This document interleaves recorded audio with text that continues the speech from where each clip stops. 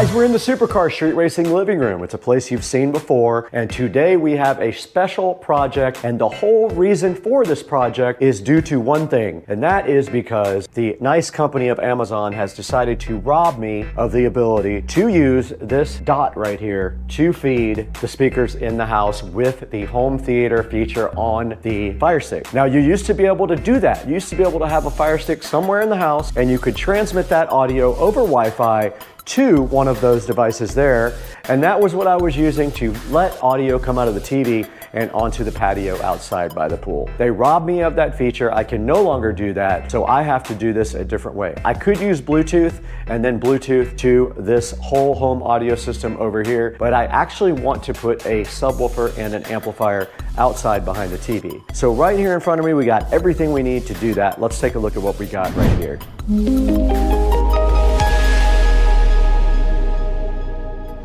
Directly in front of me, and also right here in front of me, is everything we need, minus one more of these cables, which is on the way right now on a truck. We have everything that we need to go ahead and get the outside audio system working again. Now, another thing that broke is the right channel speaker outside is not working. I have not figured that out yet, but I believe the wire has a short in it. So I have to pull a new wire in order to reconnect the right from this whole home audio system back to out by the pool. Meanwhile, we have a nice big television out by the pool that does not have Bluetooth or anything, and I want it to be able to play different audio than this system right here does as well. So what we're gonna do now is we're gonna go ahead and fix that, and we have a few things here that we need. Right here, we have a monoprice 8-inch powered subwoofer, and there is a reason that I only went with the 8-inch, and you'll see that soon. It is due to where this is going and the space. We'll unbox that here momentarily. We also have a FOSI audio amp. I thought it was much bigger. It's 100 watts per channel, but it is very tiny. And then, anticipating problems with heat, I have two fans. One is for this amplifier to strap it right on the back to blow some air on it to keep it warm. I said warm. To keep it cool. To keep it cool, this is going to go on the FOSI audio and also on the heatsink on the subwoofer. I know it gets very hot out there. At least it's under the patio, so it does get shade. This is going to feed audio from the television to the amplifier here, and then we have another one of these that comes out of the amplifier and goes to the subwoofer. It is another little guy right here, mini to RCA male. We have two of those. We have some insulated wire. Make sure when you do anything outside, you get insulated wire. It will literally fall apart if you don't do that because of the heat and the humidity in Florida. And then we have a shelving system here. This shelving system basically is going to hold the subwoofer up. We have these nice big shelves, and what we're going to be doing is using Tapcons into the stucco. So this is not going to go anywhere. It's going to be very, very good for this subwoofer right here. It'll be plenty. It'll go right against the wall like this, and the subwoofer will sit right on top, and this is going to be behind the television. If you don't want it to stick out so far, you go this way.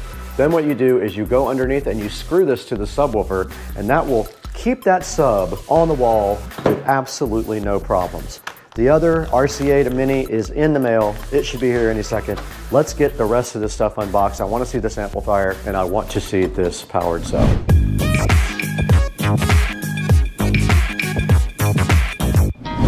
The FOSI audio, or FOSI audio, depending on how you like to pronounce it, is sitting right in front of me here. And what I plan on doing right now is going ahead and unboxing it. Let's move these fans. Now these are, we can go ahead and unbox these now, I guess. These are USB fans, so it'll be great and easy to power up, and they should keep enough airflow on our products to keep them cool. Now, if I have a problem with the amplifier staying cool, I may do some modifications to the amp, and I'll show you that in a little bit. But here is the first fan. Pretty cool. It just has a USB connection like that. We can plug it into any USB connection, or we can do a power brick into the wall. So I have two of those, one for the amp here and one for the subwoofer. And on the back of the sub, there is a heatsink that we will put that on. Now here's the FOSI audio and the FOSI audio power supply.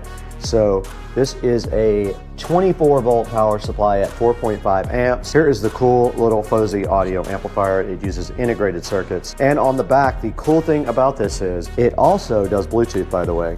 But the cool thing about this is it has a subwoofer output or a preamp output. You can use this with a powered subwoofer. And the input is also mini. So that was the plan, to come out of the television's audio output jack. We go right into the input here on the FOSI. We come out of the output here to the subwoofer, And the output of the speakers is going to be going to my speakers outside. And then there's the Bluetooth antenna, and there is the power. And the good thing about this is the size, and we do have a bass and treble and one USB. This can play music from a USB stick, because we could use that for one of these fans. We could literally come from the front. We're gonna zip tie that fan on, and we could just power it just like that. Now this says 100 watts per channel, and it does support 2 ohms. So we have 4 speakers will be paralleled on this. Let's see if this has power. It does. Look at our fan, and that is outputting quite a bit of airflow. Right in front of me is the Monoprice 8-inch powered subwoofer sitting right here on the table for you guys. It's very light. First of all, I would say it probably weighs 25 pounds if I had to guess, which is great. It's compact. It breaks your table.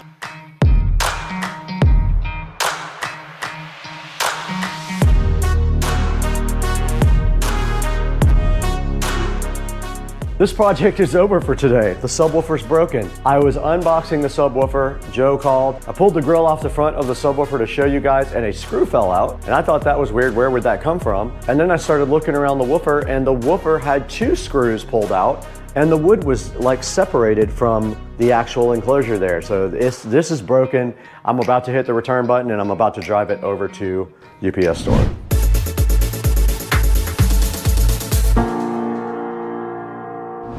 All right, that was a whole ordeal and a half trying to get my GoPro to work, because it's a piece of crap every day. We did get a replacement subwoofer in today to get unboxed after the first one was damaged. Now it was damaged on the actual woofer itself. A screw fell out, and I saw that happen when I opened the box, and then I basically opened the front grille, and 2 of the screws were ripped out of the wood that hold the woofer in. I returned it immediately. Let's take a look at the new Monoprice subwoofer and make sure it is not damaged. It looks good to me. Much better condition, no problems. You can see the 8-inch woofer here with the port. Then I'm gonna try something with this speaker that's not working outside. And I think there's a short somewhere between the middle of the attic and the outside.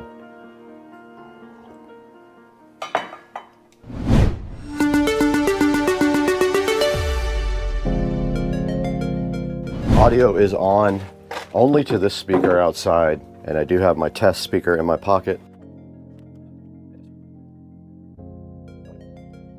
No, nothing. I'm gonna try to pull a wire through, but it is... that's worse. Got it! So much for that part of the project. Okay, we're not doing that today. We're gonna have to use the fish tape and pull a new wire up, and we're gonna need another person for that. So this part of the project has failed again.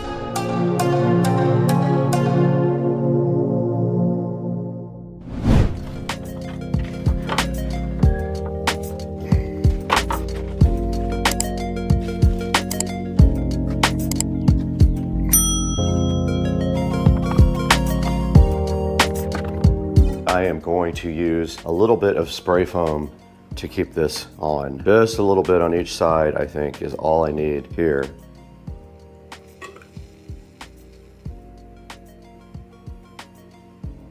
Without making a huge mess.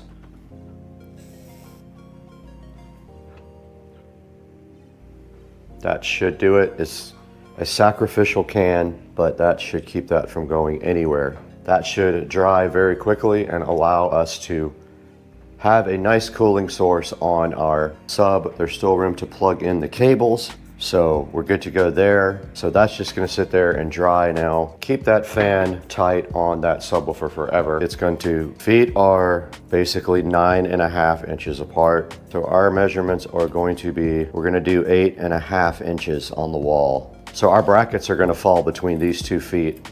The sub's gonna sit right on the 2 brackets. It's gonna sit like this, right behind the TV, this part on the wall. For that, we have Tapcons. Now let's get you guys back outside. We're gonna go look at this.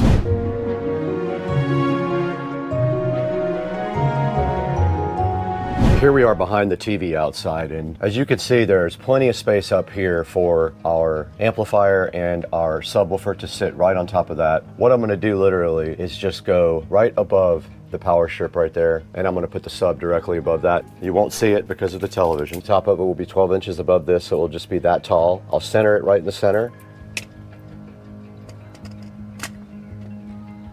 Come down more. I have my Tapcon drill bit here.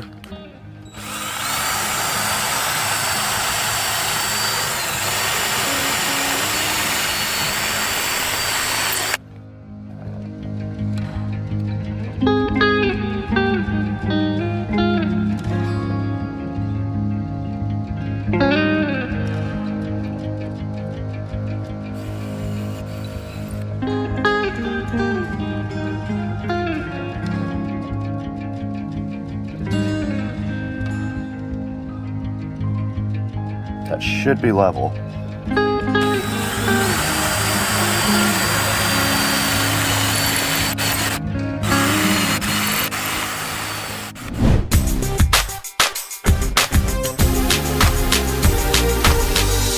All right, so I'm actually going to do heat shrink on these. I've got my connectors. I need 2 more of these.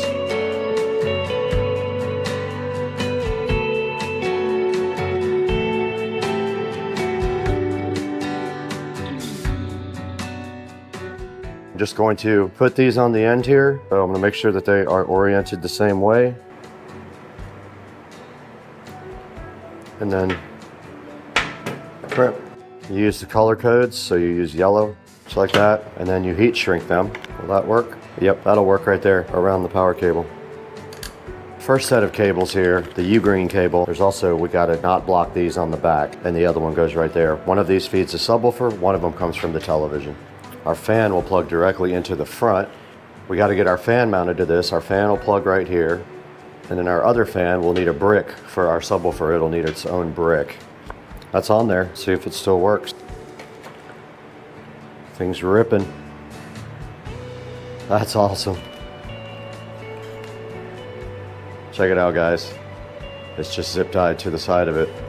And that'll give a little bit of cooling to this thing when it's outside because it gets very hot. And I don't know if that doesn't work, I'm gonna drill holes in the top and the bottom and get some more airflow. But that's putting out some good air right there. Our sub looks dry enough to go back outside and mount it. What the? This one broken too?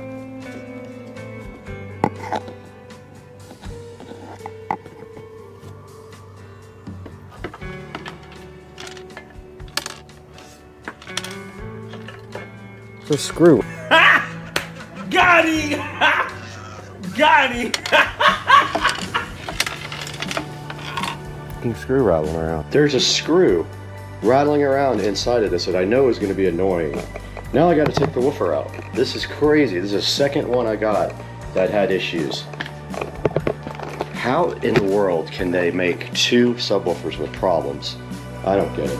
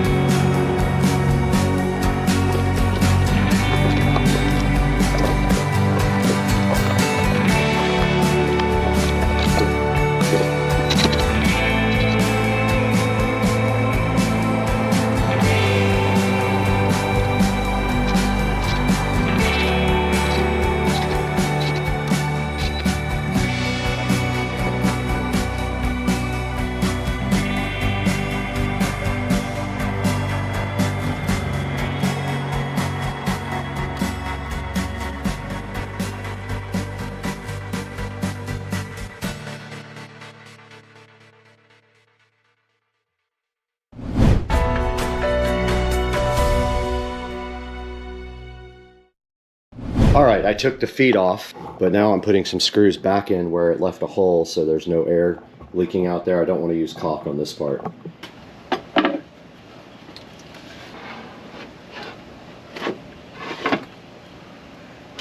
That's how it's gonna sit, just like that. And it's perfect. Not in the way of the TV at all. I can still get to the back of it if I need to adjust, if I just have to get on a little stool. Perfect, look at that, guys. This came out really good. Now I just gotta figure out mounting the amplifier.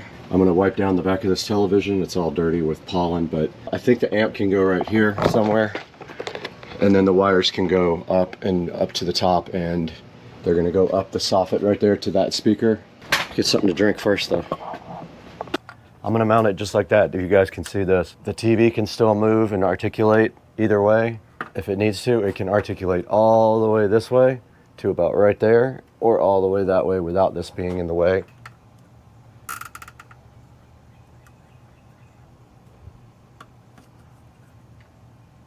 Our fan should be on the back of our subwoofer now. It's cooling the sub. So I do have enough power right here. I've got enough power for all three. Now the next step is to get this wiring up and over.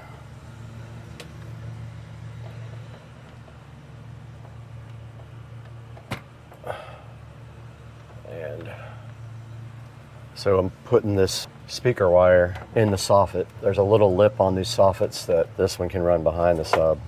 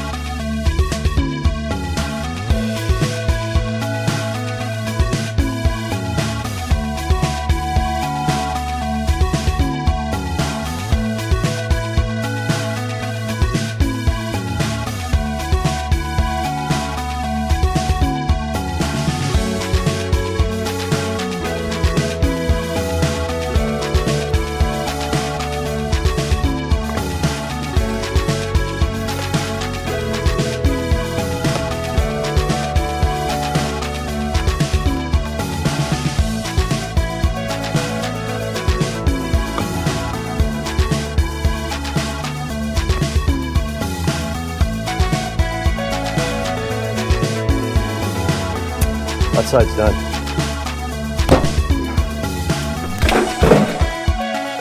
Got it! Well, I broke my... I'm an idiot. I literally threw the GoPro on top of the barbecue grill and broke the mount for the audio, but I did get this side done. I'm gonna go ahead and go up there and push that wire in the back. I didn't see that hanging down. This side is completely done. All we gotta do now is finish the wiring here underneath the television.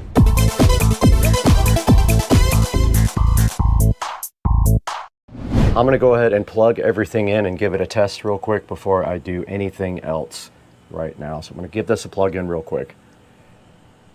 All right, we're watching Supercar Street Racing. The audio does work. I was the power. I had to get the remote out and do power with that. Everything is working. Those speakers are on. I have not heard the sub yet, but I'm gonna probably try to test that out. I can't play music with you guys on here, so it'll be copyrighted. So I'm gonna check the sub now.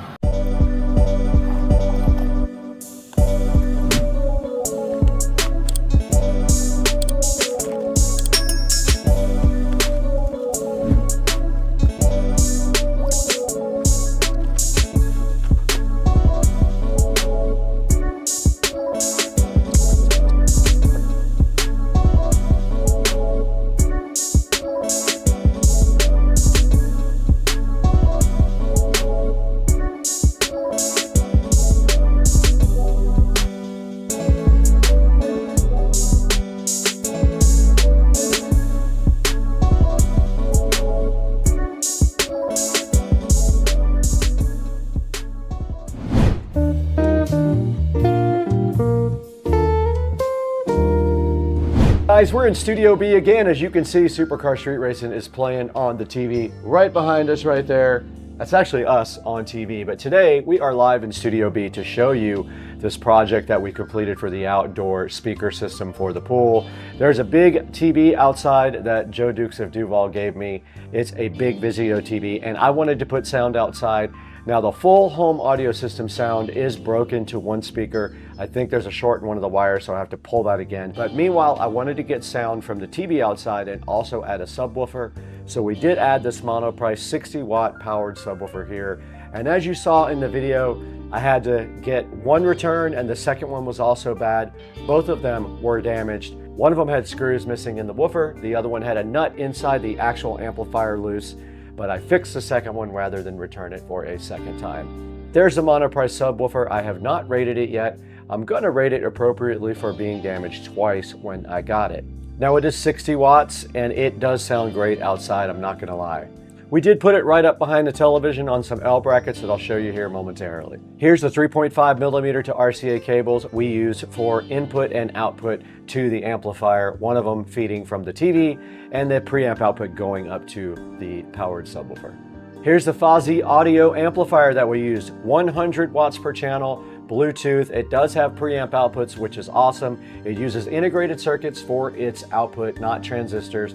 It does have a remote control with power and volume as well, and I love that. So far, so good with this amp. These are the metal wall brackets I used. Pretty simple. They are heavy duty. No problem supporting the subwoofer, and I did just screw the subwoofer right on the bottom of the L brackets there. That holds the sub right on the wall. This is a speaker wire I used. Anytime I use speaker wire now, I use this insulated speaker wire. I learned my lesson outside. Regular speaker wire in Florida will deteriorate after about a year. This sub helps keep the speaker wire more protected. All right, guys, you can see right here on the dashboard that we have 165,675 subscribers on the channel. We couldn't do that without you though, guys. Thank you so much for liking and subscribing to all the videos. Buy all your products through our product links.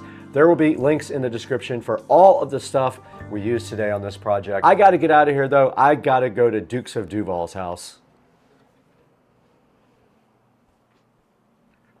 Welcome back to Supercar Street Racing once again.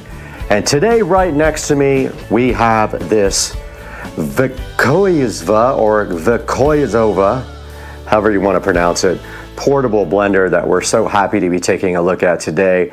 This thing is very cool. I can't wait to show you guys all the things it can do.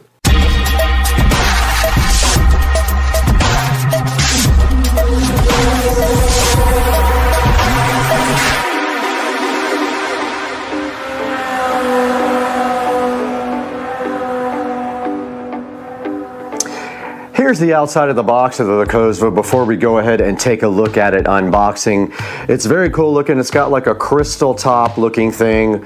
It's got a power button and a USB Type-C charging port on the front right here, as you can see. It's got a lid on the top that you just press a little button, it pops up. And then this whole thing comes unscrewed from the base and it becomes a cup. And they give you some cool little straws to work with as well when it converts into a cup. Now this is the model A9. You can find it on the Amazon link in the description below, so please order it from there. And also anything else you want to order from Amazon, click through any of my links. It doesn't have to be the one for the actual product, and it helps the channel out greatly. This thing does use 5 volts. It charges off of a 5 volt little charging adapter. You can use anything, a computer or a little USB plug, and it does come with a short little cable to charge it. And it does have an 18,000 RPM motor as indicated right here on this beautiful green box. Guys, we are right here in front of the Vikoizva portable blender, which was graciously provided to us from the manufacturer. And if we look at the front here, it is a 21.2 ounce blender. Comes in a really nice shade of green here, packaging. And on the top there's the label that we see. This is made in China. And it does say portable blender, kitchen, office, gym, etc. And then on the side, here's a good look at the packaging. You can see it's got a USB power charger inlet right there and a power button right there. On the back, there's the model number. It is an A3, 600 milliliter bottle capacity. It's a 7.4 volt blender. It takes 5 volt charging, which is actually just a standard USB charger, and it has an 18,000 RPM motor, guys. So get hyped about the 18,000 RPM motor.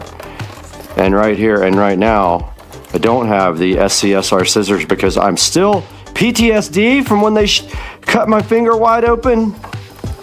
So I'm using my good old hand and not working very well with it.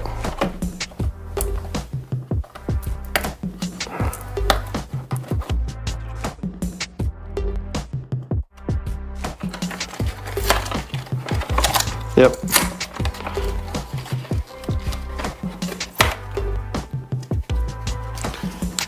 And inside of the packaging right here, right now, we see the VESA portable blender coming out. Looks like the cap there. And inside, the good looking portable blender sitting right here and right now in front of you. And they also give you these two beautifully colored straws. And here is the instruction manual. And that is all that is inside the box of the VESA blender. Okay, we just took a good unboxing look at the VESA portable blender. And inside the blender box, we did have this instruction manual that has some procedures on it. Tells you how to put the fruit in, liquid, tighten the lid, and go ahead and blend. And then it's some instructions here for your first blend. Make sure your blender is fully charged. We have not done that yet.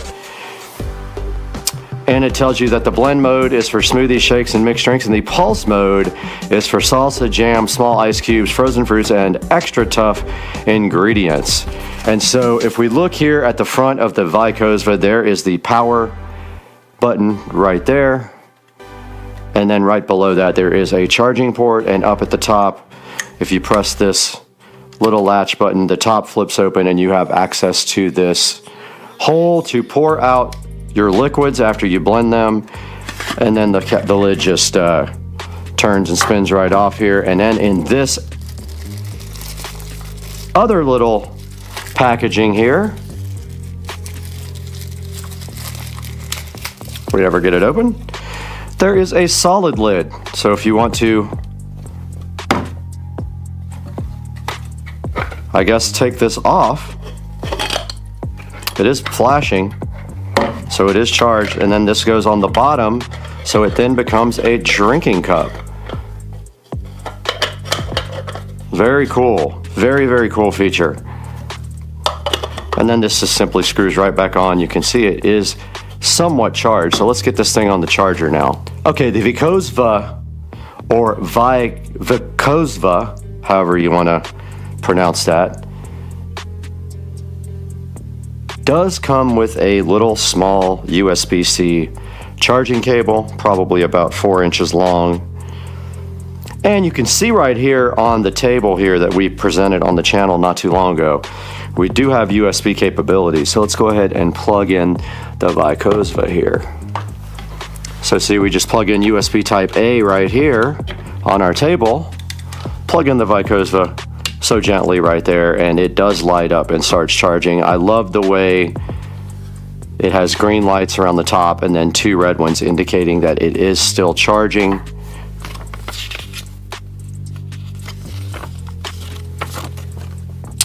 And it actually tells you in the manual what the different green lights mean.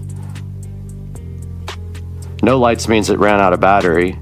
All lights flicker in red and green alternately. It means the jar is not tightened. Stop working, all indicator lights flash for 8 seconds. Ingredients is too thick or too big. And then the battery level indicator is right here. And we have 2 red lights on. So it counts up from 2 green lights to 12 green lights. 12 green lights means you're at 84 to 99% charged. And then fully charged, all the green lights will show up here on the indicator. So you can see here we're charging right here and right now. We're just not quite there yet. And here is a look at the straws. They give you 2 nice straws here. And that would be when this turns into an actual cup. And then they give you a little cleaning brush as well, which is very cool.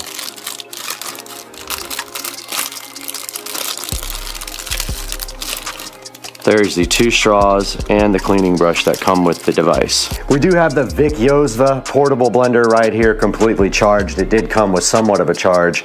And these little green indicator rings down at the bottom is what lets you know if the blender is charged or not. And you can see right here and right now, all the green LED lights are on now after about 15 minutes of charging, and the thing is ready to go. So now all we have to do is test it with food. Guys, we are here in the Supercar Street Racing kitchen. Get hyped for making a smoothie. Now, we're not going to do any protein powder. I don't eat this stuff anyway because it's full of carbs, but I will show you with this fresh fruit how to make a smoothie with this electric blender from VESA. So the first thing we need to do is put some fruit in.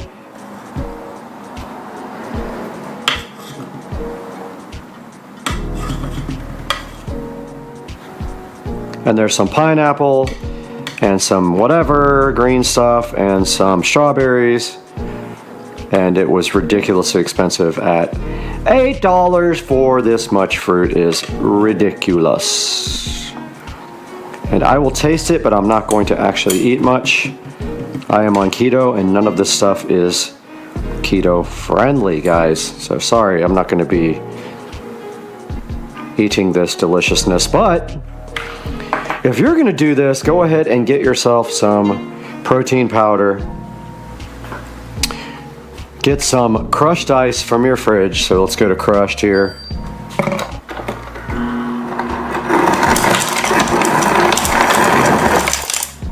Let's stop it right there. And we have our top here for the blender to go ahead and put on. And it is good and tight, gluten tight. And we can now test our blender out. Let's go. So all you have to do supposedly is push this button.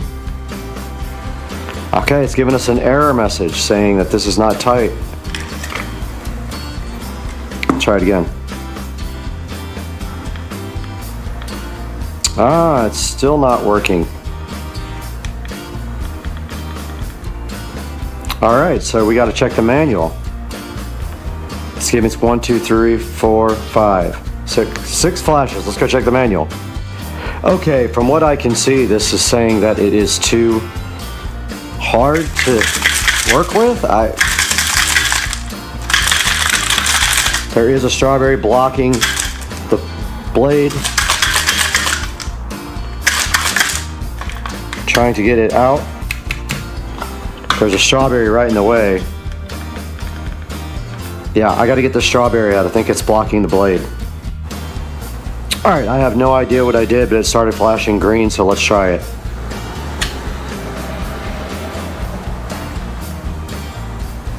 Wow.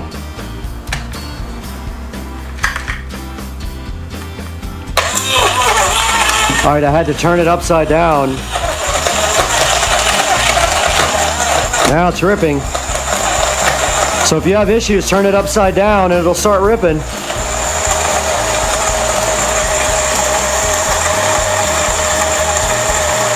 And there it goes, guys.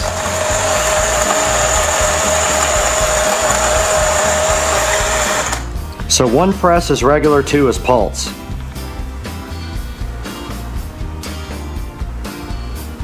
I don't know, it flashed yellow.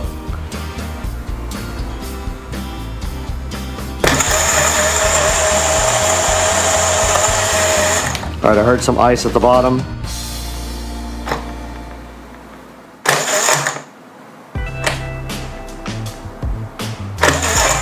Yeah, it's having issues, man.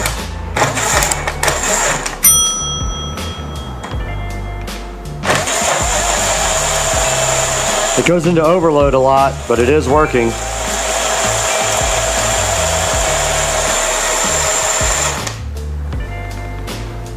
All right, this is pulse mode, supposedly. So every time you press it, it pulses. All right, that's good enough to test this. We got our stuff blended up. Let's try it. Now that our liquid is all blended up in the blender, let's go. We got to press this little button to get it open. it pops open and we have our straw to test our smoothie with. Let's test this.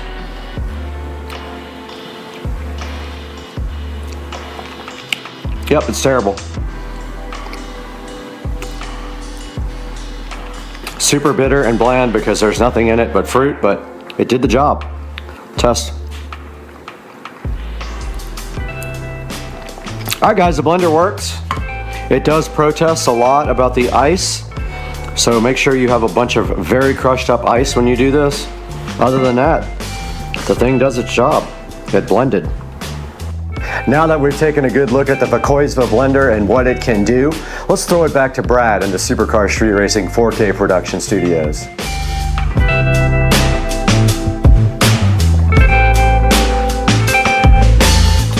Welcome back to the 4K production studio once again, and today we have been provided with this VESA. It's very hard to pronounce and I don't know the correct pronunciation of it.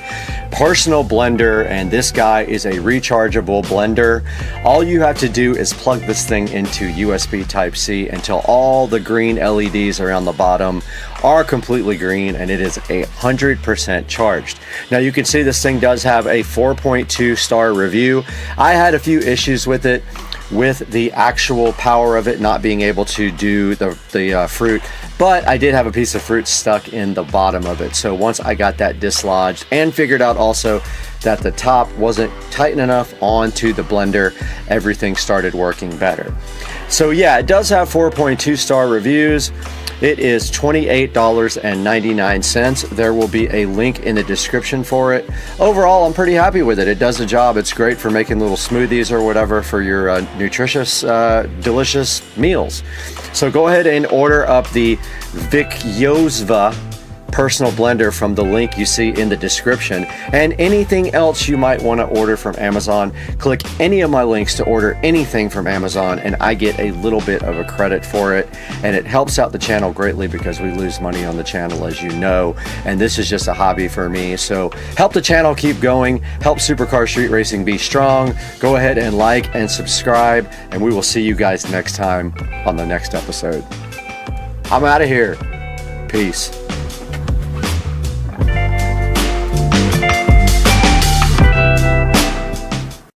This is day 41 of my keto weight loss diet. Let's see what I weigh now. 149, a new low of 149 on the keto weight loss diet.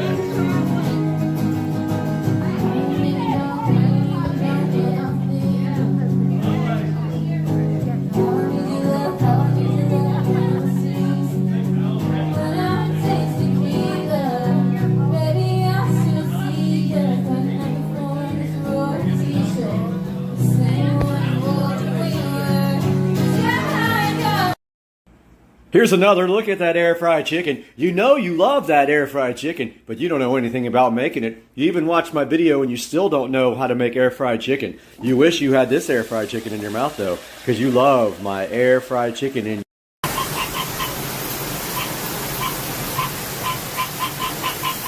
Frog attack? What in the... Frog, where are you, dude? You shut up. What's going on, everybody? Supercar Street Racing here with a little update. I did sell my Lexus IS300 to my friend Philip in Hawaii. The car did leave on Saturday, and I do have some video of that. I'll be posting, or I might have already posted that. And here is my new car. This is a 2011 BMW 335i convertible. Purchased it in Florida. Drove it up from Jupiter to Jacksonville yesterday. It is 52,000 miles, and it is black sapphire over saddle brown, in really good condition.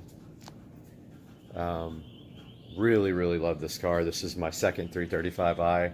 I do like the auto transmission over the manual in these cars.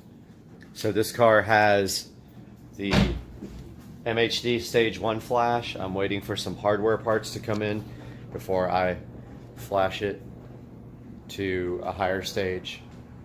Ordered full bolt-ons for it. It also has the XHP transmission flash in it, and so that should help out as well. It's really cool that they finally were able to crack the 6-speed transmission on this car. So that's my new BMW 335i convertible. You'll hear some more updates from me. Supercar Street Racing later. All right, guys, Supercar Street Racing here. It is Wednesday. My neighbor's cutting the grass. That's Rich over there. So we are going to be prepping the car to receive the instrument cluster again, which is on the UPS truck. So sorry about the noise. We're gonna hop in the car here and pull this instrument cluster out and not scratch up the dash anymore. So the instrument cluster is really just sitting in there kind of halfway, and I'm going to be pulling this out now and then retaping all the surfaces so that we're ready to put the new cluster in when it gets back. All right, got the old cluster out.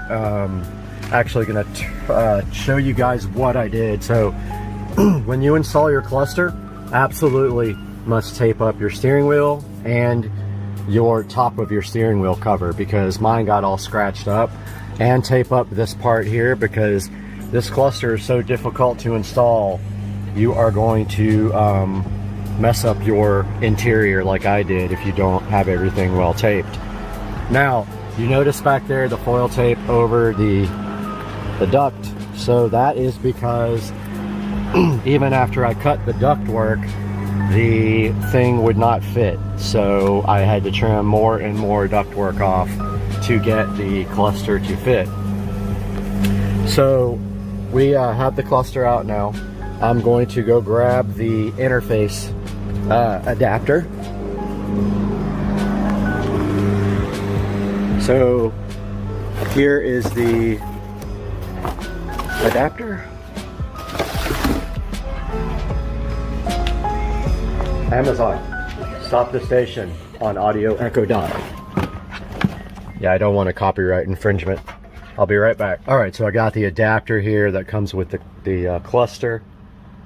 It goes on the end of the only cable that goes to your instrument cluster, your stock one. So I'm gonna put that on now. Here are the 3 connectors that go to the back of the cluster. There's the adapter wire.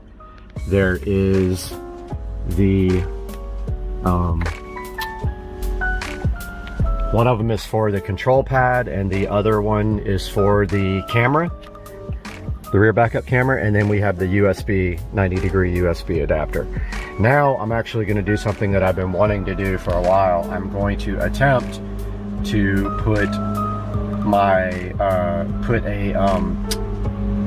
what do you call it, GPS, external GPS antenna onto my nav, because it doesn't work half the time with the splitter that goes to the factory nav. So I'm going to see if I can do that and put that right there.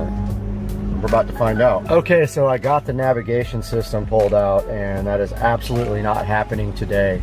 I forgot that the actual GPS wire is down here behind the navigation brain, and the wiring in there to get that out is absolutely insane. It is stuffed in there so tight that I'm worried that I won't get it back in. It took everything I had last time to get this thing working, so I'm not going to do that today.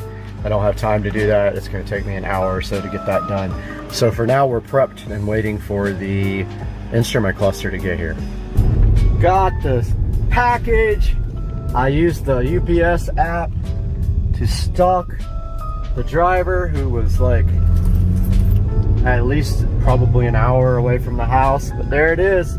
I used to follow my package app, and that thing worked great. And I drove a block with no instrument cluster to get my package there. So the guys were freaking out when they got it, because I cut the brackets off, and they're like, wow, we've never seen one with brackets cut off. Do you want us to fix that? And I'm like, no dude, it won't fit with the brackets. So we got this guy in front of me doing 5 miles an hour now.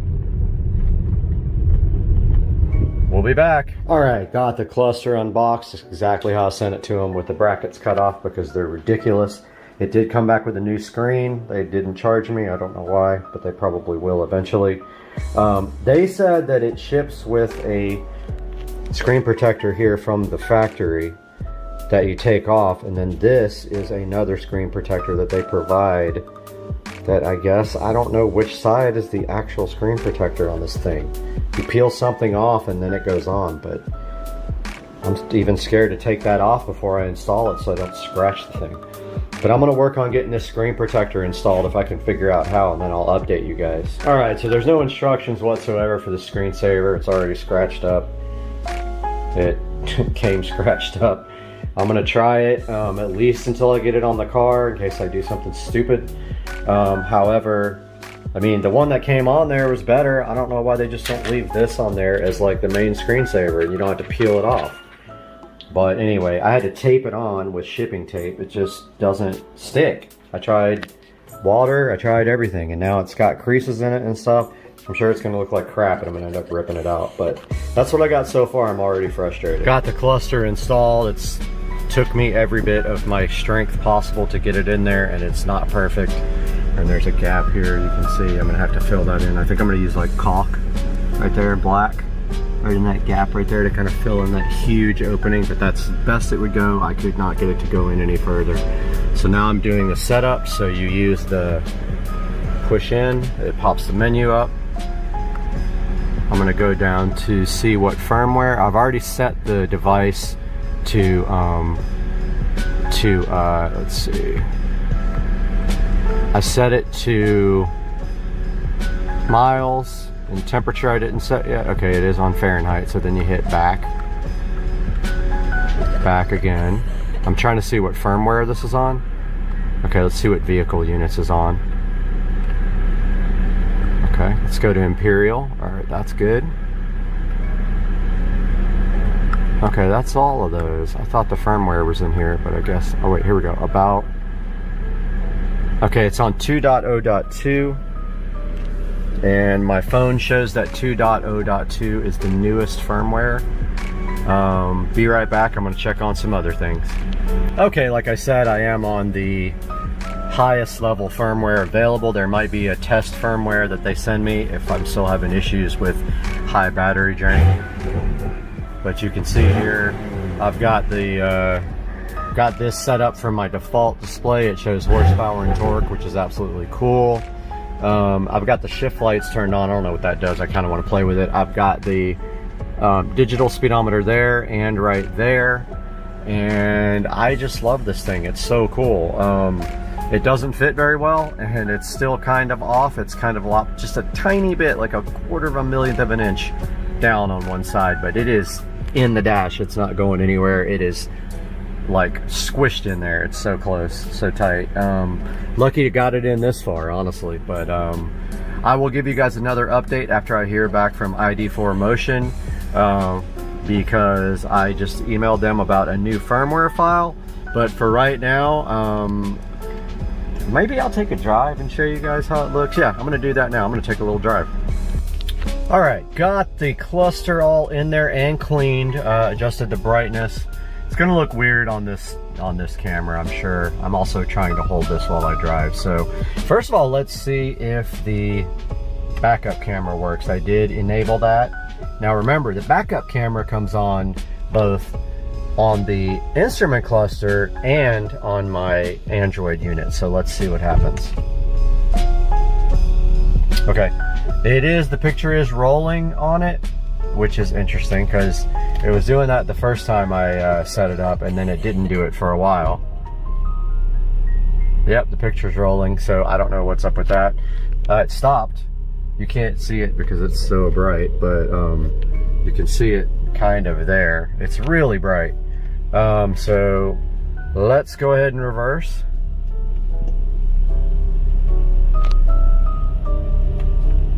And of course you can't see the gear because we are actually covering it with the camera. So we're going for a little drive here. Let me close my garage. See what happens when I switch to gear. So first impressions, I mean, I've seen it before, but it was scratched. First impressions, it's plenty bright enough. Absolutely can see this during the day. It's probably washed out with the camera phone. Need to invest in some better camera equipment, but there you go. You can turn on and off the M Sport logo. So now what I do is I go and I see on my nav how fast I'm really going because I have GPS. All right, so it is 2 miles an hour fast, 3 miles an hour fast. So there is an adjustment for that. I'll show you guys. I'm gonna put this a little bit closer. Wish I had direct video from this thing. I just don't have that capability. So there is the instrument cluster. Now, of course, you can change the appearance of it. I'm gonna pull over and do that now. So if we go to hold the button down, now I've got the keypad, but it's inside the dash. Go to appearance and themes. And let's go to default and change that to analog. So there's the analog default. I changed the LED color to blue. I like that for the speed. This is probably ridiculously hard to see, I'm sure. It's so bright. The exposure is probably crazy. Let's see if I can change that real quick. Okay, yeah, I was able to change the exposure. That looks a lot better for you guys. So there's a good shot of the cluster in normal mode. So you can have a default and then you can have it switch to a different skin when you go into sport mode. Let's go back into sport. Let's go into the appearance and change the default again. So you hold down this button, you go to appearance and themes, default. So there's classic analog. I'll just go through these a little bit.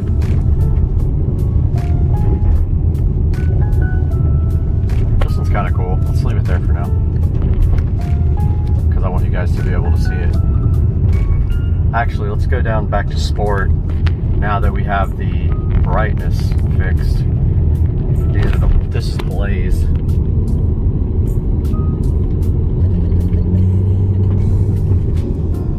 So that's with the exposure turned all the way down. It's still really bright, so sorry about that. So yeah, that's a good look at how these themes look. I absolutely love this cluster. It's such a cool thing. back into the garage now.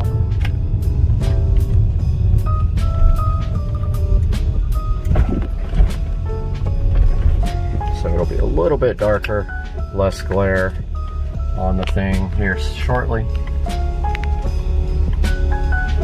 Then I'll step through a couple of the other themes for you. There we go. So that looks a lot better. So let's go through these themes real quick. So we hold down this stock button, the BC button. We go to Appearance, Themes. Default changes it when you're not in sport mode. There's a sport default that changes when you go into sport. So that is classic analog, modern analog, classic orange, modern orange, bright blaze, fierce blaze,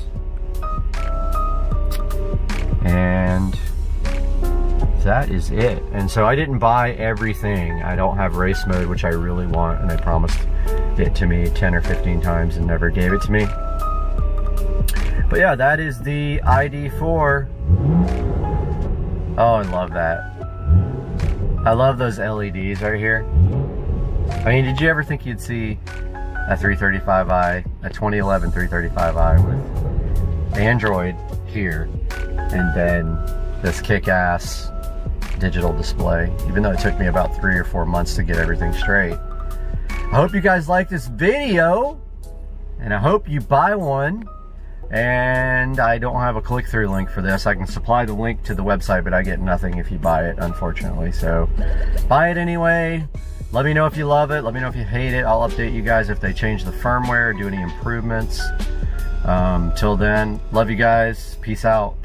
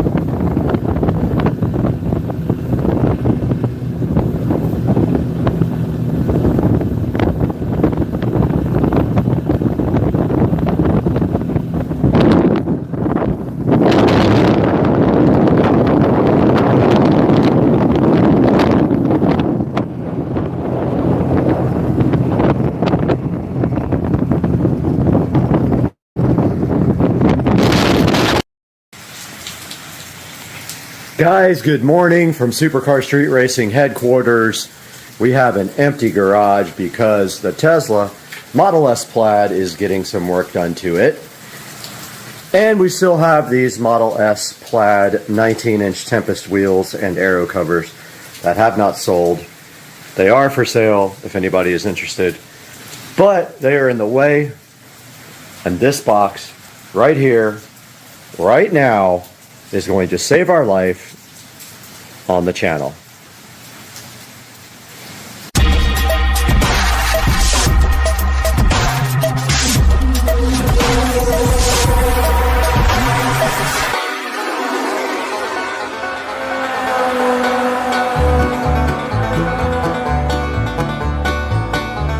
Ladies and gentlemen, it is a rainy Friday morning. It has been raining hard all night long in Florida, but back closer to home and inside of the Supercar Street Racing garage, we have these heavy-duty hooks that we ordered from Amazon, and we're going to take a look at right now. There is the Supercar Street Racing golf cart chilling in the rain. It does not go out in the rain, but these hooks will save our life because we need to get these guys up in the air and off of the ground and onto that wall. Now here's a good look at one of the hooks, and you can see it is pretty sturdy looking, and I have read some reviews that it will easily hold a truck wheel and tire. So of course it needs to be put into the studs. It does come with this awesome nut driver and these kind of big bolts, and if you have drywall, they come with drywall inserts as well. So we will get a look at where we're going to put all this stuff. I had previously cleared out room here, and if you notice, there's a stud right there and a stud right there. So we're going to try to get this wheel up as high as possible on this stud, and I already tried regular lag bolts and failed miserably. So all we need to do is really measure how far up. If we insert right here on the inside, we need to measure to the top of the tire, and that will let us know where to place our bolts. So if we get our measuring tape out here, we will see that it is about 6.5 inches from the wheel to the top of the tire, meaning the tire will go about right there, and we don't want it to hit this shelf. So if we come down here a little bit, we should be able to put 2 wheels and tires easily. So we'll put the bolt in right there and see if that's going to do it.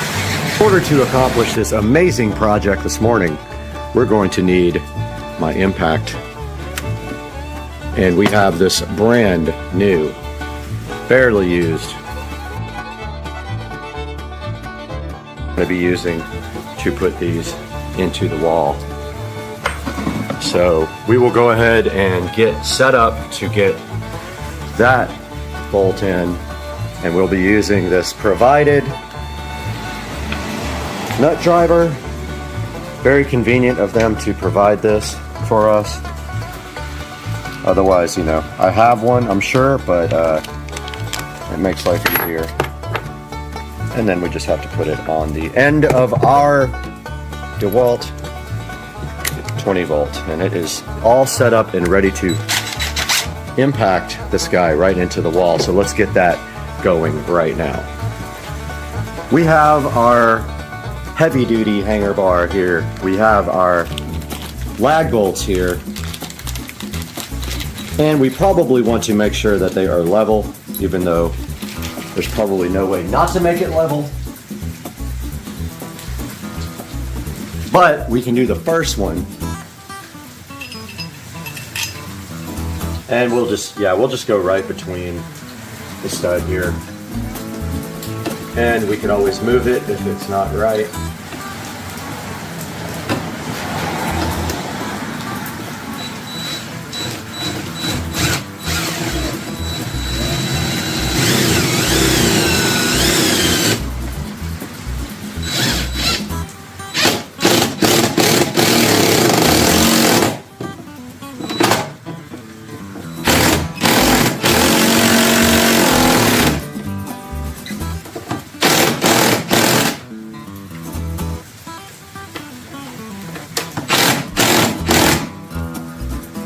that thing is in there good.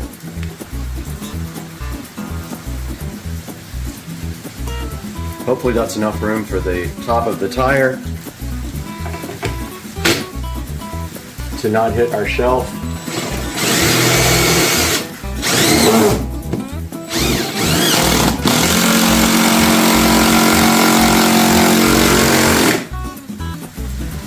Yeah, that's pretty good. Pretty good. All right, let's grab our wheel and tire and see if we can actually hang it up.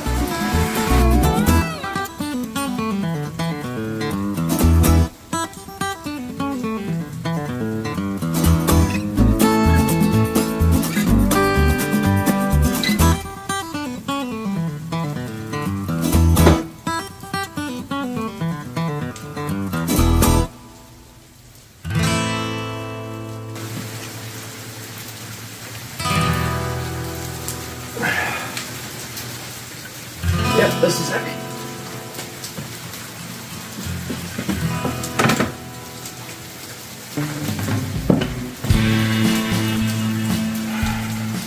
There it is. Now the question is, do we trust this for our Model S Plaid to be sitting right underneath this?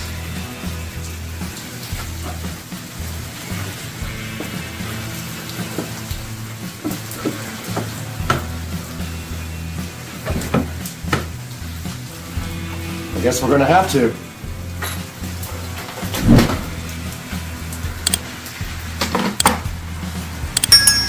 And in order for these aero covers to go back on, you have to take out the center caps.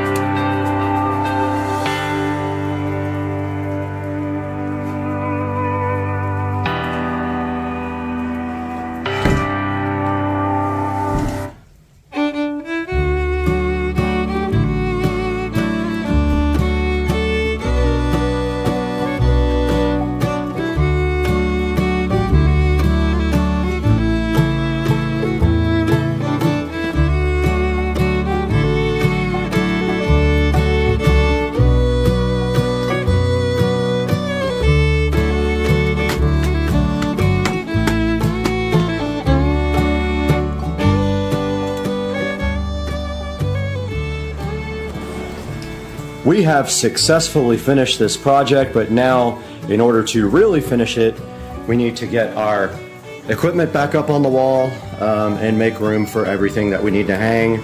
So let's do that now.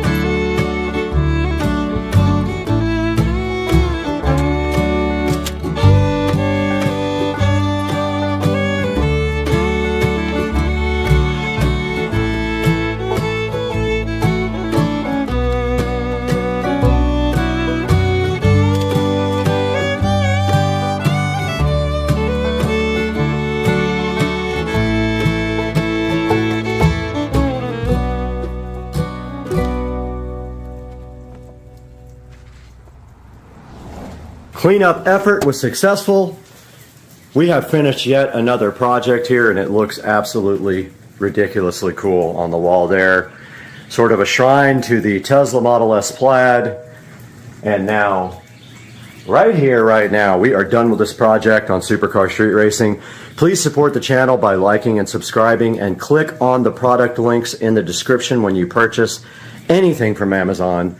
Not just these amazing hooks, but anything, and you will facilitate us making some money as things crash down behind me. Like I was saying, please like and subscribe. Please buy anything through any of our product links. Anything you buy on Amazon, if you click through one of my links first, I make a very small commission, and it allows the channel to grow and provide more entertainment and fun for you guys. Thank you once again for watching. Love you guys so much and appreciate all your support on Supercar Street Racing. Now, we would like to welcome back a great sponsor of Supercar Street Racing. Charge has been a long-time sponsor of us for a while. We did feature their power bank in another couple of videos, and it is sitting directly on my scooter outside. But they wanted us to take a look at this charger because it is kind of unique. This boasts to be the first QI2 power bank with active cooling. It has this really cool, sleek, transparent design. I'll throw some pictures of it up on the screen right now. It offers 3x 15-watt max charging on the wireless side. Now it can do 30-watt two-way charging over the USB-C port. So you can charge this guy and charge other things with that port. It has an integrated foldable kickstand, as you can see right there. And it does RGB, which I love their products, how they always have something really cool on them. Now, when this thing actually starts charging, you will see the RGB light up right there. It's pretty cool. Now, it has something called a unique low current mode also, and this guy is 100% airline safe. And you can see right here, I've got it sitting directly on the wireless part of my phone, and it is charging right there. You can see the RGB right there as it's going. Very cool. You just sit it on top of your phone and it starts wirelessly charging it. Very neat device. Go ahead and check out the Ice Mag 2 in the description. Buy from our sponsors and tell them Supercar Street Racing sent you so they come back. Got my multi-tool. We're gonna have to do a little bit more cutting. Yeah. Down to overheat, initiated.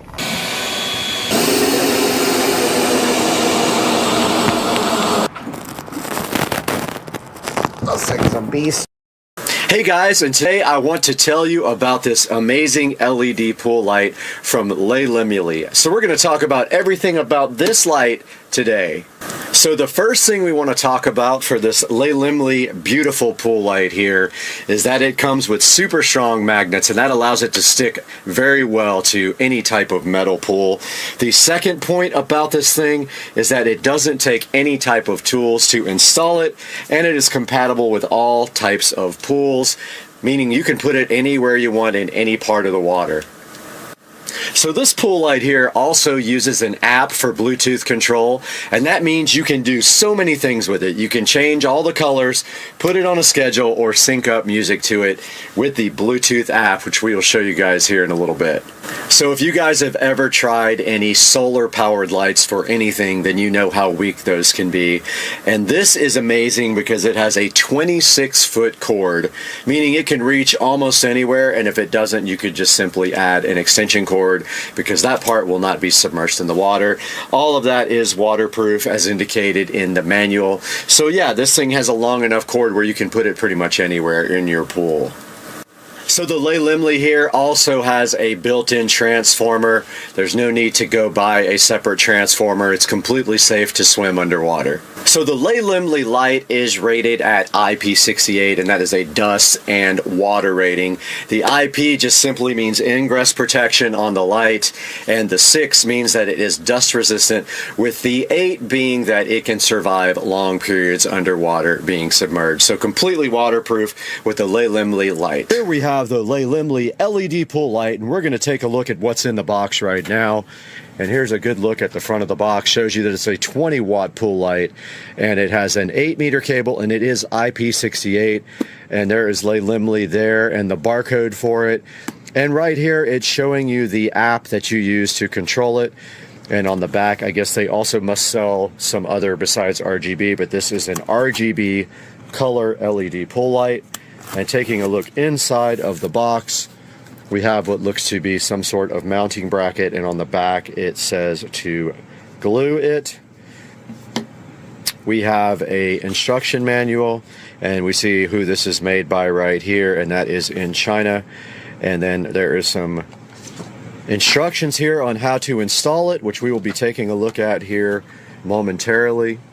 And it looks like here we can put it in 3 different types of pools: steel wall pools, soft-sided pools, and then I guess where's the third type of pool? And okay, yeah. So the third type must be the glue type pool, which would be for any other type of pool.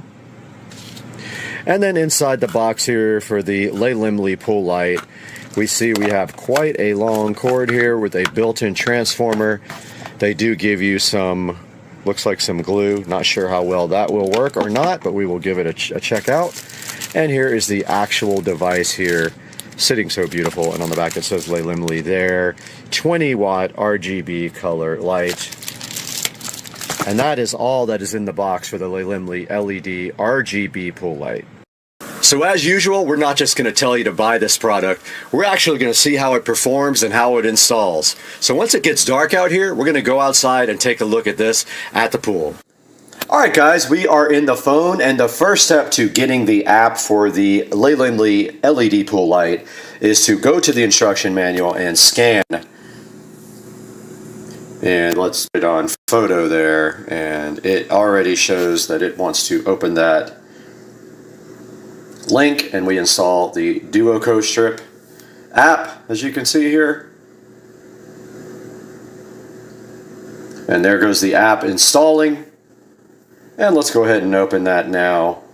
And that is how we will be using the Sreaming LED pool light. We have to allow it location access, and Bluetooth has to be on. And that is the first step of getting this light working. Okay, now that we have the app installed, the instruction manual says to connect to the light, we have to do the following. We have to tap the settings icon, and we got to find that.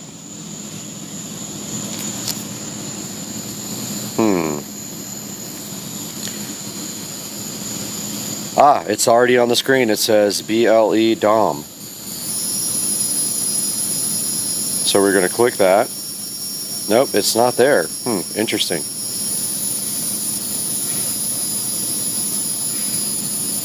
Tap setting icon and refresh icon. Okay, hit the refresh icon.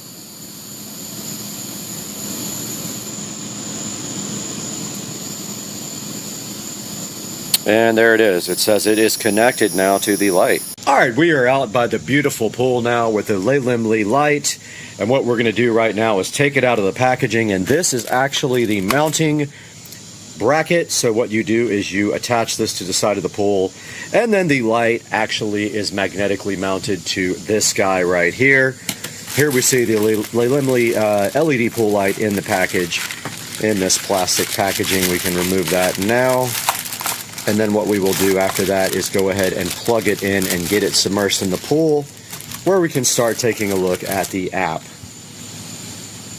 All right, we have the Hdmi LED pool light sitting here right now, and we will get to do this peel at some point. And I don't know how that actually peels. Let's see. Just like that. And now all we have to do is plug it in to supply power to it. And let's see how bright it is. And yes, it is very bright. And now we will proceed to put that over into the pool. And we will just be temporarily mounting this. So no mounting necessary. If you were going to be mounting it, you would use the mounting bracket over there, glue that to the side of your pool, or attach it to the side of your pool. Then this would stick to the magnet. And then we're just going to put this here until it gets dark enough to actually show you the app and how the light looks underwater. Okay, we are back outside where it has gotten dark, and we are with the Hdmi LED pool light. We have the app open now, and we're also recording on the other camera, and where we can go back and forth. And you can see here on the app, we can just hit one of the presets like green and purple. And that's really purple. Or this classic colors here, and the light is responding to the Bluetooth control. It is very bright. It's actually much brighter than my regular pool light. And we can also go over here to style and go to any of these preset styles here. That's blue strobe, green strobe, red strobe, 7 color strobe. And there are all kinds of presets for here for you to actually go through here. Those are gradual changes. Then of course you can do music. Alright, you can see also here we can adjust the brightness and the speed of any of these presets here. I just changed the speed there. And the brightness can go down as well. As you see there, it did get a lot lighter. And moving back to the front page, you can also use the color wheel to change the colors. And we just showed you that we can use the microphone to adjust it, or we can use a regular music clip to also adjust it. So we would have to have some no copyright music on here in order to do that part. Guys, I hope you enjoyed this review of the Hdmi pool light, the RGB LED pool light. We took you through all the parts of the apps. We showed you that you can just adjust the colors, the brightness, and the contrast. It is very bright. You can see here how good it makes the pool look at night. And that is going to wrap this up for our review of the Hdmi LED RGB pool light.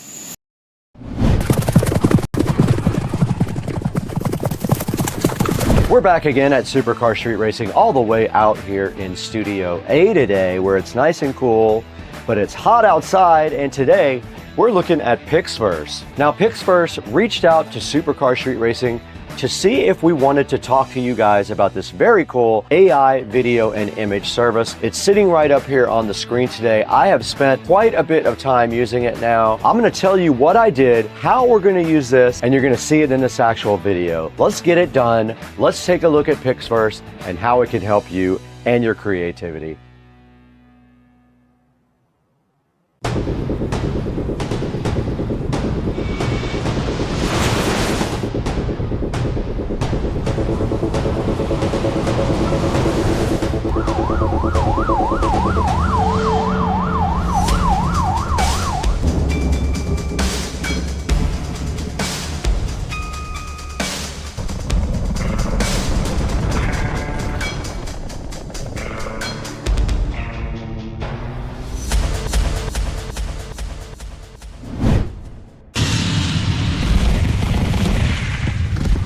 Back in Studio A once again with Supercar Street Racing. I'm so happy to have you guys in the studio with all the fly lighting and cool equipment we have in here. And today, Pixverse reached out to us to see if we were interested in working with them on the Pixverse AI video and image generation tool. And it's sitting right here in the background, and I have spent quite a few hours with it. I made some cool things that you're gonna see today in this actual video, and I might even switch from my traditional AI program to this. Now, as you guys know, if you watch my videos, I use AI a lot in them to add a little bit of fun to the videos and kind of as bumpers and on the opens. So I spent a lot of time working on this on camera for you guys. So the first thing we need to do is go ahead and throw it back into Studio B, where we can take a look at all the cool features of AI in Pixverse.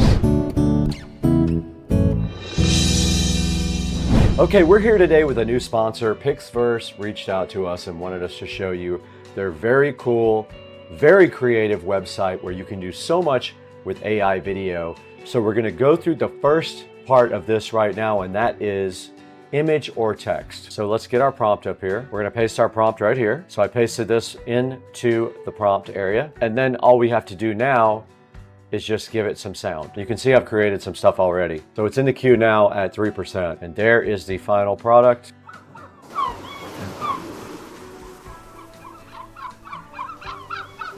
And that's kind of an idea of what the image to text can give you.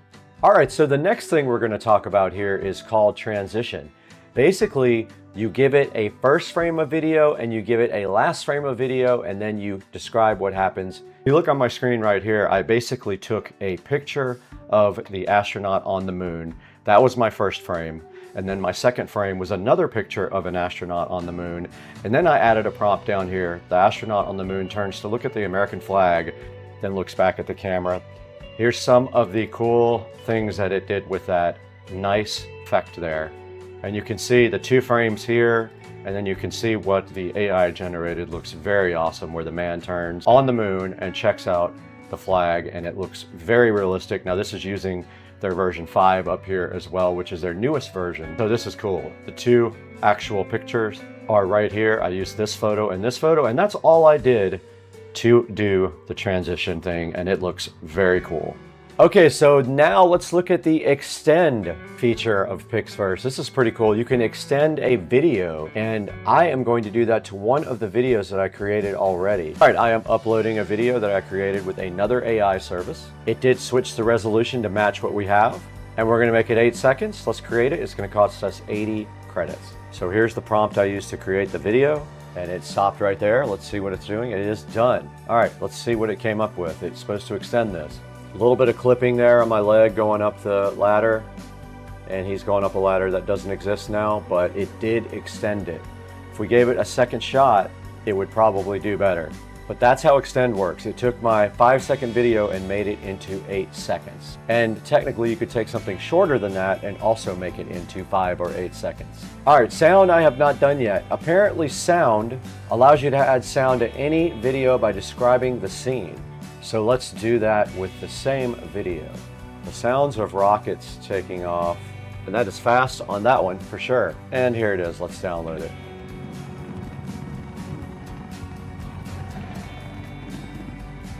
And it did work. It did put that sound in the background. That's pretty cool. You can also select to keep the original audio as well, and you can go in off-peak mode, meaning it doesn't cost you as much because you're generating in off-peak hours. So this next one will allow you to upload a video and then generate a script for it. So I'm gonna do that for this video that it created. So I'm gonna put this in there. This is the video that Pixverse just extended. I just typed in, the man is walking up the stairs, he's ready for a trip to the stars. And it is going to automatically pick a voice. Let's go ahead and create this. The man is walking up the stairs, he's ready for a trip to the stars. All right, it did work. The man is walking up the stairs, he's ready for a trip to the stars. And of course you can pick your own voice. Hey, I'm Ethan, Hi, I'm Adrian, young and free.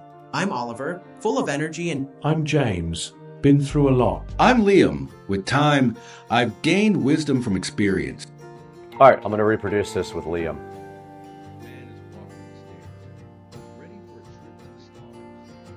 The man is Oh, walking it up made the his stairs. voice also. He's ready for a trip to the stars. All right, it did make him say it as well. All right, we're taking a look at Restyle right now. That allows you to upload a video and pick a style to change it to. For example, let's go back and upload a different video than we just worked with. I'm gonna upload this video, which was created with AI. All right, I uploaded another video of a Titanic-like scene, and all you have to do after that is pick a style, or you can customize it in the style of a classic no sound movie, black and white. Let's see what it can do. All right, it is done. Let's see what it did. Okay, so that is how it decided to put this scene. Pretty cool, man. I love this. And now the last one I want to show you guys is the most important one for me. Now this is called character. This is what I use the most for my videos. This allows you to upload a character reference and then explain what the character is doing, and it will create video for you. We're gonna go ahead and use that. We'll call it Brad. We did create it, so now all we have to do is grab him, Brad1 right here, and go ahead and hit create. It will cost us 80 credits. And we're gonna go 1080p. All right, not bad. I like it. Let's go ahead and put that somewhere for later. But let's see what it can come up with for Captain Jack Sparrow as me. This is actually not bad. I'm gonna add sound to that later. Let's go ahead and throw that in our folder too. Perfect. So good. All right, it is done. Let's see what it came up with.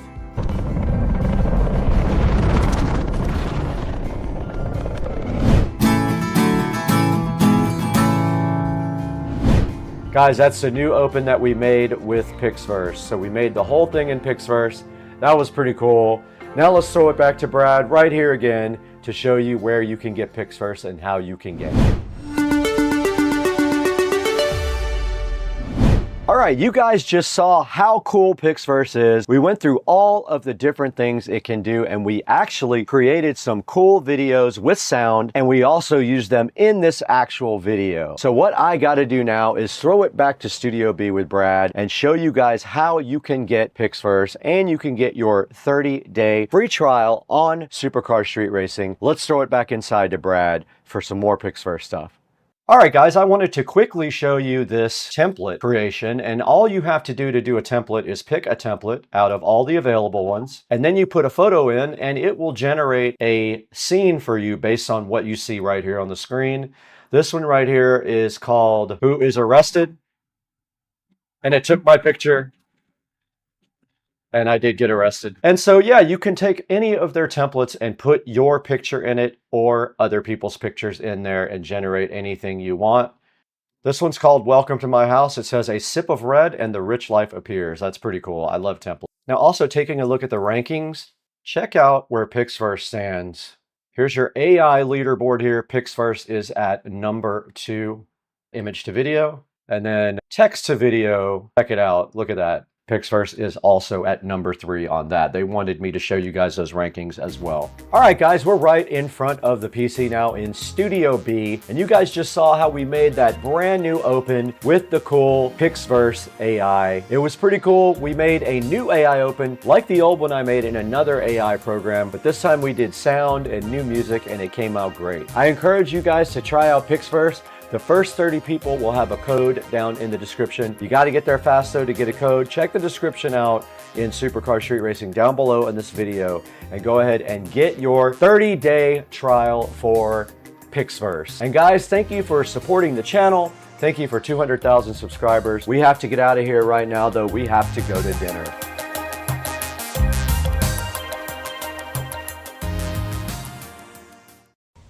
All right, so I am out in the garden today, and there is a spy camera in my garden aimed at my neighbor's house here. Text my neighbor, he has no idea what it is. So it's about to get confiscated, but not until I cover the lens first. So I don't know if it does audio, but it probably just heard me. So I'm going to get it right now and cover it. Let's go with the LED mini bike. Check it out, guys. The LED mini bike is the new piece of furniture in the house, and this thing is sick with the LED mini bike. Let's let it do that in peace. And it does say downloading. Has an interesting bar graph on the front that is similarly moving to the one on the app. Preparing to install the update now. Notice the cool control on the front. You do have a play button and a rotary control on the front. It says rebooting now. These are the Studio Monitor 4406s from JBL. They have a 6-inch woofer and a dome tweeter. Now this guy does everything that the other WIM device does, but also has power outputs. And it is a touch screen, by the way, so you can touch anything on the front, and there's a good look at the apps on the front and the settings. Now it says to put the remote in pairing mode, and it is rechargeable. I think there is a USB-C in the bottom. It says put it in pairing mode. Hold both the source and the mute button. I am pairing. All right, we are now completely done setting up our WIM amp. We cannot play most everything for you because copyright problems. All we can play basically is the YouTube audio library without getting in trouble, and we are paired with it now. Look at the front where it says Bluetooth. Now this thing does all kinds of cool streaming stuff, but like I said, we cannot do that because of issues with copyright, but it does support Amazon Music, all these iHeartRadio, KKBox, Napster, Pandora, YouTube Music, any of that stuff it supports. TuneIn, Internet Radio, Spotify, you name it, it is on here. Good old-fashioned Internet Radio, Google Cast, and Amazon Alexa. Now that we are in Bluetooth mode, we can go to the phone.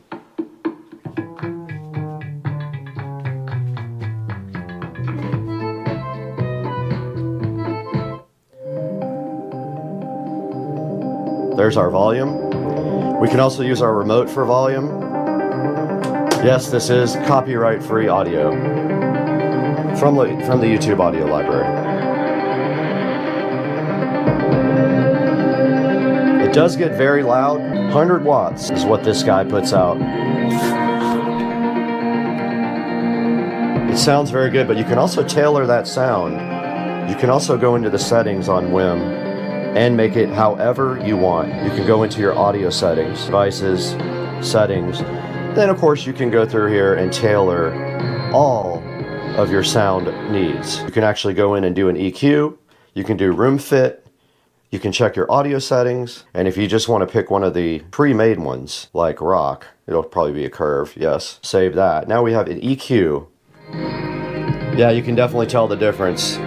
That's at volume 45. These studio monitors sound very good.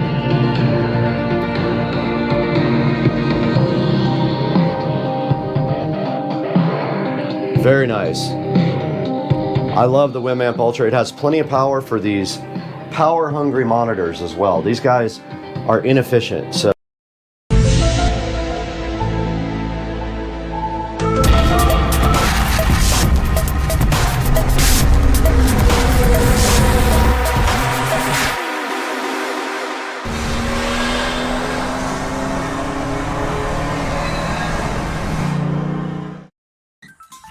what's up, guys? Welcome back to the channel. Today we are going to be working on my well pump, and we are going to refurbish this pump with this amazing international blue gloss for the pump. We've got brake cleaner to spray the pump down with first to get it all nice and ready to paint, and then I will also paint the pipes and the tank with gloss white here. If I have enough, I have some here as well. And the first step is to prep the whole thing. So we need to put some stuff down on the ground to keep the rocks from getting painted, and we need to tape off some things so we can do this in steps. Let's get that done now. All right, guys, out here at the well pump, and the first thing we are going to do is prep this guy for paint. So I've got the towel down here, and we are going to spray this guy down with brake cleaner first, all of it, then come back and do white on the tank and on the pipes. Then we will mask off or cover the tank and the pipes and do the rest in international blue. So let's get the brake cleaner. All right, we got our brake cleaner out here and our paint. Stuff should dry pretty quick, but this is just to make sure that the paint sticks, gets all the dirt off. You really want to do it properly. Not saying that this won't work, but you can lightly sand all the metal. This will dry quickly.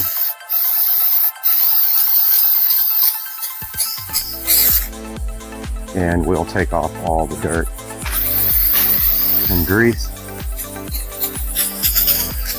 from being outside for years.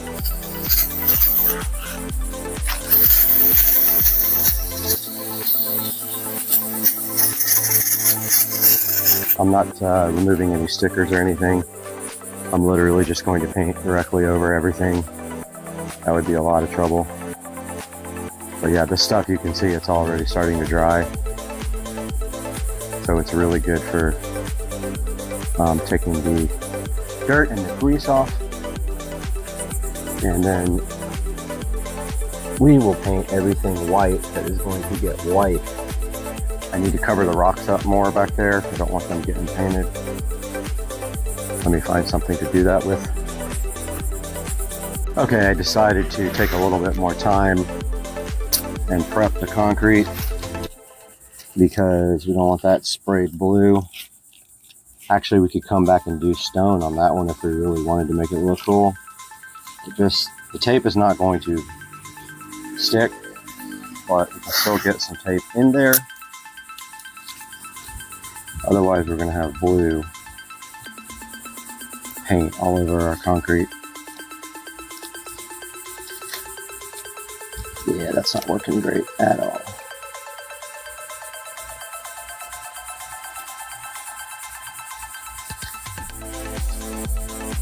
But that will help. Last step, maybe we can do the concrete like a stone texture. So we just need to get something close to the pump here so that we can spray right up against it. It's going to be a lot about just what you see, because you don't see everything on this pump. You can't see the bottom.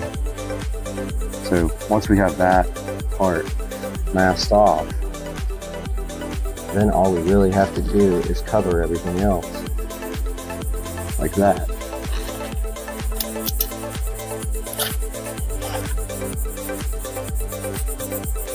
And we can get kind of close without getting the concrete in all these places and the rocks.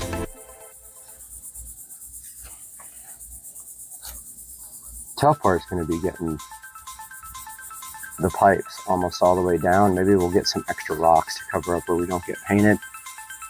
But yeah, this thing's ready for white paint on the tank and the pipes.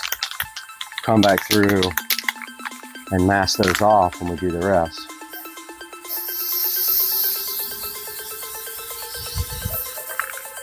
Oh, it's not coming out very well. It's splattering a lot.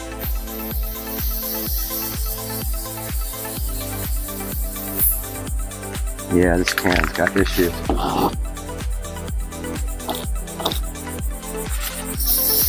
Not sure what's going on with the can, but it is enjoying splattering instead of coming out properly.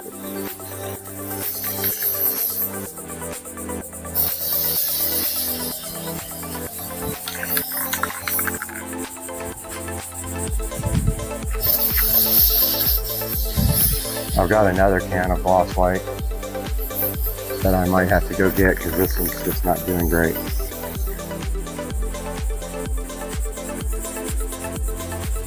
It's okay. Let me go see if I can get my other can.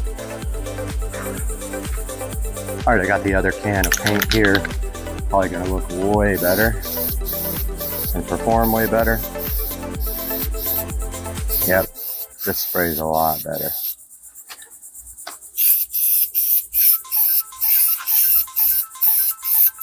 So I'm gonna mask off later the pipes when I spray the pump. But for now, this is just about getting a good, nice coating on the pipes and the tank. Surge tank up here, whatever it is. Getting rid of all that rust and corrosion that's built up over the years.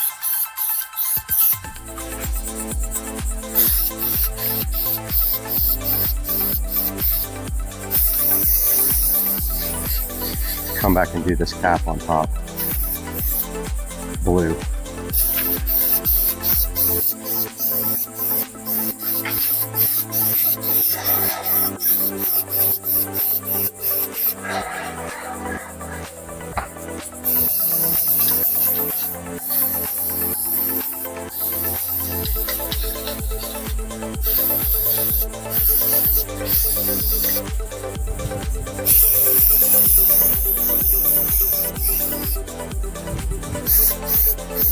Okay, making sure I got all sides. You can see anyway.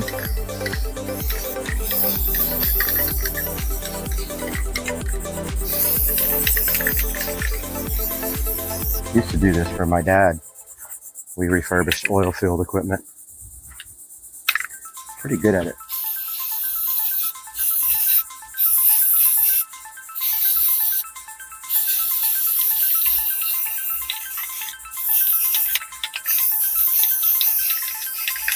Hopefully when I tape the pipes, the paint doesn't come right off. I'm worried about that sticking.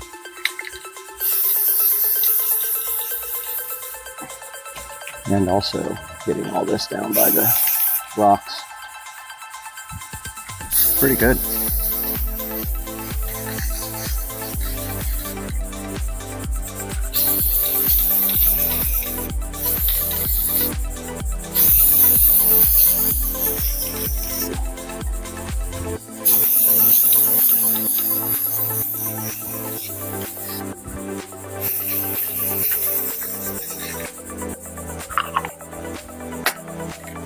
Okay, so that needs to dry for probably a while. Let's see, one more spot in this. I'm gonna have to let that dry for a bit. A few hours at least.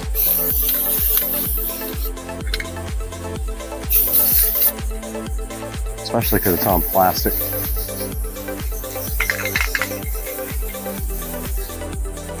Maybe let that dry for 3 or 4 hours before we come and try to do the second part. But yeah, so that's the first step. Looking good already.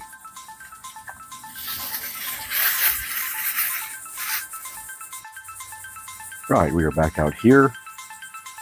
And we need to mask off the pipes.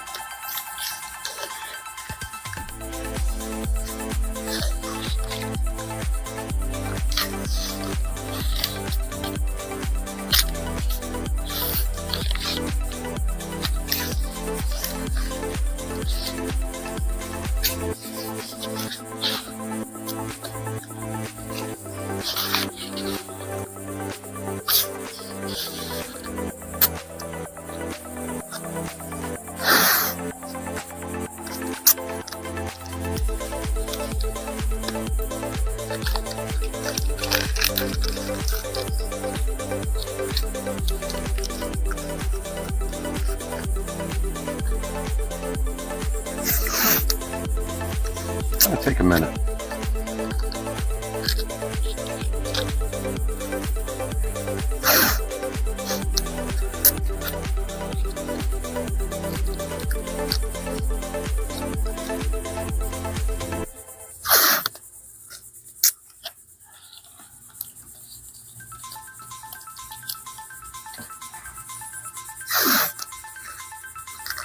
some exciting plans for some of the little pieces on this.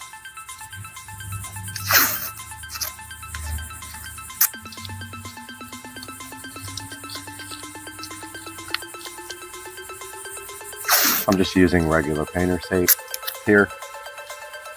Sorry, I know I'm right in the way.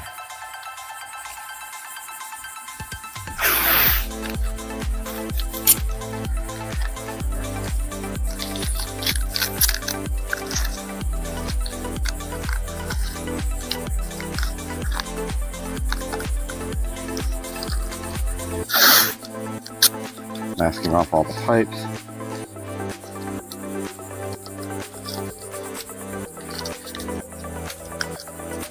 Hopefully it doesn't rip the paint off.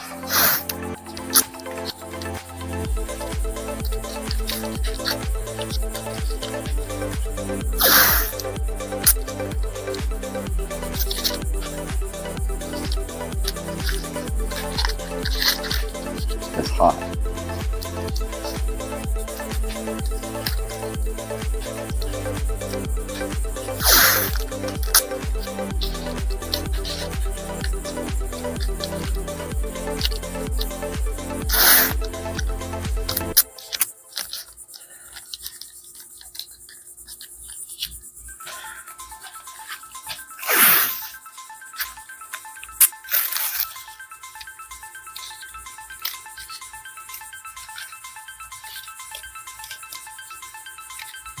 Trying to get just the part that's going to get spray painted here.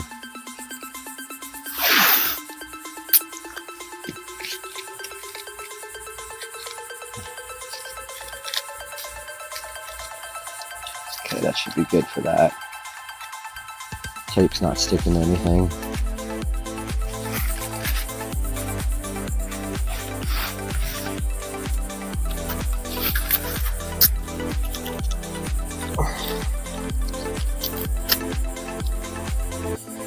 I'm gonna get this part. I think this will get painted by accident.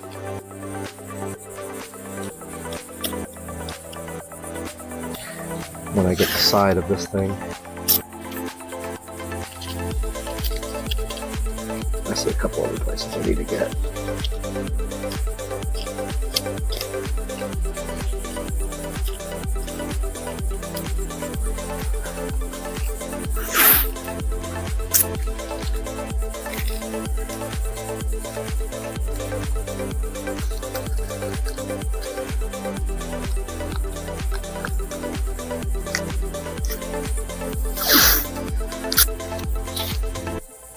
Tape is not sticking at all.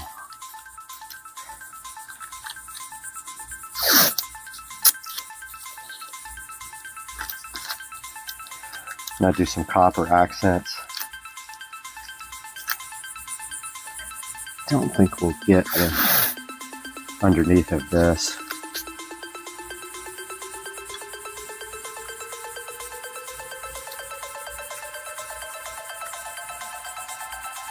I'm a little worried about this white pipe.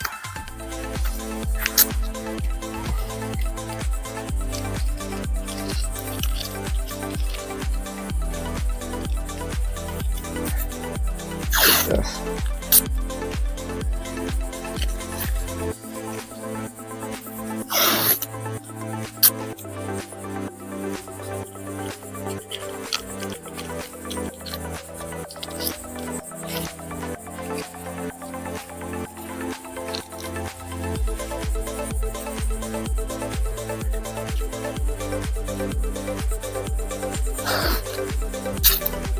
Tape is not sticking.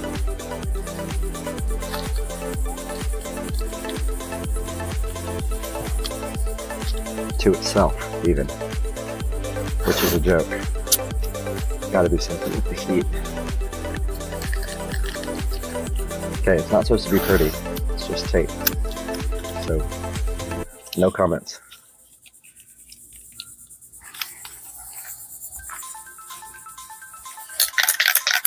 And we have this international blue wasp.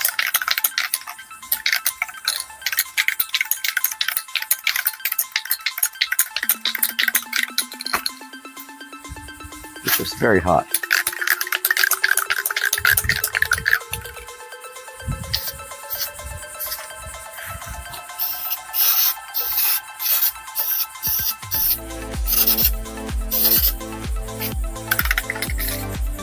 Not coming out very well. It can.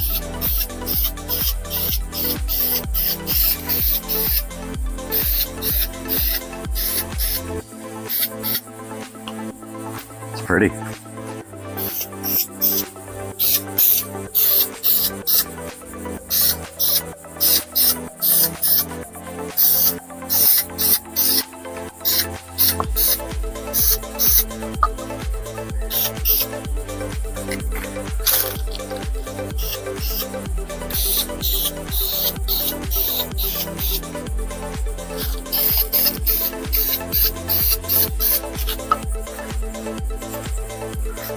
Awesome paint.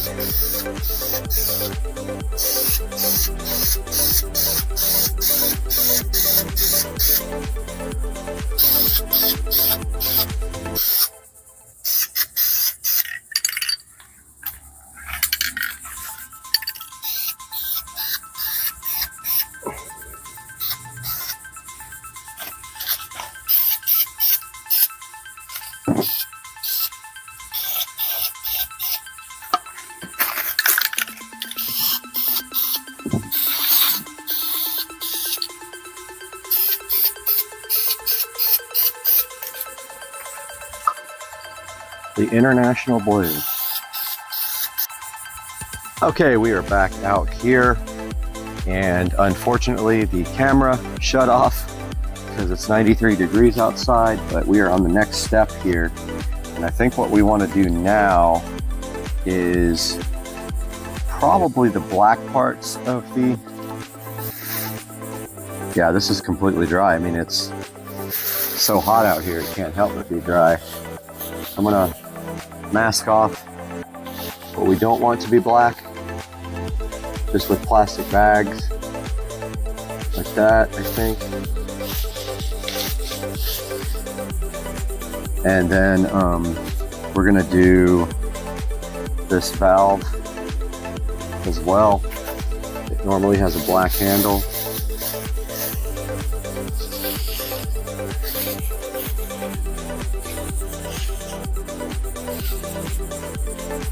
So that's going to take some tape also.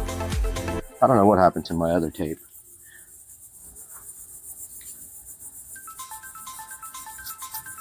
Had a whole nother thing of tape.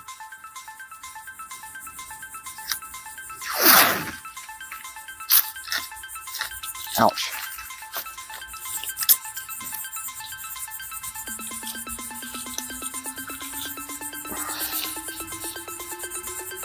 So we're just going to get a quick spray of black on this handle here.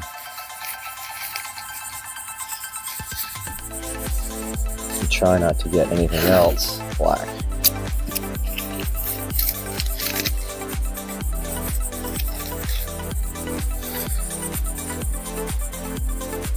Just the handle.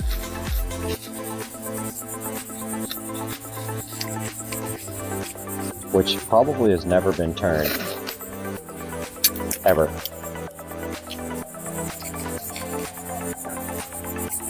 And we're going to do the controller box as well.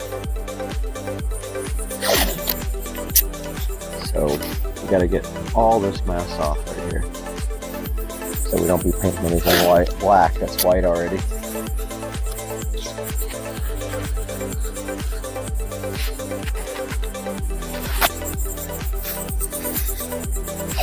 I know it looks like a cluster right now, but it's going to look so good when we get done.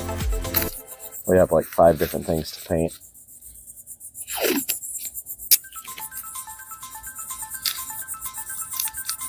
This handle has never been moved.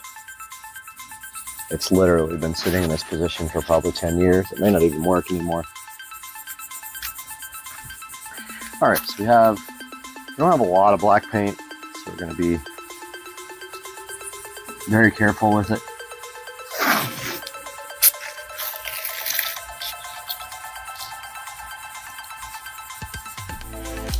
and not use too much. But I think we can get it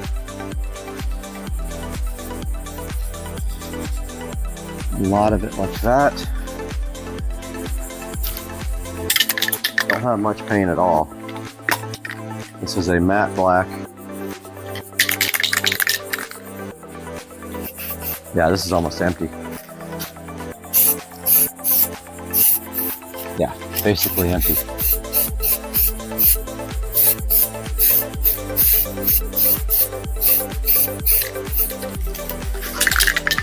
I might not even have enough to do this.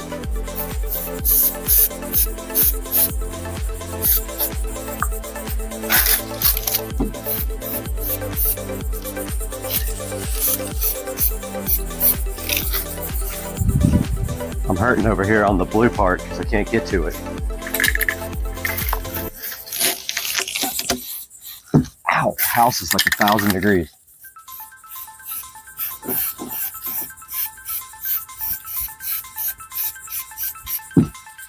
Okay.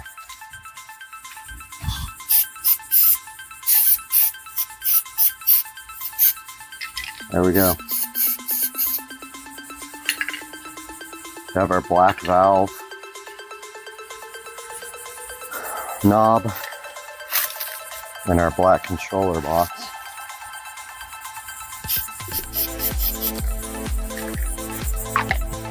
And I want to do both the little plugs in copper.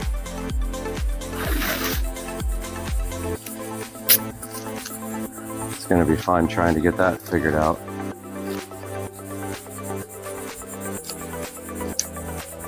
Oh, okay. You can go underneath the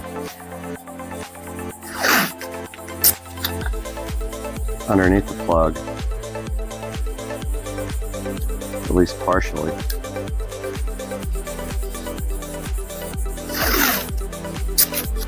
This is going to look cool.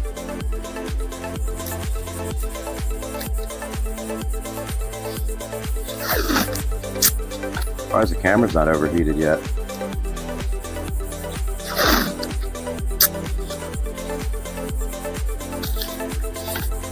This is going to be a quick and easy little addition to the refurbishment because it's such a tiny piece and I'll probably only have to spray it once. Man, I've dropped like 45 things today. I'm really not doing that great on dropping stuff. I mean, I'm doing good on dropping stuff. I'm doing not good on not dropping stuff. That makes sense?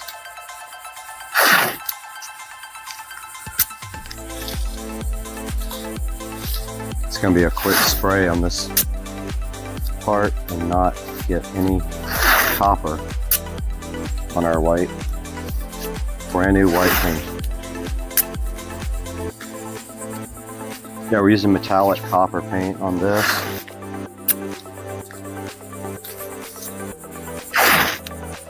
And then I think we're going to do the concrete base with stone look-alike. I think it'll look good, honestly.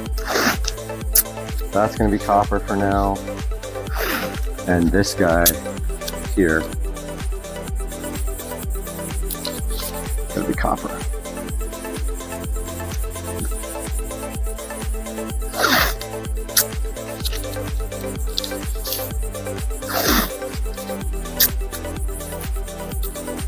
I don't know, I think I want to redo that.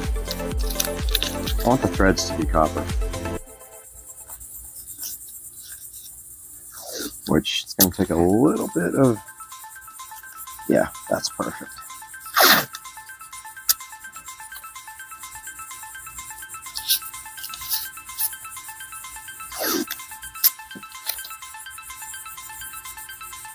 I think it'll look better with copper threads too, because it'll make the bolt or the cap or whatever this is seem, you know, fully copper, which is probably just some cheap metal, of course.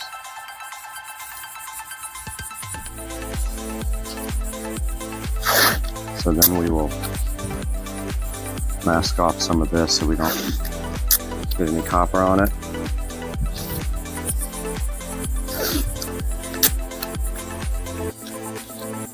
Try to do it quick and easy. I mean, that stuff goes everywhere when you spray it.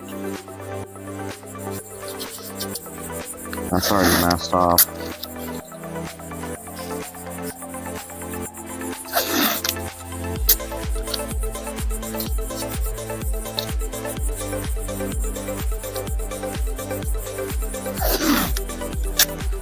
Haven't quite figured out what to do with these valves yet. We got our copper.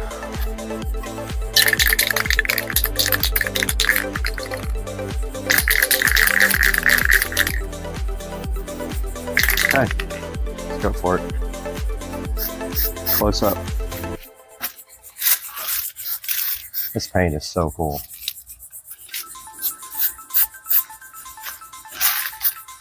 I love this stuff. And that's not sticking right there for some reason. Oh, it looks so good. I'm stoked. Get close.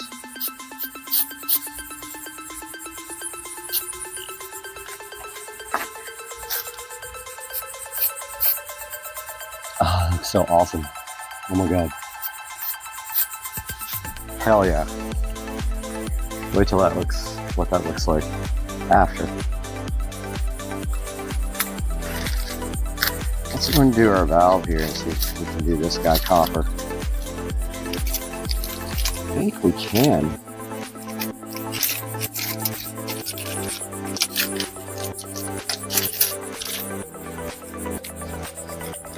Yeah, I think that's the jam. I think we're going to try that. This is the hose bib if you want to connect a hose to the well pump.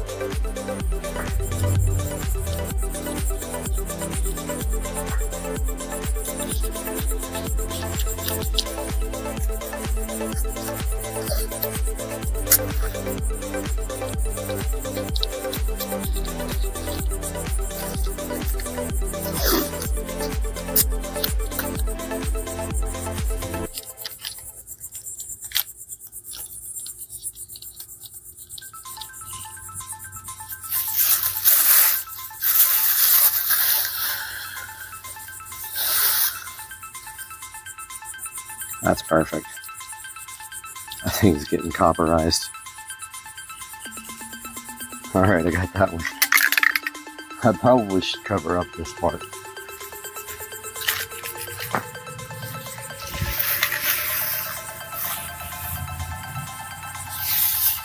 Okay, that thing's ready for copper. Oh, here comes the wind.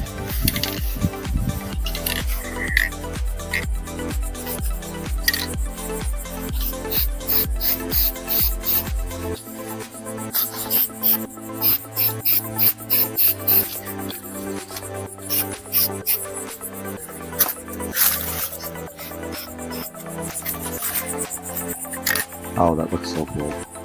Oh my god. That's awesome. This thing's gonna look ridiculous when I get done. That's cool.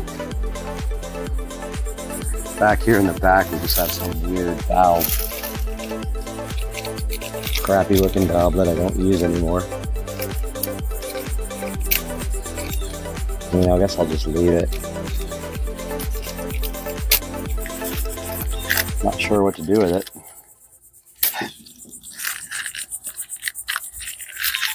Copper? Copperize it, I guess? I don't know. It's not used.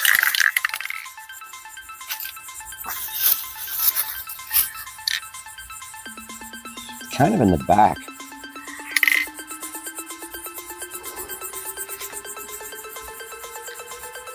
I don't know, but that looks crazy cool. The copper on this looks ridiculous. Ridiculous.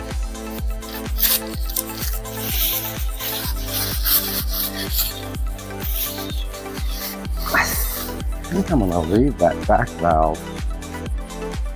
I don't know what else to do with it.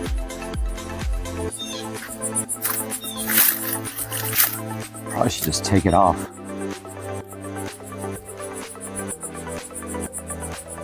Maybe black, I don't know.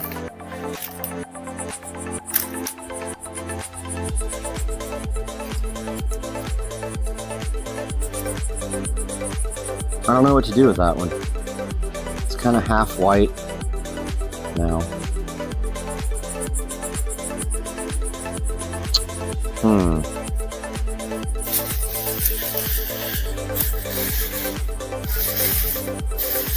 And pretty much I can paint it like that. Yeah, why don't I do that?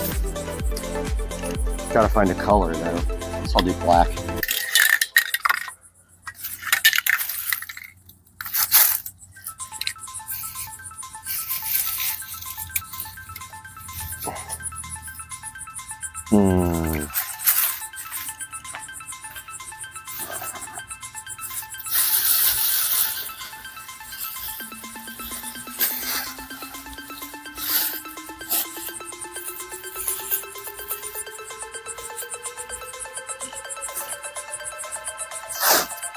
The copper just looks sick.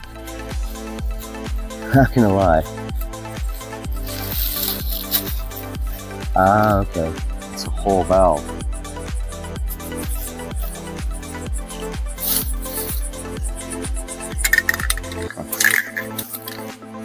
Oh. Almost just painted the whole pump.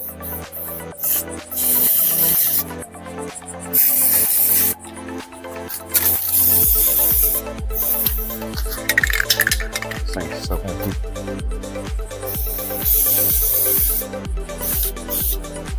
Okay. That's that. Needs to dry for a while before we can do the concrete base. But, dude, sick. Sick, sick, sick. All right, guys, so we are back at the pump, ready to remove some of the condimage. Let's see what we got here for the reveal. Not sure. Oh, we got a little blue paint right there. That's okay. Not going to be perfect, but it was really bad to paint.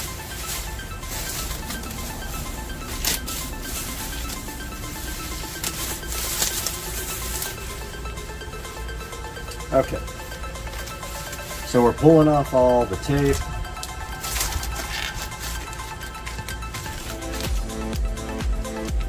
And all of the plastic bags. And check out the wheel. Oh, already got some junk on it. And there's a little bit of blue on the controller box. I can touch that up later. No big deal. The main point is to get the whole thing done. Oh, I see some blue on the concrete. So I think maybe we will paint the concrete later with the stone. So we'll mask off the pump and paint the concrete.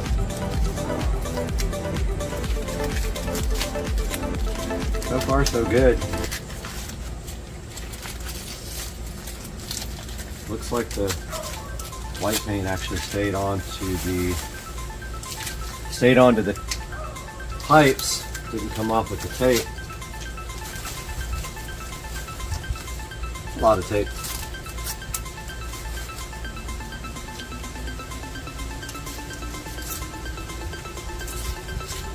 Probably come off easier if I tore it off in the order that it was put on.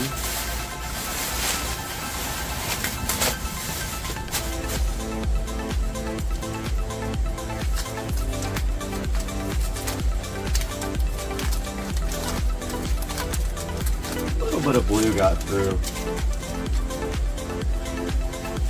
the tape.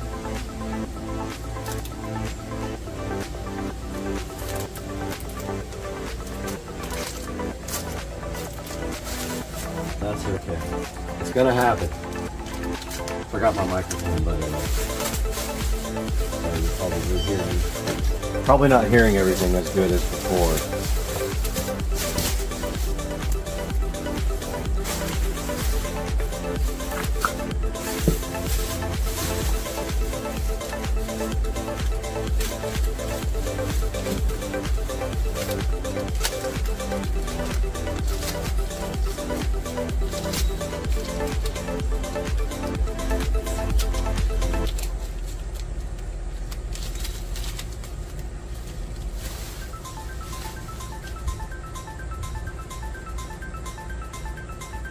Just getting the last bits off. Yeah, some of these places could be touched up for sure. If not looking for perfection here. This thing has been out here for 10 years. And anything is better than what we had, right?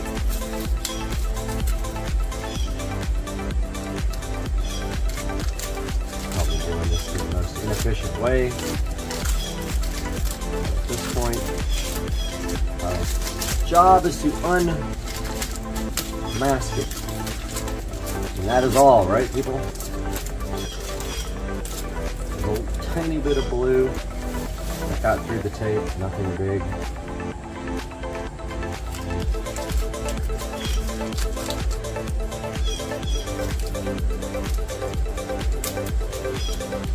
Not a big deal. The valve over here in the back didn't exactly get fully painted either. I can see some missing spots on it. So this needs some touch up. But it won't be a big deal to touch that up.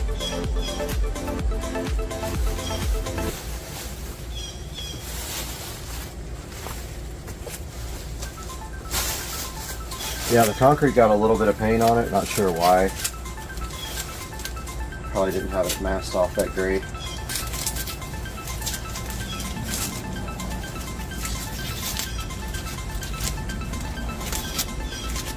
But on the flip side, honestly, we could probably just cover that with lava rocks.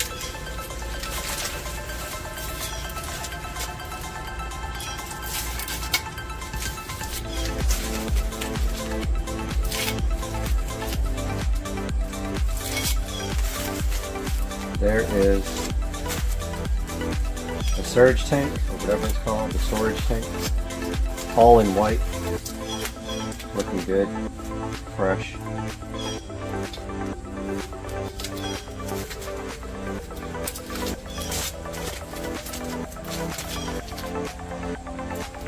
Not bad for about 30 minutes worth of work, honestly. I could have spent hours and hours meticulously masking this thing off, but it sits out in the weather,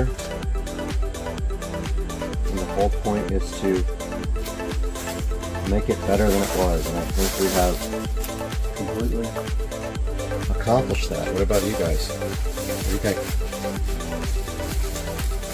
Looks good.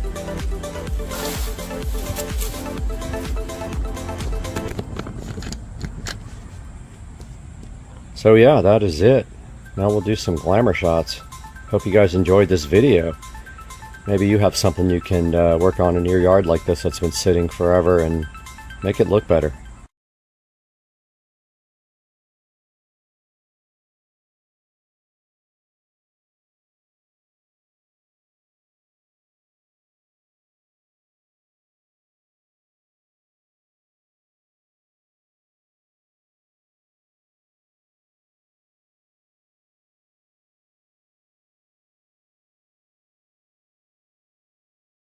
All right, this is day 55 on keto. I have lost 23 pounds on the keto diet from diet and exercise. I am super hyped, guys.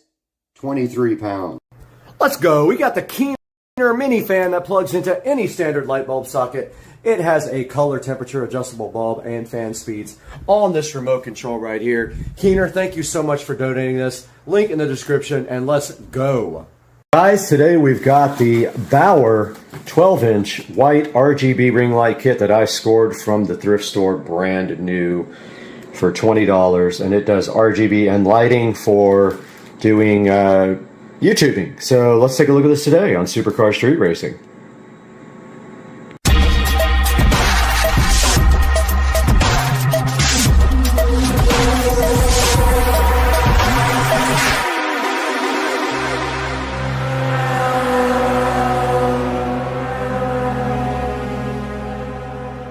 Guys, welcome back to Supercar Street Racing, and today we have this thrift store find Bauer 12-inch white RGB light kit. Now this guy is designed to be an extendable tripod with RGB and LED white and like warm and cool white lighting, and also switches back and forth to RGB LED. You mount your phone right on the thing, and it is actually on right now, and I am talking to you through this device right now. So let's take a look at what this thing can do. Taking a little deeper look at this Bauer 12-inch RGB ring light kit. Basically it has a 360-degree head and a 62-inch tripod system that comes with it. And the cool thing about this guy is that it has a remote, and you can see on the back here, you can go through 12 different RGB colors with the ring. You can go through 7 RGB special effects, and I already saw one and it was pretty cool.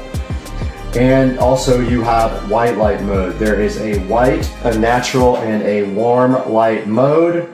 This is the actual phone clip, so this is designed, you can rotate it, turn it, and it also stretches out so it will fit my phone, and mine's an S23 Ultra 5G. And also this is the ball head for the actual light itself, and that moves.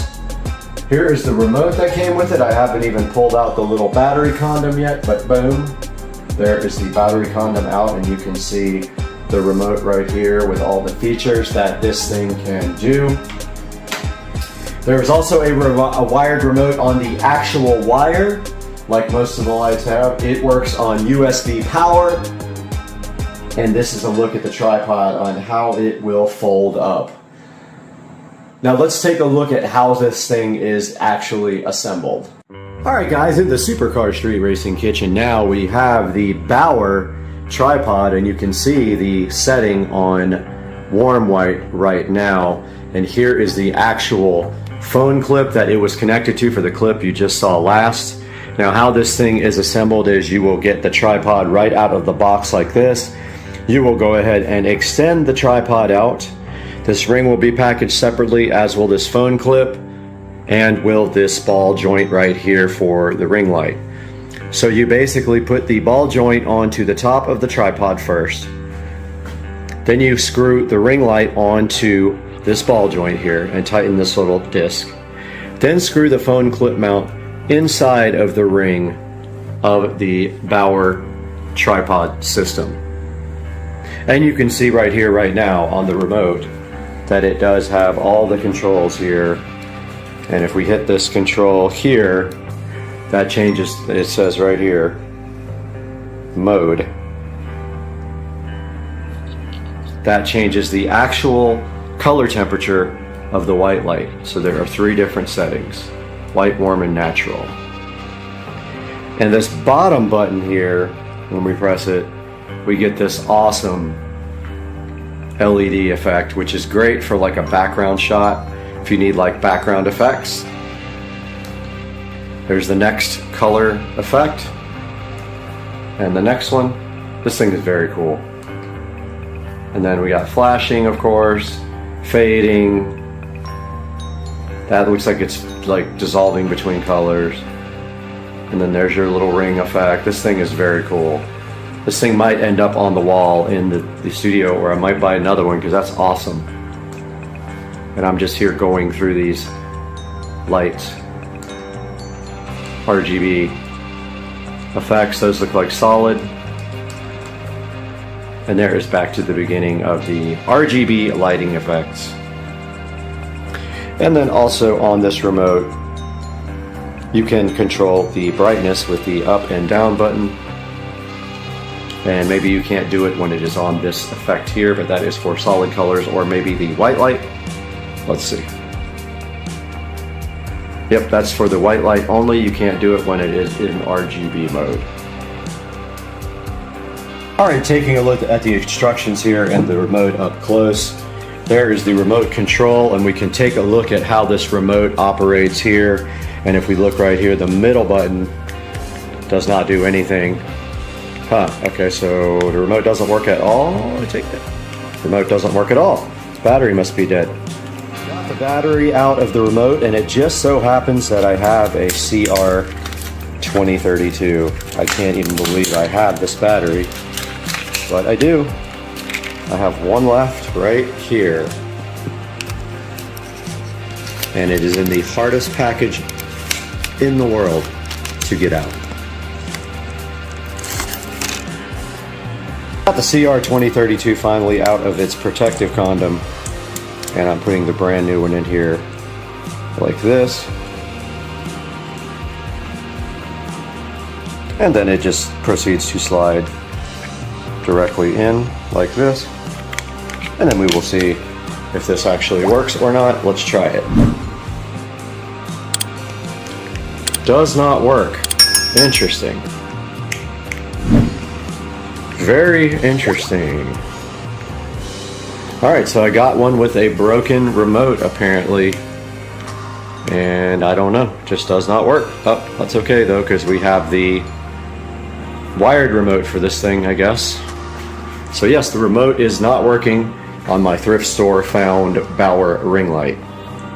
Got this all figured out. Basically it is infrared, and there is the infrared sensor. So that's why it wasn't working. Now if we press RGB, it works just perfectly. Awesome, working fine. So stepping through some of the light things from the remote. Do we have white? We do have, oh, that's purple. Okay. Let's see. That's purple.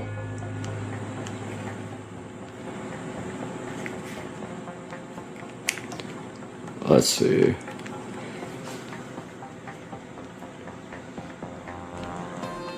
That's red. And then the center button steps through all the colors. How do we get back to white?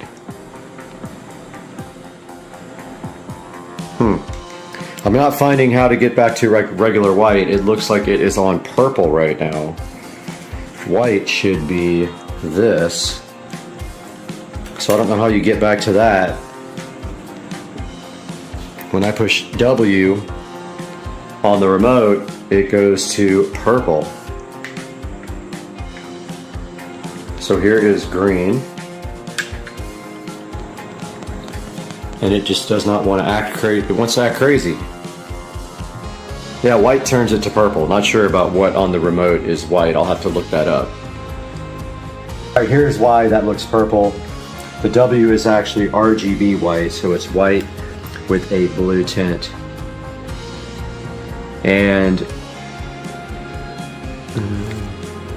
RGB button in the center turns on RGB mode, but it doesn't say anywhere how to get, let's see, here we go. On button turns on white light mode. Let's try that. So now it is in the RGB white. Let's see. Ah, there we go. And then you keep clicking the on button and it goes through the different white modes there. Nice. Okay, cool. Alright guys, welcome back to the SCSR 4K production studio you see right behind me here. And we have the Bauer 12-inch RGB light set up right in front of me, and I wanted to set it up so you could see it in the shot. It is currently lighting me on the warm white mode, and now we're going to take a look at what we can find on Amazon about this light. And I'll tell you right now, it is not available on Amazon anymore. So when you go to Amazon, all you're going to see is this page here that doesn't give you any buying options. Let's see if it says see all buying options. Alright, so there are some available here.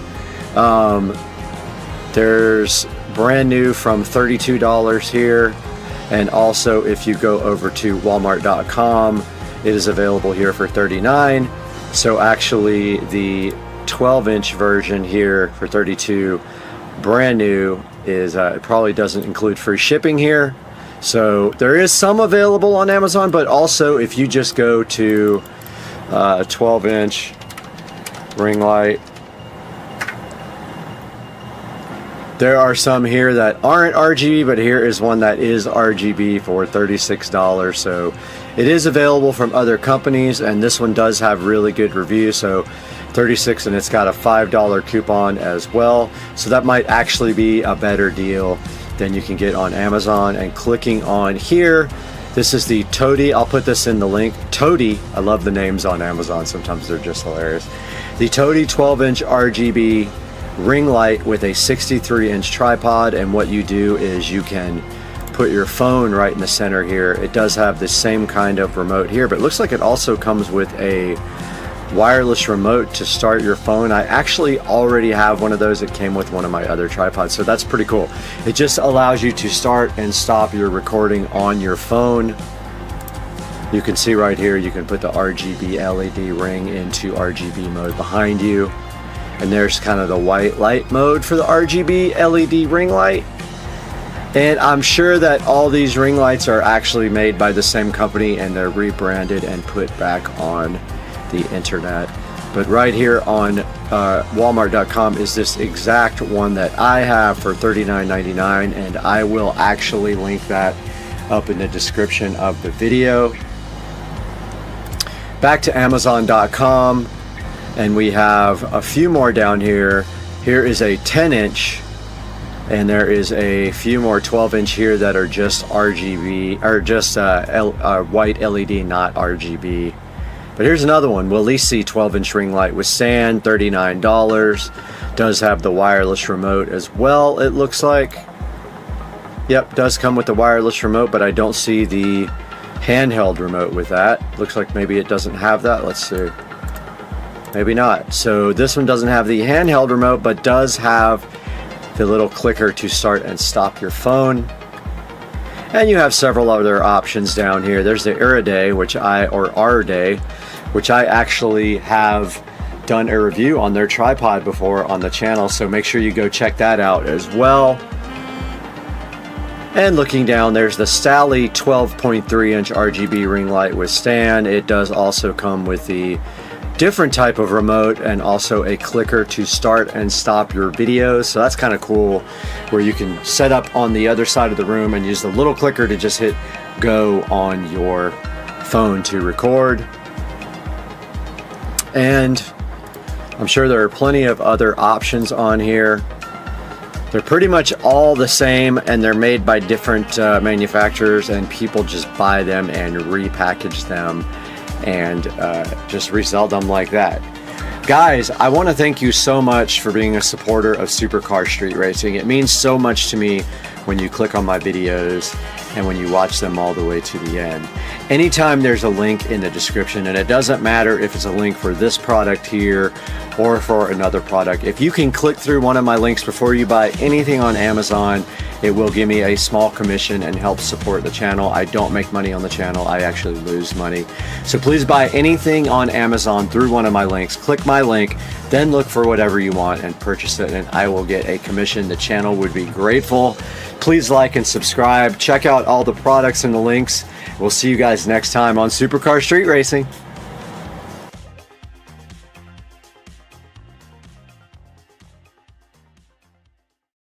Jesus help me. All right, so to drive it, We're on it, hold on. you're not gonna hold on right now. I'll tell you when.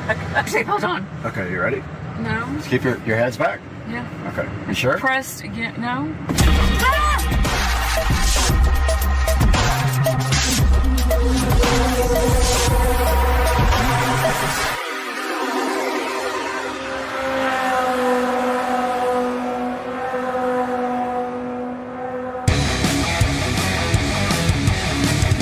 Jesus Leave it help me. recording, I'll edit it down.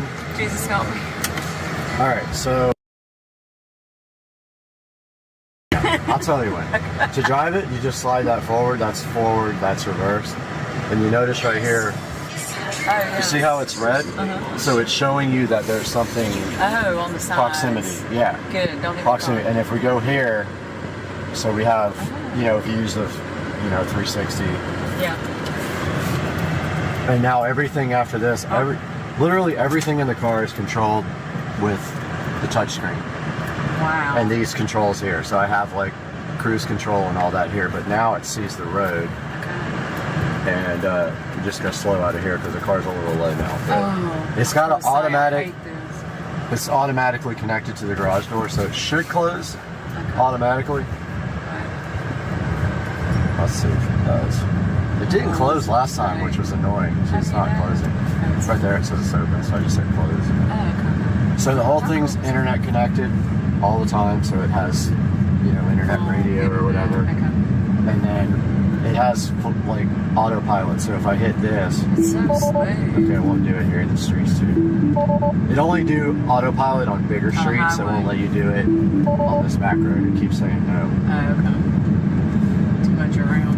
And so like here's the battery percentage, it's at 90%. Okay. And if you try to go somewhere far, like if we try to go to your house, Yeah. it'll plan the route out so we get chargers and all that on the way. Oh, It'll show you like how long you have to charge, and it'll only do the minimum to get you there. How long does it have to charge when you stop? So at a supercharger, it depends on how low your battery is, but it will fully charge the car in an hour and a half. So usually they're You have to just supercharged. sit there? Yeah, but they put their superchargers usually at restaurants or like places where you can chill. But it adds a lot of time to your trip. If you have a Totally, long it trip. completely does. So you plan your trip around. Do you have to pay for the charging? So yes, you do. Some people got free supercharging when they bought their cars. I don't have that, but I don't travel, so it doesn't really matter. I charge it at home, and I charge it off peak, so I charge it at night. Okay. So I charge from 10 p.m. to 6 a.m. usually because it's cheaper, and it costs about $9 to charge the car. Oh. Okay, so there's no gas in this car. There's no motor, there's no engine. It's just All batteries. So all I batteries. gotta see up underneath. Tesla there. doesn't make a car with a gasoline engine. I've got to see under the hood just to see It's a frunk. There's nothing in it. You know, he just took over #1 spot in the world again as richest man. How do you do that? I mean, again. He just bought Twitter for like 52 billion and went down. It went down. Right. How do you do that? I don't get it. No idea. Oh my god. I mean, So that's regen, so I'm not on the brake.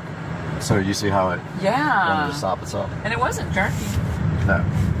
No, it kind of just smoothly, and it applies the brake lights when it does that, so people behind you know. Look how I didn't even notice the steering wheel. Oh my god. yeah, it's like an airplane. It is It's a yoke, exactly. yeah. When you said a yoke, I was like an airplane. Okay, I may have to drive it. So yeah, you can Just definitely real drive slow. it. But you can drive it in chill mode where it doesn't have like all the power and all. That's stopping. Wow. Okay, so do you have a brake down there? Or is everything okay? I do, but you don't have to use it. You get used to that when you drive it. You just don't use the brake unless you really have to. But like, it has settings for acceleration right here, so you can go from like chill or sport or plaid. Plaid is like the good one. Put your seatbelt on. Okay, you ready? No. Keep your heads back. Yeah. Okay, you sure? Pressed again. No. Ah! Oh fuck! Oh. Don't curse. I can't put that on. I gotta bleep that. Oh! You can just put some asterisks in there. Oh! It felt like we were fixing to come off the ground. I think we did a little bit. I think we literally came. Oh, fuck. Oh, fuck. We can do it again. Oh, God. One more. No. Okay, wait. You get your head back. You'll get whiplash. It's fine. It's fine. Ah! Okay, Brad, stop. Seriously, stop. Stop. Stop. Stop. Alright, my foot's off it. So Okay. it's just regen now. Is that cool? Alright, so you just experienced your first electric car? Ever? First electric car Ever. debatably on the planet? Yes. What do you think about it? I think it's amazing, but You're still in shock? it's, yeah. And I'm hyperventilating. I can't Wow. breathe. But it's in a good way. But like, what do you think about the rest of the car? Is it The car Is it nice? is super amazing, and I wish I could afford Buy one? because I would have one. well, you could get a Model 3. You could get like the It's so $40,000 one. freaking cool, like amazing. Put a little charger in at your house on your dryer thing. But I'm still like in shock, and my stomach is in a big knot right now. Literally, you react just like every single other person And it reacts might to take a this. while to get over it. Rich, the first time he was like, I he need said another that, shot. like, Do we have any shots in here? yes, we do. Where's the bar? It's got to have a bar somewhere. 3. All right, welcome back to Supercar Street Racing. We got Brad, we got Joe, we got Brad, and that's a hot shot. Do it! Let's go! For the kids. Look how he's looking. For the kids. Look how he's looking. He wanted it. He wanted it. Let's go. Go. One at a time. Archer. Go.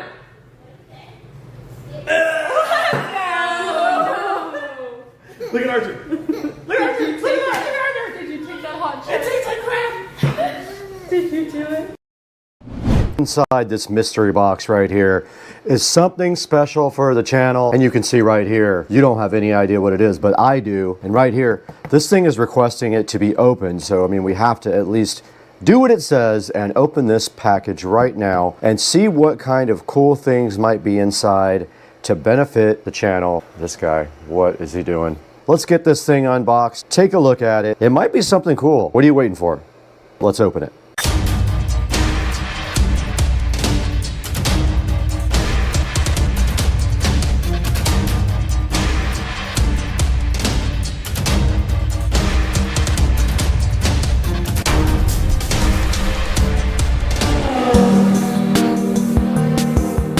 Supercar Street Racing back, guys. We are in the Supercar Street Racing office. This Mac is loud, this box is not, and today on Supercar Street Racing, we have something special for the studio. This is going to improve my life so much with the Supercar Street Racing 4K studio. We have needed this, we've been suffering without this. There's one more upgrade after this we have to do, but we gotta get this thing open because there's some other things inside here we need to do to this particular product.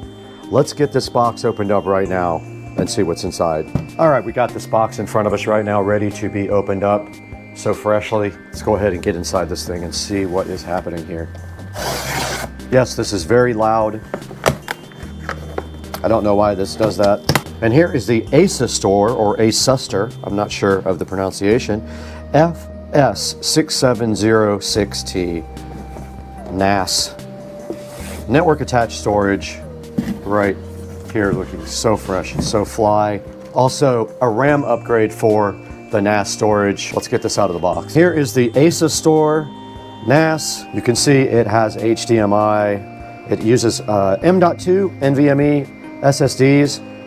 It has a 2.5 gigabit network port, actually two of them. A quad-core processor, optical audio outs, tons of cool stuff in this box. And on the back, you can see all of the features of the FS6706T right here. Enthusiast grade network attached storage with cloud security. It's got apps. It does a lot of cool stuff. But the best part about having this NAS is this is going to back up all my workflow for Supercar Street Racing. And this is gonna all go on here and it will be attached to the network via hardwired. Now let's get this thing out of the box here. There is the label on the top for you guys to check out. Let's get this thing opened. And it has a protective piece of foam right on top of it, and it's in a nice bag there. Let's see what's inside of the box here. What did they give us? Aha, standard power adapter here for the NAS. And then inside here, we do see the actual device in a very cool protective bag. And look how cool this thing is. Guys, you can see on the back there is a USB 3.0 for putting a USB drive, assumably, or a hard drive into it to serve it. You've got your HDMI ports suspiciously upside down, two 2.5 gig Ethernet ports, USB 2.0 ports, and your SPDIF, so you can do optical audio out to a receiver. Then on the front, that peel sat. Oh, I blew it. These nuts. That peel sat. It's got some lights on the front here. It looks like maybe power, network, hard drive lights, maybe a power button right there, I think. Pretty cool, guys. All right, let's see what else is in the box. And we do have, oh, okay, I was hoping they gave us a network cable. We do have an Ethernet cable. We got two of them, actually. And we do have this is a cable tie, little cable tie there. Okay, we're back in front of the ASUS store NAS now. We have some work to do. We have to get this guy ready for the drives that are coming in later today, and also for a RAM upgrade. So let's go ahead and get out. I heard a complaint online about the screwdriver size. So I've tried 3 now, and then none of them fit. Aha, it was the largest one I had. PH2, for those of you who are doing the same thing I am, it's a PH2. So that's Phillips number 2.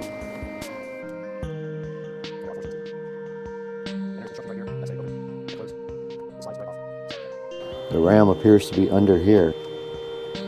Oh, there it is. The top just slides right off. Okay. Ah, I got the wrong memory. These nuts. It's SODIMMs. Dang it. Got him. Got him. Shoot. Back in front of the ASUS store, and I don't know why I thought this used regular RAM. It uses SODIMMs. I did order 16 gigs of memory for this that will be here later today. Same RAM I ordered, PC3200. So that'll be here later today by 10 p.m. along with the drives. But let's take a look at the back of this where the drives go in. So it does have 6 slots for drives, 1, 2, 3, 4, 5, 6. And they just slide right in right there. Slides in right here, all 6 of them. The model above this has 12. I didn't think I needed that many.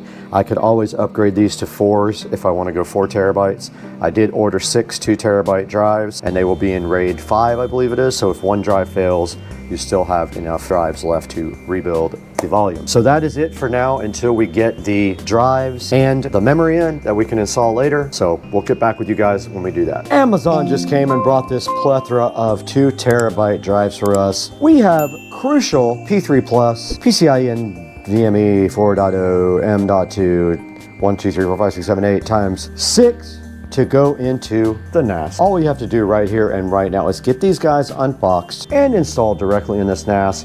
We are still waiting for the RAM though. It should be here any minute. Let's get moving.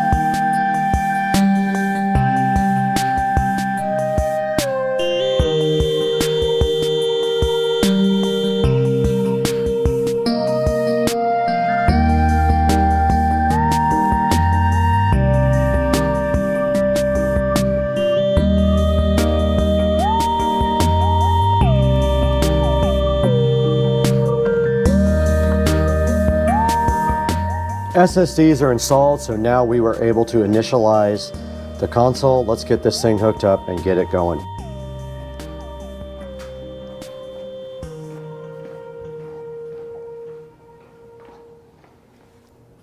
All right, the unit is powered on. I see lights. We just have a RAM upgrade left after this, so pretty simple. It's still initializing, and we'll need to get to the phone for the next part. Let's get the phone going and switch to that now.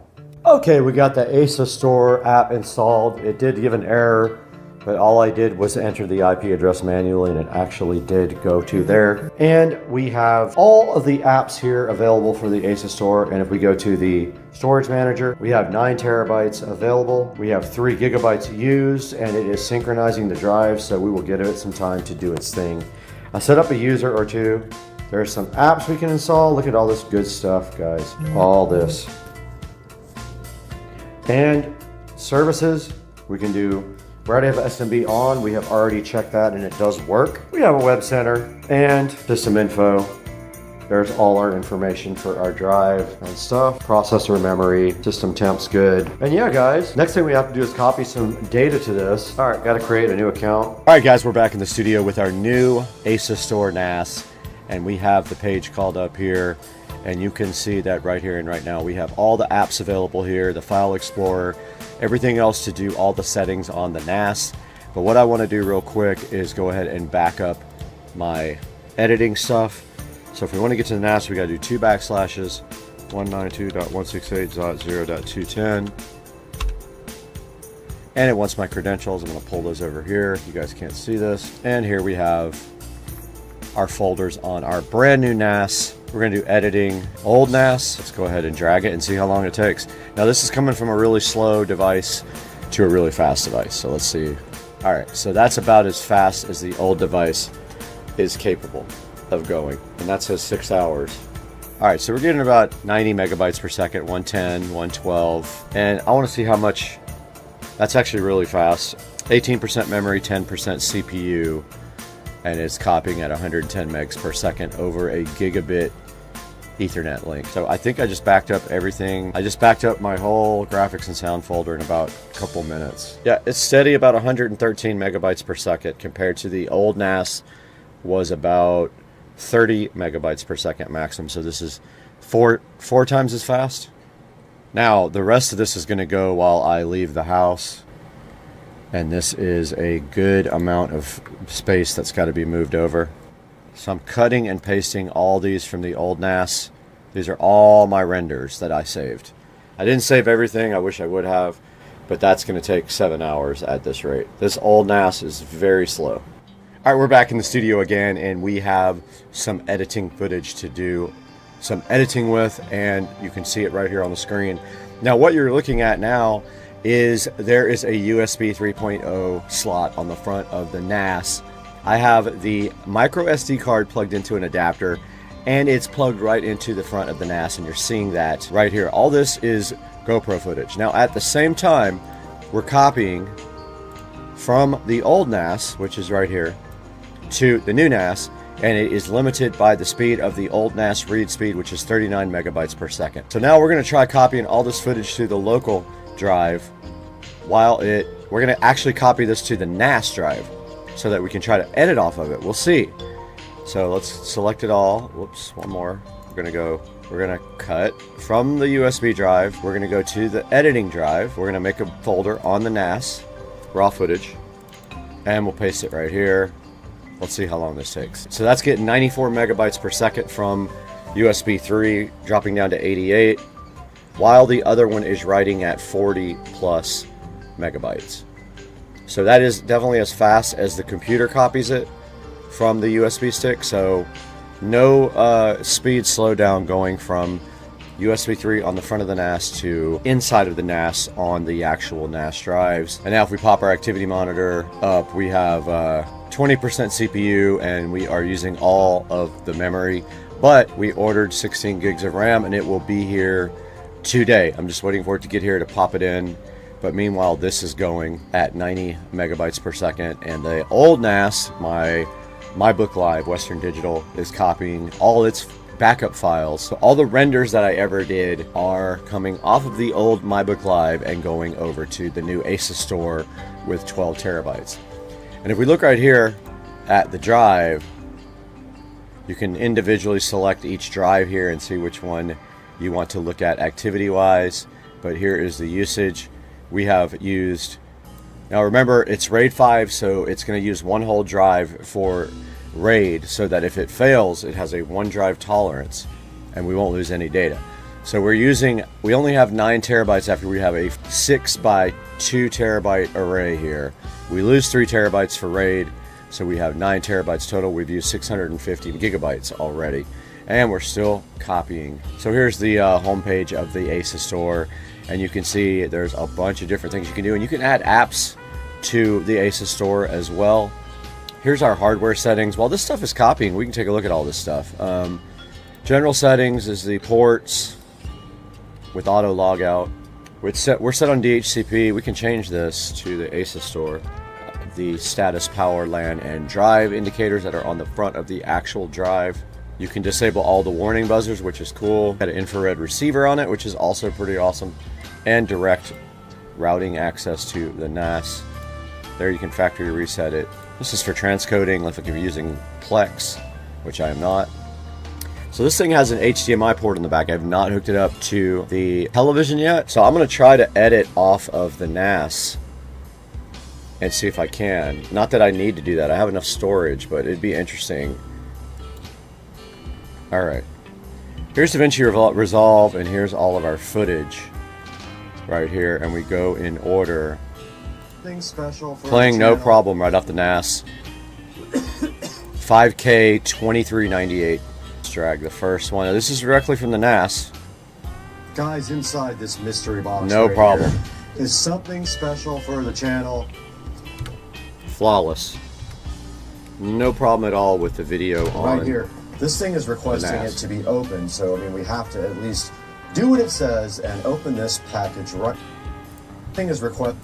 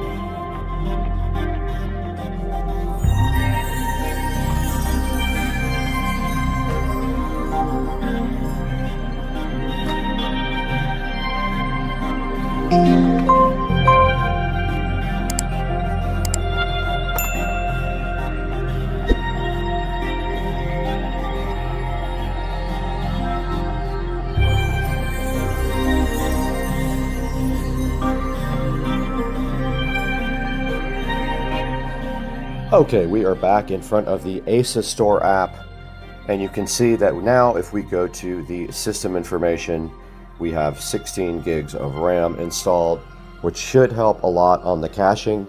So that is going to wrap up this video, but all I wanted to do right here, right now, is also change the name. So I will have to do that in the actual app. But yeah, like I said, this is going to wrap up the video. We did put two 8GB ATEC premium memory sticks in. I'll put a link in the description to those. And we did remove the 4GB stick. And now the ASUS Store has 16 gigs of RAM. Guys, thank you so much for joining Supercar Street Racing. We hope you guys enjoyed it, and we will see you again on the next video. Hey, what's up, everybody?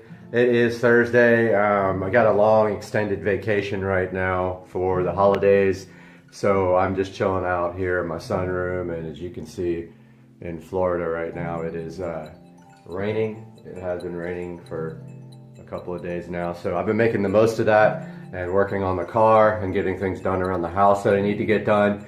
So we're waiting right now for some parts to come in from Italy. I'll show you a snapshot now of that tracking information from the courier coming from Italy, and this package sat in the exchange office for literally 10 days.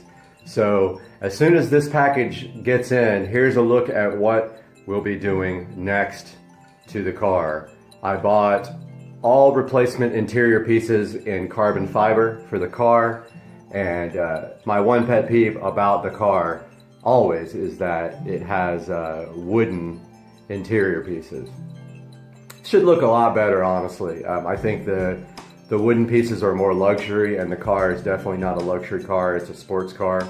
So I'm gonna overlay pictures of the carbon fiber interior pieces while we're talking about them, and also tell you a little bit about them. So inside of the car, there's basically three carbon fiber pieces, or sorry, three wood pieces that come from the factory. You've got on the doors, you've got strips of wood. It's not cheap wood, it's really expensive. The actual stock pieces I'm hoping to sell and make some money off of. But you've got the door pieces, you've got the center console piece. Total of 3 pieces. As you can imagine, making these out of real carbon fiber, not some cheap stuff, but actual laying carbon fiber for these pieces is expensive. So you can expect to spend on the pieces, depending on where you get them. There's a good shot of outside there, the rain. Depending on where you get them from, brand new, they run about $1,700 US for just the 3 pieces. So they're not cheap. That was one thing that I was not too sure about if I was willing to spend $1,700. And also, coming across the pieces used is not very common. So I did get lucky. I found a guy who had actually 4. He has the shift knob too. Now the only thing about the shift knob is it's keyless go, and I do not have keyless go. The one option that I really wanted in the car, I don't have. But the car had a warranty, and that's what made me buy it over everything else. So I'm getting the keyless go knob, which looks way better than the factory knob, but it will not start the car, unfortunately, with the push button on the knob. But it is a full carbon fiber shift knob. Now, I got all of these pieces for under $1,000 used, and they are lightly used. The guy who has them actually got brand new pieces fit in a red carbon fiber. He has red interior, and it looks ridiculous, but now he's selling these to me for under $1,000. Of course, the only drawback being that they are coming from Italy, and it is taking forever. And I'm hoping that they get here before the Cars and Coffee event in 3 weeks. Second Saturday of January, there's a big Cars and Coffee, which I will be documenting. So that's what's going on with the car now. As you can see from the pictures I overlaid, it's going to look pretty sweet. I'll also show you. Actually, I'm going to hold off on showing you how it looks completed. You can easily find that online, but I want you to see how it actually looks when it's done. So as soon as I have an update on the carbon fiber interior pieces, you'll see me again. Have a good one, guys. Make sure you thumbs up and subscribe. Thank you. And it looks like there's some thread lock that's put on there. That's the blue stuff that once you tighten it down, these should stay in there pretty nice.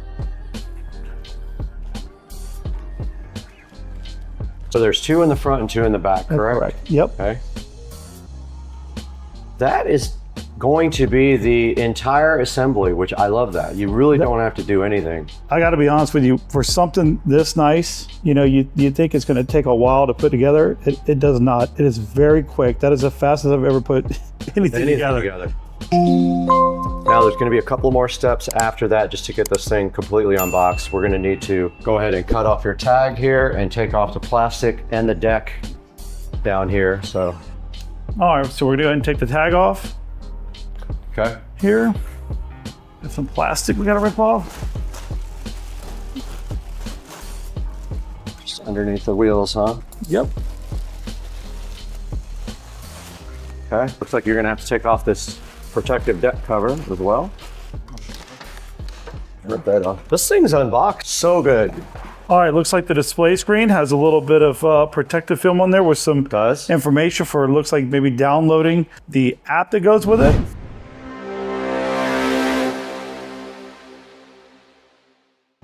All right, so I just downloaded the app, setting up my username and password, which was very easy to do. Now I'm gonna go ahead and take off this screen protector here, where I was able to find the QR code to download the app, which is very easy to do. Right. All right, now with that being said, I believe we have to power it on, and then we just need to link the devices. All right, power's on. Power came on. All right. Looks like your battery's at 50%. Yep. All right, so you're gonna go ahead and add a device now, huh? Correct. I'm gonna go link the device. Okay, found it already. Look at that. That was fast. Link the device. Cool. Sound like we're connected. Writing. So there's a writing guide that goes along with it. Mm-hmm. You could skip that. Yep. All right, we're connected. Awesome. So you can see your scooter now and all the perimeters, right? Yep.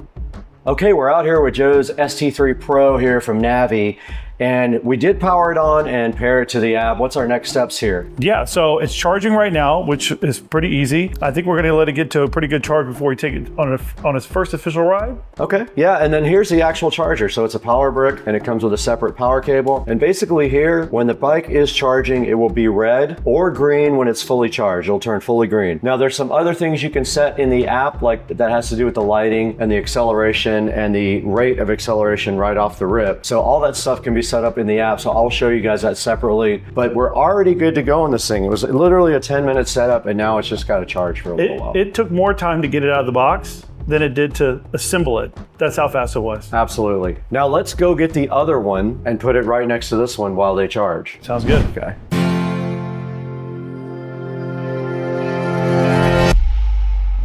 Okay, we're back.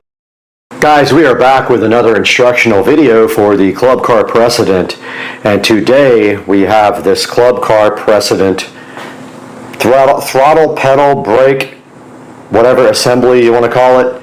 Got this right off of Amazon, so we will hook you guys up with the link for that. But today we're going to be showing you how to install this on Supercar Street Racing.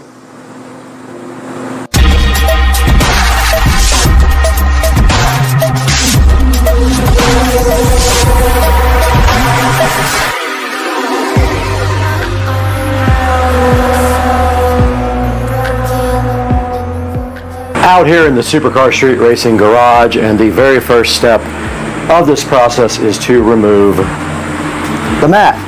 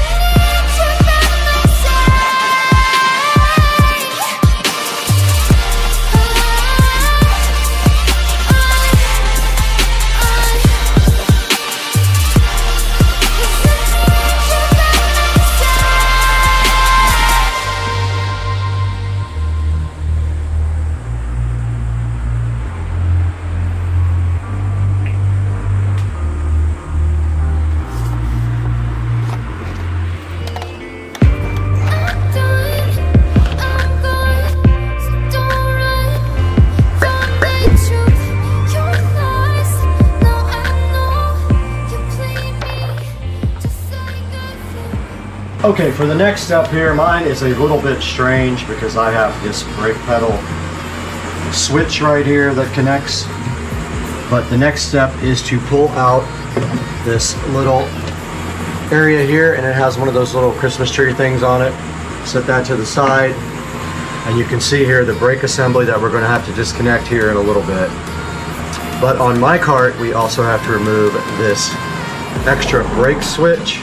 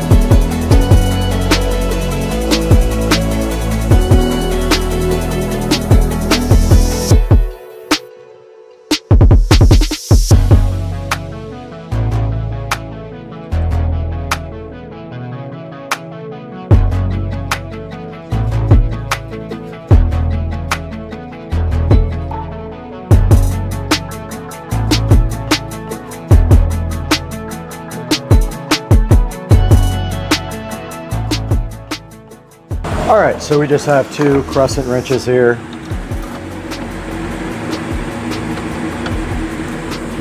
And all we have to do is loosen this guy.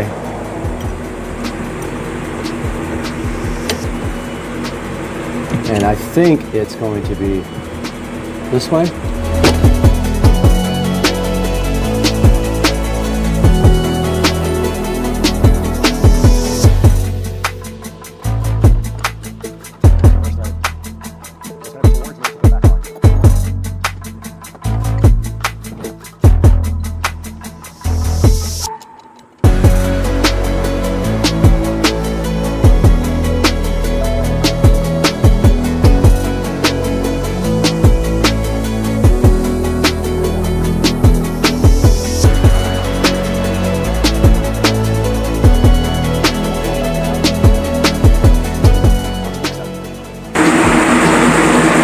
Now that we have the brake disconnected, we can go ahead and remove the pedal assembly from the cart. And that is that. It is out. On to the next step. We are back in the nice air conditioning in the Supercar Street Racing kitchen, and as you can see, this guy does not come with another one of these rods, so we have to trade this rod out.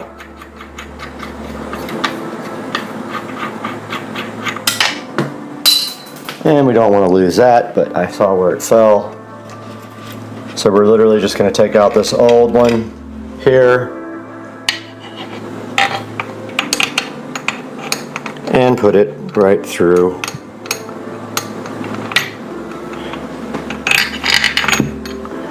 Yeah, easier said than done because I dropped the nut.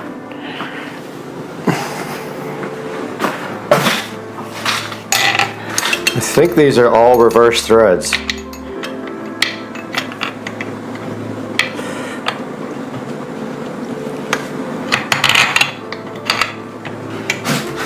So that would usually be tight. It is reverse threaded.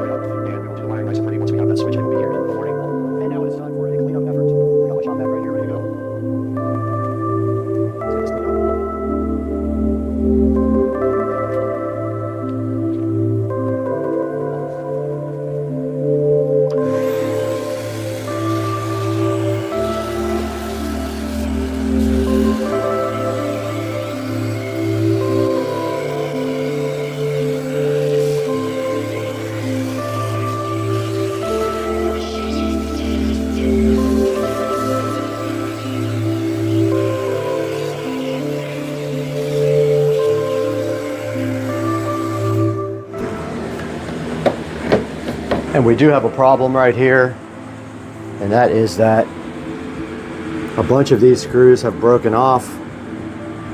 So when we put this back in, we're going to have to actually drill and probably use some self-tapping screws right there to get this thing done. But we are ready to put the new assembly right back in.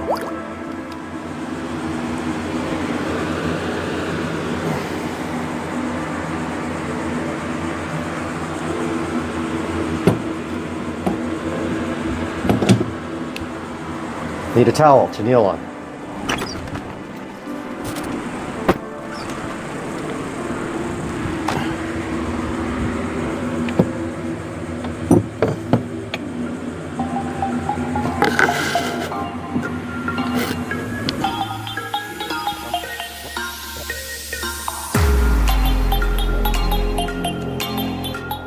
This does not come with a new rheostat, so we have to remove this one with a Torx. Or is it a, oh, forgot to put the Torx head on there. That would help, huh?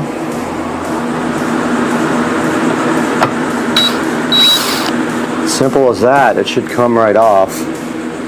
But I don't want to take it off until I have the other one right next to it so I know how it goes back on. I don't know if there's another connection to something here, but I see it clearly on the other one.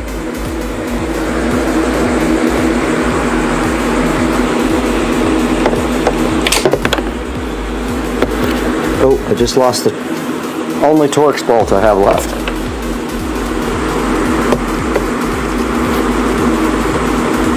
Okay, I can't tell how this comes off.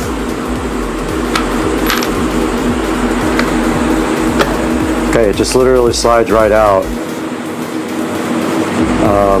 Pretty dirty. I'm gonna go ahead and wash this all up and degrease it. It just slides right out, literally. There's no way to get it wrong. Got the old rheostat cleaned up. Get that out of the way. got the new part, just like the old part was oriented.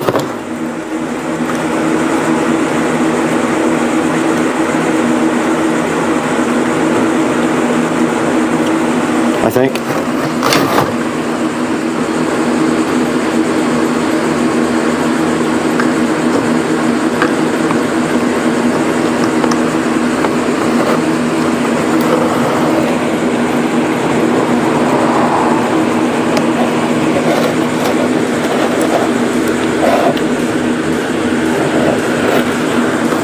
Okay, this is harder than I thought to get back on.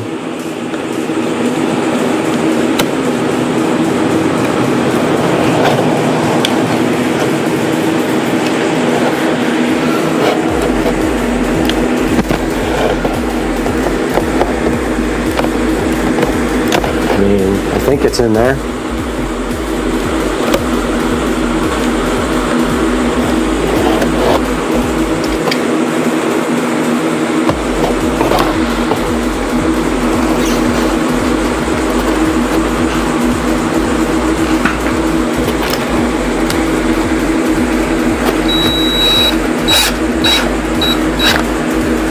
Looks right.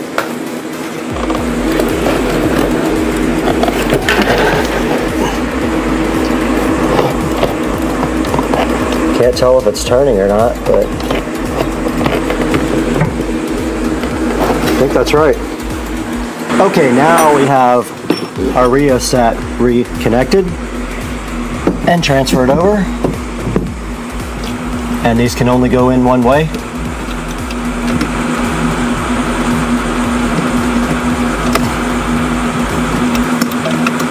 So you can't mess them up. And they have those anti-water dealies.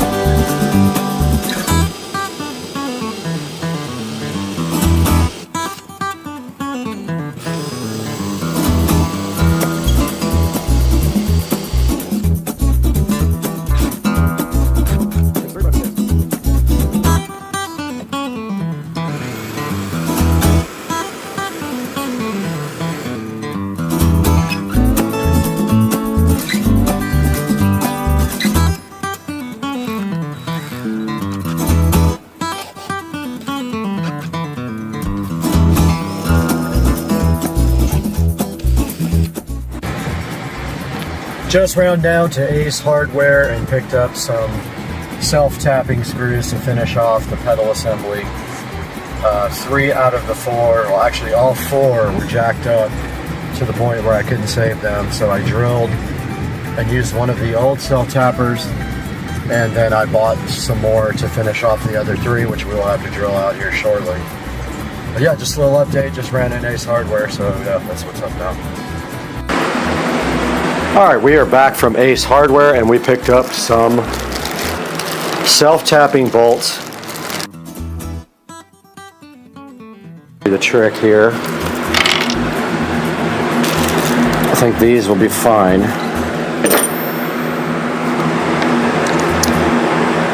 They have the same head as the other ones. Let's see if those will go in.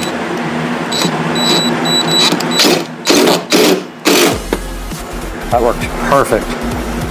I have to drill out this other side though.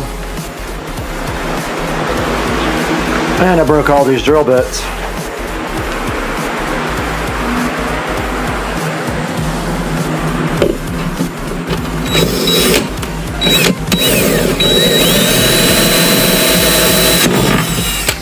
Oh, it's just plastic. It's just plastic, or either there is metal down below there. Yeah, I think there's metal below it. If not, we'll use the bigger ones. Yeah, didn't do anything. That one won't either. We might have to use the big ones on this. Oh. They sold me one of the wrong one.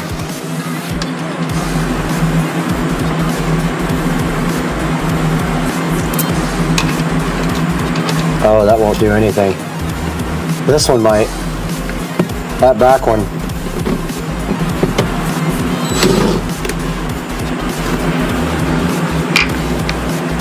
This one might go in. That back one is not going in.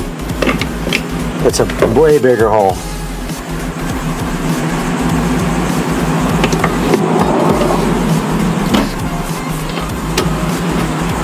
This one might go. Maybe not.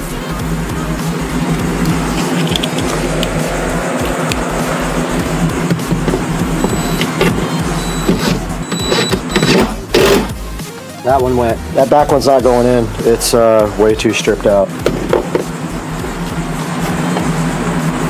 But that's not going anywhere.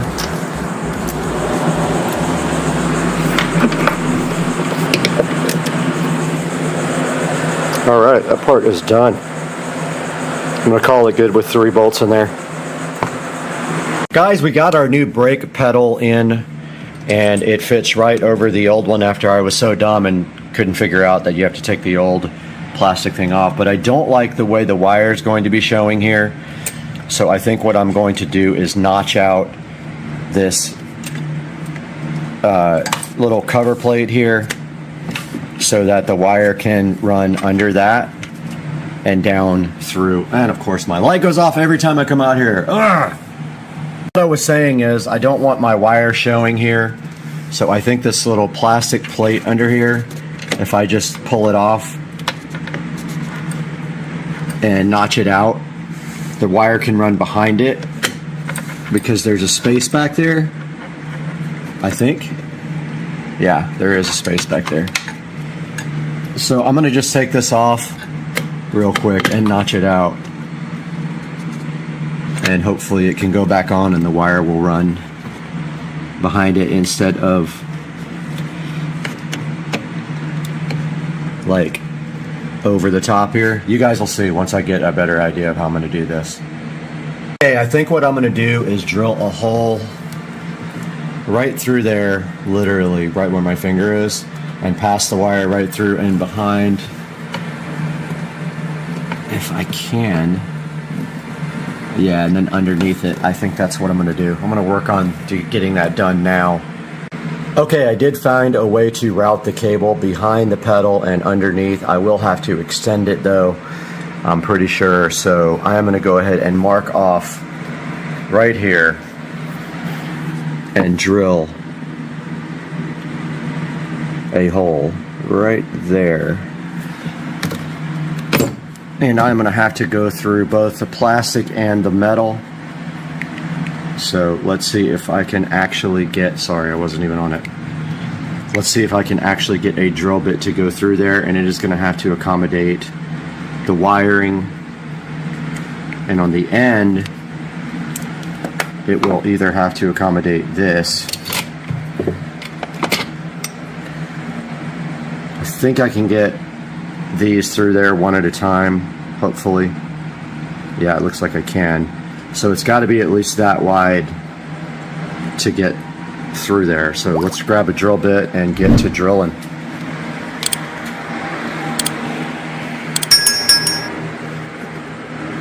If I didn't break them all yesterday.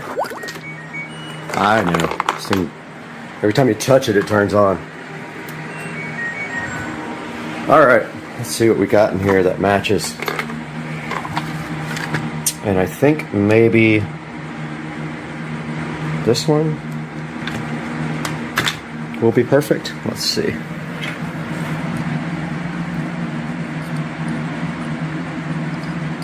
Either that or we just cut the wire and put new ends on it. Probably the best thing to do is just cut it and re-solder and heat shrink ends on it afterwards. Like go ahead and extend it right now, probably the best thing to do. And then we don't have to really put a super thick wire through the hole. We can drill it out smaller. So let me see what I got for wiring. All right, my plan right here and right now is to just cut off the ends of this and then extend it with this cheap little speaker wire that I have. The problem being the speaker wire is very thin, so I'm going to probably have to double up the ends in order to get our T-Con shrink wrap, not shrink wrap, solder connectors on it. I brought everything I need in here to do this connection. So what I'm going to do from the very beginning is cut off these worthless. You don't need bullet connectors. You're not going to be taking off your brake pedal. I don't know why they do it like that. I guess if you ever have to service it, I don't know.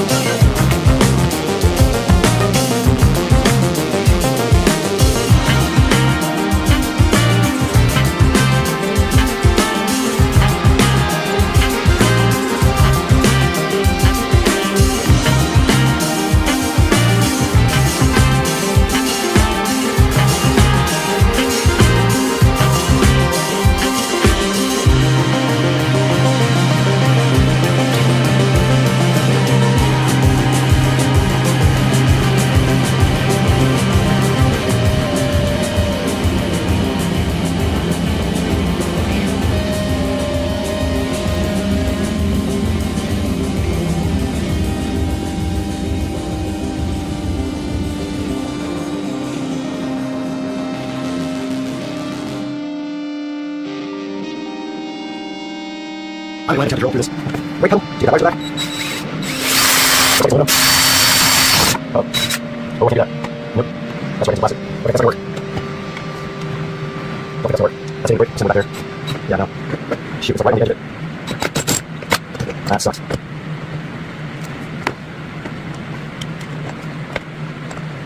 Oh man. Alright, well, I gotta get over here.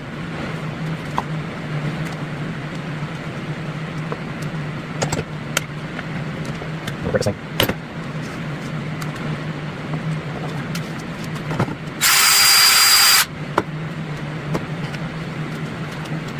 That's it. Oh, maybe. Oh, okay. As well. That's fine.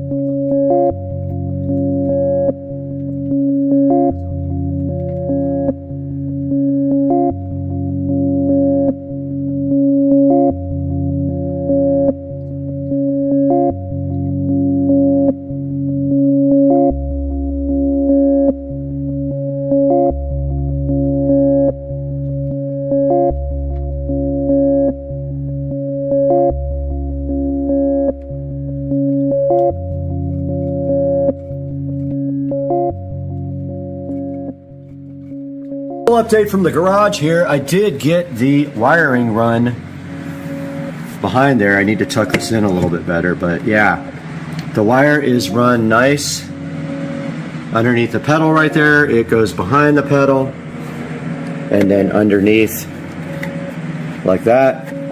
And then what we will do now is just tie this up really nice to the brake pedal and leave a little slack so it can move, and then get this tied in right there.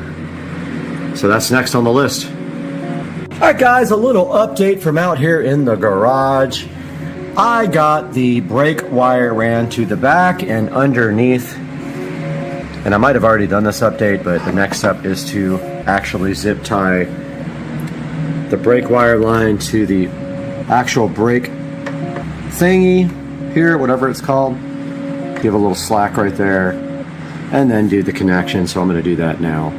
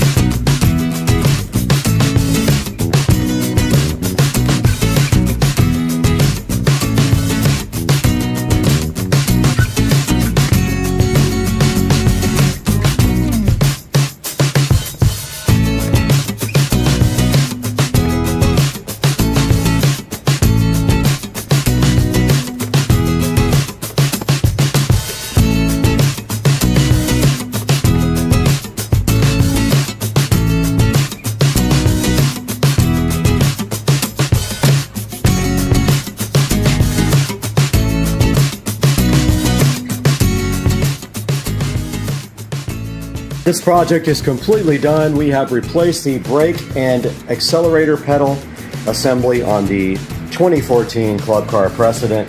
Looking so fresh and fly, and then we wiped it down and it looks great, and now the actual parking brake works again. I hope you guys enjoyed the video. Please thumbs up, subscribe, buy from our affiliate links in the description, and we will see you guys on the next one. Peace out.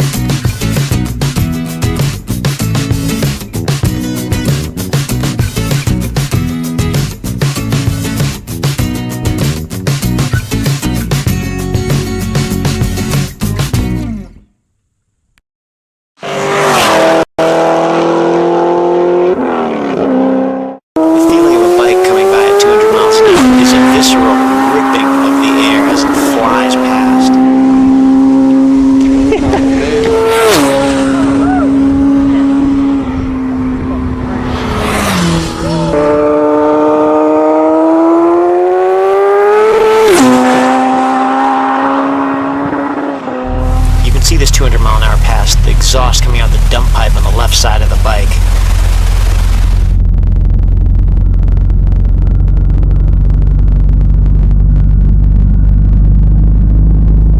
Turned it, huh? He blows my camera sideways.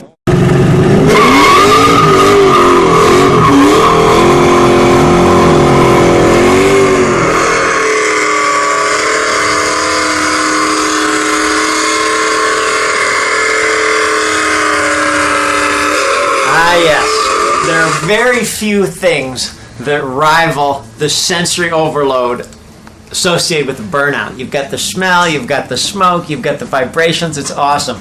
People love burnouts unless they happen to be wearing a law enforcement uniform or something like that. Burnouts are necessary for drag strip runs to heat up tires. Generally on the street, you don't really need to do anything like that, especially with roll-on races. So burnouts are just for pure pleasure.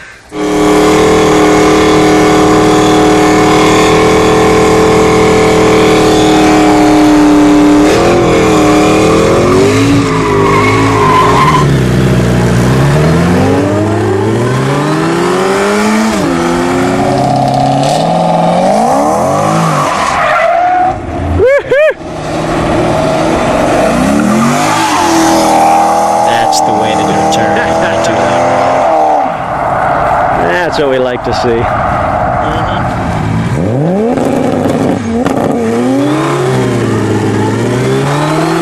The impressive thing about these burnouts are the fact that they start at about 40 miles an hour. So this black Supra has enough power to break the wheels loose at about 40 miles an hour, both wheels. It gets a little sketchy sometimes.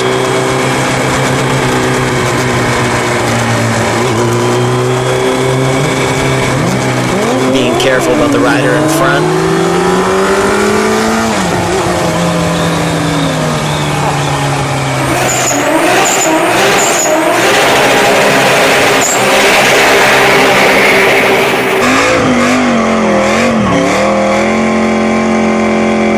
It's majestic seeing the smoke just pour off the wheels in the back and disappear behind the car. Keep in mind there's a camera bike back there.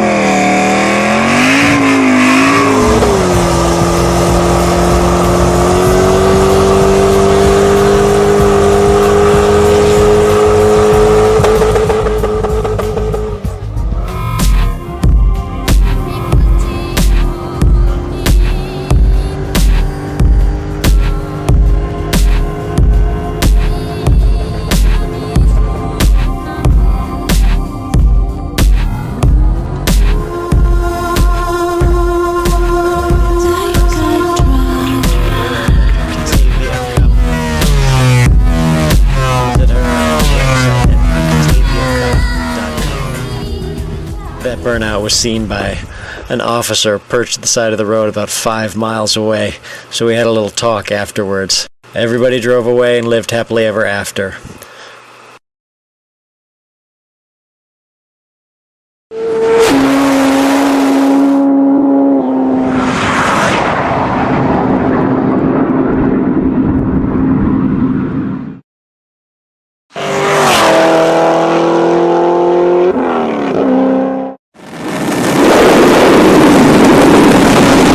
.3.5 Supra hardtop, very rare. There's only a few hundred hardtops made in that year. Running 74mm innovative turbo, 1000cc fuel injectors, and I have 264 cam springs and retainers on the stock motor.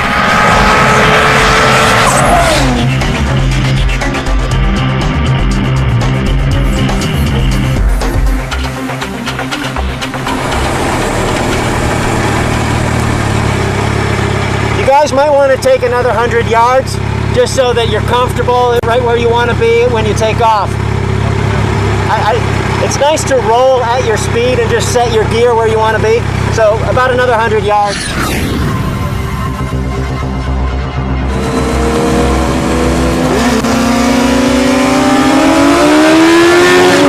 This is a great matchup. The rider on the ZX-10 is a fairly large guy, but still the ZX-10 managed to squirt away briefly before the 900 horsepower Supra takes it down well before the finish line, and then just adds to his lead as the speeds get up higher and higher, and the ZX-10 begins to lose steam aerodynamically.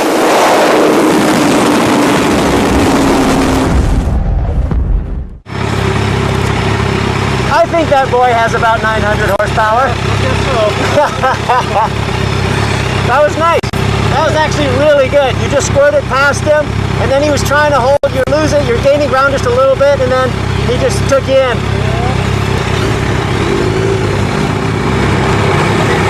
189 miles an hour, 28 pounds of boost, which is about 7 psi into my max. Very nice. It's probably got another 100 horsepower. Oh, you'll need that for the ZX-14. Okay. That was really good. It was about what I expected in that he took off just a little bit, you chased him down. Once the speed gets high, he's going to run out.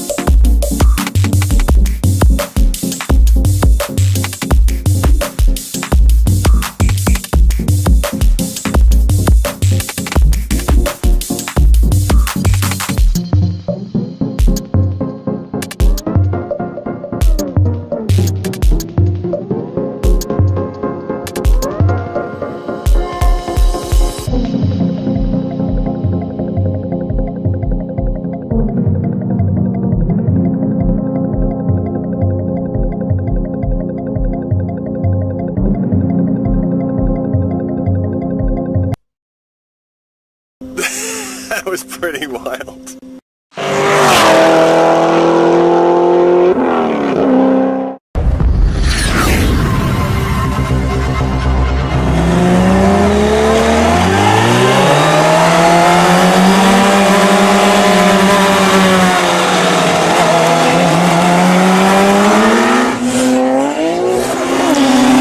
The Supra allows the Lamborghini a little bit of a jump, knowing that it's got enough horsepower to chase it down, which it does quite handily as soon as the boost comes on.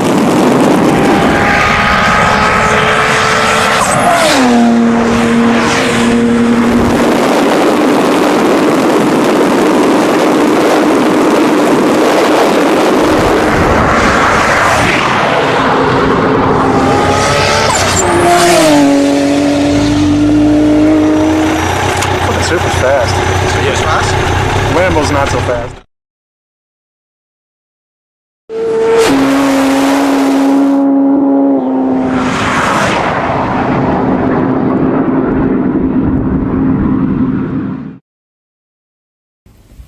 What happened to my pool?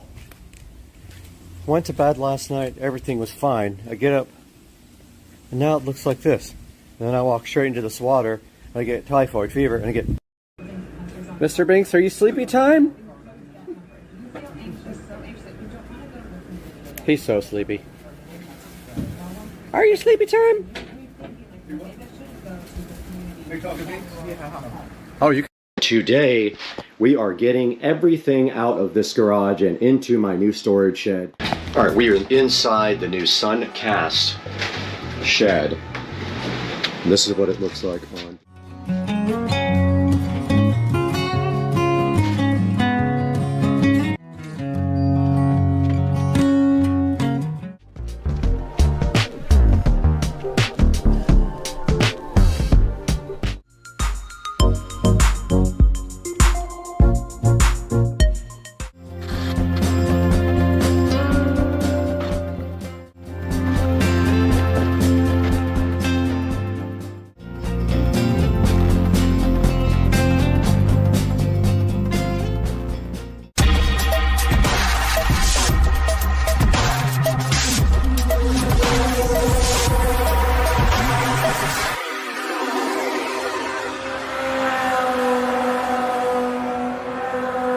Alright, I have the cover plates for the two boxes in the ceiling ready to get painted matte black. I know the lights up in the ceiling are white, so it doesn't really matter, but these will probably show up a little bit more. So let's go ahead and paint these guys black, and the screws.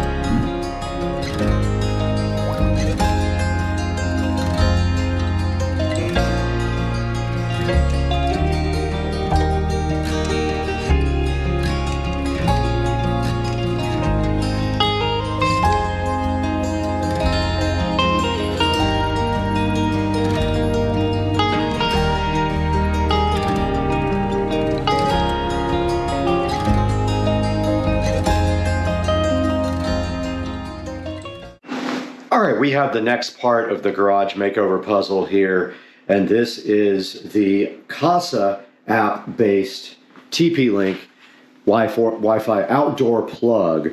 We do have two of them, one for the outer square, one for the inner hex. We're going to go ahead and get those programmed up here in the CASA app real quick. Okay, we have one smart plug plugged in right here and one plugged in over there. That's another thing. You can't fit two of these in the same outlet. They hit each other due to the cord. You would have to have some kind of extension thing. But we're going to go ahead and go into the CASA app, click Add Device, and it is a smart plug. They're orange and green. There are two of them plugged in right now, both flashing orange and green. Let's go to the top one here.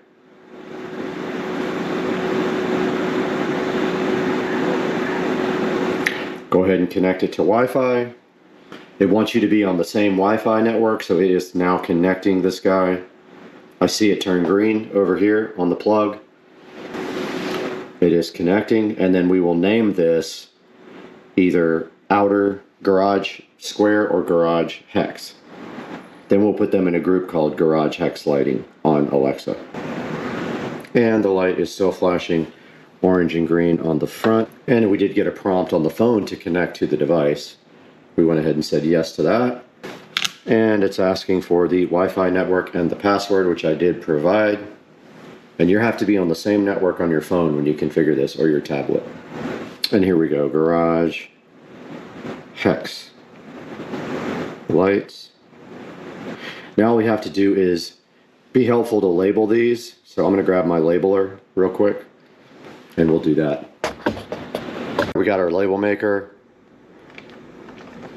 Let's go ahead and set this to uppercase, garage.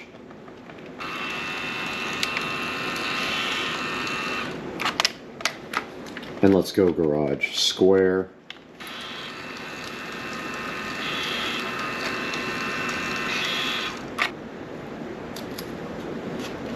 There's garage hex. And these guys are ready for install in the attic.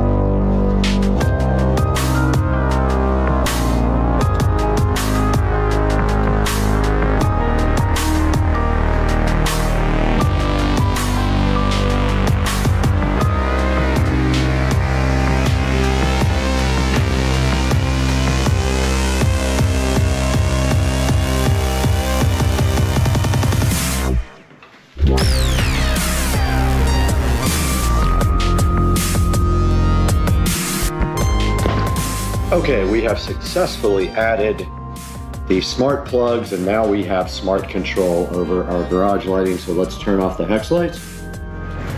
And we can see we can just go with these if we want to. We can turn off the square lights and just turn on the hex lights. And now all we have to do is go into the Alexa app and make a routine called garage lights. And we can turn on both of these at the same time. Back here in the garage, and we have added all of these lights to a group called garage lights. So now we say, Alexa, turn off the garage lights. And they all go off except for the middle one, which is controlled by the garage door opener. Alexa, turn on the garage lights. And they are all on now. So this part of the project is finished.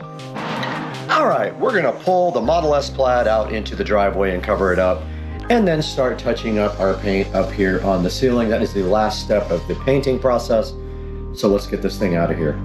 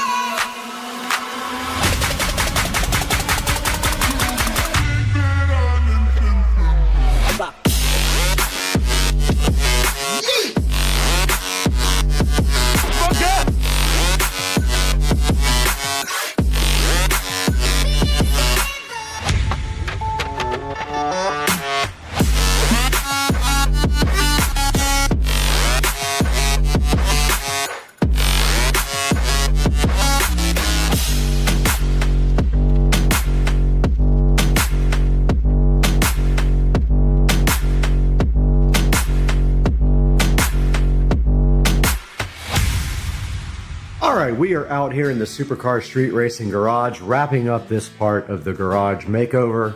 And the first thing that we see that we have done in the garage is we successfully painted the entire garage black, including the ceiling, because I saw that look online and it's something I really liked.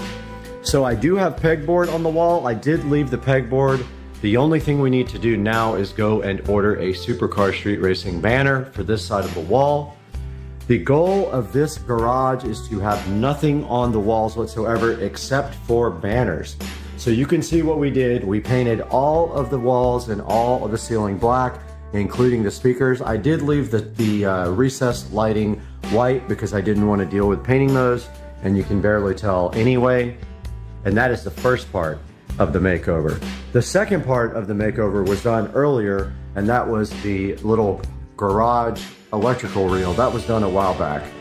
We also then put up the garage hex lighting, and we did successfully run the garage hex lighting to 2 smart plugs where now everything is controlled smartly online.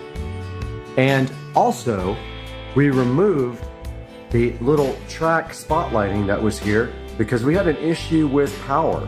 We were putting too much power on the circuit that's in here, and so I removed that light, and I also removed this regular light from up here to decrease the energy consumption in the garage. As an earlier part of the makeover, we also put this nice smart LCD dimmer switch in. Even though these guys right here are smart, we do have this little LCD dimmer switch on here. After we painted the walls black, and by the way, the windows in the house are all getting replaced in 3 weeks. We're waiting for them to be delivered. We also went ahead and painted a red stripe on the top, and I tried to match the line of the bulkhead up here, whatever that's called, the beam or whatever runs across there. And I did paint a red stripe all the way across to the other side. Also part of the garage makeover, we installed these recessed smart lights that are all controlled by Alexa. Oh wow, I didn't wake it up. So these are all Bluetooth controlled. So they all are linked to a device via Bluetooth, and they are available to change colors and everything like that. The last part of this section of the garage makeover was that we moved everything out to the new Supercar Street Racing storage shed.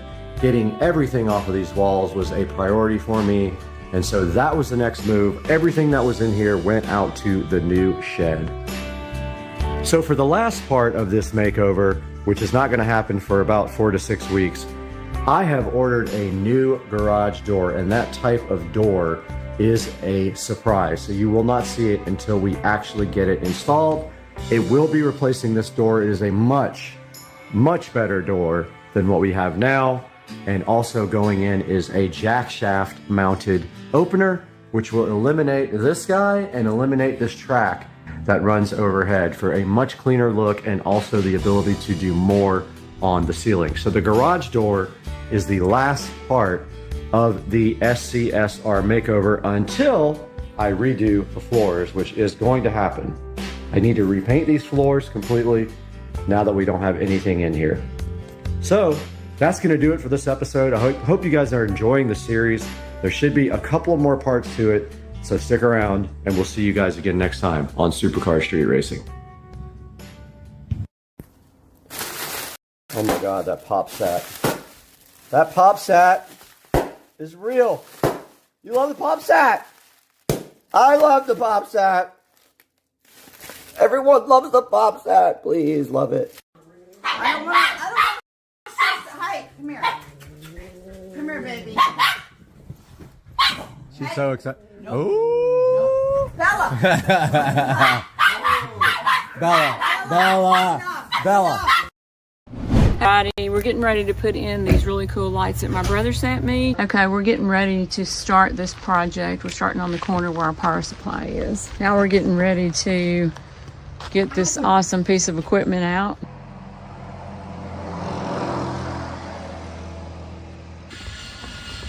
Okay, made it up to the top.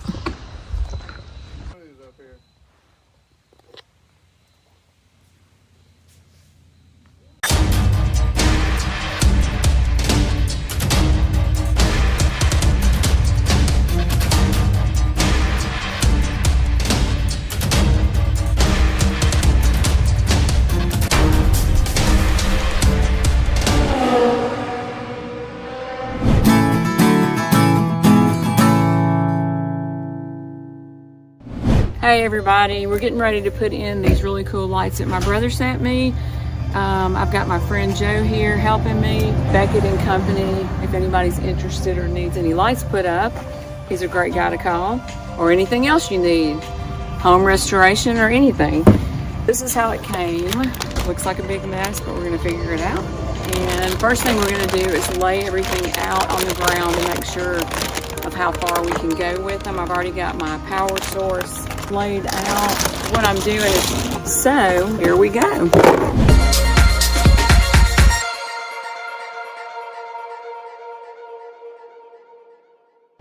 We're getting ready to start this project. We're starting on the corner where our power supply is. Here.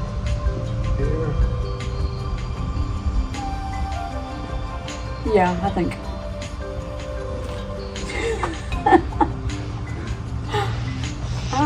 Yeah, I'm thinking right there and then just go up from there.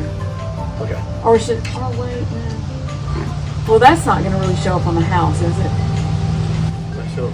Oh, yeah, I'm up.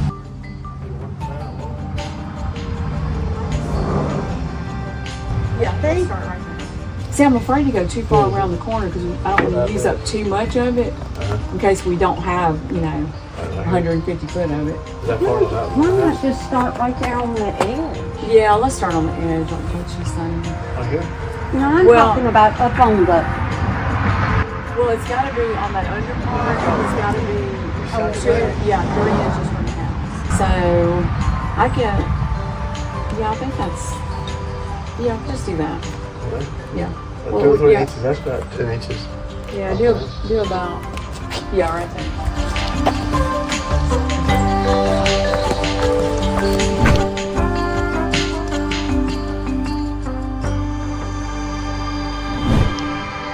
Okay, so we're getting started on our first light, putting it right in the corner by our power supply, and then we'll go from there. We're going to use screws on it. We did stick it up, it stayed, and we're going to reinforce it with a screw. So it's actually pretty easy. You don't have to buy any extra clamps or anything.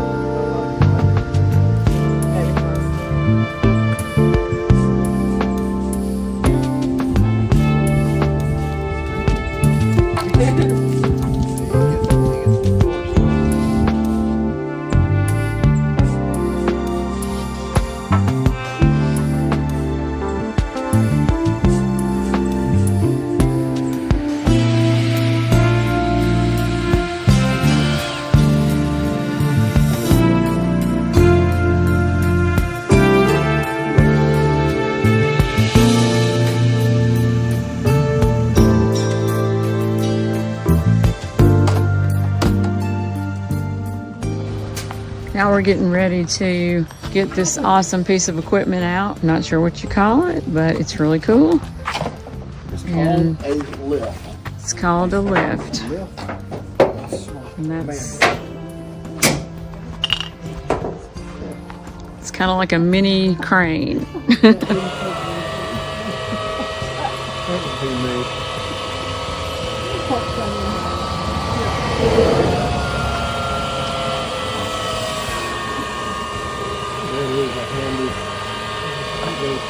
That is the coolest thing I've ever seen.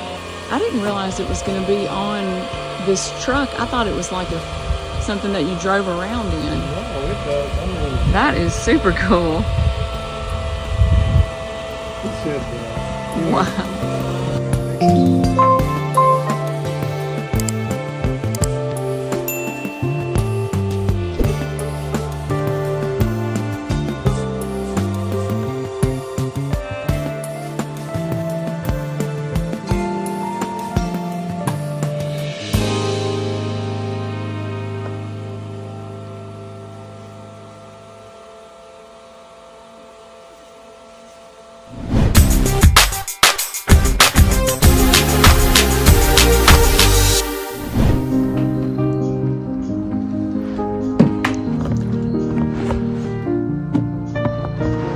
Would it help if one of us got on the ladder and pushed that up for you?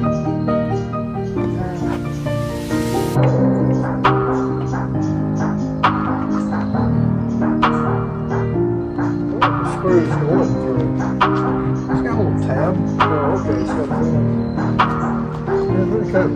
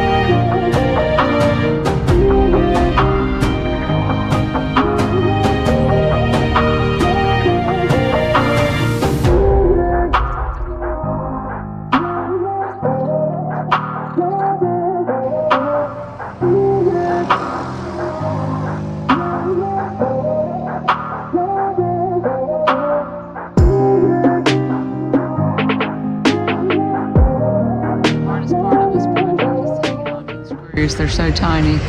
He's sticking it up with the sticky tape first, so it'll at least hold there, and then he's putting the screw in it. It works a lot better if you stick them. Yay!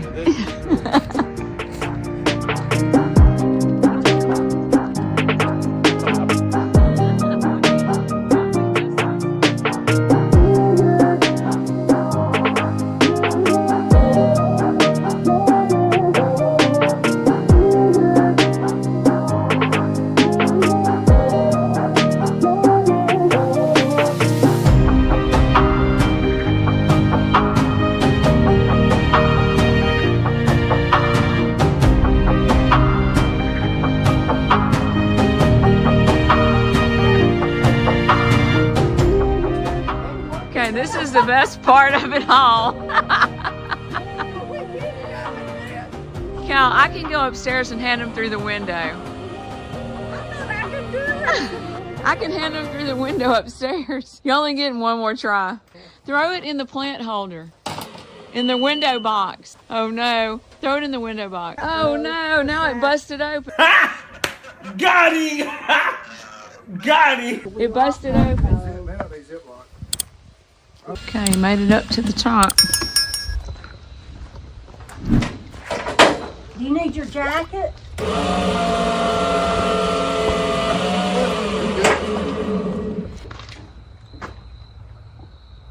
We can train a bird. Who's up here?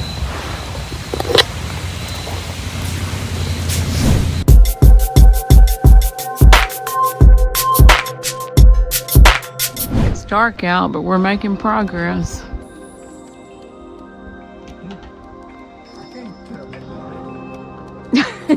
It's light where you are.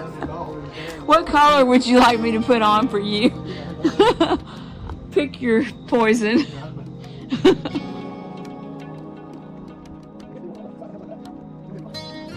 I think we're gonna have to, don't you, to get them up there, or what do you have another idea?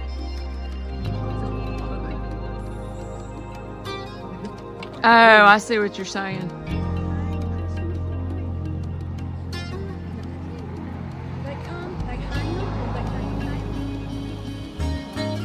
All right, it's nighttime and we're still working, but God, it looks so good. It is beautiful. Beautiful, beautiful.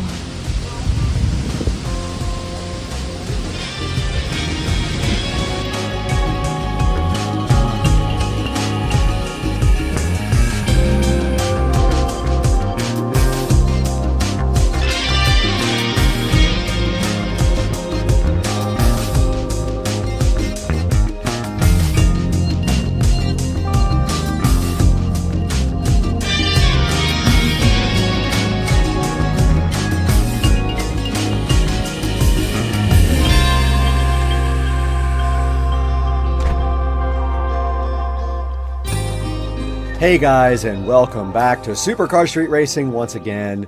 My name is Brad, and you just saw Sister Car Street Racing, who is Denise, installing her new SMI Titan lights, I'm trying to get that pronunciation right, on her house over in Mississippi. Now, SMI Titan was so generous to go ahead and send a set of their 150-foot permanent outdoor lights to Sister Car Street Racing so she could go ahead and install them on her house. But there was only one caveat: she had to make a video for me, and I think she did an awesome job on her first try. And I enjoyed the way that they showed us how they had the lift at their house to put the lights up on the gables, which is something that can be difficult without something like that. You would normally be like on top of the house, hanging over underneath and looking underneath, or you would have an extension ladder to do it as well. Now, these SMI Titan lights are $249 right now, but they have a $75 coupon on them. So go ahead and click through our affiliate links to buy your SMI Titan lights for your house. Now, there are a lot of competitors for this market segment, so a lot of companies are coming out with some of the same products, but go ahead and give SMI Titan a look if you're looking for a lower cost alternative to someone like Govee. Now, I do have the Govee outdoor permanent lights on my house. They were not sponsored. I was not given those lights. I actually had to purchase them. But SMI Titan went ahead and gave Sister Car Street Racing these lights, and she is installing the rest of them right now. They are on the last cable, but I wanted to go ahead and get this video out to you guys. So when she's done, we're going to do a follow-up video on the full install. She'll go ahead and walk around and show you guys what she did. And guys, please support the channel by buying all your Amazon products through any of our links in the description.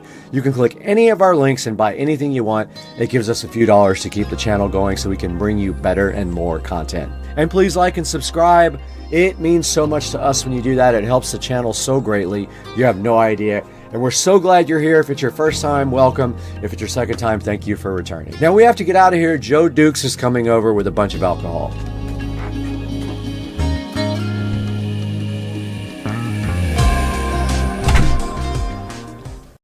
All right, guys, welcome back to another episode. We got the guys here starting to refinish the pool today. And so looks like they're draining the pool now and washing it down. Let's take a look. All right, if I put you on video, man?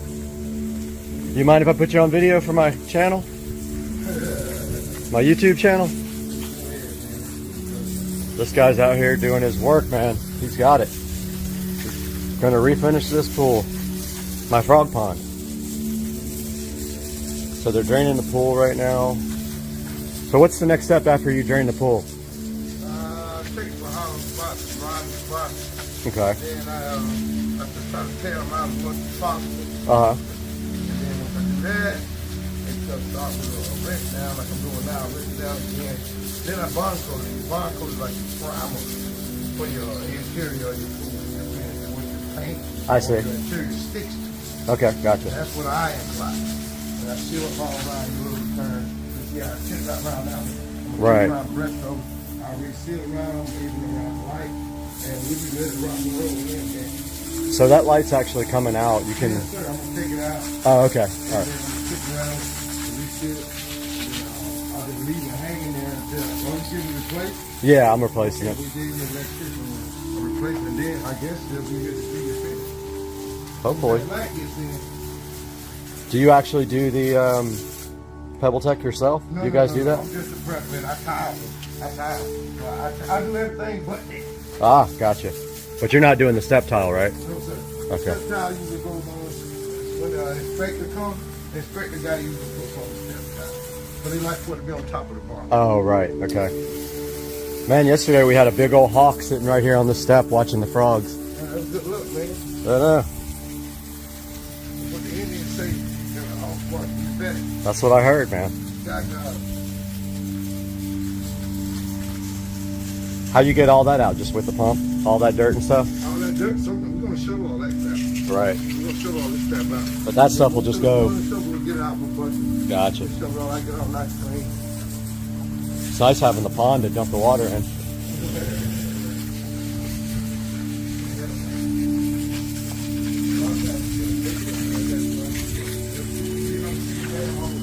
Dang. Really?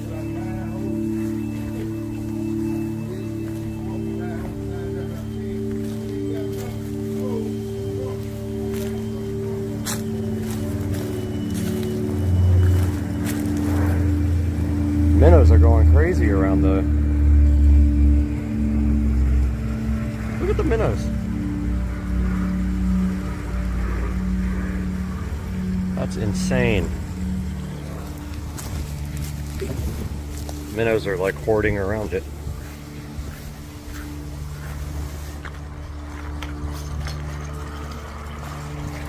There goes the water.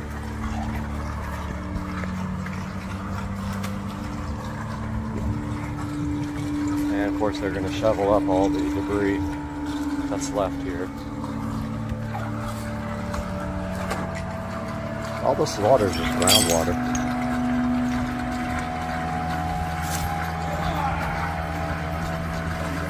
Yes, sir.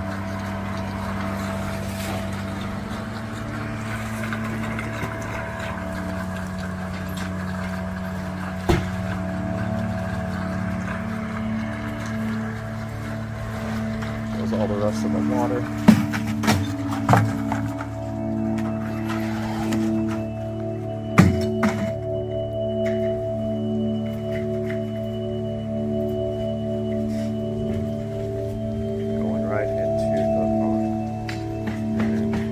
Attracting the alligator right there.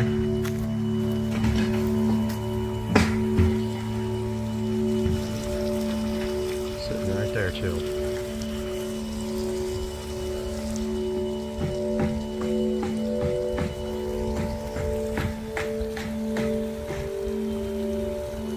Might be another one on the bank over there.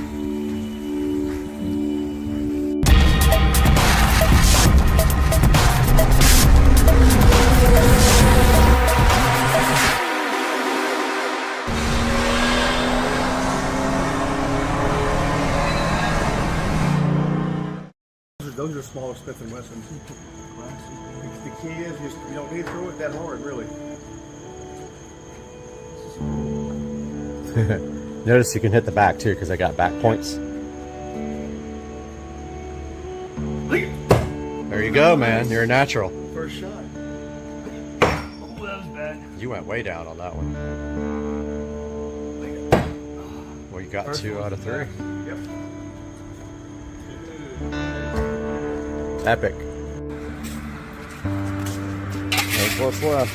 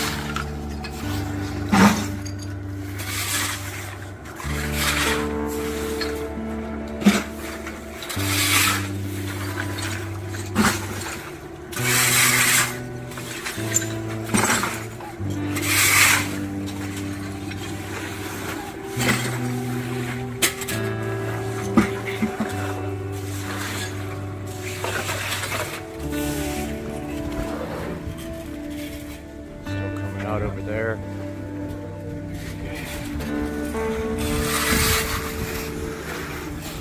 He's trying to get as much of the water out as he can.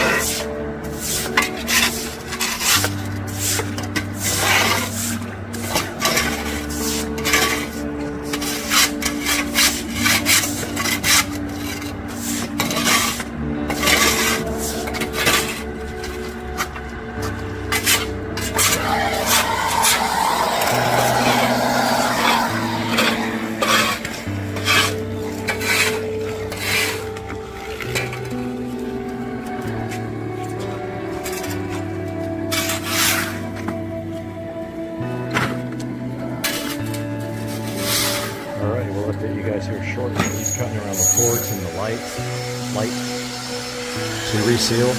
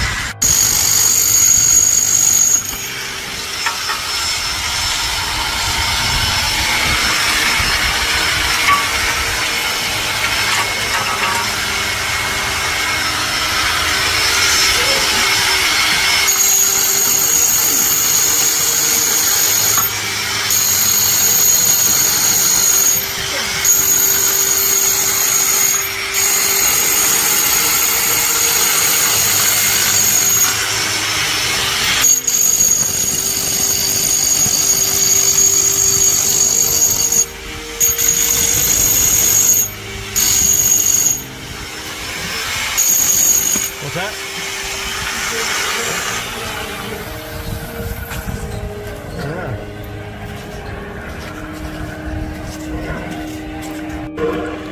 There's the drain. Got water in it already. Seeping up through it, and the pump's just going crazy. Making the greatest noise ever. But yeah, he ground out around the light and then all the ports, so we can reseal those before they start doing whatever they do next. And we got a bunch of dumb frogs in here too. There's one. I guess they're left over from before.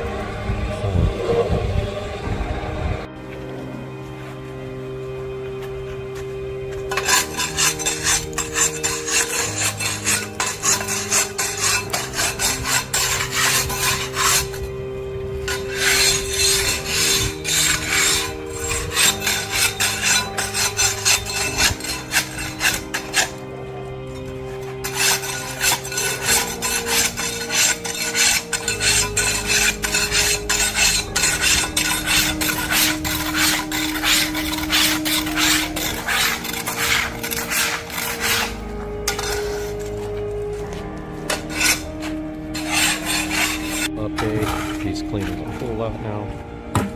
Got it almost clean. Scraped everything. Now they're just gonna put it all in that bucket.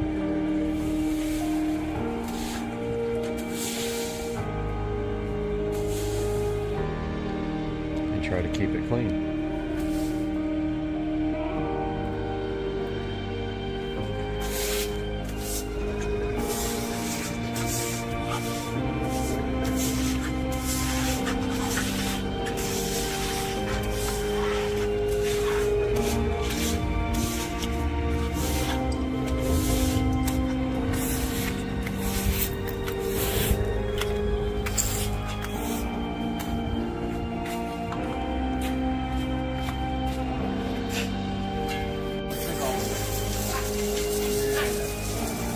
Got him.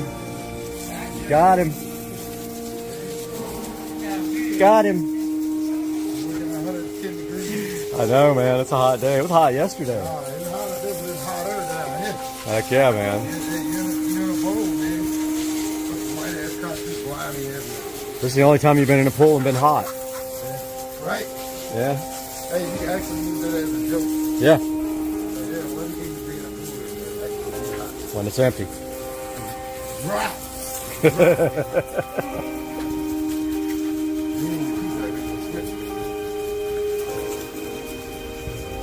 Or if it's a hot tub.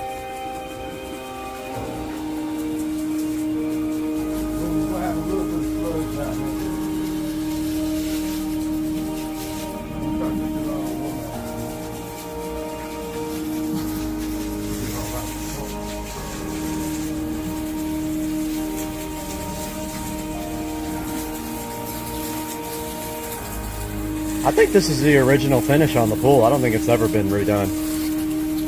Do you? I mean, it's pretty stained.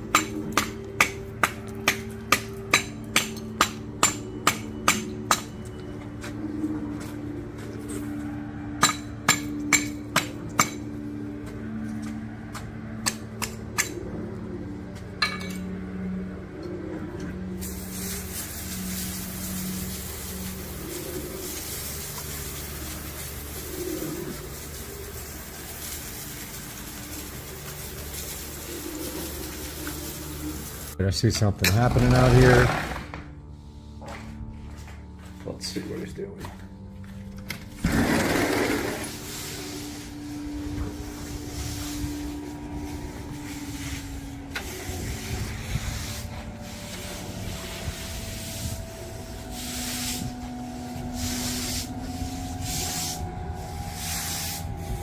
pretty cool.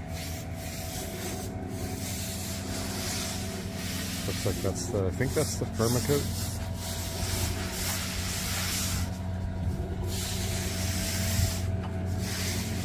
That stuff.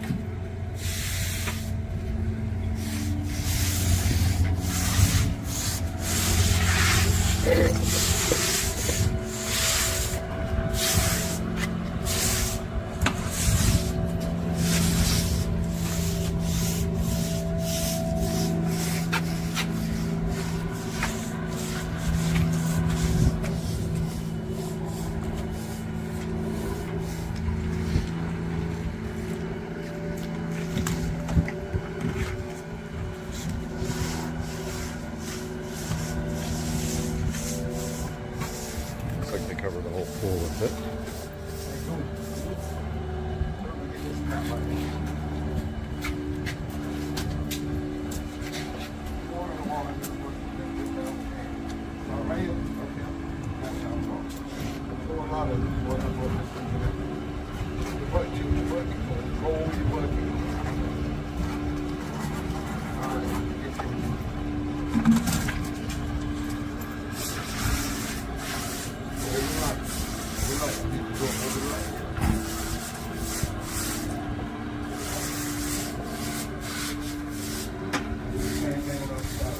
Stuff dries fast. It's already drying.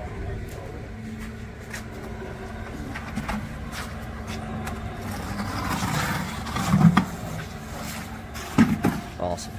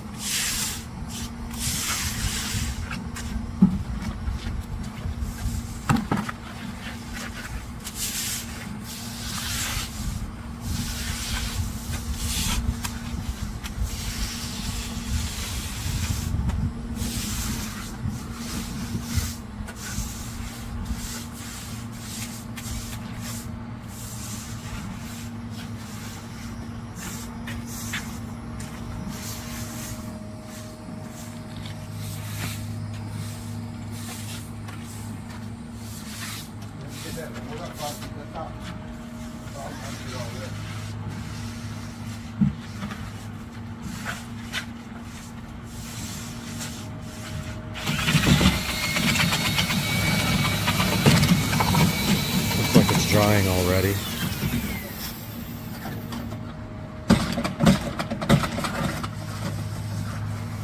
Pretty crazy. update you guys when they get done. All right, guys, so just wanted to record a little outro here. My security camera footage did not save properly, but looking at what we have this morning, yesterday, my yard guy came and cleaned all my gutters out, and I won't have a problem anymore over here because this was my biggest problem. This palm tree would drop into these gutters and cause them to clog up, but he came yesterday and cleaned all that out till that guy starts dropping leaves, and then it'll probably get clogged again. I also asked him to do some trimming on this tree, but yeah, so this is what we got this morning. Looks like everything's drying except for that little patch, and I let them know that that might be a problem because didn't really dry because there's water coming up from the pond, obviously underground. It actually needs time to dry, so I don't know if they got to put 2 pumps in there to let it dry or if it's going to be fine like that, but this looks mostly dry. So I think the guys are going to come today, would be my thought, but I'm not 100% sure. So that's going to be all for today. I hope you guys are enjoying this. It's actually kind of fun to watch this come together, and we'll see you guys on the next one. Bathroom, and when you're in the house, they did on my channel about a year and a half ago. Now, so this is going to support the mirror mount in 2 different places. First.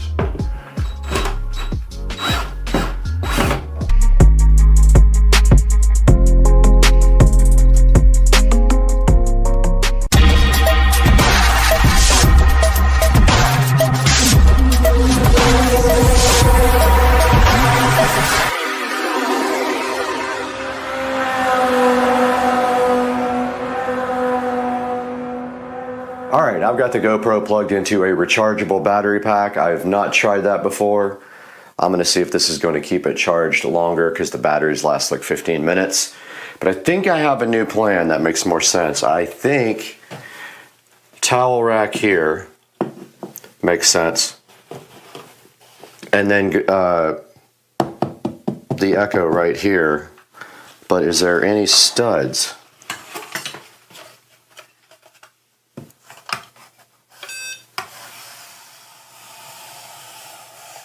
No.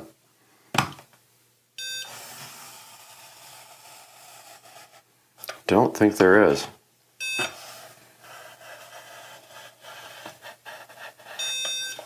think the only stud's right there, which is awesome. I mean, I'll have to, unless I can cut around this, I'll have to fill this.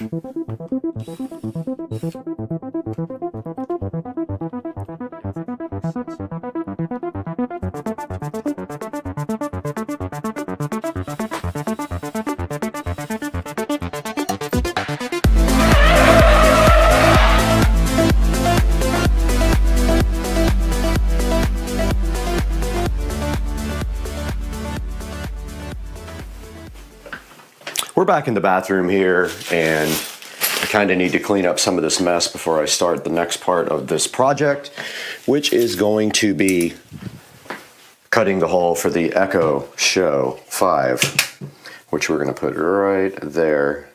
And we're going to keep it up top here to keep it a little bit higher and also reuse these holes. So mounting this is super easy. I've done it many, many times. The trick is getting it level. So this is the kit. And pretty cool little kit. All you have to do is cut the hole, and there's some little clips that hold it into the drywall. They also give you an extension for your plug if you have to run power somewhere, but we are going to be putting a power adapter inside the wall, so we don't need this guy, so I have a bunch of extra ones of these.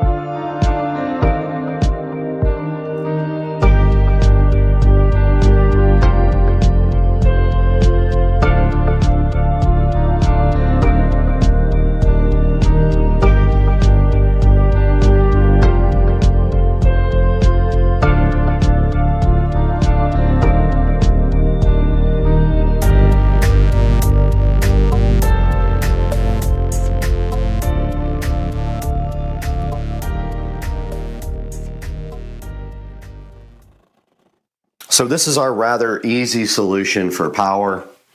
Now technically, you are not supposed to do this, so don't tell anyone. What we're gonna do is grab power off of this receptacle here and put power to this Show 5 device. So I've got some electrical cable here. It is not Romex, and again, you're not supposed to be doing this. But at this point, I'm not worried about it. It's accessible. The Echo Show pops out in 2 seconds. So it is what it is. It's happening.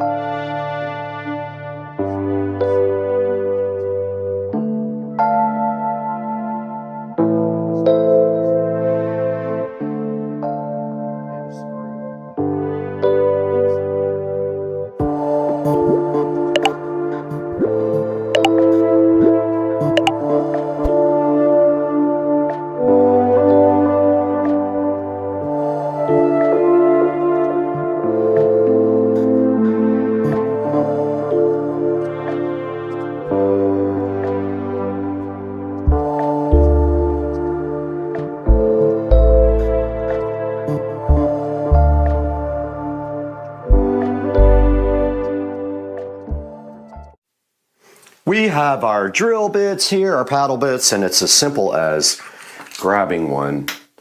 And I'm going to put a nice size hole in the side of this guy. And when you're doing it, do not hit wires. Do not touch the side of the plug. It is on and active. This is very not recommended. So we're just going to go right through the side.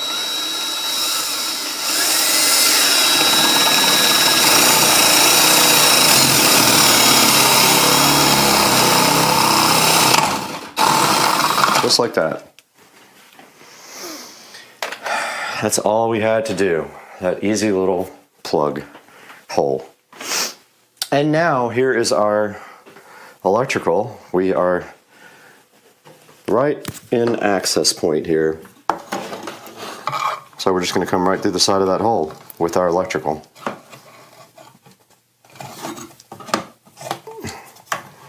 Now, since this is not technically closed up and it has access, this really wouldn't be out of code, I don't think. You can't close in a plug like this inside the wall, but we are not closing it in. It literally pops right out. So now we are going to go ahead and connect this side.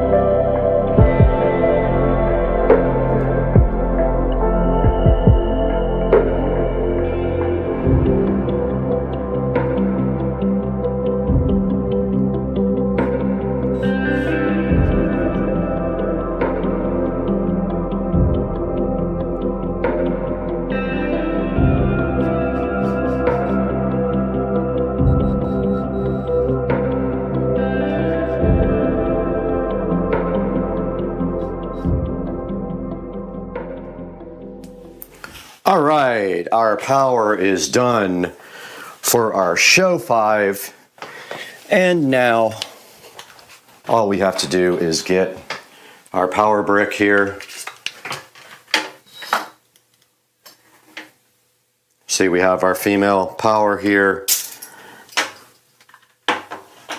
And all we have to do is plug this guy in like this. Just like that. And it just simply falls right back into the wall.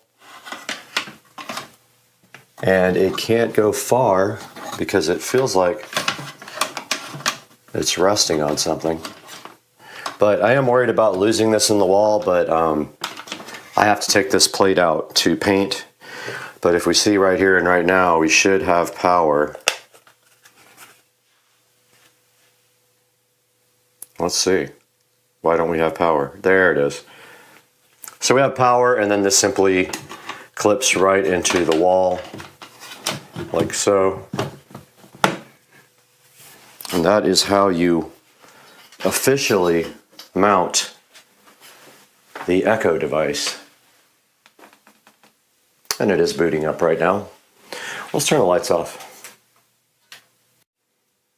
All right, the device is powering on right now. Let's go ahead and let it do its thing. We do need to change the wallpaper on that. We'll figure that out later.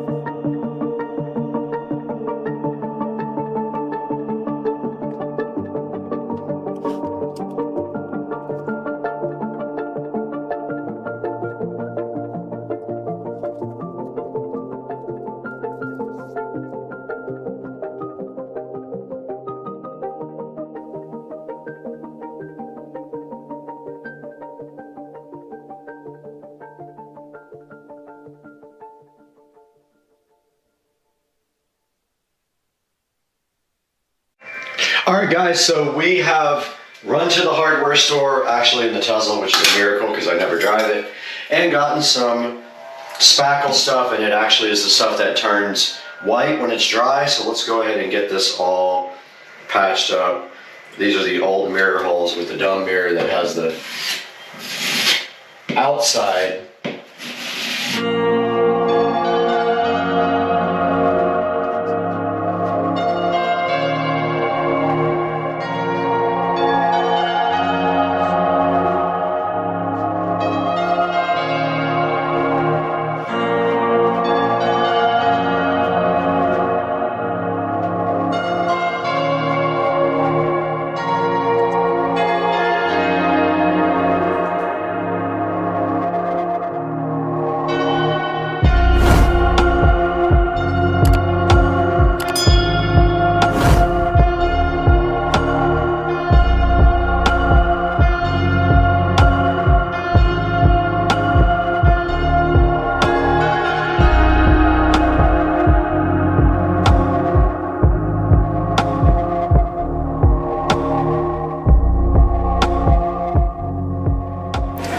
So I just recorded this whole cool thing about this new paint system.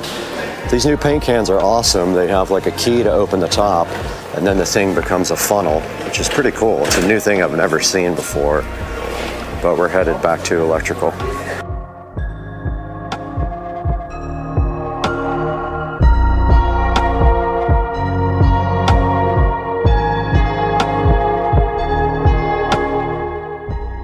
Okay, so they were up here on the very top, and I had to go all the way down here and get the box down to get one of the old work boxes out. These are the ones that have the flip tabs, so you just put a hole in the wall and you flip them up, and that's what we need.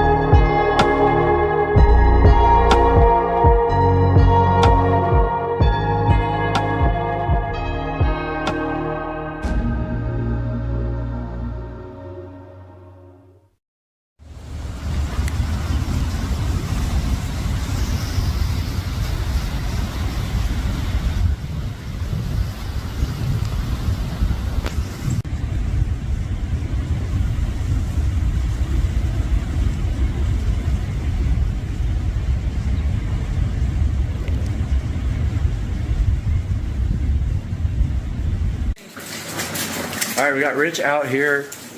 Yeah. YouTube star. Cleaning up cops. So we're over at Tina's, and she's giving me this beautiful motorcycle. take home, and it's got patina on it. This is on purpose, right? No. I don't know what that is. What is that? Patina. What It's is- just, you know, rust. It's well patinaed. We're gonna take this home and see about maybe getting it running again. Watch out for your foot. We got to get this out of here right now.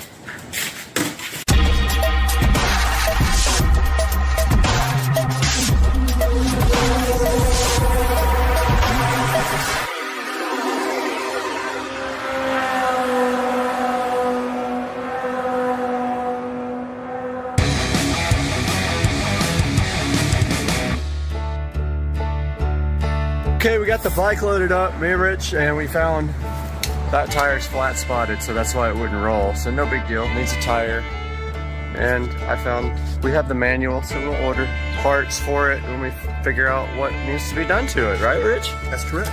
Not Tina, she's not on camera. Off cam Tina. And 2 weeks from now, we'll be jumping cars with it. Jump whatever will get in front of us. That's pretty Cars, cats, dogs, whatever. Yeah.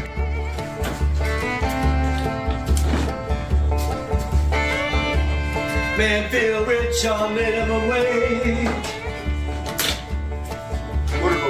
Love is money.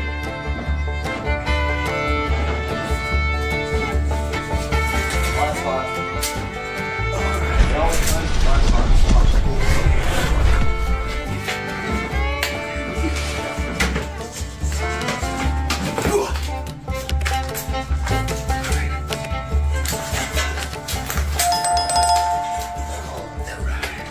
That's great. So you hit the last spot.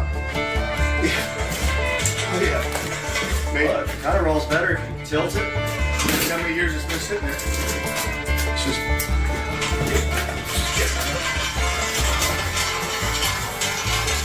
Right here. All right. Extend. Sweet. Boom! Okay. Mini bike. Awesome. Dude, the mini bike life. Coming over to get some potatoes. Okay. All right, we're out here in the garage, and Rich is over there doing something to his truck, I think with seafoam. And I'm trying to make him help me, but he's tired, even though I only slept 2 hours. Gotta get the lights going here. Okay, so we got right here a real gas tank. Actually, I'm gonna get the microphone. All right, somebody's coming over. I got my Glock ready, Tech 9. No, so Rich is coming over to help me with this bike first look at. And so we got this, I was telling Rich, so these don't have a real gas tank, so this doesn't come off. Here's the gas tank, here's the choke, here's the fuel cutoff. This is literally... So that's the real gas tank? That's the real gas tank there. That's where you put the seafoam. And so we're gonna go ahead and... That's interesting. Yep. This is totally fake. Totally fake. Wow. And zip tied. There's zip ties right there for something. Okay, so I don't know how to get the... Okay. All right, so here's the first look at the gas tank. Now... All right, so it's got a gasket on the top. Now on the good... Yeah, that don't look good in there, bro. So there's actually some gas in there, but it's kind of dark looking. Where's my light? That's not good. Where's my light? Check it out, Rich. What do you think about that? There's not much in there. Should we like just pour that whole seafoam thing in there and then also fuel, or just? There's not a lot in there. It's not a lot. I would pour seafoam. Seafoam usually, but God, that's been in there for years though. I mean, how you want to get it out? Is there a drain? That's what I was going to see if we could drain it. If we can, I would yeah, drain. Drain it? Yeah. Okay, let's see if we can figure out how. All right. So, all right, so there's no drain plug. No. Okay, so you'd have to siphon it out. Oh yeah, and I don't know if I want to deal with that. Or just add seafoam to it. Well, I'm thinking like a bunch of seafoam and some fuel. And get some new yeah. ethanol. And since it didn't yeah. And since it didn't go into the carburetor, right. Since it's off, maybe that's enough dilute. All right, so we've got our seafoam here.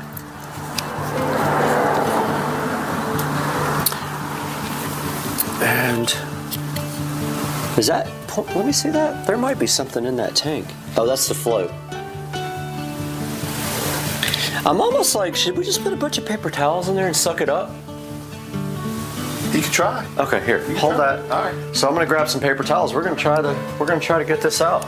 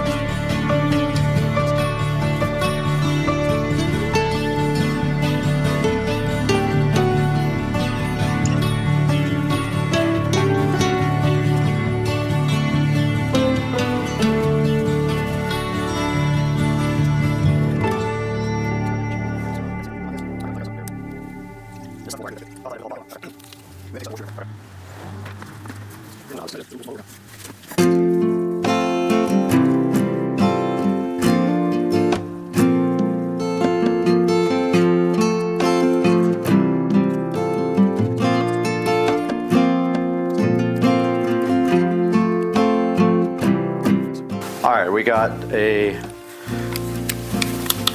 light on over here, and here is the oil.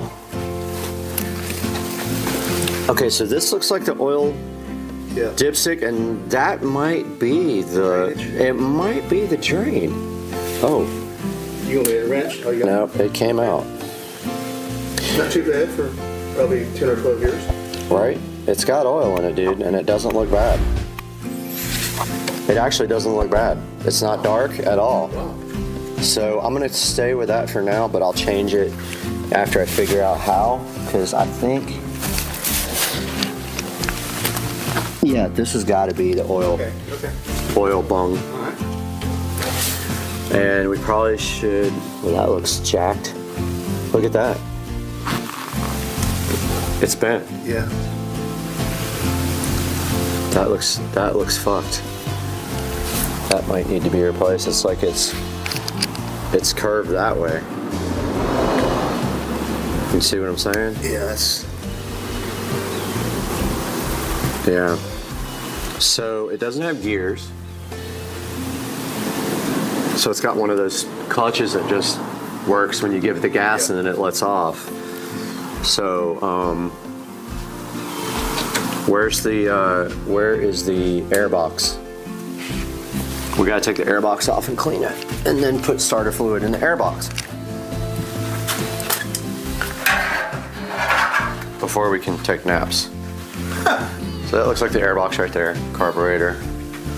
Let me zoom in closer on this guy right there. So we've got a wing nut up here. Did the seat pop up? Comes off a little. No, does not pop up. But we got a wing nut on the air cleaner here. What we'll do is we'll take the air cleaner off completely. It's definitely rusty. We have to. It's seen better days for sure. Okay.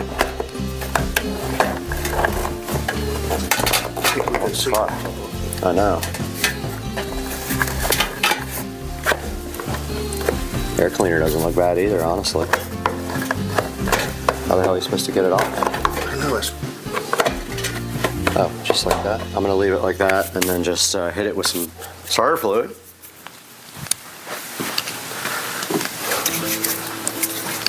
And hope the spark plug doesn't need to be pulled out. Does it have a spark plug? It must. Yeah, it's gotta have one somewhere. All right, so fuel. So this is a fuel switch, so fuel on. This is a choke. So this fuel hasn't been turned on in probably years, and so we just got the fuel flowing. We're gonna put our choke on, and then we're gonna see, here's the switch. I don't know which way is run and which way is stop. I can't read that. Off, on. Okay, so this is run. So you go forward here on the handlebars for run. So we got it on run.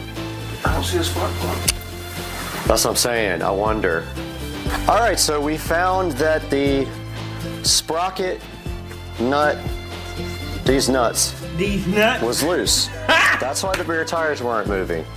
This was so loose that basically this was spinning, but this couldn't do anything. So we got some jack stands here. We got to find the right socket for this guy.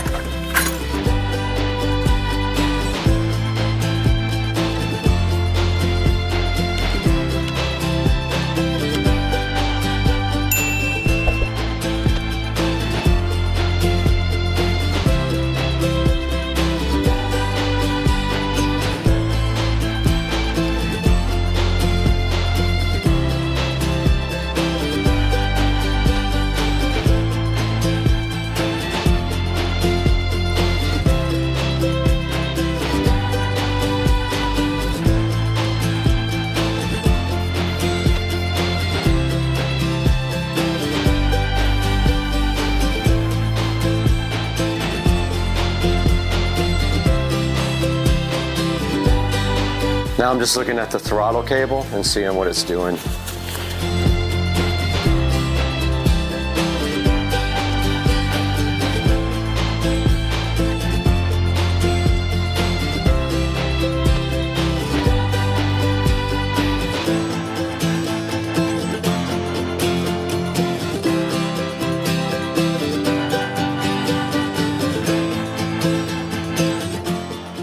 All right, so the verdict is that the throttle cable does not work. It is not doing anything and the bike is stuck on wide open. So I'm going to pull off this breather and see why it is not doing anything. So we got one wing nut for the breather cover, and we got one wing nut for the actual foam air filter.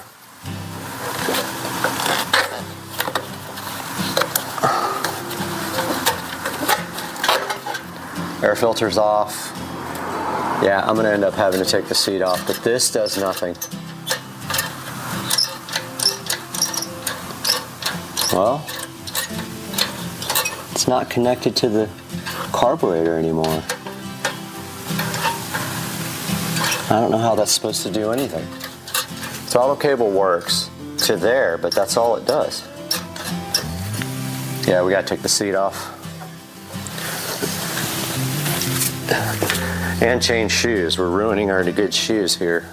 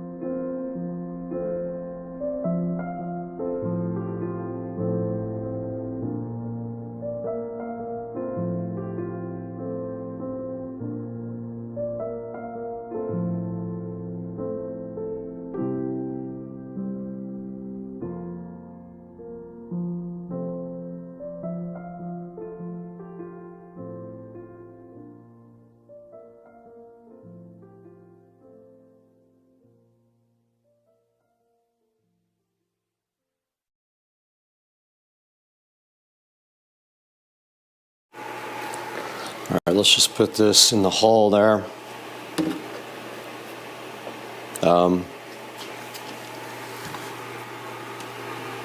Oh.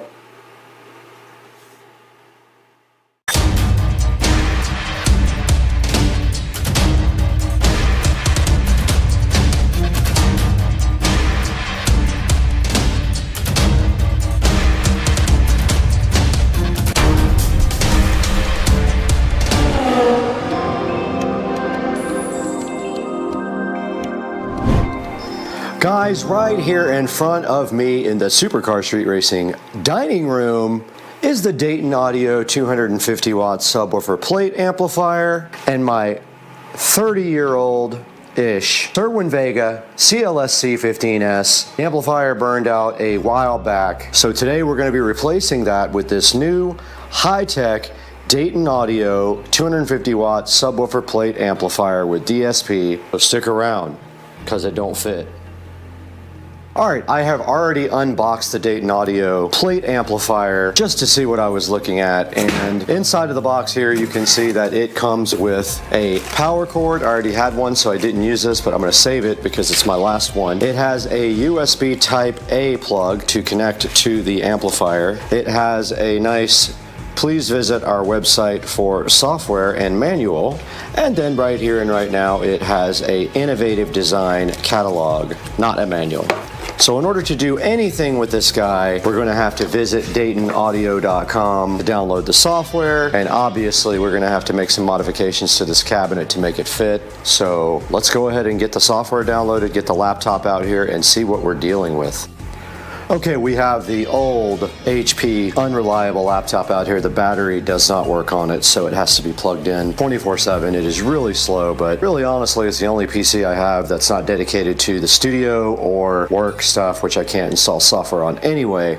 But it does have the required USB port on the side, and that's how long it takes to open up Google Chrome. As you can see, it hasn't even opened it yet.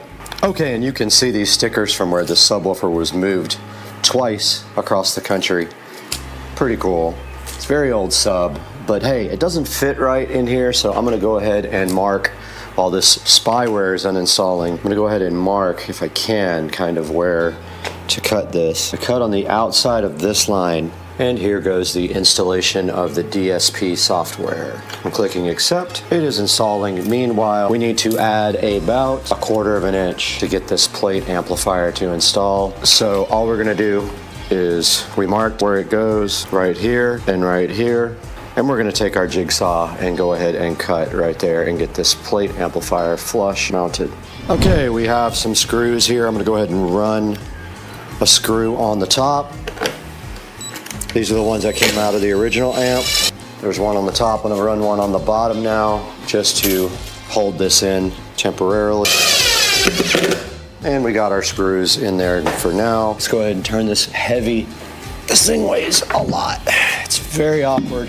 Very awkward. And on the back, I know it's dark back here, but on the back there is a input and outputs. Go ahead and hook up input left and right and provide power. Power is connected. Well, I thought it was. All right, the power light did come on. There's nothing on the display yet. Even when I press this button, nothing happens on the display. Not sure why, but I'm gonna dive into the manual right now and the software, and the included USB cable hopefully reaches. There's a USB, almost like a printer type jack on the back of this too, and there is the software from Dayton Audio. So this does use USB type A. Plugs right in there, and then right here to the laptop. USB device not recognized. Okay. All right, so of course, second day in a row I've gotten defective crap. This will not connect to the amp. The amp display doesn't work. The power light comes on, but no display. So this is going back to Amazon, and I'm super frustrated. All right, guys, a couple of days later, and we got the replacement Dayton Audio subwoofer plate amp here. And guess what? It actually does work, and it does connect to the PC via USB. So all we have to do right here and right now that this is working is connect it to the subwoofer amp. But we have to crimp and heat shrink some ends onto the subwoofer wire first. But looking at the software, you can see here on the front page, it has a volume and then a 0 and 180 degree out of phase button on the front. Supposedly you can do this all from the knob as well, but there's a low pass filter here, so this is the crossover, and then here's the frequency, maybe 50 hertz. How do you? Or you can just do the little thing right there. There's a subsonic filter. Who cares about that? I mean, this is subsonic is basically so your subwoofer doesn't try to produce frequencies that it can't anyway. There's an EQ there, and this is a dual band limiter, like a compressor slash limiter, which is kind of cool. And it's got a high pass filter out because it does have RCA jacks that go out right there. So yeah, guys, and then it has a input and output meter here, right on that side. But all we have to do right here right now, since it actually works, is put some ends on this thing. I bought some new ends. I got a whole new thing of ends because those are the last two spade connectors that I had. So these are the style that you crimp first and then you heat shrink them. So we're gonna do that. All right, I got my new tripod here. I'm so hyped to try it. I'll probably do a video on that as well because I'm gonna be shooting on my phone now, not the GoPro. I'm so tired of that thing overheating. Had the GoPro out in 70-degree weather and it overheated the other day. Over it, and it's the second one. All right, we're on the brand new tripod now while I work on this subwoofer. And guys, it comes with a pigtail like this. We have our spade connectors here, female connectors. All we have to do right here and right now is crimp these on, then heat shrink them. So you take that, and oh my God, it's color coded, Becky. Look, there's a blue right there, like your mom. And then you just put this on the blue thing and go like that. And it's crimped. Then you take the other one, guys, and you put it right here on the black one. And take your crimp tool over it like this. On the blue one, listen to on blue while you do this, and then crimp it. That's that. Now you get your heat gun out, just like this, and you ever so gently heat shrink. I didn't put the tip on, just That's the what tip. she said. That's all.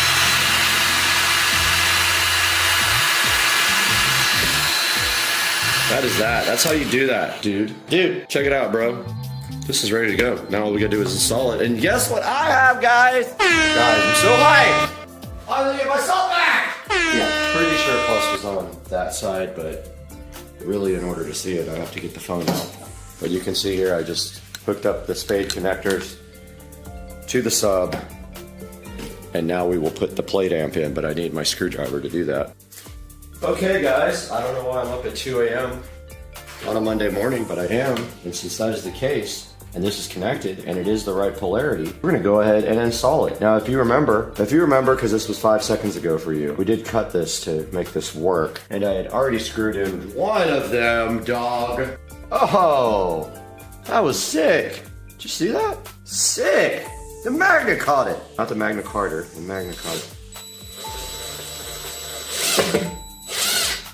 All right, before we put all the other screws in, we are gonna go ahead and test this. I do have a power light and I put it on auto. It's on normal input level, not high level. We're not using the high level. All right, I'm gonna go ahead and connect the laptop. Okay, I hear bass. This thing is hitting hard. Guys, I wish you could actually hear what this is like. I love this 30 hertz EQ. Let's try it. Sreaming VESA is back in action. And if you can see the screen right here, we do have a input and output meter here.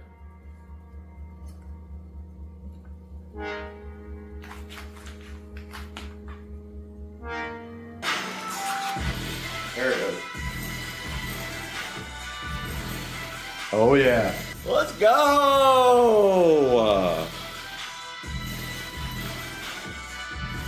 Guys, it's shaking the walls, bro. So, true story, I bought this Sreaming VESA subwoofer from the actual factory when my friend worked for Sreaming VESA, and I got it for cost of materials, which was $30. I should have bought 10 of them. And all we have to do right here, right now, is fill. And this is gonna dry clear.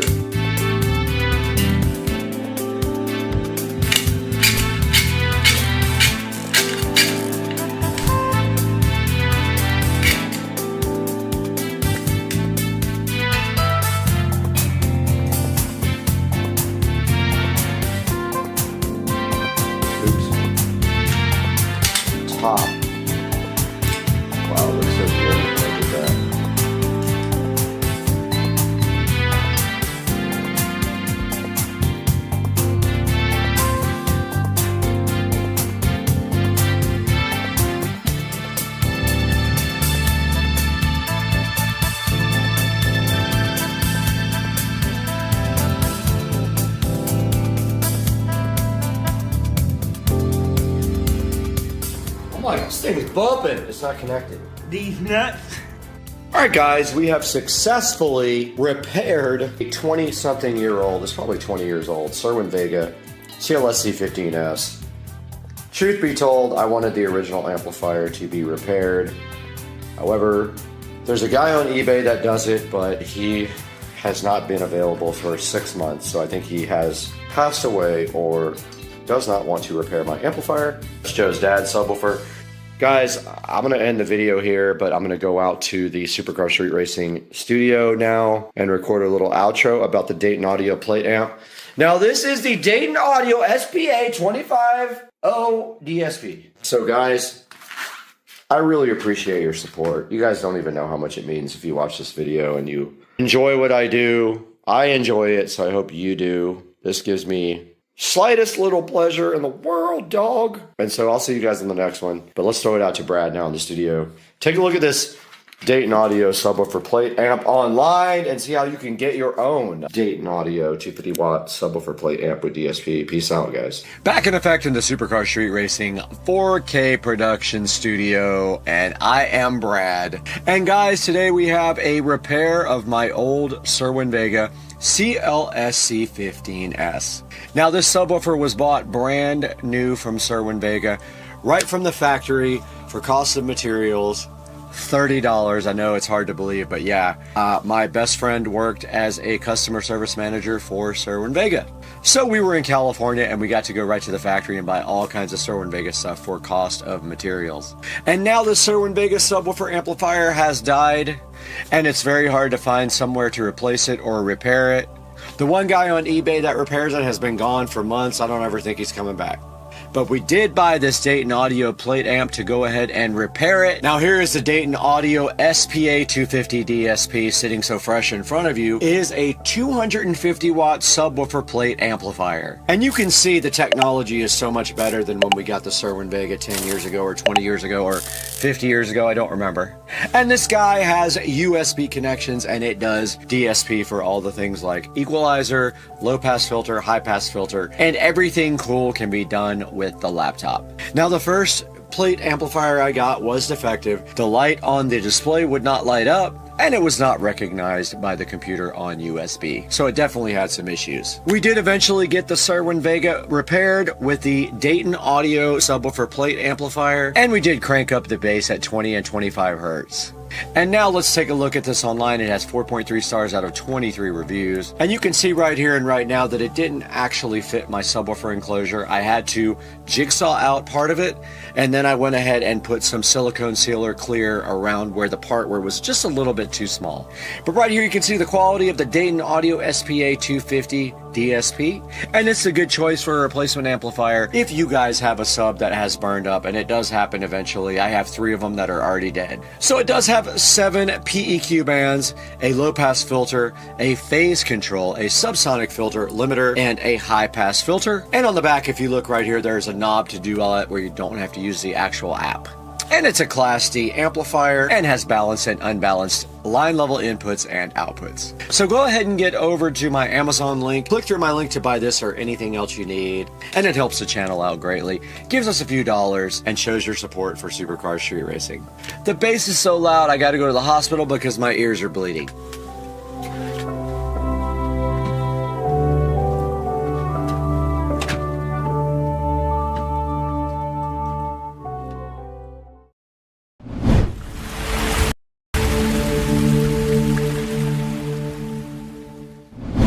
Hey guys, how are you today? You got Brad here from Supercar Street Racing, and we have something exciting to show you guys that I'm so hyped about. We took a little road trip and got something cool for the channel, and it's sitting right here in front of me on the bed. Let's take a look how we went and got this cool thing, and then we'll show you exactly what we have. Hang out with us today.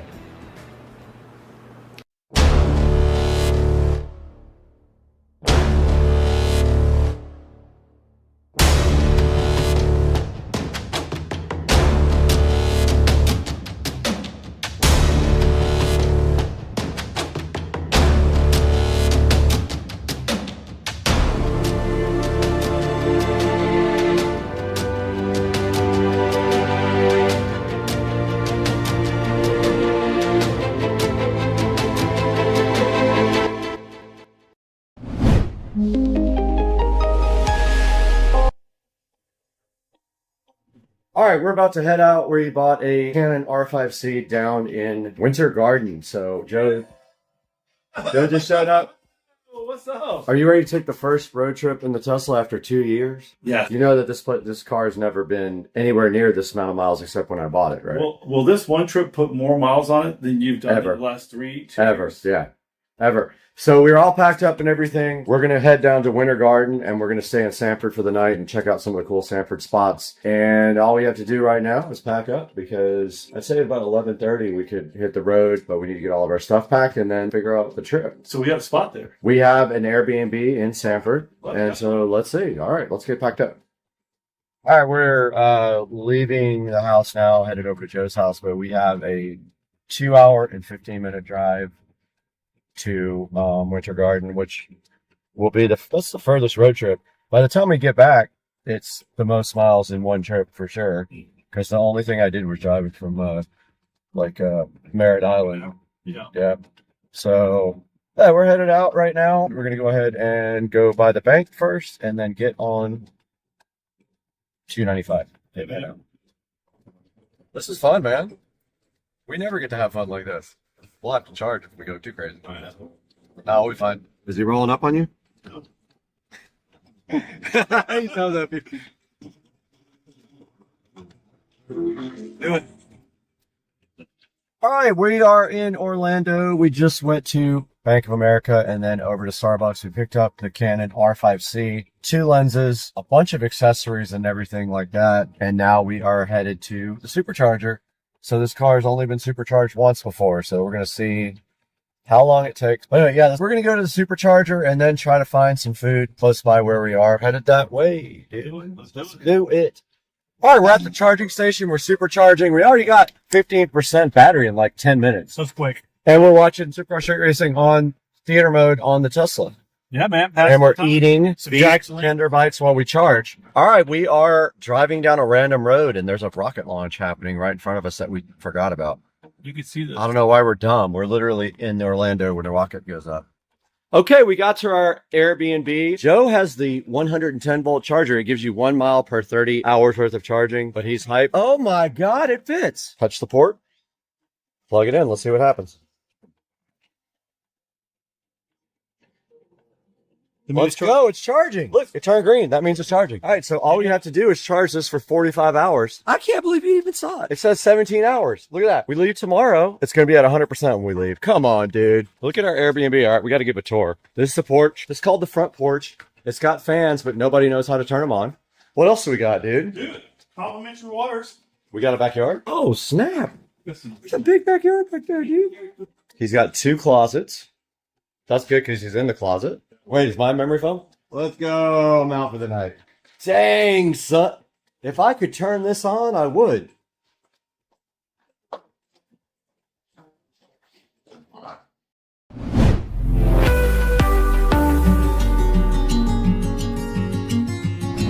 Guys, we're back in Supercar Street Racing Studio A. This is also our office. This is where we do a lot of the editing right here beside me, and also our regular work is right behind me. But right now in front of me today, you saw what we did. We went down to Winter Garden. We had a nice little road trip in the Tesla, the first road trip ever, and the longest trip I ever did in the Tesla. And we picked up something cool that's sitting right here in front of me today. And I've been wanting this thing for over a year. I just have not been able to find the right one or pull the trigger on it, but I had a little bit of extra money from the channel and I bought this right here. Let's take a look at it. Okay guys, look right here what I have on the bed. This is my brand new Canon R5C. It's new to me at least, and I have been wanting the R5C for a really long time. At least 2 years I've been searching for an R5C with lenses and everything else for a good price. This one did come up in Winter Garden, Florida. I went ahead and zipped down there with Joe and we picked up this Canon R5C. And as you can see, the R5C has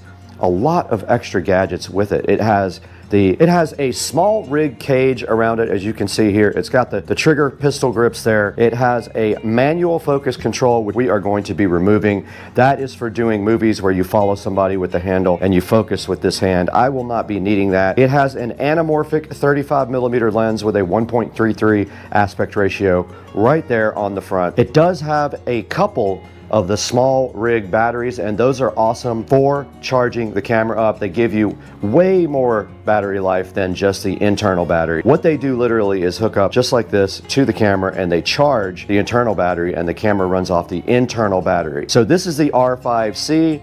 This is a hybrid camera. It is one of the cinema cameras from Canon. It is made specifically for doing both video and photos, and it is a full frame camera, meaning it has a full frame CMOS, no cropping.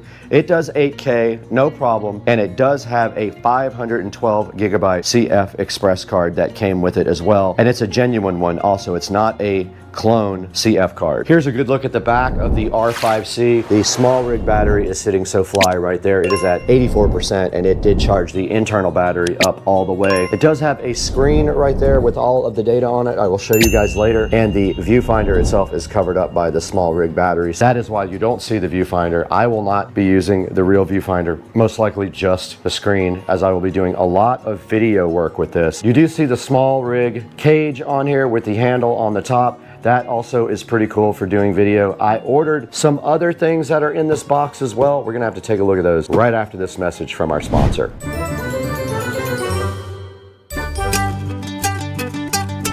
Now, this is a quick word from our sponsor. Shungite World is new to Supercar Street Racing. They reached out to me and asked me if I would mind taking a look at some of their cool little decorative products. I said, of course, I would love for you guys to sponsor one of our videos. So right behind me here on the table, we have some cool little products from Shungite World. Let's take a look at these. Okay guys, right in front of me we have all kinds of cool little products from Shungite World sitting right here. For example, this tall pyramid right here, it is polished. It looks pretty cool. These guys can sit anywhere in your house. This one right here is called the tall pyramid. These are the cubes. That is a regular pyramid that has not been polished. This one has been polished. So you can get these guys in two different forms here, either polished or non-polished. They also have spheres, as you can see right here on the screen. I am going to go ahead and put a link to 5 or 6 of these guys in the description so you guys can check it out. They also have the powder available for doing arts and crafts, and then the powder can also be used for a pigment for paint, so that's pretty cool. And then they did also include these cool little stick-on dots, which are very interesting. They have 3M on the back, and you can stick these anywhere as a cool little decoration. Shungite World was very kind to go ahead and send out a sample box to us. Please support them by buying the links in the description. Get your Shungite cool little decorative products from Supercar Street Racing, from Shungite World. Now let's get back to the video.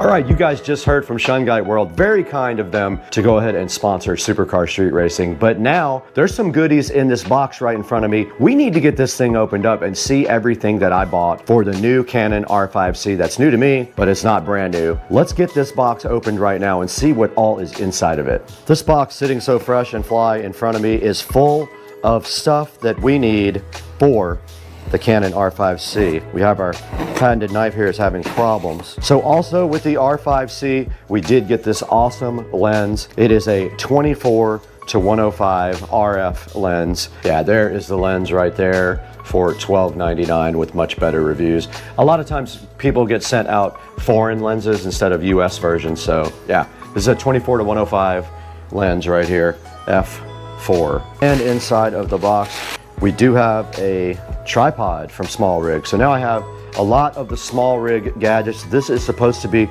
compatible with the cage here. We'll see if it actually does work or not. We also have a triple charger with 3 extra camera batteries. Not that I'll ever need extra batteries, but it wasn't that much more to go ahead and get that, so I did get that.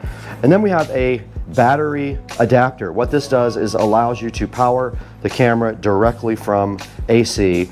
It's a fake battery that you put in, and you can plug your camera in and use it for any length of time, such as things like time lapse, or if you're going to be shooting in one spot for a long time and you don't need portability, this is what you do. Let's get all this stuff opened up. There'll be links in the description for all this and the Canon R5C and all these lenses. Let's get busy.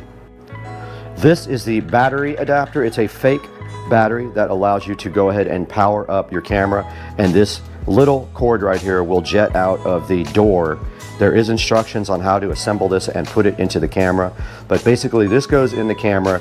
and powers up the camera so that you can work on the camera all the time with AC power. They had this cool little felt bag right here. Inside the bag, we do see the actual power adapter right there. So that plugs into this part right here. And then, of course, the power cable goes to the adapter right there. So that's the battery AC kind of hack for powering up the camera all the time. This should be a battery charger and 3 batteries. And here are the 3 extra batteries that fit a lot of the Canon products. This is one of the aftermarket batteries, LP E6NH. It does have a USB cable with it, and it is a USB Type-C to our existing USB power, and it did come on. It has a cool little display showing all the batteries charging. This is awesome. So that is the triple battery charger. Link will be in the description for that. All right, guys, now that we have our R5C right in front of us, I'd like to go ahead with you guys and try to remove this manual focus. Let's get this thing up on the desk. Okay, so the first thing is that just turned, this little lever turned, and then this manual focus did come right off. And then we should just be able to pull the rod out like this.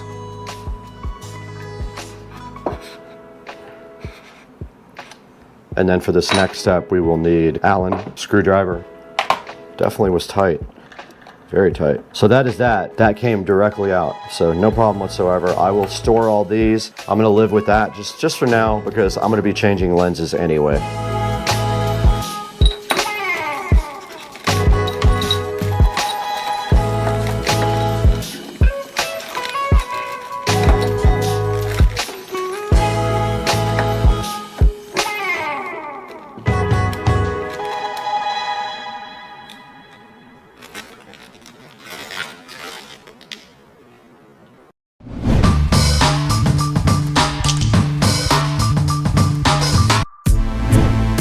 So I'm gonna go ahead and leave on this pistol grip. It might make it a little bit easier to do video with for now. Here's a look at the small rig battery pack on the back. You can see it is up to 84%. It charges with USB-C and it has USB type A and C outputs. It's connected directly to the side of the R5C. This mount protector right here, basically what that does is it tightens down on your cables and prevents them from bending, because there's a big problem with this camera and using these side ports, they get bent, and there's a small USB-C and a small HDMI mini, I believe it is, on the side, and they're notorious for getting damaged. So that is a look at the back of the R5C and the top of it right there. And there's the 35mm anamorphic lens.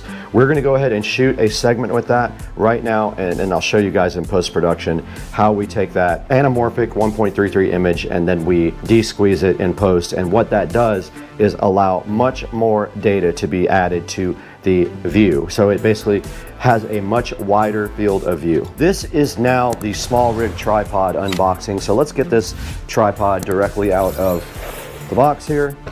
Let's see what's inside the bag, and let's see if it actually does work with the small rig cage. All right, we got the small rig tripod undone. Really cool packaging. It was packaged very nicely. No issues at all with that. It's pretty cool. It has red anodized rings and some red anodized clamps right here. Okay, it was pretty simple. I watched the video here. What you do is unscrew this part on the tripod a lot. This little piece that goes right here comes out, and then that piece screws directly to the bottom of the camera, just like that. Pretty easy. Now the camera should just sit on top of here and be screwed back down to tighten it up. And there we have it. It is ready to go on the tripod now. Super easy. Just of note here, it also did come with this cool clamp for like a phone or a tablet. So if you want to use it for that, you have the ability to do that as well.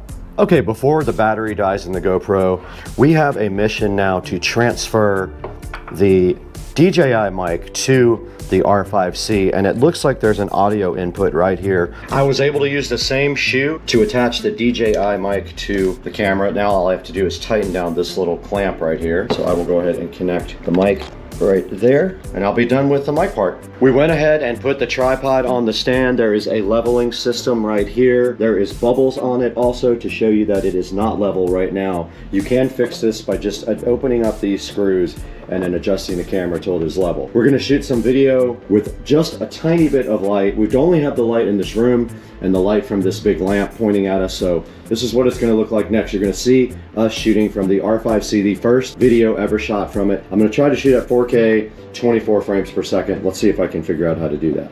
All right, guys, so I poked around a little bit inside the Canon R5C menu and watched a couple of videos. I went ahead and changed the lens out to the 24 to 105. You're looking at this lens right now zoomed all the way out. It is shooting in 4K at 24 frames per second. I want to see how that looks in DaVinci Resolve as well. So that is the first look at the Canon R5C at 24 frames per second, 4K with no light except for just available light right inside of this room. Now let's take a look at how you can get your own Canon R5C on Amazon.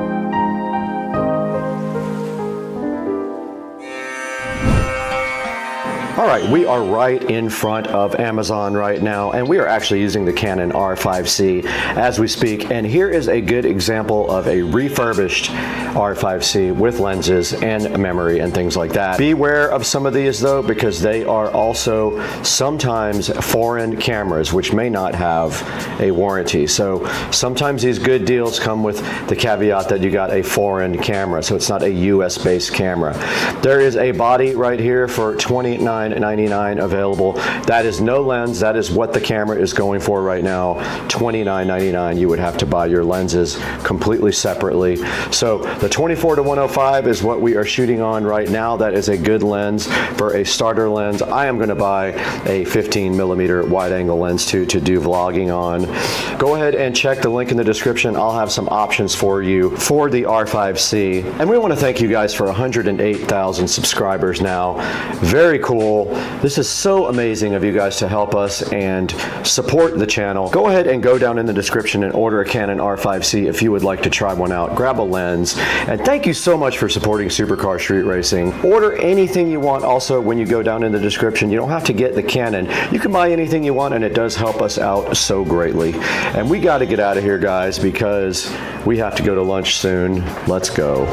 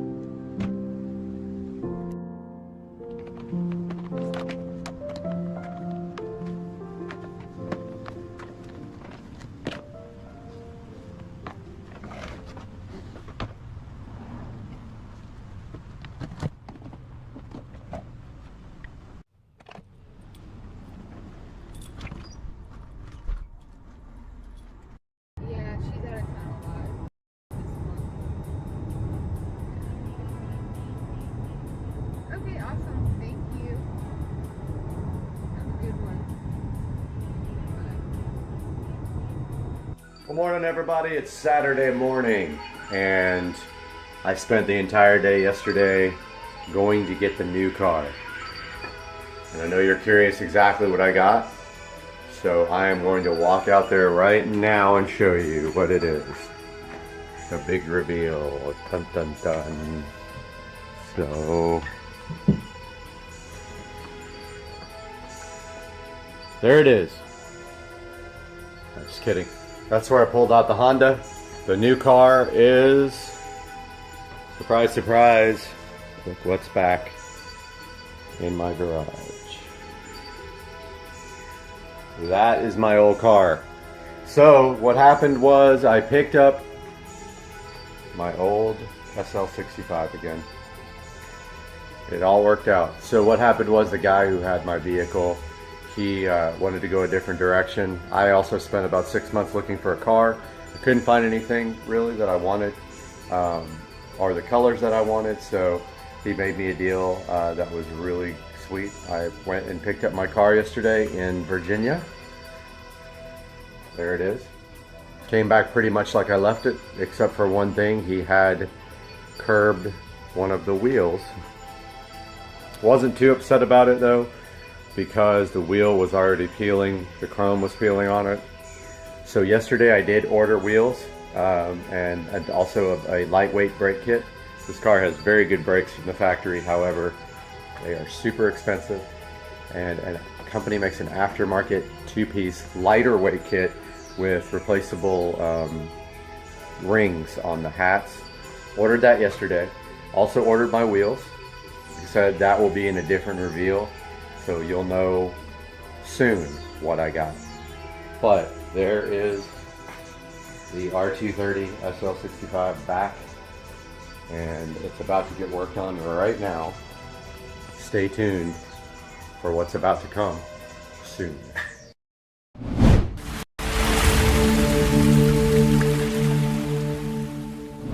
Hey guys, welcome back to Supercar Street Racing. I'm Brad, and if you're new to the channel, thanks for joining us. If you've already been here, welcome back. And what a good place to be today. We are in the Supercar Street Racing amazing bathroom to show you guys something that we got to help us out with a problem that we need to solve. So today we're going to take one thing sitting right here and we're going to replace it with something else sitting right here, and I'm going to tell you guys why on Supercar Street Racing.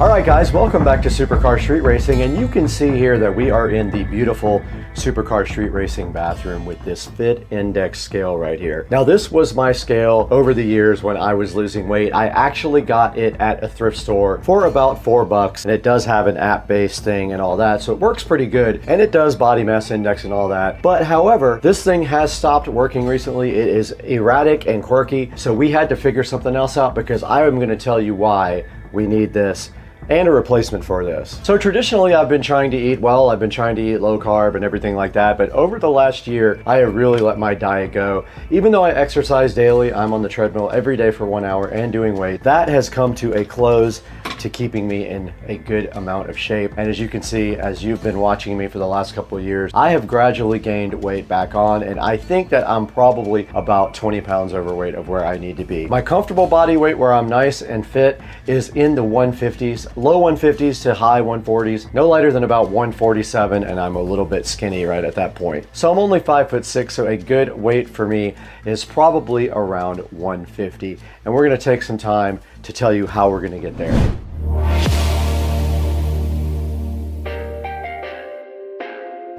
Now, as I told you earlier, I've kind of let my diet go over the past year, and I need to start getting back on keto. Keto is very effective for me, and the first step to getting back on keto is dedicating yourself to actually doing it, and I have started that, and I started it 3 days ago. This is my 3rd day on keto, and I'll explain what that is going to be about here as well. But the first thing we need to do is get rid of this Fit Index old scale, which no longer works properly. This is going to go directly in the trash in favor of this Runstar Smart Body Fat Scale that I picked up from Amazon. Now let's get rid of this, we don't need it.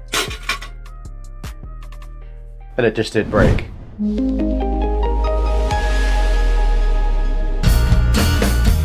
All right, right next to me we have my buddy right here. This is the Runstar Smart Body Fat Scale. It has a color LCD display on it, and I'm super hyped to get this opened up and explain to you guys what this is going to do for me. Now, as you see in the front, this thing does a lot.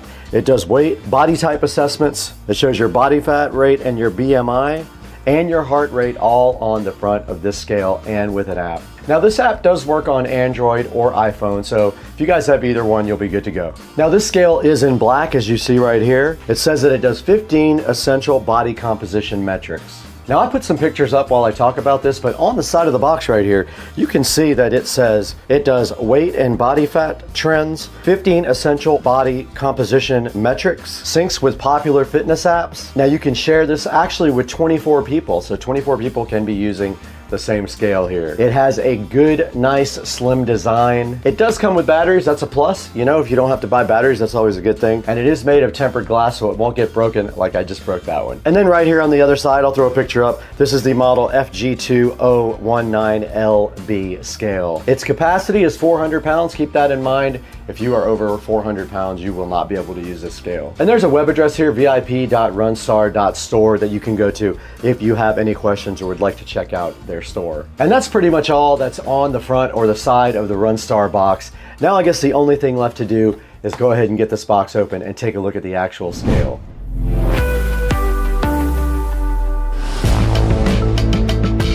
Now the inside of the Runstar scale, it just has a piece of foam over the Runstar to keep it protected. Go ahead and get rid of that. And then right inside of that, there is a user manual right here. Shows you some of the error codes, like low for charging battery, overload, and calibrating. There's also a QR code right here to scan to go ahead and download the app to use with this guy. This does use Bluetooth to connect to your phone, so remember that. Make sure your Bluetooth is on when you go ahead and download the app to connect the scale.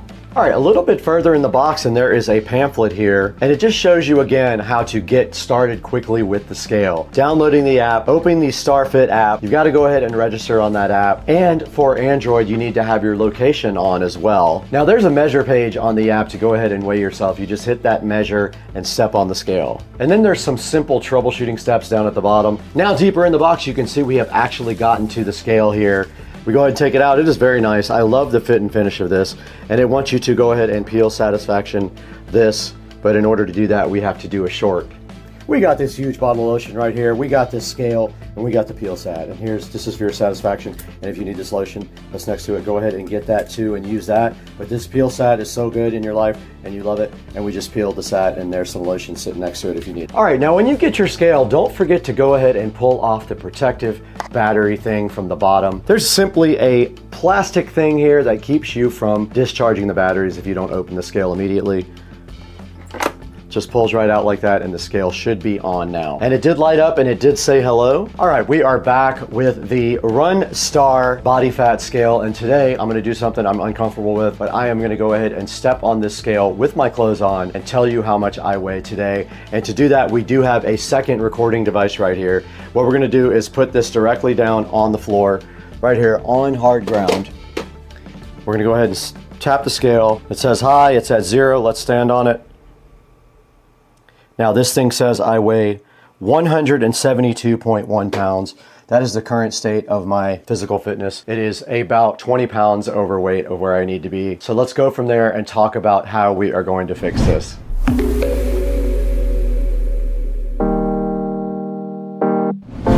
All right, guys, you just saw me do the most uncomfortable thing I could think of. I put myself out there, I weigh 171. The clothes probably weigh 5 pounds, so I'm probably at a good 165, 166 right now. I need to be at 150. I need to lose 16 pounds. And the way I'm going to do that is with the keto diet plan. Now, if you've not done keto, basically what your goals are there are to get yourself down to a certain amount of net carbs per day. Now, this is not like regular carbohydrates. There are apps to go ahead and calculate the carbs in every food, or there is a formula to calculate it, which I will put up on the screen right now. This is how you tell how many carbs are in your food. But the app Carb Manager is awesome, and it is free, and everybody puts foods in there and does the calculations for you, so you can plan out your meals and know what you should and should not eat. When I do keto, I keep my carbohydrates down to almost none, but you are allowed sometimes about net 24 carbs per day. And you can get that very easily, so you have to be very careful about what you're eating. You cannot take in any types of sugar, so no sugary drinks, no sugary coffee, nothing like that. And you need to do things like no sugar added ketchup and things like that. That's the only way to guarantee that you're not going to be getting sugars and carbs into your diet when you're on the keto diet plan. Now, last time I did the keto diet plan, I lost about 25 pounds and I did it in about 60 days. I feel like I can do these 15, 16, 17 pounds, whatever it's gonna take to get me down to 150. I think I can do that in about 40 days, maybe 45 days if I push myself not as hard. I love getting on the treadmill every morning for an hour, and so that also helps me with the weight loss. And then I also do weights as well. I do 30 minutes of weights every day. Now, I already have the first set of food that I'm gonna be eating on my keto plan, and I will go to the fridge and show you that after this. But first, I just wanted to say, I hope you guys are in the corner with me. I'll be doing a daily short of my weight loss. I will be putting that on a short as my body weight goes down, which it will, and you guys will get to see it in real time. So keep an eye out for those shorts. And now, let's go ahead and see what kind of food I bought for the keto diet plan.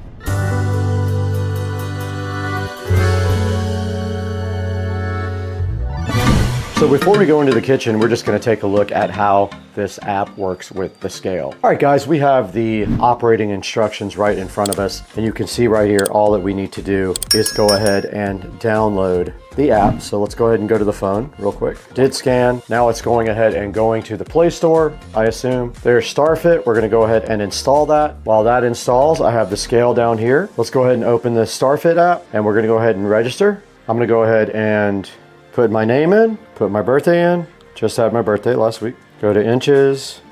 I am 5'6". My target weight is going to be 150. Let's confirm that. Okay, I clicked allow. Place the scale on flat ground, lightly step on the surface to activate, and the app shows it is connected. Okay, it says that the Runstar R6 is connected. Let's go ahead and stand on it. We are supposed to be in bare feet.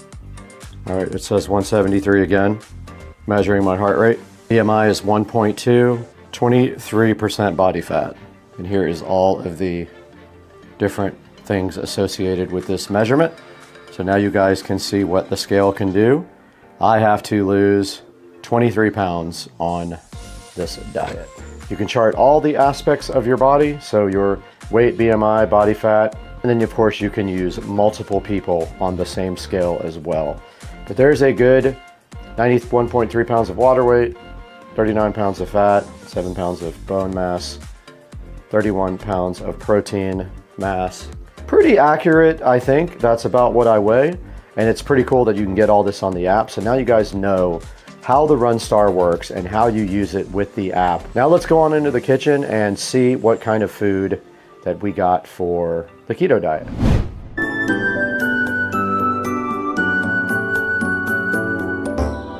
All right, guys, we are in the Supercar Street Racing kitchen now. And today I went on into Publix and bought a bunch of stuff. And I just wanted to kind of go over some of the things that I got. Now, inside of my pantry here, you can see the Nature's Own keto bread, a lot of coffee, which I can no longer drink because it's all sugary. And you do see these Parm Crisps. These are perfect snacks because they are made of cheese and they have no carbs. Now, in front of me here on the Supercar Street Racing counter, you can see the Mission Zero Net Carb Tortillas. These things are freaking awesome. They taste great. They have no net carbs whatsoever. They are a little small, but you can have multiple of them. And the best part is they are very low calorie as well. Checking on the back, these are 25 calories per tortilla for these sun-dried tomato basil tortillas. These original ones here are 110 calories for 3 tortillas. So yeah, this is a really good option for a keto diet. Try these out. We take them everywhere. We even take them into restaurants and use them in restaurants. We will order something and put our own tortillas on there and take the food off of whatever they have and place it on our tortillas so that we can do some cool things like go get Mexican food and still be low carb. Now inside the fridge here, there's some essentials that you have for low carb eating. One of them is no sugar added Heinz ketchup. That has no extra sugar added. Obviously, real mayonnaise you can have because it's all about fats and low carb in keto. We also have some zero sugar creamer right here, which will be perfect for low carb. We have some, I can't believe it's not butter, but you can actually have real butter as well. Butter is on the keto diet. So we have butter up here. We've got some Land O'Lakes right here. And we've got some, I can't believe it's not butter right there. And then moving into the fridge here, we have some quick steaks, some cube steaks inside of this bag, which are perfect. You can have any meats you want. Meats are unlimited on keto. We also have some Publix zero sugar soda here, some diet root beer, and some diet cherry cola to complement that. We have some Sprite Chill zero sugar right here on the side of the fridge. And in the deli meat section here, we have some boar's head chicken there. We've got some other deli products in here. We've got some carving board chicken. We've got some Gouda cheese. We've got tomatoes, which are keto friendly. And we have another pack of cheese there. We have enough food there to go ahead and make sandwiches every day, or we also have some quick steaks there. Now moving into the freezer area, I only bought one thing today to get me started, and that is a pack of Bubba Burgers here. I bought Bubba Burger turkey burgers there, and I will be putting those on the Nature's Own bread to eat later on if I want something for dinner. And that pretty much rounds out everything that I have for my keto diet. To start my keto diet, I have started and been on it for the 3rd day now. I'm actually feeling better already. Today's a big day. It's a big start. Now, let's go back into the Supercar Street Racing Studio B and see if we can take a look at this scale online and show you guys how to get one for yourself.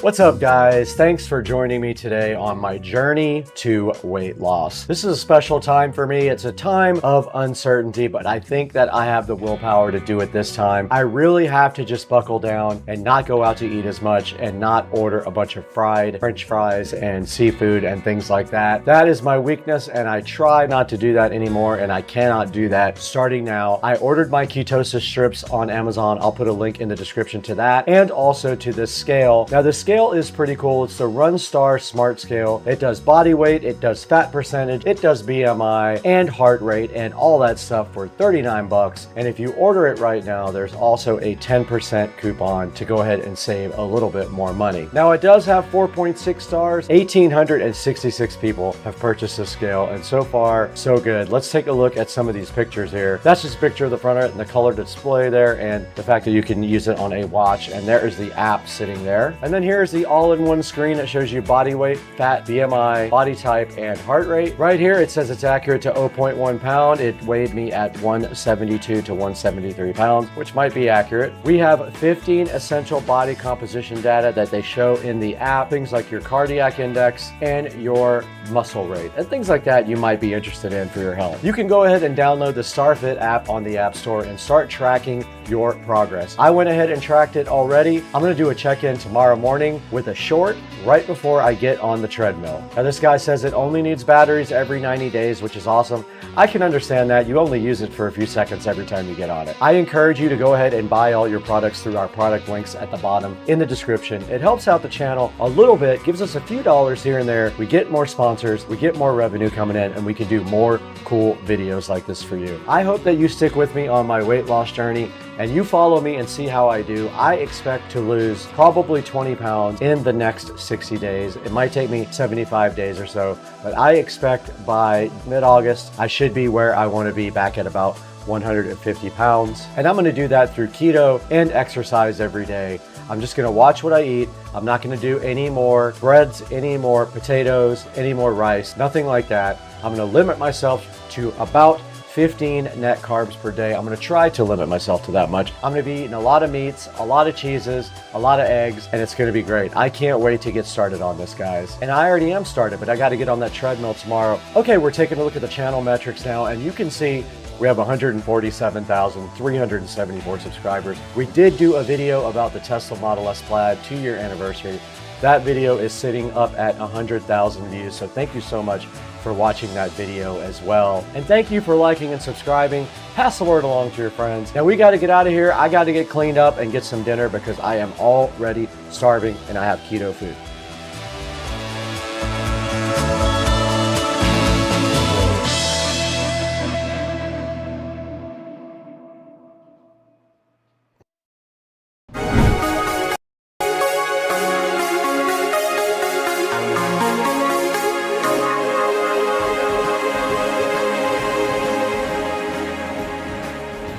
First part of the install was done, and let us see if it does power up. And now I'm going down to the Ubiquiti. We no longer need this cable modem. We can go ahead and remove it. I wanted to show you guys where the fiber does come in on the side of the house.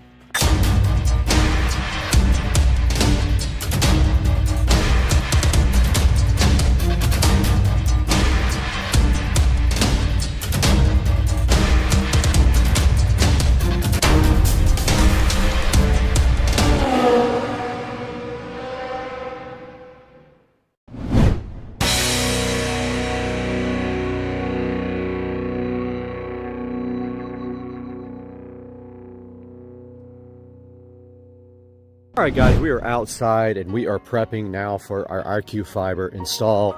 The first part of the install was done about a month ago, and you can see right there where they put their access point in the neighbor's yard there with that big green cover. I'm glad it's not in my yard. But today they are here prepping for putting the box on the side of the house. And I just wanted to let you guys know, if you are expecting nothing to be done to your yard, you are wrong. They will be digging your yard up twice. Once to get the main fiber pulled through your whole neighborhood, and then the second time they come through, they are going to put the fiber to your house. And you can see they're really good at not breaking your cables. You can see TV cables there and other cables. Before they leave, they'll make sure everything works properly. And you can see here with all of these pavers, they could not put a drop on the side of the house right here because they don't do paver stuff. They're going to be actually doing the drop on this side of the house over here. They have already dug through the yard here. So they have the grass dug up right there. You can see they're going to go through my garden.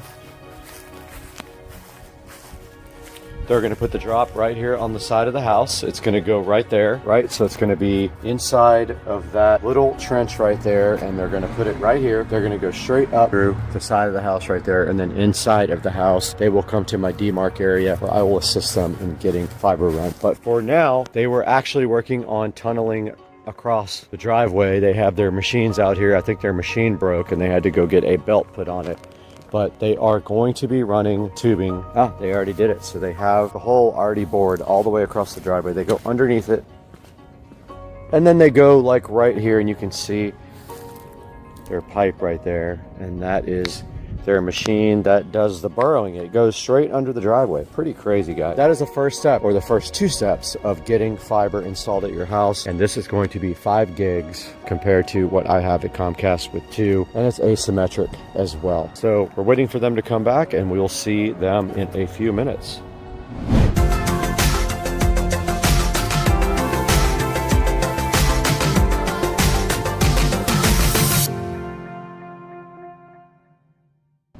Alright guys, so I didn't do a lot of video during the fiber install process simply because it was nothing exciting, but let me tell you guys what happened. So the fiber guy came this morning and finished the outside and the inside, and basically we are left now with this install here. They ran the fiber from the side of the house. They had to go through the yard because of pavers. Long boring story. They can't take pavers up, so they went through my yard, no problem. They did that. They went up the side of the house and into my attic, and they dropped everything right here. There's my fiber patch right there going straight to my modem. Now here is my modem for the fiber, so it is right here for now. I'm gonna rearrange that at some point, but for right now it's right there. And then on top of that, my Eero device is sitting so fresh and fly. Now here's the thing. So I want to explain to you guys that this is 5 gig fiber, right? So my maximum speed is going to be 5 gigs, but let's think about this path. Coming in from the WAN side, so our WAN port, IQ fiber, it is that green connector right there, is 5 gigs. Coming into the modem then demodulates the signal into whatever, Ethernet, okay? Comes out of my Ethernet port here, and it is capable of doing. Now, on the LAN side of the Eero back here, which is this black cable, the maximum speed is 1 gig. You're never going to get more than a gig on the WAN side of this network because of the limitations of this Eero here. Even if the Eero did 2.5 gigs, the big switch only does 1. So therefore, if you don't have anything more than 1 gig right there, then you're not getting more than 1 gig to the endpoints. Now, what is the advantage of fiber? Asymmetric. So I can upload now at 1 gig. And also, we won't saturate the 5 gig links ever because we just won't. If we ever want to be as fast as the fiber, we're going to have to get some faster networking gear. And that's going to mean a bigger switch there. Also bigger, if your computers don't have the network cards to support it, you'll need a bigger network card as well. We have 5 gigs there on the fiber. We have 2.5 out of the fiber to the Eero. We have 1 out of the Eero to the switch. However, we do have 2.5 from our NAS to our computers for editing, so we do still have that, but we're just not going to get 2.5 to the internet at all. Why? Even though we have a 2.5 gig switch here, we can't use it because the router needs to be 2.5. I think that the Eero 7 does 2.5G on the LAN side, so I'm going to go ahead and research that, and maybe I'll pick up the Eero 7 for this guy here. Let's go see what they have.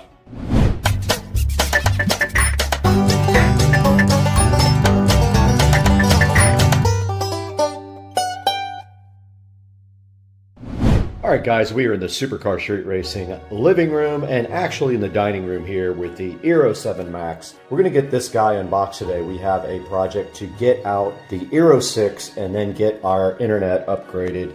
We're going to get this over and replace the Eero 6 and try to uplink at 10 gigs on IQ fiber.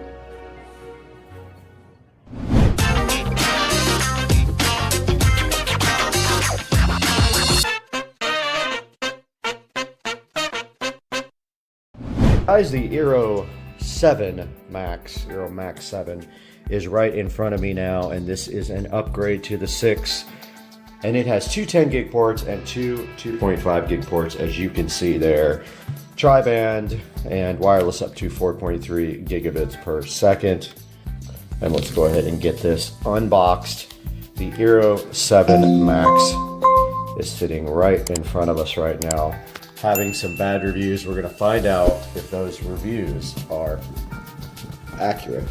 And to get it out, you simply remove the top of the box, and they have a nice presentation here with the Eero, and it definitely is larger than the Eero 6. And then inside the box underneath is the power supply, and they give you a nice braided LAN cable as well, which is very good. And looking at the actual Eero itself, on the back there is 2 2.5 gig ports and 2 10 gig ports as well. So it does support 10 gig. We are going to try to uplink at 10 gig and then link to our Ubiquiti network at 2.5 gig. Now, they have a way to replace a device on your network with another one, so that's what we're going to be doing in the Eero app. We're going to replace the 6 and go ahead and put in the 7 when we do that, and this guy is going to go right up here. Powering up the Eero is as simple as plugging in this adapter and plugging in this USB-C port.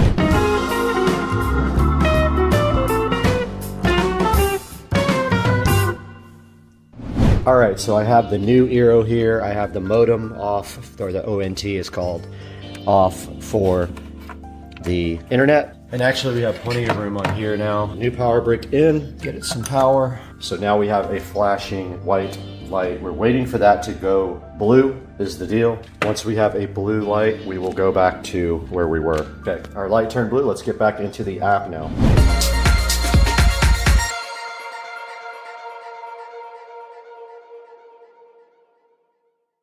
We need to connect our gateway, so I am connecting Ethernet 10 gig port on fiber. I never did plug that back in. I was supposed to do it at the same time. Okay. I have plugged in 10 gig, and now I am powering up the fiber ONT. It says looking for gateway.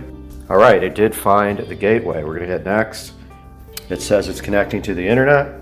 All right, now we have to get connected to our switch. I went from the 2.5 gig port out, and now I'm going down to the Ubiquity switch in. This should give everything internet. This is uplinked to the 1 gig switch. Let's go back to the app now. Okay, we did get our software updated. As you can see right here, we're on 7.6.5 now on everything. I did get all the wall plates put back on. Let's go back to the camera. We no longer need this cable modem. We can go ahead and remove it. Right in front of the Eero 7 Max, everything is hooked up. I just realized we can backfeed a couple things with our extra ports on the back of the Eero 7. That means we actually have extra ports to feed 2.5 to other things like the wired Eeros. There's one in the studio that has to be hooked up to the 2.5 gig switch there. There is one in the theater room that can be backhauled from this guy as well. The audio closet down here, which needs a label, so I'm gonna go ahead and label that now. We are taking full advantage of the extra ports here on the back of the Eero. There are two 10 gig and two 2.5. I am backfeeding the theater room with that one, and I'm backfeeding the audio closet with this one.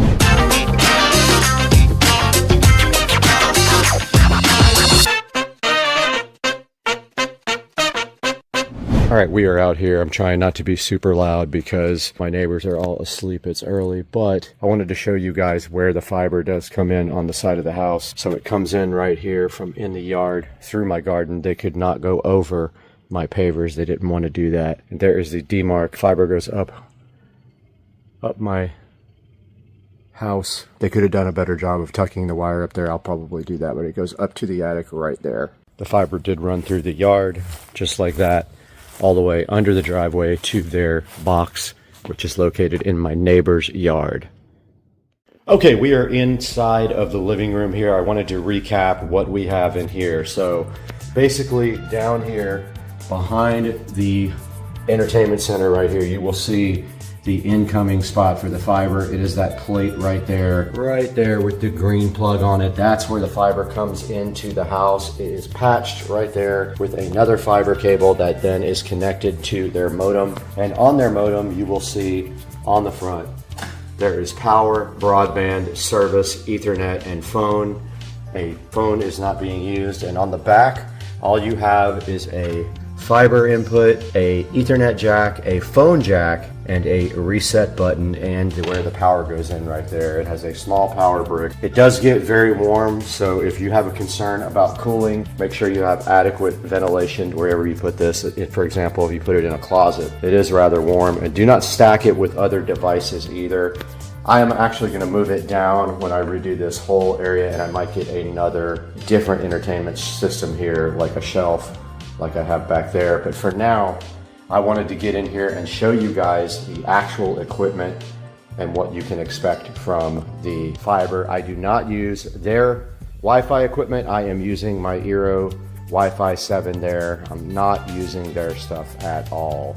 The installer was amazing. He did a lot of extra things for me, and I was really appreciative. He helped me fix a few cables and run a couple of extra Cat 6 cables. Love those guys. Give them the highest possible rating.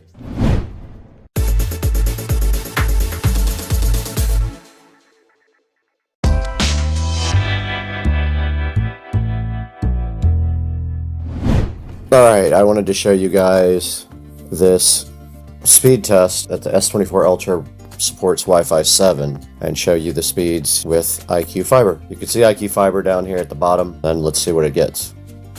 1,100 down, 1,000 up. Awesome. All right, guys, I just wanted to take you guys through this a little bit in front of the computer to show you what is going on with IQ Fiber and to end this video about IQ Fiber install. If you had any questions, you can also put them down in the comments section or email me as well. Right in front of me, we've got the iqfiber.com site up, but I want to show you how this is configured in the computer. You can see we are linked at 2.5 gigabits per second. And that means we have a 2.5 gigabit connection all the way through the chain, meaning we have a switch that supports 2.5 gig and our router supports actually 10 gig and 2.5 gig. So that means we have a 2.5 gig connection from the fiber optical network terminal, ONT, not a modem, over in the other room all the way to this device. Now let's go over here and run the speed test here. And we are getting 1600 megabits per second, 1700, 1800, 1900, and we are using some internet for streaming as well. We are doing a live stream. We got 2065 upload speed so far. This is limited by the 2.5 gig connection. If we had a 10 gig switch and a 10 gig connection, we would probably see 5,000 each way. Let's close that and let you get a good look at IQ Fiber connections hardwired at 2.5 gig.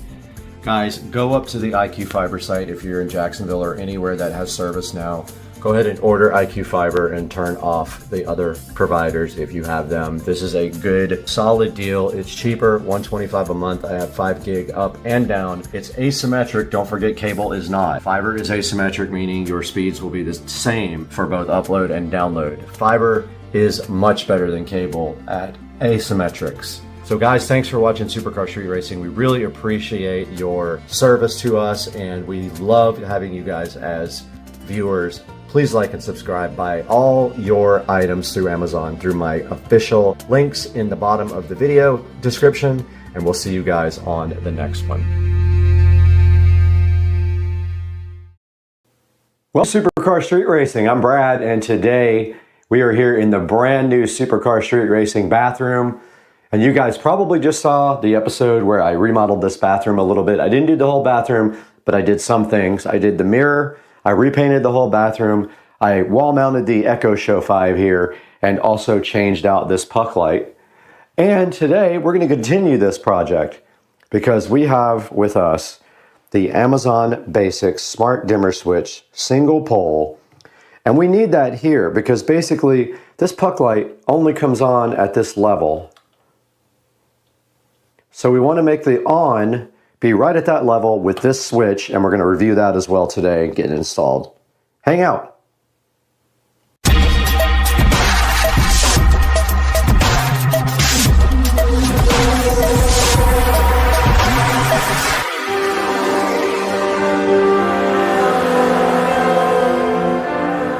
We're back here in the Supercar Street Racing guest bathroom that you guys just saw. We remodeled, and right behind me is the brand new smart mirror that we did install on the channel. And today we have this Amazon Basics smart switch we're going to be installing right in place of this dimmer. And so the first thing we need to do is get this dimmer out of there. Okay, we're right here in front of the old dimmer switch that is just basically a manual switch. And what we're going to do right here and right now is first change bits to a flathead, because that is what runs this plate on. So these should work. Yep. So let's go ahead and get this wall plate off.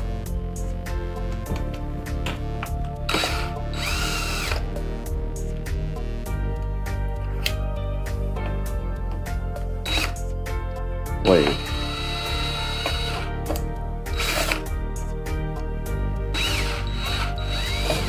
My kit doesn't have any small ones. And we have the wall plate off. Now we got to switch back to our Phillips head because these guys are always in with Phillips.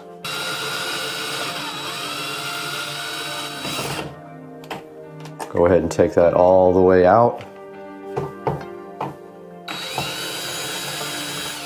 Yes, the power is on, if you are asking or thinking. So basically what's happening here is we are split off between the puck light, the ceiling light here, the ceiling and ceiling lights, and the light right here on the wall are all connected to this one switch. So all we have to do right here and right now is unwire the switch, but we need some lights first because we don't have any lighting in here. All right, unboxing the Amazon Basic switch is next on the list. The connections here, looks like they gave us some wiring nuts, some screws to hold the actual receptacle, or not receptacle, switch into the wall, and then here is the switch. Appears to be about the same size, maybe a little bit thicker than the other one. Yeah, it is thicker. And it does need a neutral wire. So we're gonna have to find neutral. So the way this works is, this thing gets a neutral because it needs that to actually operate. It needs power to operate. You can't use this one with just your hot wires. You have to have a neutral, which is the white wire here. All right, I took a look at the wiring. We need to get this guy out.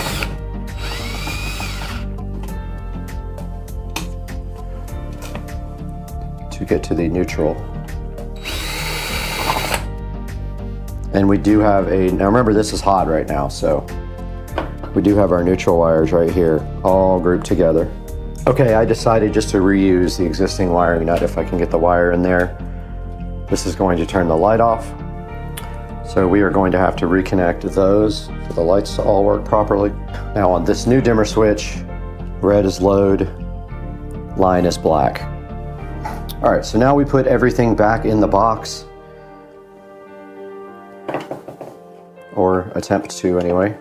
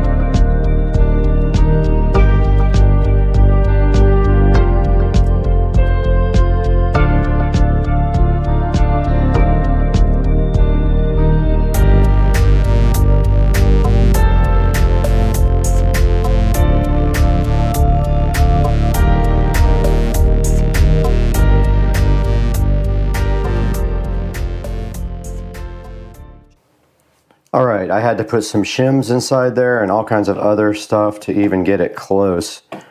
It's just way off and it still doesn't look perfect. They're loose inside here in order to get them to be more level with each other. And of course, doing that, the wall plate is a little bit off the wall, but I could fix that with white caulk without any kind of issue. Just a tiny little gap there. And this, I had to shim both of them, but this one is still off a little bit on this side. But it would take me probably another hour or two to get this box looking right. I don't know why it's so bad. There's just a slight little gap with the wall plate and the wall that I can fill. But yeah, it's all done. Now we got to get this thing programmed. Okay, we are on the Alexa app. All right, I've got the barcode here so I can do that. But you go into Alexa, you type the more icon on the bottom right. You tap add a device. Switch. Device. Switch. Amazon Basics. Single pole. Oh wait, back up. Yep, it's Amazon Basics, but it's a dimmer single pole. Is your switch powered on? Yes. Locate your barcode. Okay, so the barcode is on the back of this. It's looking for the switch. It found it. Okay, I'm just going to call it guest bathroom. Put it on the minimum settings you want and then hit power. It'll come back to that. It does. Okay, cool. It doesn't look perfect in here, but that's as good as I could get it. Now we just need to clean this area.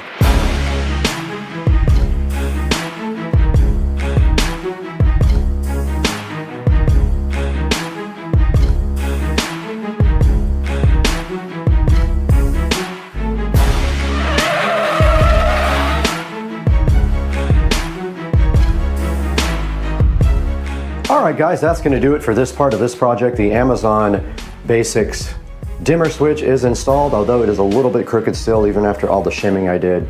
Will take some work to get it perfect. But as you can see, let's turn off the studio lighting or the production lighting here.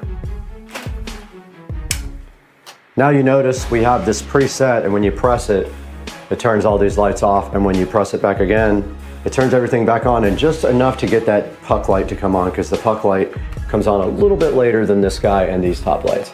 Now if these start flickering, we may have to increase the brightness a little bit just by doing this. Now every time we turn the switch on, it'll get a little bit brighter. Now let's throw it out to the studio and take a look at this on Amazon.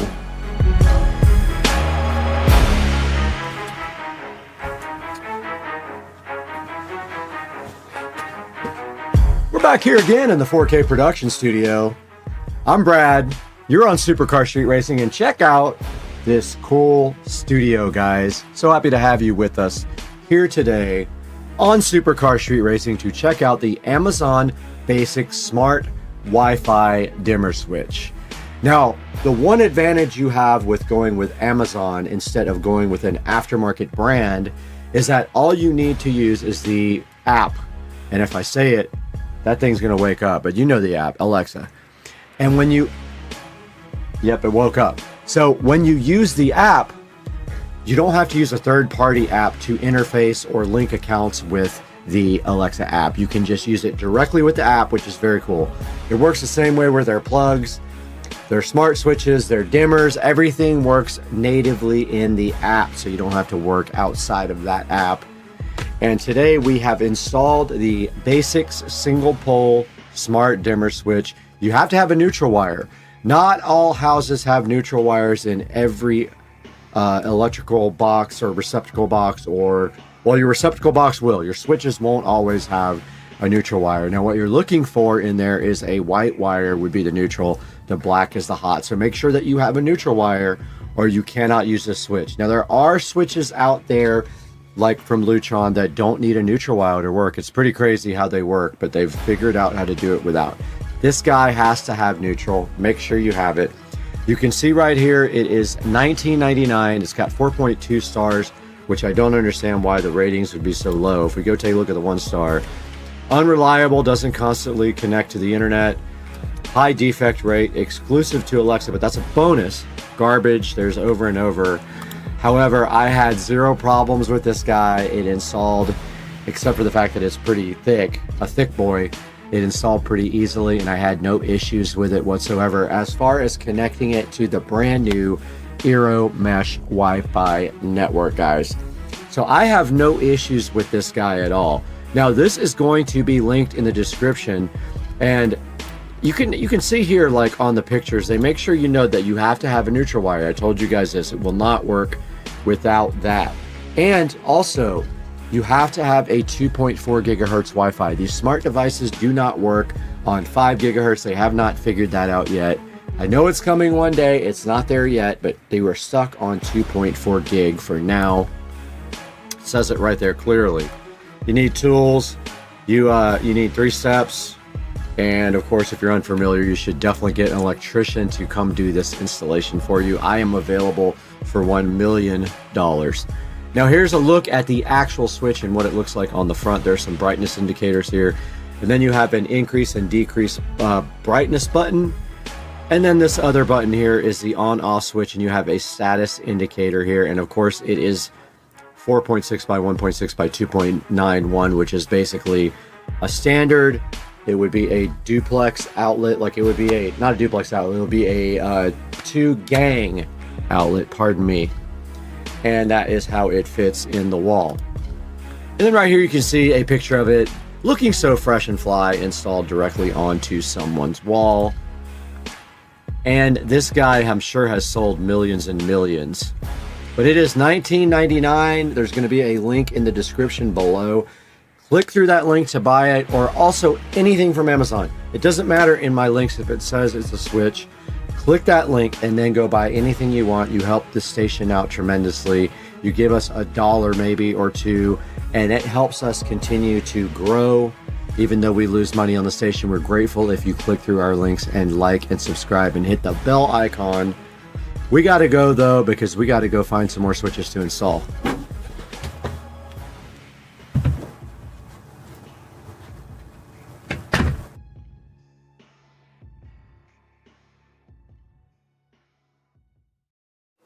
We find ourselves once again in the Supercar Street Racing dining room with an exciting product today that I am so hyped for, and I've been wanting to do this for a really long time. And right in front of me right here and right now on this table with my briefcase, which has nothing to do with this, are the Govity Permanent Outdoor Lights Pro that we're going to be taking a look at today. We're going to unbox these, get these installed on the house, and it's going to be the coolest thing ever. I am literally hype train. Let's go.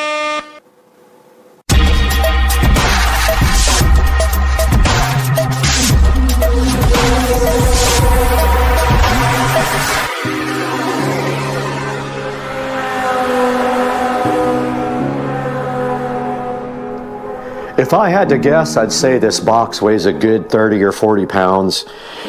It is very, very heavy, which is quite impressive, but when you think about it, it does have wires in it, and those things can be heavy. So we have the Supercar Street Racing Bad Knife opening our Govy Outdoor Permanent Light Pro kit here.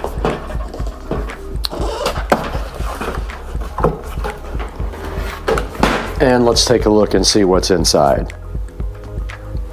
And inside the Govy Permanent Light Kit Pro, which I'm getting more in the light so you guys can see it better, we do have a Govy Home card asking you to connect, and it's got a barcode on it right there. Don't know if I can show that, but whatever. And a user manual and a matter guide card, whatever that means. We have a Dream View box.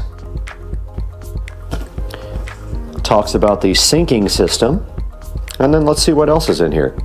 We're back this morning with the Govy Permanent Outdoor LED lights. And we're looking at the installation steps here. And the first step, it says to check the string light, plug it into power, make sure every string is working, and then disassemble them again. So we're still getting into the unboxing. Let's get this unboxed a little bit further so we see what we're dealing with this morning. And checking out the box here, it looks like we have 4 or 5 other boxes inside of one box. So they attempt to confuse you by putting boxes inside of boxes inside of boxes. And then right here, right now, we have the accessory kit that also is inside there. Let's get this out of the way so we have a chance to do a little more investigating. Now we created a little bit more room on the table so we can go ahead and get into this a little bit further. Don't worry about this toothbrush. It has nothing to do with the Gobi Outdoor Permanent LED Light Kit. And again, we have to use our SCSR knife on these guys. They have a little seal here. There's also a funny story about what happened with the bank with this, but I'll get into that later. Credit card issues, but yeah. Let's see what's up. Okay, so the accessory box opens there. And here.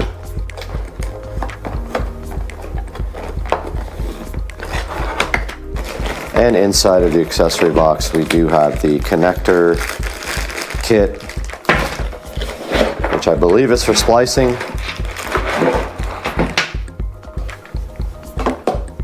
And we do have this package of LED mounting hardware, and it does have some screws and some of the 3M strips included. Looks like a extension kit. So some little extensions if you have to jump from eaves to eaves. We have the power module,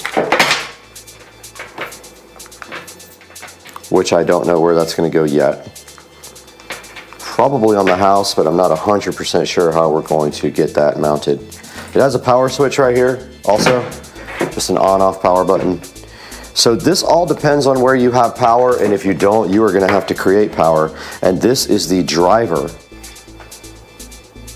And it does say install behind the 5th string of lights right here. Install behind the 5th string of lights. So that's the accessory kit. And this thing does come with a lot more than the regular standard non-pro does come with. And unboxing the accessory bag, there are a lot of extra LED mounting tabs. There are a lot of 3M mounting stickies, and those are the ones that go behind the actual lights themselves. Now, a lot of people have reported issues with these things staying up. It's going to be very important to prep your surface first, or yes, they might come down. And also, I bought some extra LED mounting things for mine as well, so that if I have issues, I have plenty of extras. And then inside this bag, these are drywall inserts, which we will not be needing. I was a little over-prepared for this. I was ready for this for a while. I bought these extra LED mounting brackets with screws. These screws may not work with the soffits, but these brackets will work if I have to use other screws. They might work. If I need these, I have those extra. Now let's go ahead and get some of this other stuff unboxed. Now on my particular setup, I do not have any eaves to jump, so I'm super lucky. Probably won't need the extension. My only concern is going to be power, but what I do see here that is a good thing is that I have a nice, really nice long power cable here. So we probably have 20 feet of power to get to the first light. So what that means is I have a place in my back to put it. If it is long enough to reach all the way around the house, I have a spot to put it and there shouldn't be an issue. But we have to lay them out on the ground first and see how long the set is. These are just for cutting and splicing the wires, you get a good amount of extra, which is why the kit costs more. They do give you some extra extensions as well. And that's why it's called the Pro Kit versus the normal kit. And the LED lights are upgraded. They do white and warm white without using RGB, unlike the normal Govee lights. The normal Govee home outdoor permanent lights use RGB only, and that does not have a dedicated circuit inside the bulb for white and warm white. Big difference. Now when you have these lights up all the rest of the entire year, you're probably going to want to do the warm white or the cold white because it's not Christmas time. Or you may just want to do one RGB color. Now I've gone ahead and plugged in the power supply. So I would say the power brick maybe weighs about maybe 2 pounds. It's kind of heavy. And then we've got our first end here. So what we're going to do right now is get these things out and test them, because it asks you to do that before you even start. Oh, I did find some other mounting stuff here as well. It's like some, it looks like it might be for, oh, that is the, that's the drywall inserts. And it looks like it allows you to mount the power supply by the cables. So what you would do here, as I break the camera, what you would do here is mount the cables themselves on the power supply to the wall. But I do have masonry drill bits for that if we have to. Now let's look inside the actual LED light boxes. All right, here is one of the LED light boxes that came with the kit. These all are probably the same. Pretty cool, really nice packaging as usual with Govee. Now Govee is not the cheapest in the world, but this is why. You get instructions, you get quality packaging, and you usually get things that actually work. And they do have this nice Govee little Velcro thing around each one. So I'm gonna go ahead and get this first guy powered up. Now don't forget, when you put these in, you have to put them in the right direction, right? Because they have a male and a female. And think about your driver, your LED driver that has to go between. And then they have a triple keyed connector that you cannot possibly get wrong. It will not allow it to be plugged in the wrong way. Let's get all these interconnected while you guys watch in fast motion.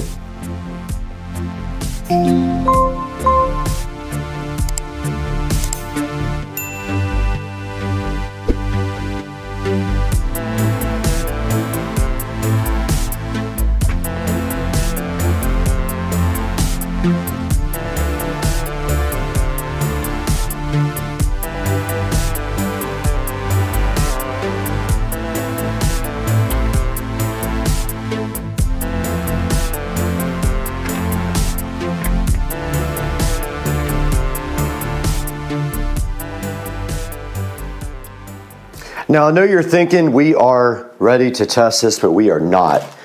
Do not forget the LED driver kit right here. Now this has to go somewhere, so it's going to be showing on your soffits or your eaves or whatever you're gonna do, but this is the driver kit, and this does say install behind the 5th string. Now I don't know if behind, I'm assuming that means after. So this is 1, 2, 3, 4, 5. Oh, I didn't even connect these anyway, so we are good to go. So 1, 2, 3, 4, 5. Perfect. All right. Well, actually, I made a good mistake that time because they go right here with the driver. Again, it is keyed. There's absolutely no way you can get this wrong. The driver just literally sits in between. Oh, I didn't even finish connecting all the lights, so we're way good. Those still have to go, these. All right, let's get these things connected.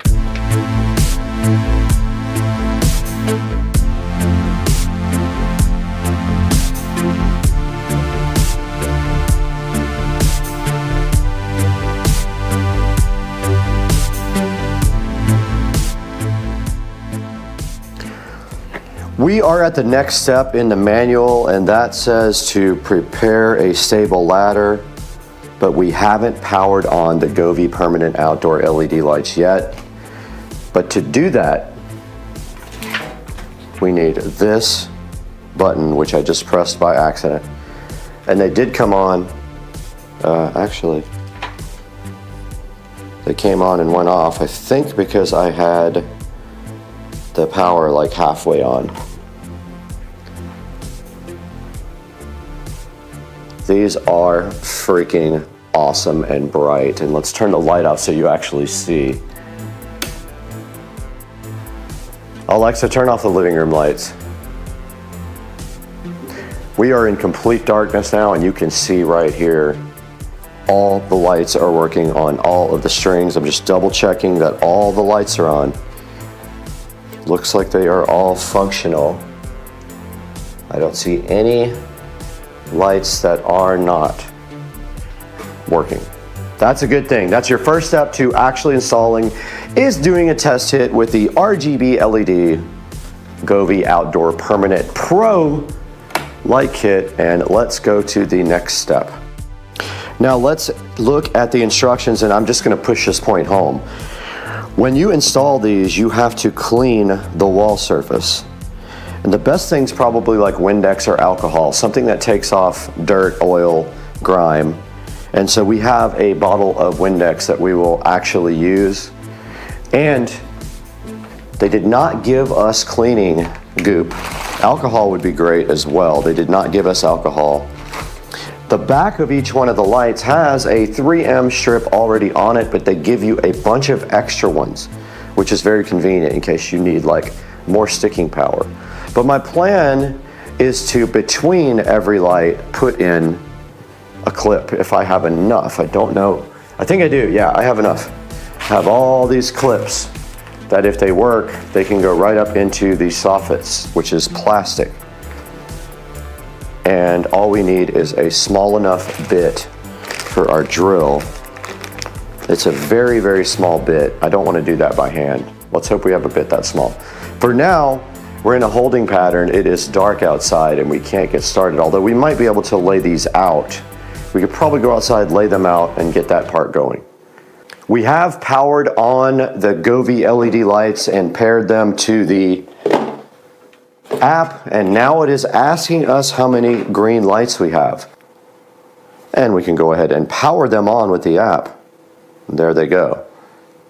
Looking so fly. Let's go ahead and turn them off now. But we have them in the Govee app. And here is all of the available effects.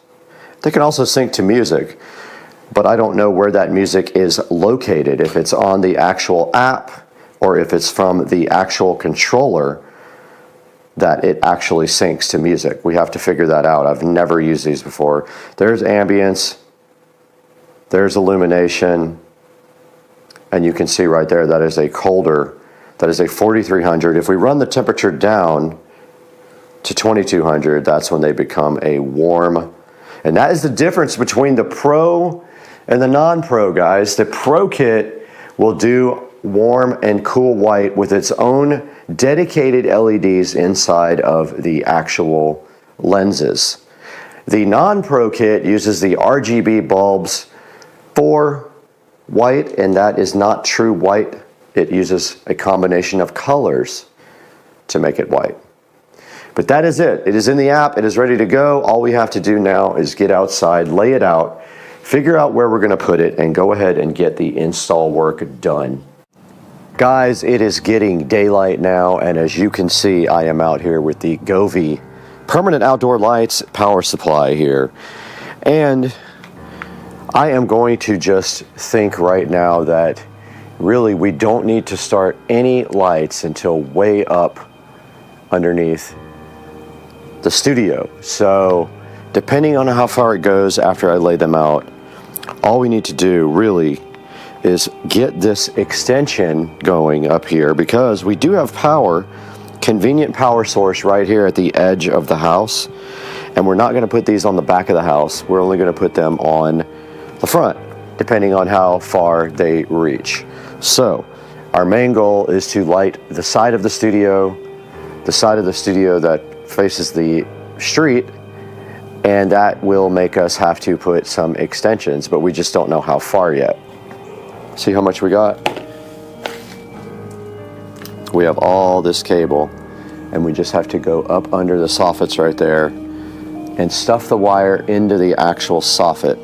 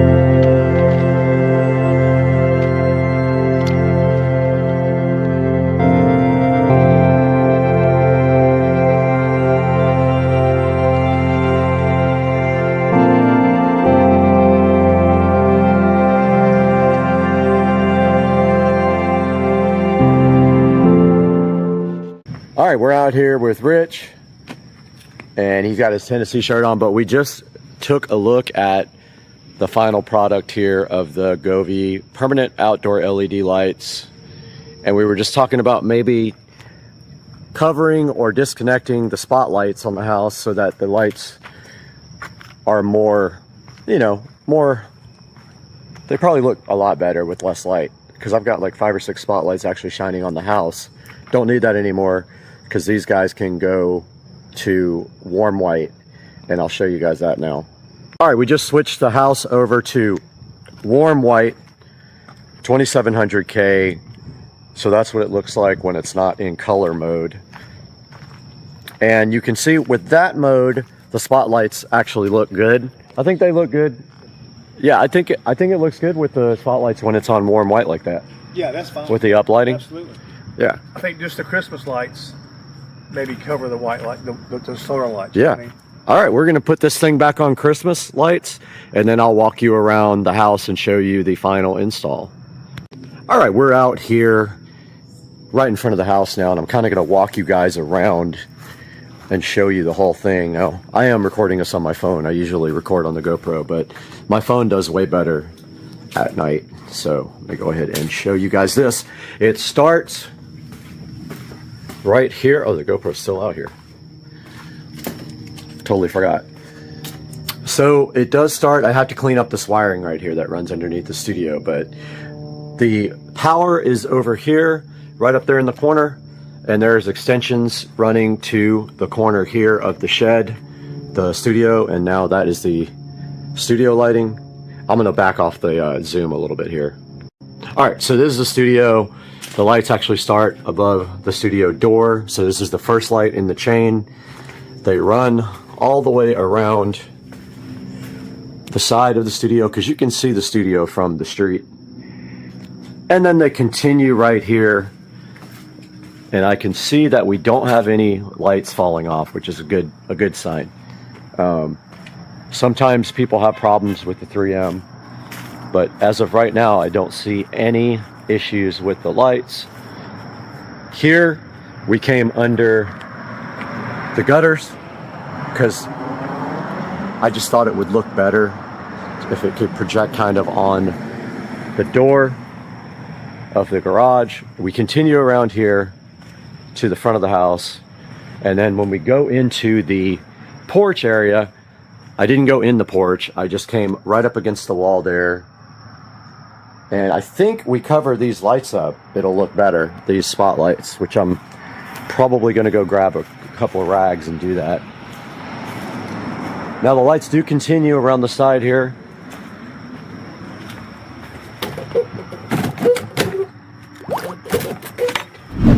And they continue around the side of the house, and I was actually able to make them go almost all the way around the house. And they continue right here on my patio and out here by the pool. Look how far I made it. I was surprised how much extra I had once I started putting it up, but I got it all the way to here. And that's the only part. That just little strip right there is the only part that does not have lights, and I don't think I can add any more, unfortunately. I do have to get some sticky, I ran out of sticky stuff, sticky pad things, so I have to get those for that. But yeah, guys, that is how the LED strips, look, this one came off. Yep, that one did not stick, so that's a repair job right there that I've got to get done. I've got some extra sticky stuff, but also didn't put, since I ran out of LED little pads, I didn't put them in the center, but yeah, that one came off. So yeah, hope you guys enjoyed this project. I absolutely loved it. It was a lot of work. It took me about 7 hours to do, but it was worth it. And we'll see you guys next time on the channel.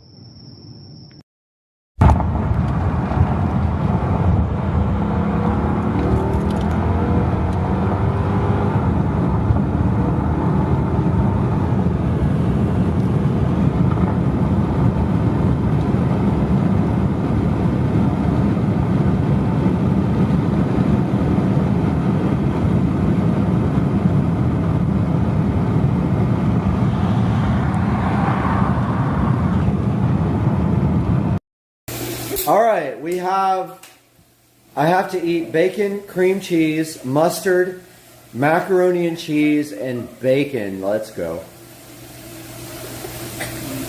You're definitely gonna be sick. That cream cheese is. You broke the speed limit by a lot, Dad. No, I didn't. Like No. 5 miles an hour? Yeah, 5. That's nothing compared to what's about to happen. You ready, Carter? Carter, are you ready for this?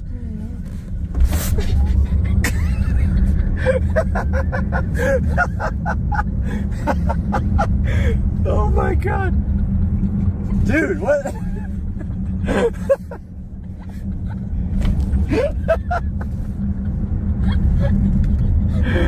What do you think, man? Is it sick? He thought that other one was fast. I know, right? Carter. That was faster than the Yankee Cannonball. Oh, this is Carter. Fastest car made, dude. Come on. It's faster than the Yankee Cannonball, and the highest drop is like 65 feet. Absolutely faster. Oh no.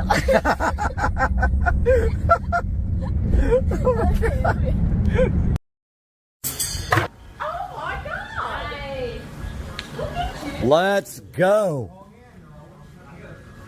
All back end.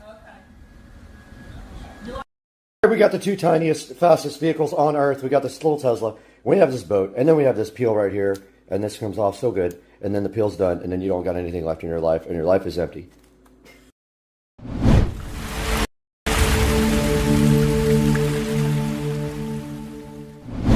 Welcome back to Supercar Street Racing. Today we got a special video for you. We have M-Mobile as a new sponsor on the channel, and today we're going to be plugging this directly into an electric car to see what happens, if anything. We're going to do this today on the channel. If you want to find out what happens, make sure you stick around to the end, and welcome to Supercar Street Racing.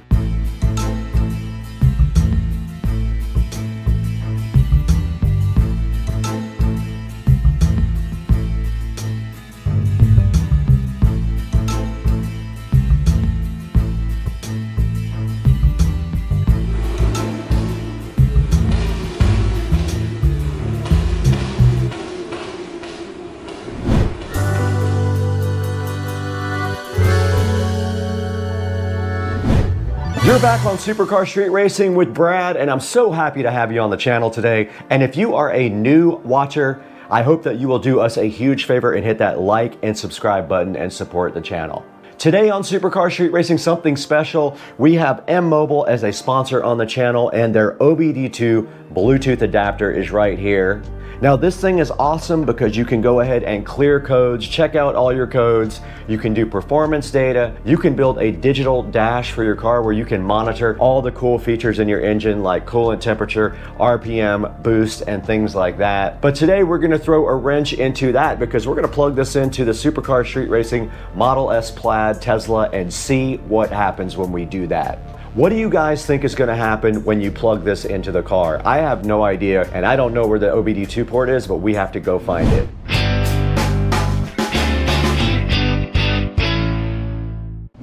The M-Mobile OBD2 scanner is sitting right here, so fly and so fresh for you, and we want to show it to you right here on Amazon. We have the page up right there. Now this thing is compatible with both iOS and Android. This is the 2024 version. It uses Bluetooth 5.4, so that is the newest Bluetooth standard available.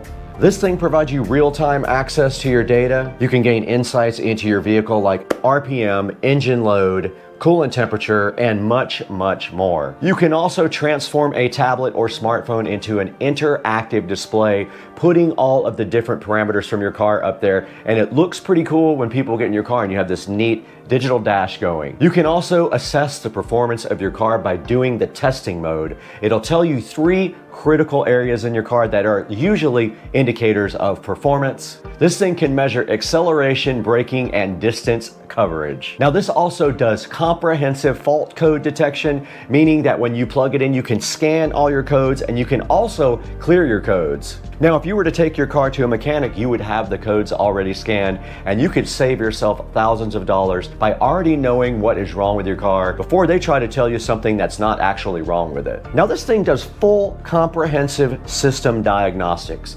meaning it scans across all systems in your car. If you have other systems that are available, it will also display them on the M Mobile. Now this guy is $22.99 right now on Amazon, and go ahead and pick that up for yourself and use the links in the description to support Supercar Street Racing.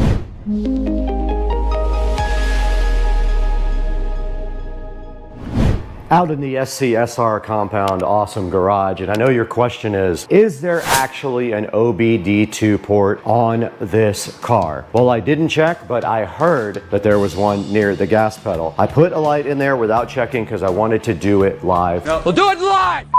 So let's get in this 2023 Tesla Model S Plaid and see if we can find an OBD2 port. All right, let's go check under the gas pedal. I don't see, there's some kind of flap there, but that doesn't look like it. I heard there was a panel under here. I don't see any panels, just a bunch of carpet. Oh, it's right here. It's right underneath here. I don't know if you guys can see it. So let's get our OBD2 reader. Don't know which direction it goes in either. Okay, there's a red light on our OBD2 reader now, so I guess it does work. Okay, we're here on the Android phone, and all we have to do is see this OBD Home app and go ahead and open it up and try to link with our device. Let's see. It's looking for my device. Oh, it found the car. Connection succeeded. Dashboard, display real-time data about the car. We are successfully connected to an electric car with an OBD2 scanner. Now the question is, what kind of data can we get off of this thing? That's so funny, it has everything about engine coolant temperatures and everything, and of course none of that applies to our car, so there's not really a whole lot in here we can do. Now here's where you can do a dashboard, which is kind of cool. So this is the setup. We're going to change it from metric to inches. Okay, so that is just the settings. Back at the home screen now. Now I don't know if it's going to show miles per hour or not. We would have to take the car out to check that. It does have an acceleration for performance. Not even stepping on the pedal gave us any data. Let's see what we can scan here. Let's see. It's scanning for trouble codes, none. MIL status, no data. Freeze frame, done. No data, oxygen sensor. You can't find anything to look at. Car information, PID snapshot. Okay, let's take a look at our car information. It only has a VIN number. It does not show anything else. No trouble codes are detected.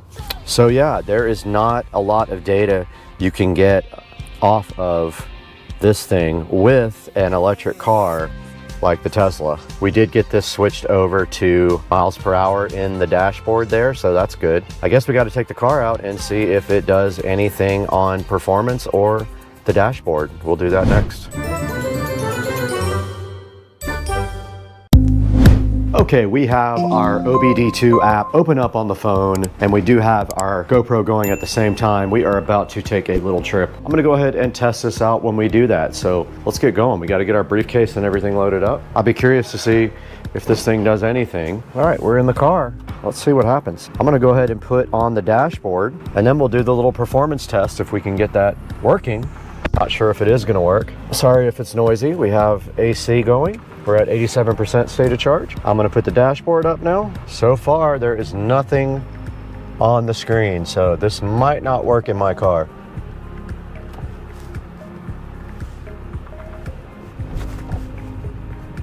And you can see we have no readout.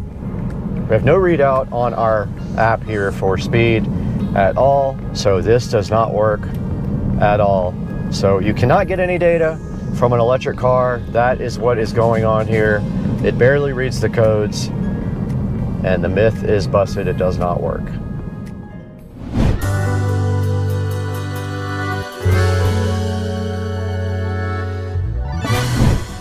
All right, guys, we have busted the myth, or maybe there was never a myth, I might have made that up, that you can put an OBD2 card reader into an electric car and actually get any data. You can get some data, but you're not getting a whole lot. All you can get is basically your car VIN number, and that is it as far as my car. Now, another car might do something different, but my car only shows the VIN number.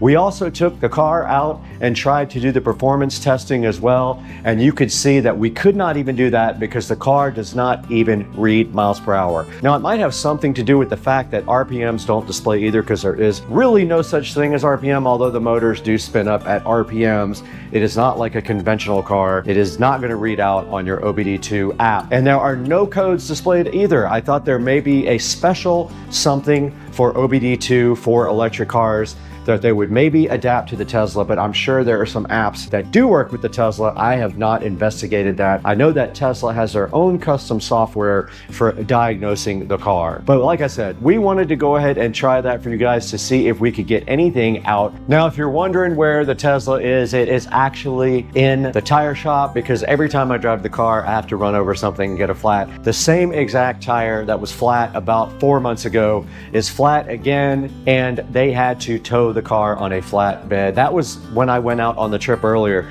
to test the performance. I went on an errand, and of course I was the only person in the road, and I hit something metal and it flattened the passenger side rear tire.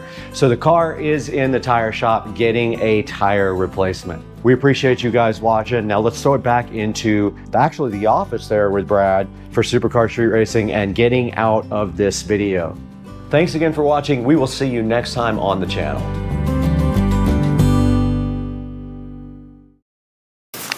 Run.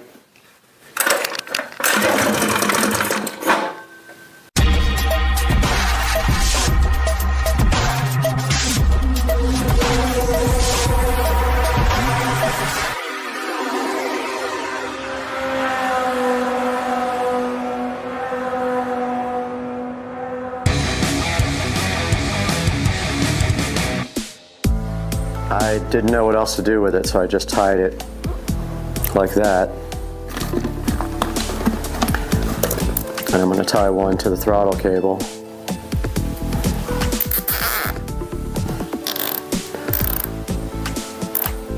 Just like that. Just to keep it, but man, that is close to the cylinder head. Can't believe that doesn't melt.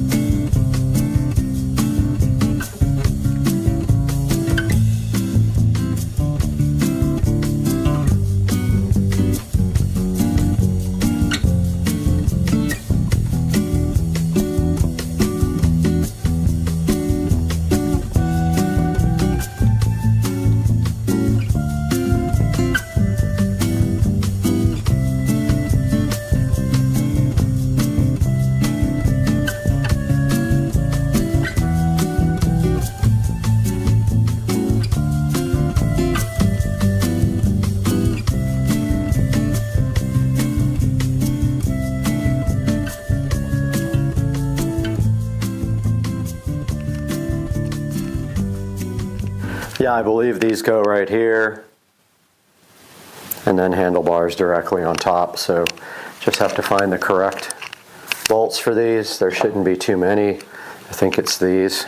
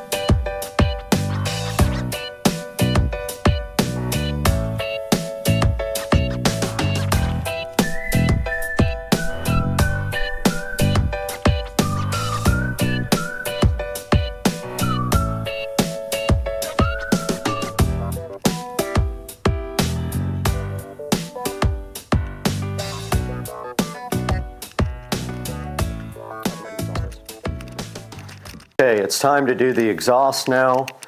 The confusing part is it came with a bunch of different types of gaskets and stuff, and I have no clue what goes where.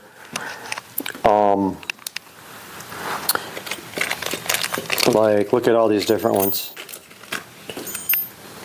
I think that's literally the same kind of gasket. I don't know if I'm supposed to use both. And then it came with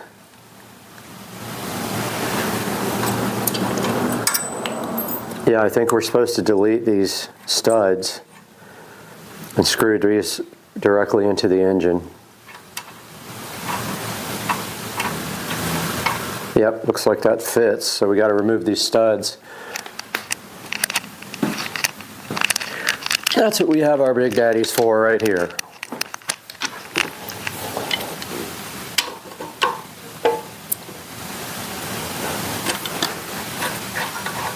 I'm going to use both of these exhaust gaskets. I don't know. Did that just fall? Where'd that fall? I don't know where that fell. We have two gaskets here. Oh, I just broke one of them. Fuck. I'm going to use them both.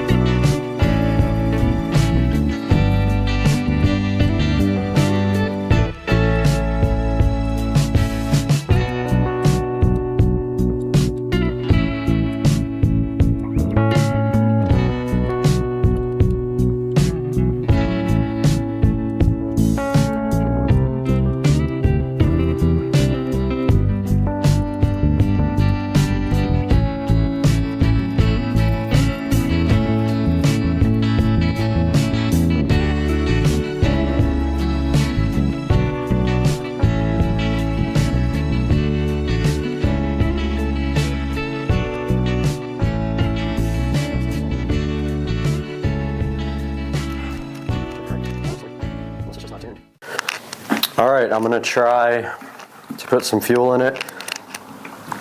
Not sure if this will work with the fuel running uphill like this.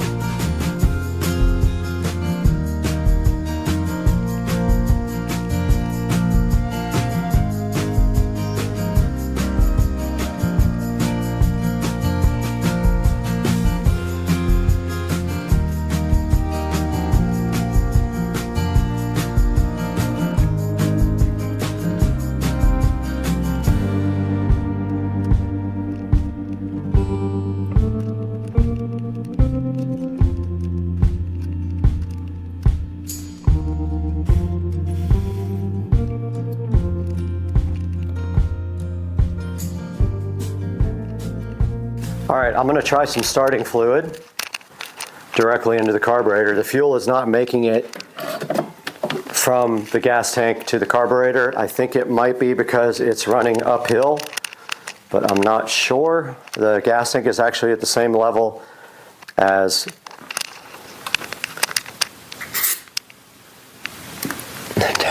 the carburetor inlet, so it's on run.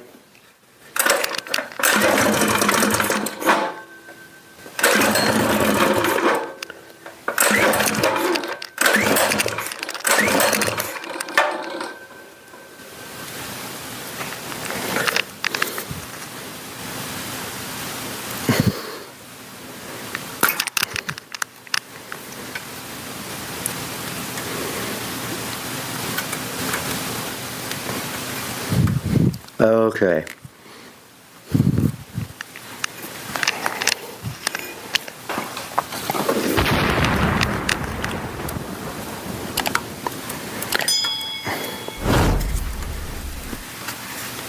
This fuel filter might be leaking.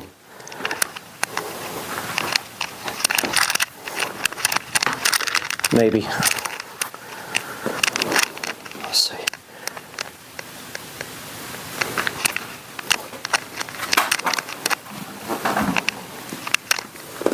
I'm gonna cut this zip tie.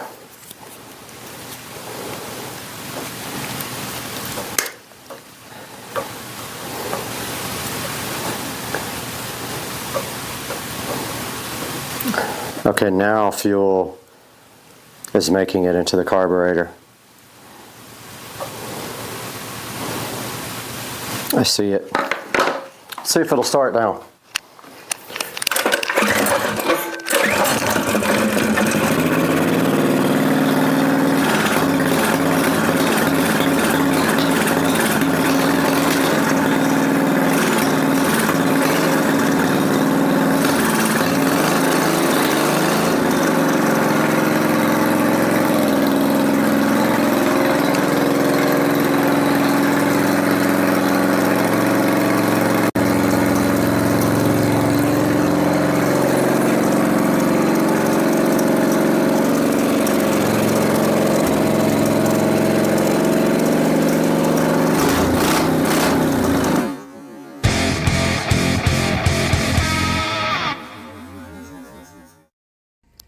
Ultimate Tesla peel satisfaction. New sill plate. Let's go. Let's go. Yeah. Amazing.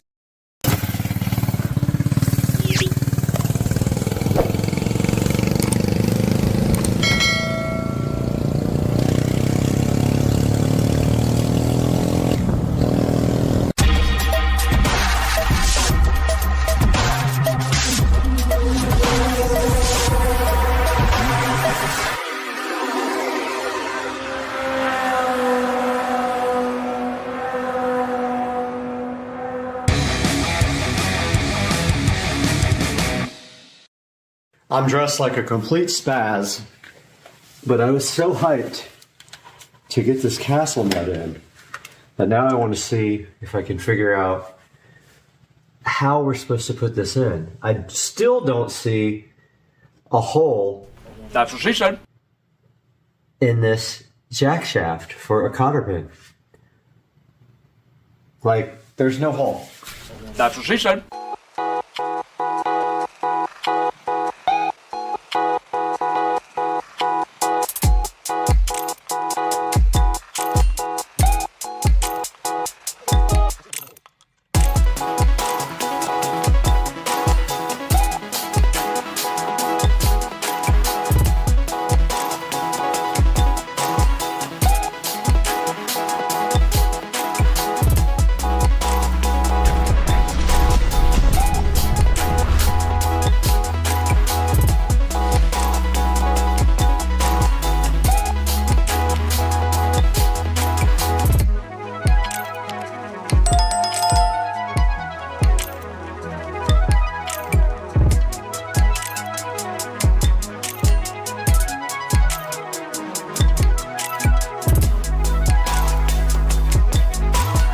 Well, the problems never stop. It broke the key off, so now I gotta go waste like $5 more on shipping to get a new key again. So, fuck, a duck. All right, guys, we got our brand new brake cable here. We're gonna be looking at putting that in now.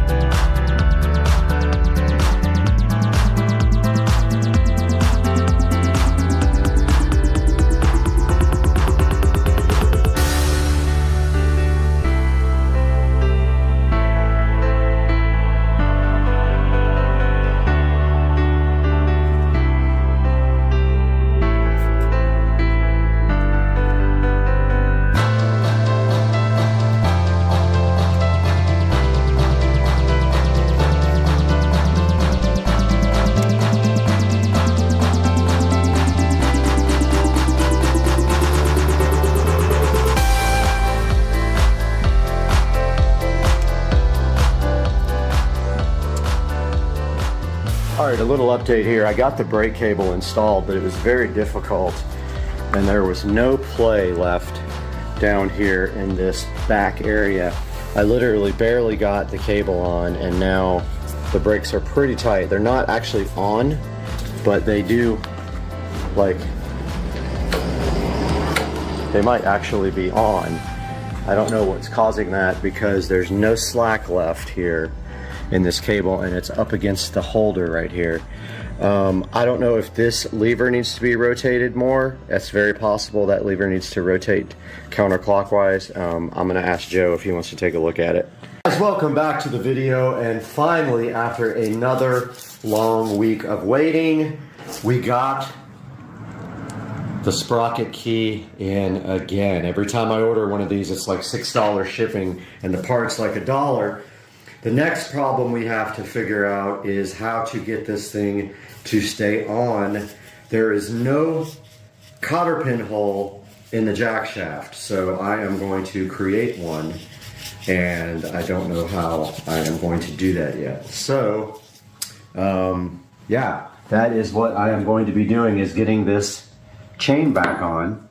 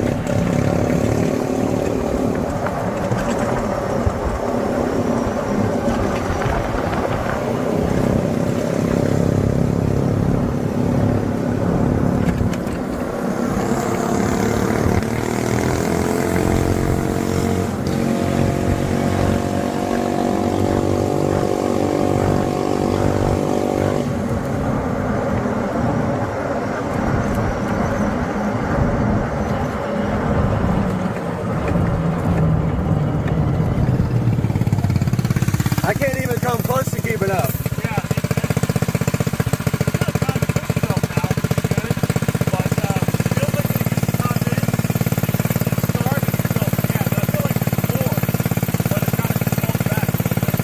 Do you hear any rattling in the front? I think it's the gas tank.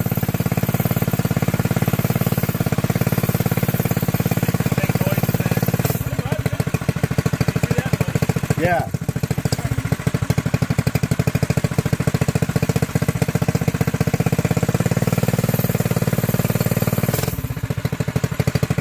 We probably still watch that video about tuning and just tweak it.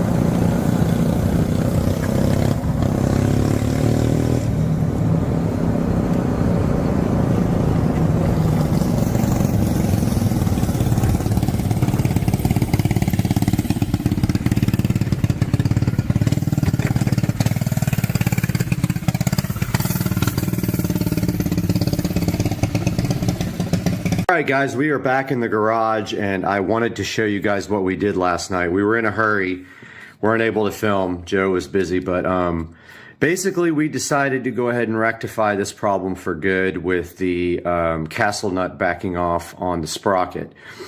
So what we did is we pulled this off. He has the right socket size. I can't remember what size it was. It's pretty big, the castle nut. Went ahead and pulled that off, and what we did was we drilled a hole through the jack shaft there in order to be able to secure a cotter pin to the jack shaft, because this jack shaft has no hole in it. These castle nuts tend to work themselves off, and the whole point of a castle nut is it's slotted so that the cotter pin can go right between the slots and prevent this thing from backing off. So we used thread locker and we used a cotter pin, and we drilled right through that jack shaft, and now this is not going to come off. Now we have some other issues. There's some rattling going on up front. I want to do a bolt check a bit later and see if I can figure out what's going on with the rattling. I ordered a battery, and then so what we're going to have to do after that is attach the battery in here somewhere. I was thinking right down in here. We'll attach it to this whatever this thing's called, the forks or whatever it is. And we'll have to have a switch as well. So we'll break the positive wire that goes up here to the light, and we'll wire up a switch somewhere, somehow. I watched an extensive video on tuning. Now I understand tuning. The gas cap is leaking big time. We filled it up with gas, and the gas is ruining my nice spray paint job. So it's going to have to be touched up at some point. But that is where we are now. The bike is still breaking up on the high end. It is not solid. We do have new spark plugs. We have a good fuel filter, unless it's clogged now. I don't see anything in the gas here. I got to figure out the breakup, and then we will be good to go. This thing's awesome. We are still waiting for the wheels. The wheels are on back order, but they should ship any day now, at which time we have these beautiful street tires to go ahead and put on the bike. This bike will not be going off-road. Now, what is in the future? Well, we want to turbo it. We don't know quite how that's going to go, but we don't have any fabricating stuff, but I think we can figure it out. But for now, that's it for the video. Hope you guys enjoyed the fun last night, and we'll see you guys soon. Why? That's corn. Somewhere in there are cows. And we are in Mississippi today.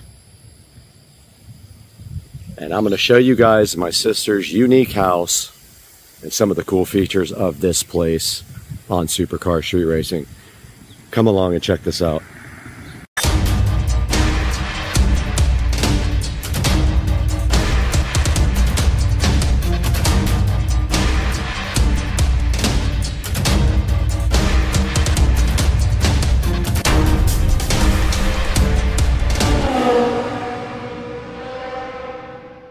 Now you can tell already stepping on the porch of my sister's house that she has some unique things out here. Very unique taste in art and furniture, and she collects some really cool things. But I've spent some time on this porch playing guitar with the corn right across the street and the beautiful plants. And you can see here, this is just the beginning of some of the coolest things you'll probably see at a house. Now let's go inside. Hey dude!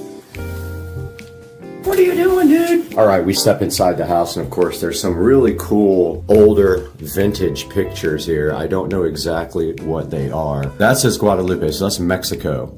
So yeah, some really interesting old photography here. And then of course we are from New Orleans, so down here we have some very cool Mardi Gras stuff there, and we have Bo the cat. And then moving up here, there's some very cool antique lamps here. A very old antique, it looks like an armoire, or I guess you would call it a dresser, more like, and not an armoire. And then on top of that, some vintage photography, and I don't know the significance of this, probably isn't one. The cat is trying to open the door. You're not getting out, dude.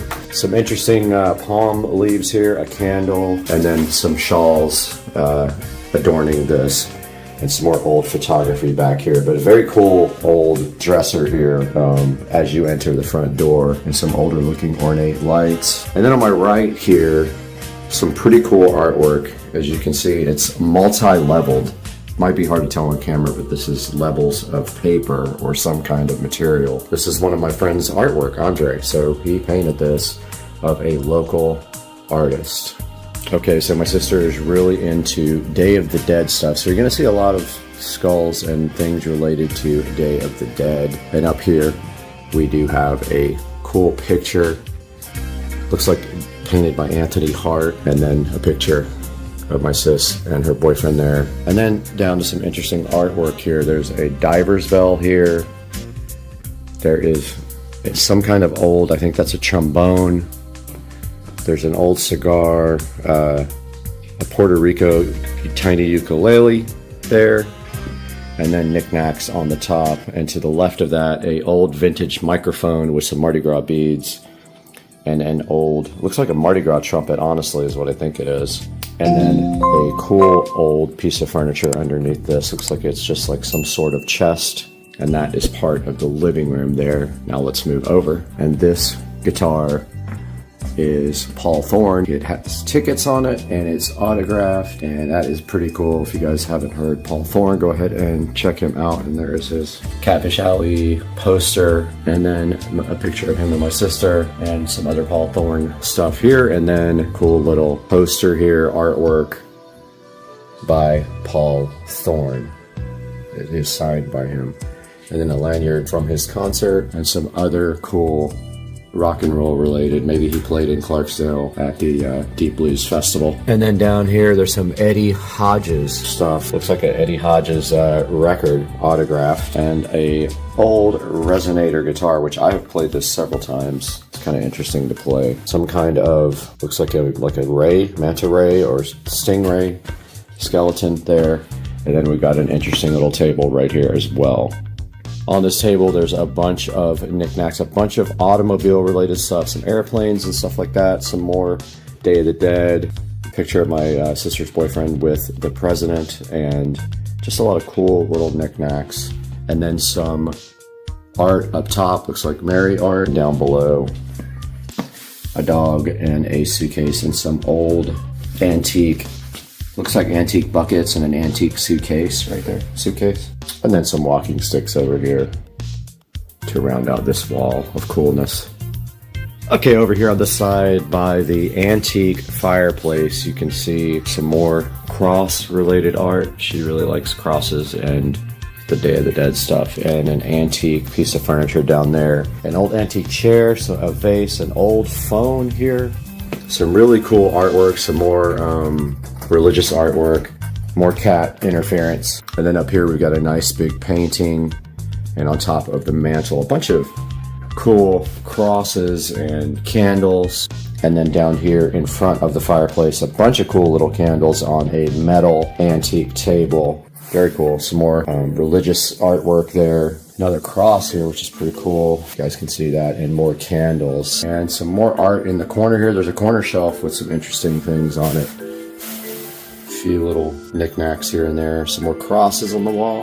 And then over here in the window, there is a case full of antique cars. A Buddha here.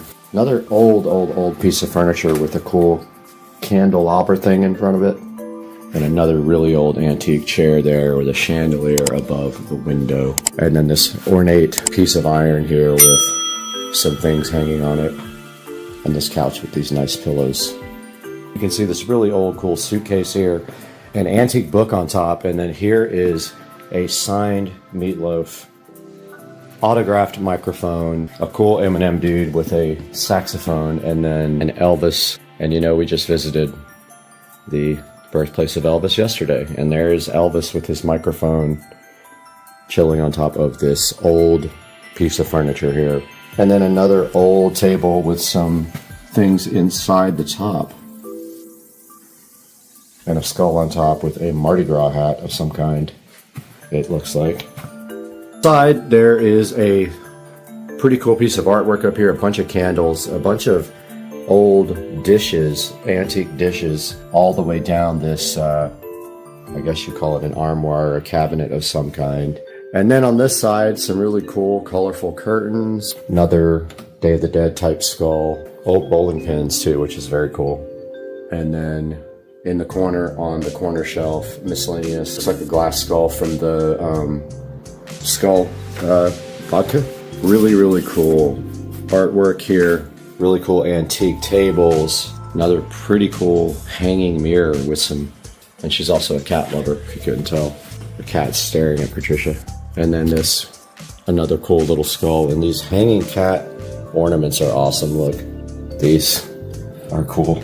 And then rounding out her cool living room, she has some more neat artwork right here. And then of course, more cats right there. And an awesome shelf. I like this piece of art here. It says odd on it, and it's got the little Barbie doll head.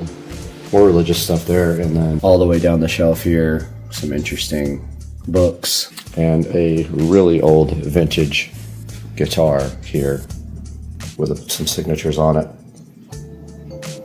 Okay, in the kitchen here you can see some really cool antique stuff here, a dulcimer, some artwork up there, a neat old phone, and then of course a bunch of skulls and random. There's a llama here for your mama, and then grouper legs.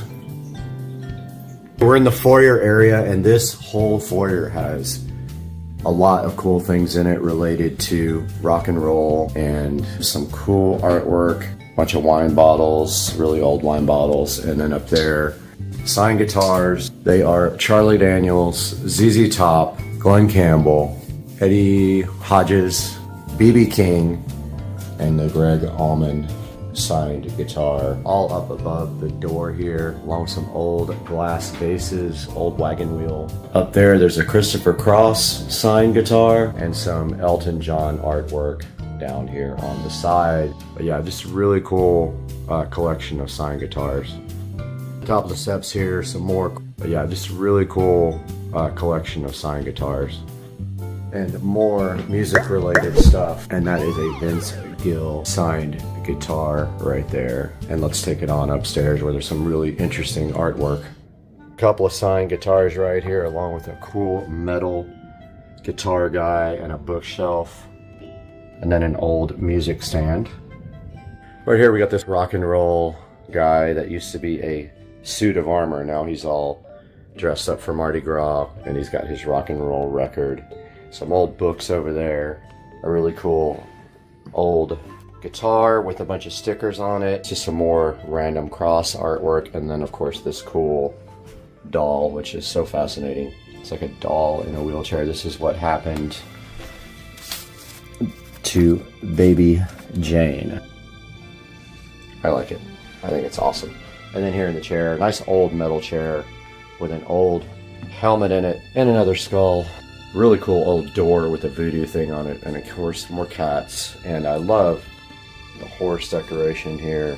This is 11 Spoonfuls signed guitar here. This one is Reba, James Taylor here, and then next to my mess over here, because we have taken over the upstairs. We love this thing. It's like a frog body with a doll head with a foot in the mouth. It's so cool. Over here, Star Wars memorabilia, drums over here, an alligator head, some cool books and dolls, Curious George stuff, Snoopy stuff. And again, I've taken over this area with my suitcase, but very cool mirrors and a shelf here with different types of kind of Day of the Dead stuff. Interesting artwork here. The top here, that reminds me of the Oldest View. If you don't watch Kane Pixels, you should watch the Oldest View. He is very talented. And then interesting baby head inside of a thing. And then again, we took over a lot of this area, so it is messy because we have a blow-up bed chilling in the back here. I thought this probably makes it interesting lighting. And then below it, there's a candelabra here with some cool old candles with the fleur-de-lis, because we are from New Orleans. And some interesting artwork here, an old telephone, some art. Same over here, some art there. Some more art up here above on the wall with the disco ball making interesting light in the background. Okay, going out into the backyard of my sister's house is kind of where craziest backyard happens. This is one of the most tropical backyards I've ever seen. Take a look around here at my sister's backyard. She has this place all decked out with flowers and plants of all kind. Beautiful flower beds and the pool. Every square inch of the backyard has some kind of cool flower, plant, or art. And we actually are going to be installing some LED curtain lights out here today. Moving to what we came here for, she does have a pool here with plants all the way around it. You can see how beautiful it is. They take care of this with a lot of attention and care, and it's a lot of work to get these things taken care of and watered every day. It's an oasis back here. Check out this array of plants, flowers, trees. It even goes all the way back here. There's a big space back here, and they have the banana plants. Every flower you can think of, and then this beautiful pool here. Artwork, that one is missing its head, but still. And so yeah, I just wanted to give you guys a little insight into one of the coolest places I've been to. One of the most beautiful backyards I've seen, and this is in Mississippi. Check out that, guys. Just amazing. And I hope you guys enjoyed this, enjoyed a look into this beautiful house, beautiful backyard. And we'll see you guys again soon. Thanks for joining us.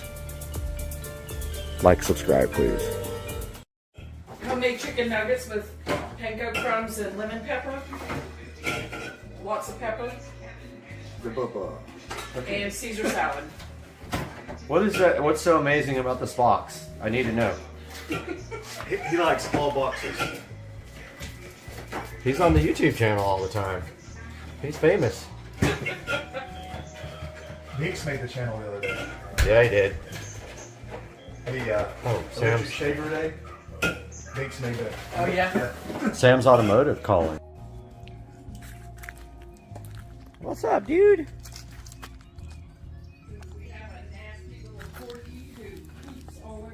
Why do you poop so much? Why? Why? And why do you have to poop on the pavers, and now Right? I'm here. Oh, did he tell you he's getting that project? Oh, he pooped on the. Done. Yes. The pool project. He's doing. Yeah. Instead of pavers, he's going to do the what do you call it? Travertine. Oh, Yeah. nice. Yeah, that's good. It's a lot though. Oh, yeah. I can't afford it. Yeah. Don't make me come over there and say it. Because I will. I can't afford it. I'm poor. Right, puppy? Another foggy day in Florida as we wake up. It looks like it pretty foggy outside. Today, if you live in Florida, you know that your house and everything outside in your house gets mildewed. Today, I'm going to show you guys how to get rid of all that. It's the most hated job that I have, and it is demildewing my gutters and soffits. And we're going to need a few things to do that today. I'm going to show you guys that in just one moment. Chicken with beef and turkeys. Okay, good. I don't want my chicken to go rotten. I want preservatives in it.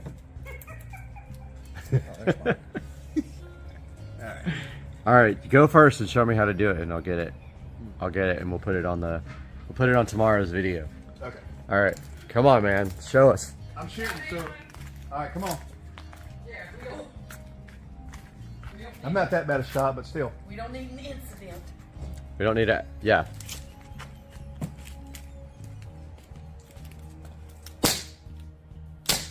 Nothing's coming out. Nothing's coming out, is it? Nope. Oh. That's weird. We did that the other day. This guy wants to be in front of the. Nothing. Yep, it's jammed. Whoop, there you go. BB just okay. fell out. Yep. One just fell out? Okay. Mm-hmm. All right. It was damaged. Oh, wait a minute.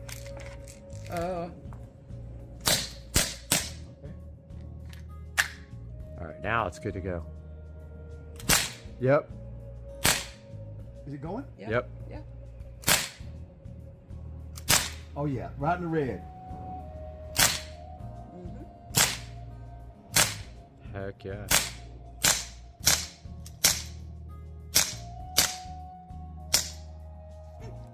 Dude. That is a replica. Freaking mag dumped Glock on this 9mm. guy.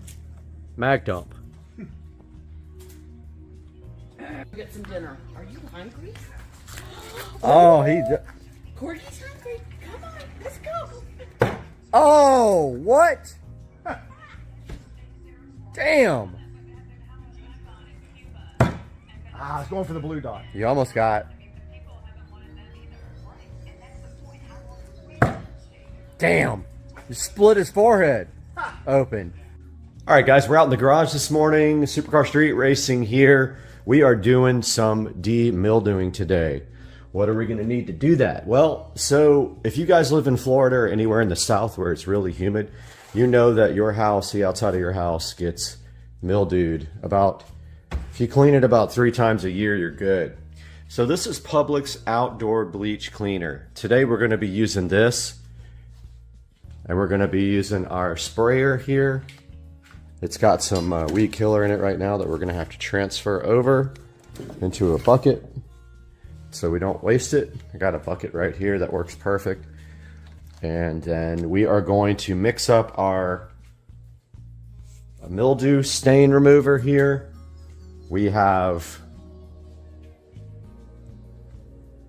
a brush somewhere, if I can find it. We have like an all-purpose brush.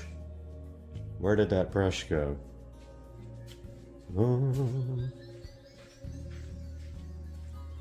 Well, I can't find the brush now, which is really important.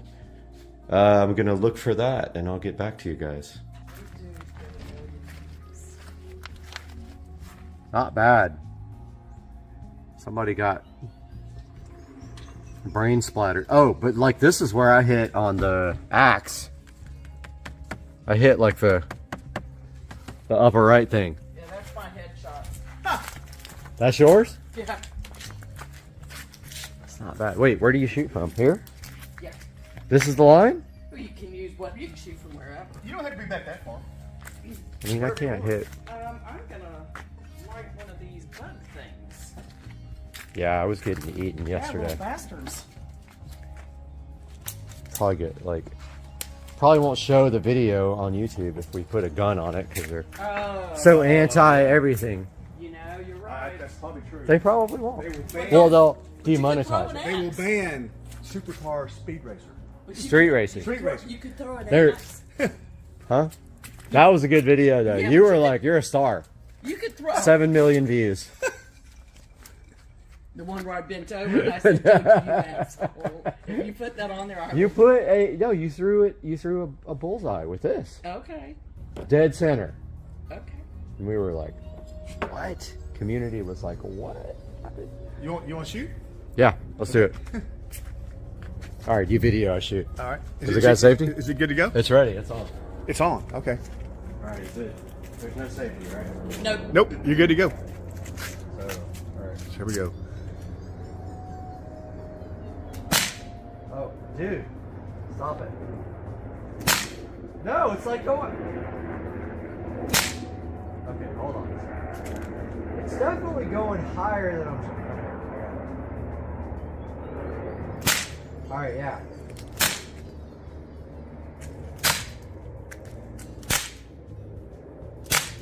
It tends to be high, I think, or I suck. I think it does a little too. There's one in the red. I know. Dude's wounded, but not dead. Oh, he's dead. Oh. There's Oh. another red. Okay, so a lot of this is my fault because I'm getting eaten by mosquitoes. All right, wait. Let me hold it. Should I hold it sideways? Gangsta style. Yeah.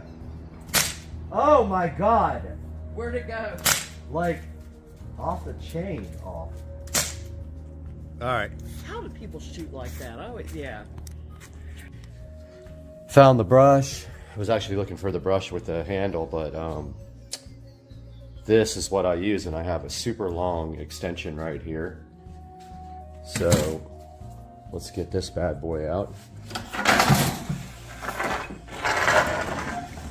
It's like an aluminum extension for painting or whatever. Pretty long. See, it almost touches the ceiling right there. It makes it really easy to do the to brush off the soffits and the gutters if I need to.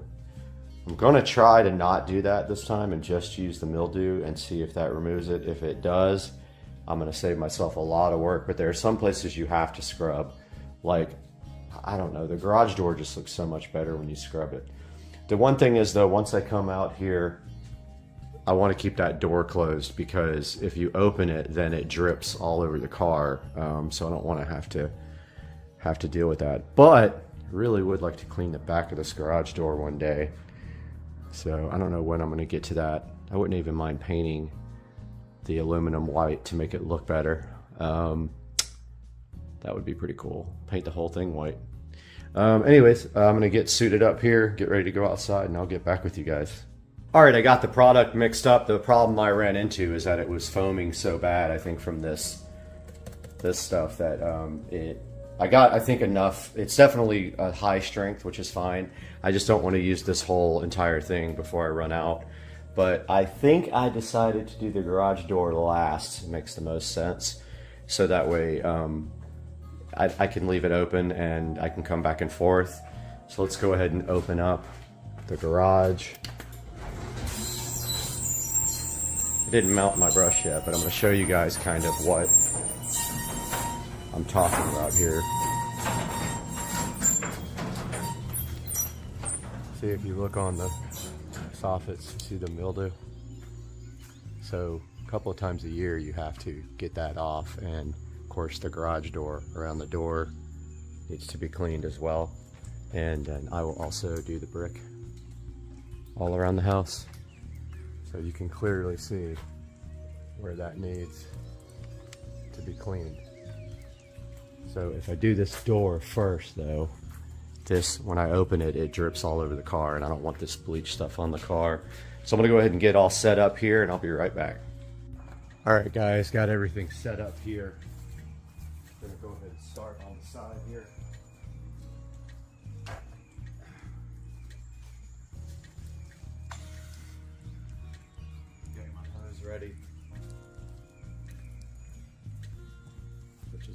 here.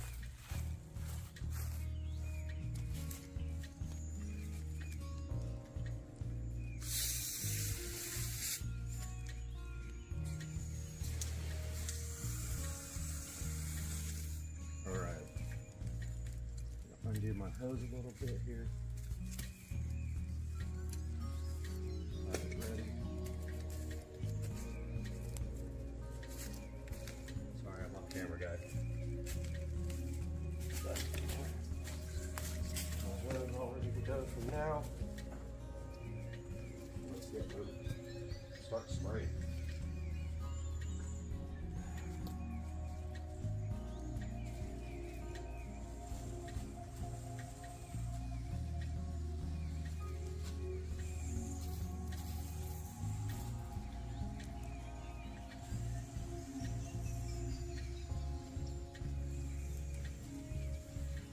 Spraying down the soffits and the gutters with the bleach spray.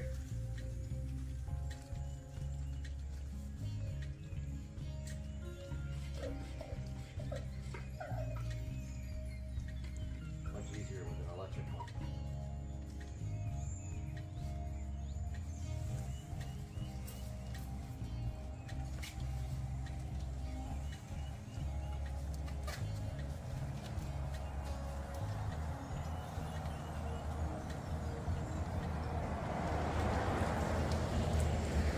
Around the window too.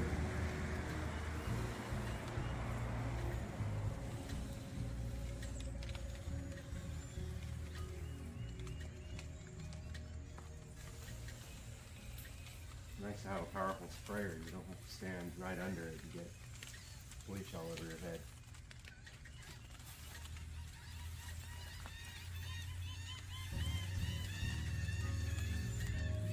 Gets really bad around this tree.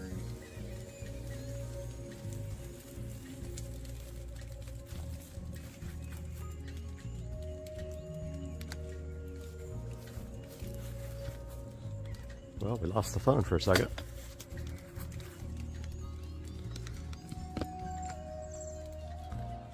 There we go. So this stuff needs to sit for a few minutes to get all the bleach off, or all the mildew off.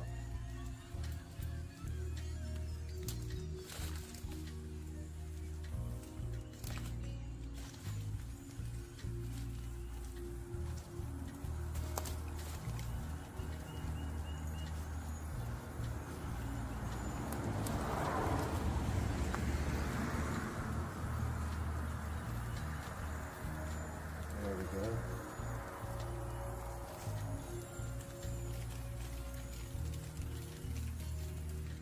So that is sitting now. And we give that a minute or two.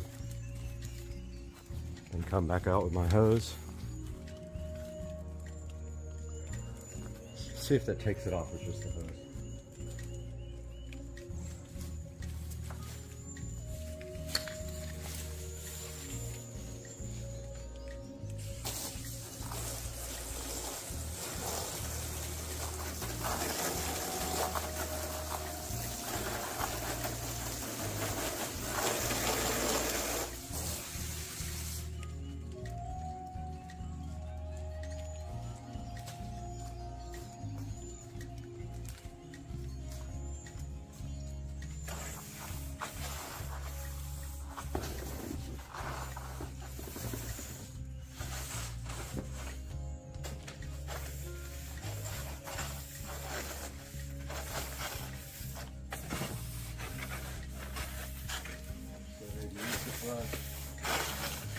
Especially for the stubborn area.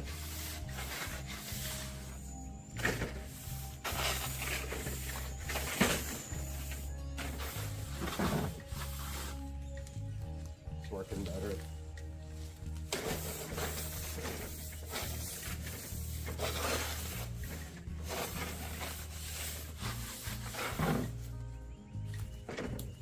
Some places are hard to get to with this brush. Broom works better. It's not long enough.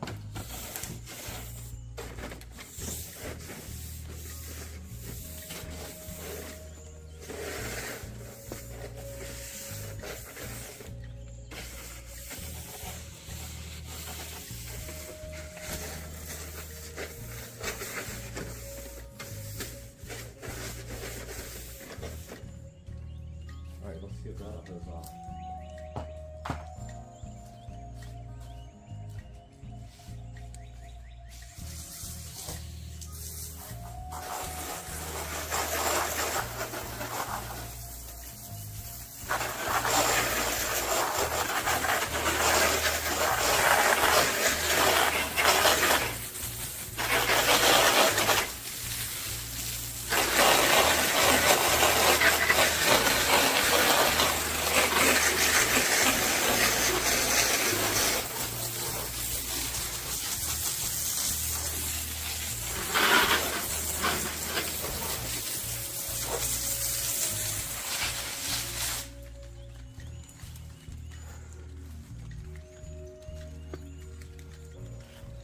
Over here a little bit.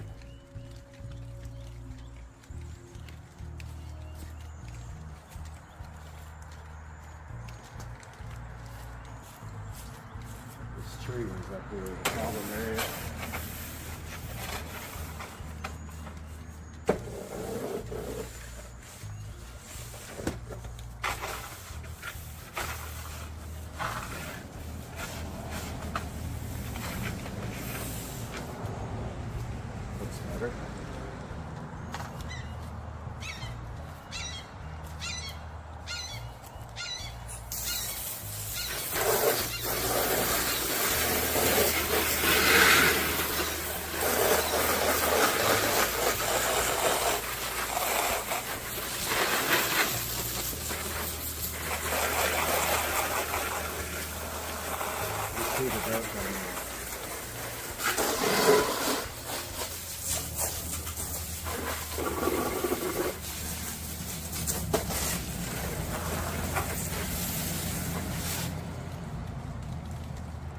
Well, I accidentally sprayed my security camera. Hopefully it doesn't mind getting wet. So this side's done. I'm going to take you guys around front. All right, moving on to the front.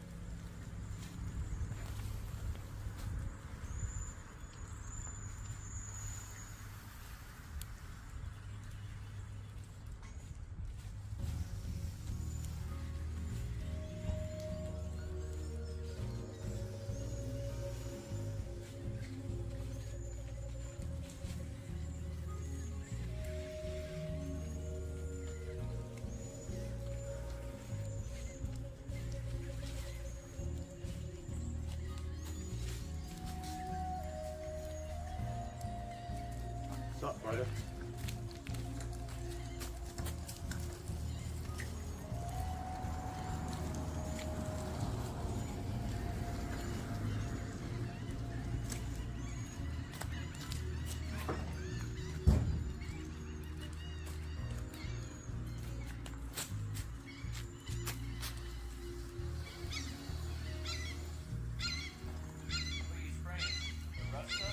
Bleach spray. Bleach spray. Doing all the soffits and gutters, they're terrible. I have to do this like 3 or 4 times a year. There's all mildew. Yeah, turns it back white. Gets all the, see all the green mildew? Yeah. This takes it off. I need to do that. Yeah, and then so I spray it on there, and then I just go over it with this brush like this, and it gets it all off. Yeah, you gotta do this a couple times a year.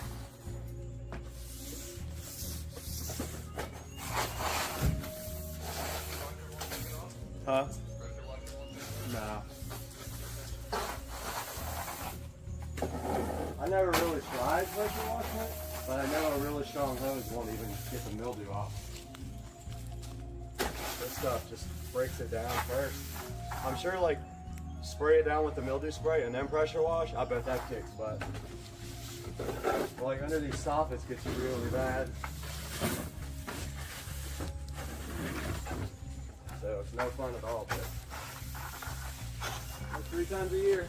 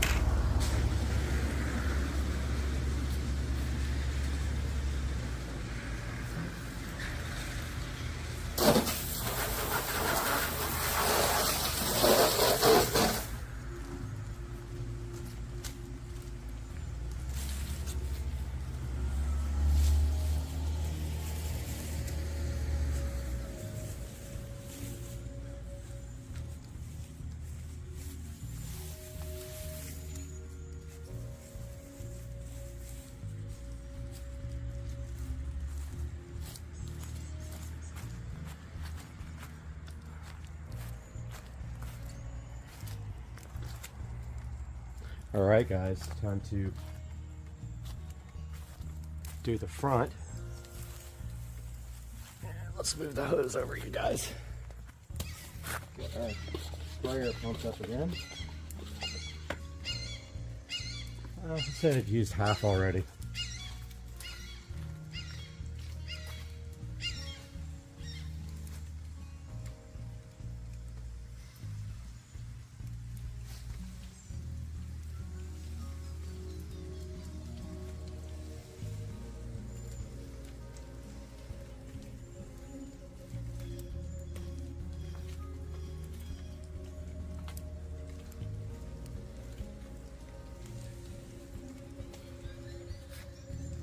Should have done that last. I'll have to walk in it.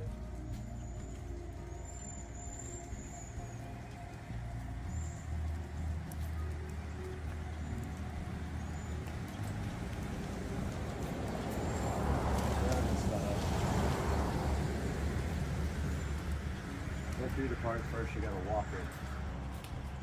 Do underneath that porch.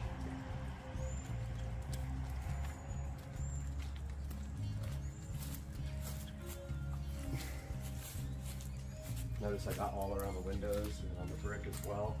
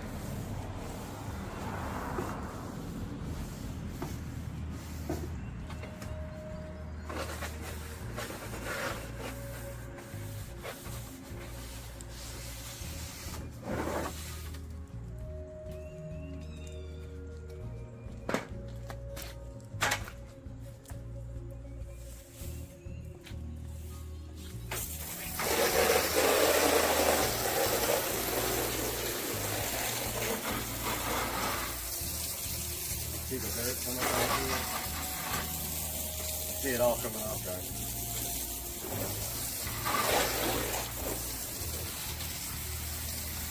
And the brick as well.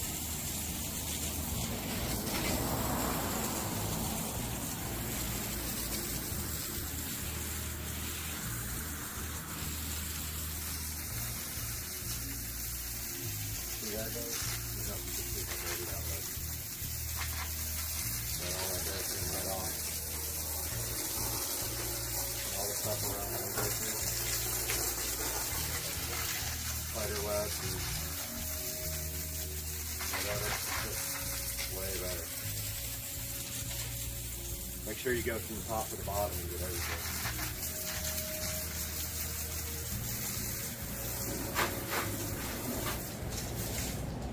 Alright, now I gotta walk in the spot that I already did.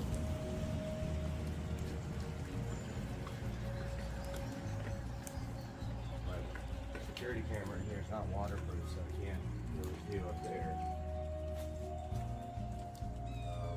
So that makes it tough.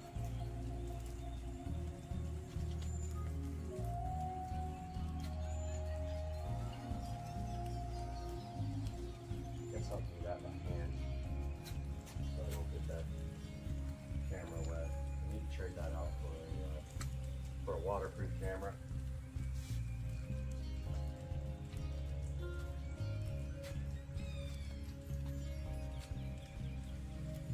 I don't know if you guys could hear that, but I've got a camera there that's not waterproof. So I didn't spray underneath that. I'm going to do that by hand. I've already cleaned it recently.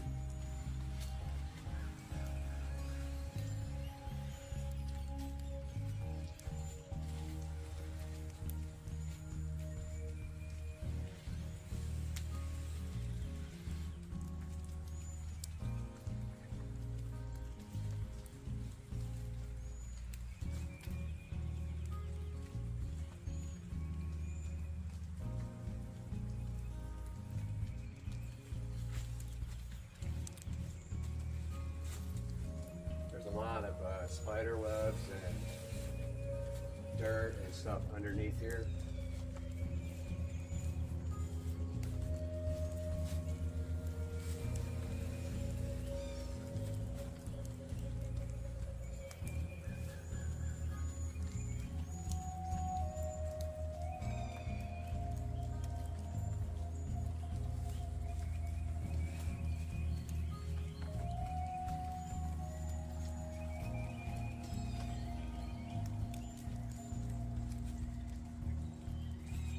Alright guys, got all that sprayed down. Some scrubbing here.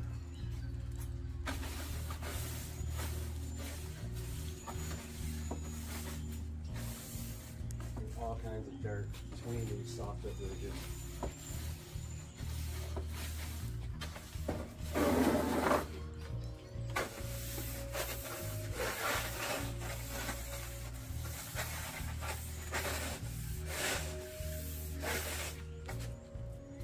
Built up over time. I think just the hose will get it off.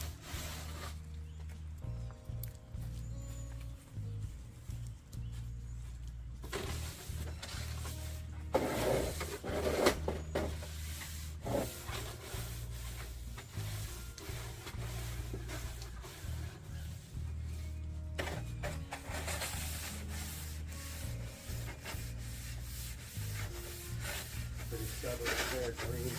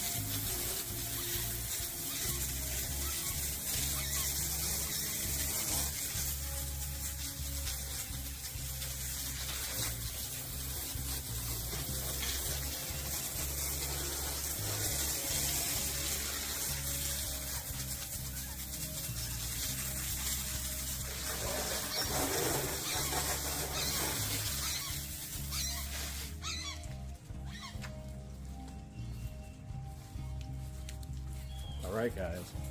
Time to move to the side. The side is one of the more difficult places because there's trees in the way. And I've got a security camera that I don't want to slow down.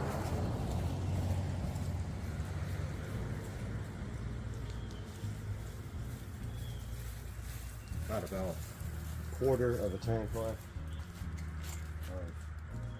Cleaner here. Have to go make some more. Try not to spray this camera down. I don't want to directly get it wet either.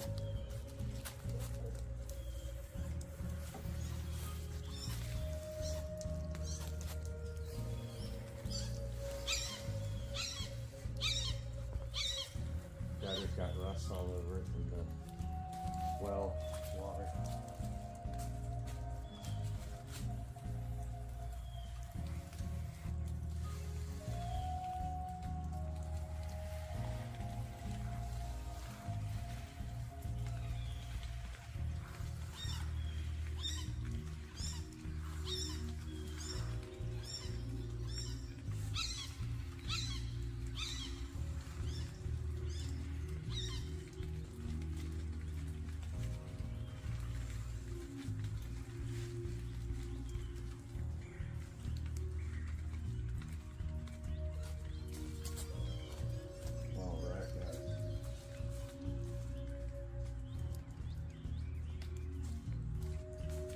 Time to scrub. I need to get my broom.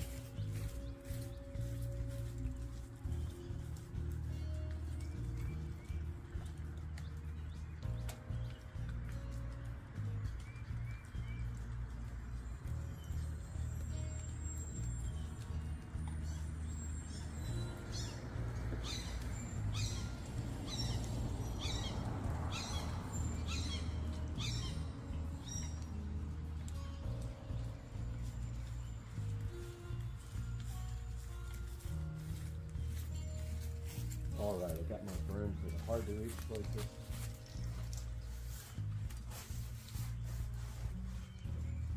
Like that.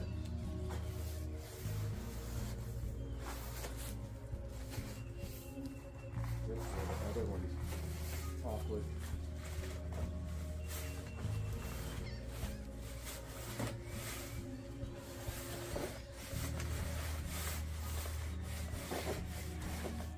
Get in that little crevice.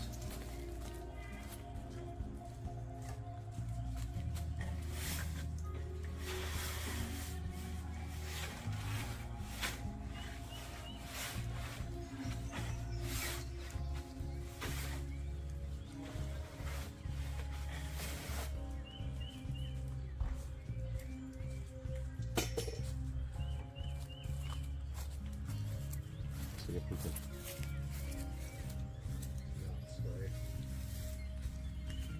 Camera directly.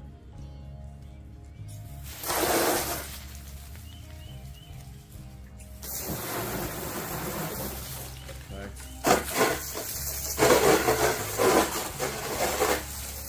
That works pretty good. I think I'm gonna have to start using my other hose now.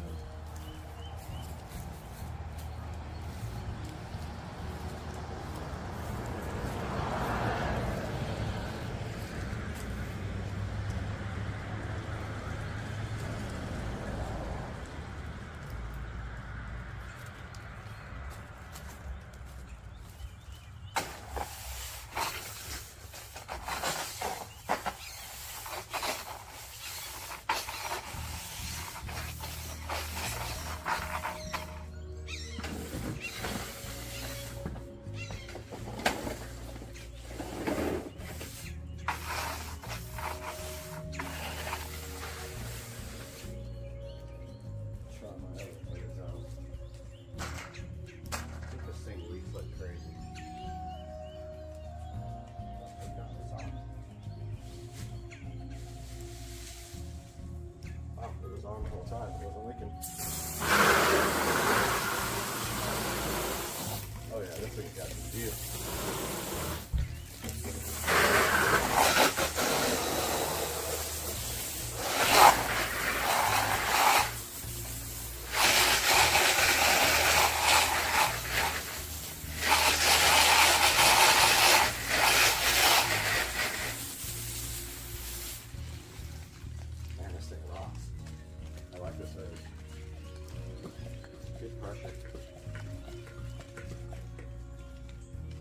I got enough to finish the side, maybe more.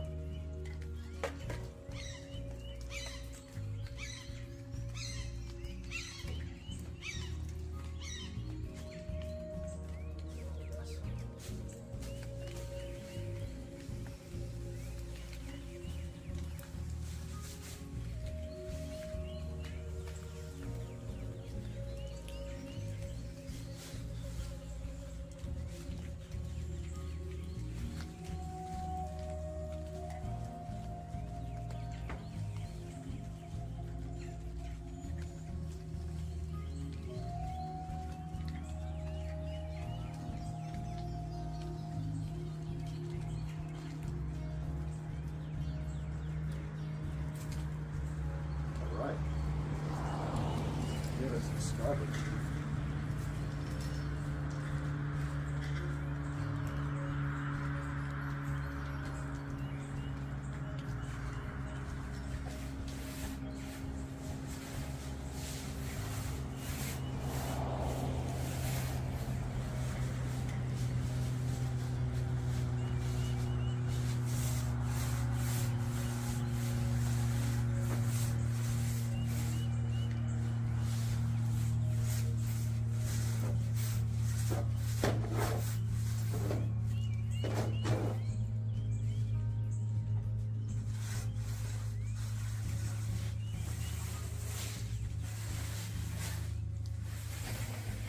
Side is bad.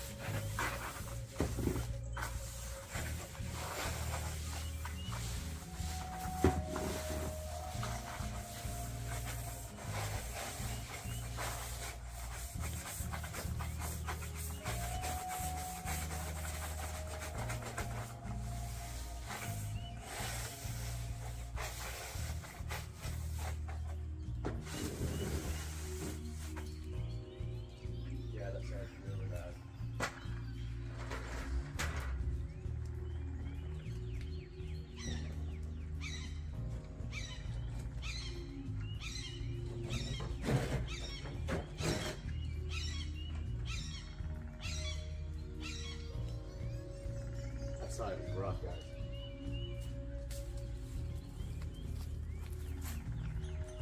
I want you guys to see.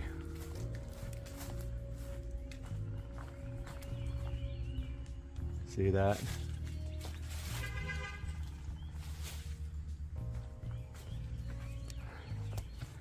That's how that looks.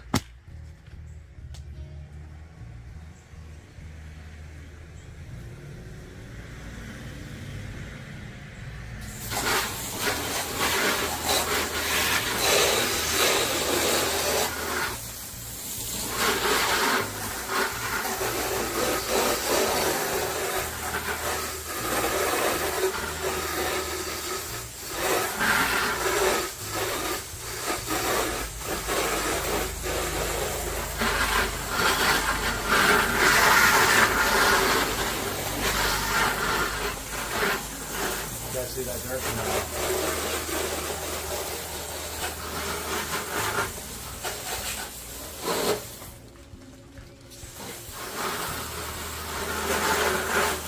That's a stubborn spot right there.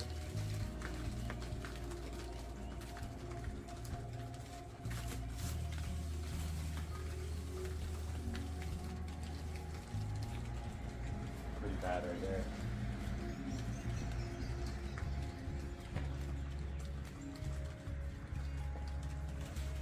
Try to hit that spot one more time. And this spot here, before we check that. Yeah.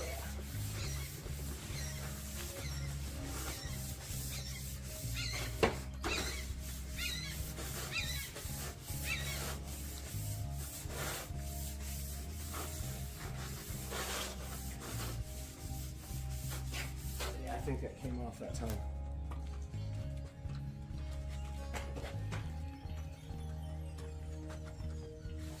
Guys. Yeah.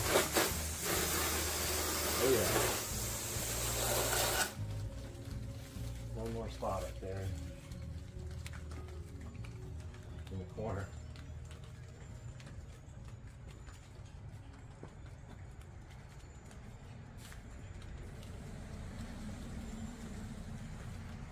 Get that spot one more time.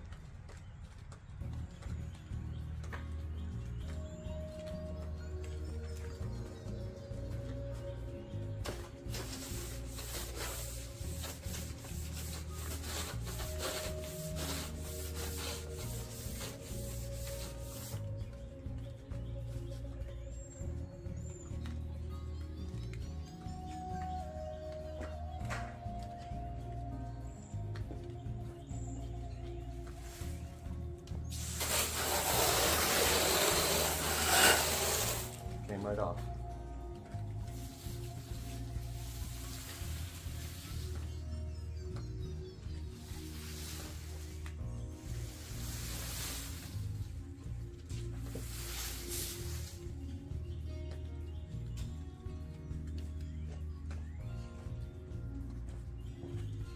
Alright guys, let's go to the back. Alright guys, we are around back now. One of the tougher parts to get. Because it's covered with trees and stuff. Push it all kinds of stuff to get around.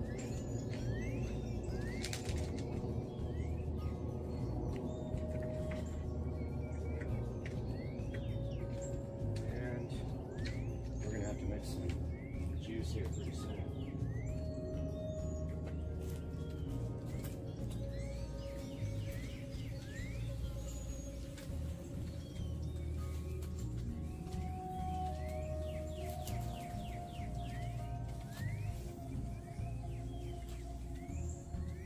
Can't spray too hard around this window because it'll spray right through the inside of the house with the air conditioner. So I gotta be careful spraying on this window. Hopefully I have enough to finish this corner. Almost out.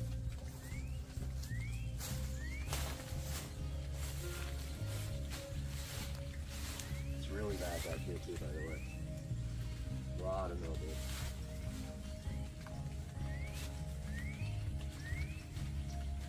Come on, baby, don't run out. Almost there. We're almost out of juice, guys.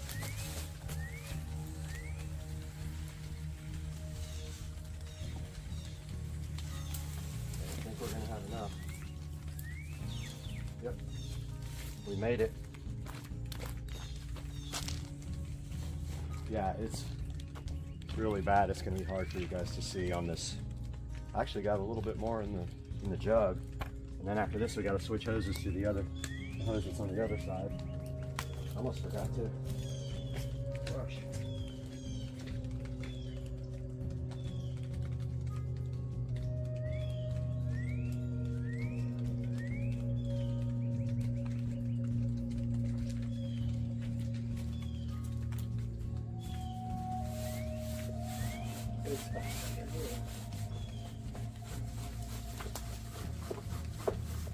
Really bad. And the top of this AC is terrible.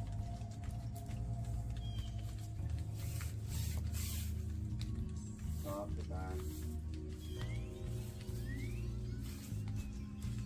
The window. All bad.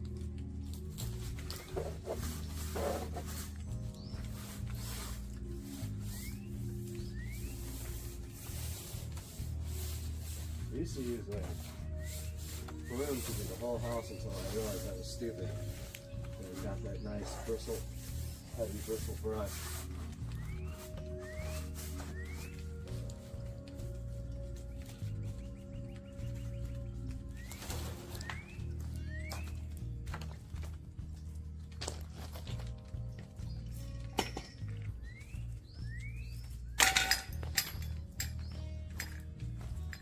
Some bad areas up here with green from this tree.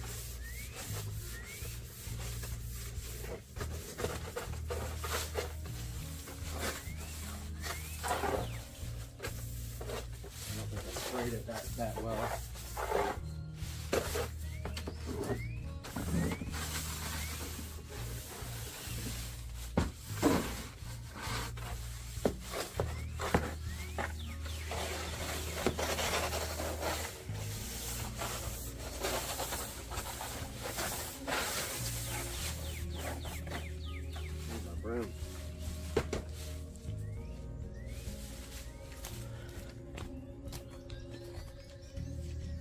Yeah, this is the worst part, guys. Sure.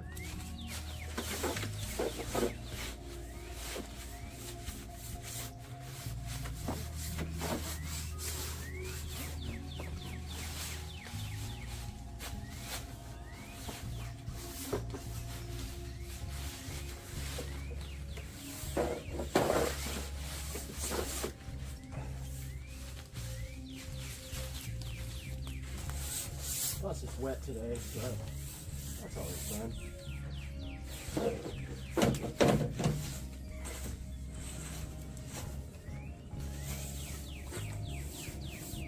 Alright, let's give that a rinse. That's satisfying. God, you're soaking wet from the dew and the mist.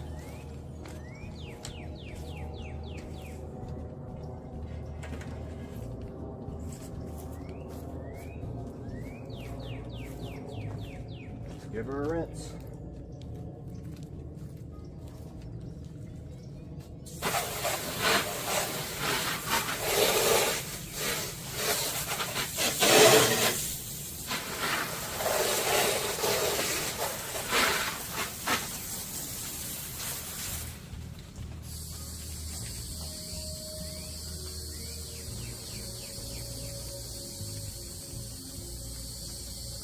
Tell that's going to get dirt in the house. You want to be careful right there.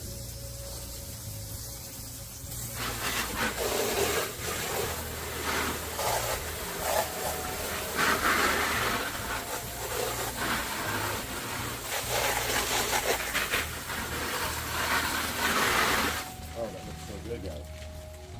It's coming out awesome. Hopefully you can see the dirt coming off there.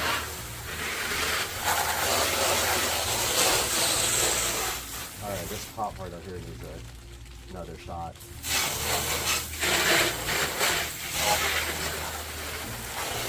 There's some green around the edges.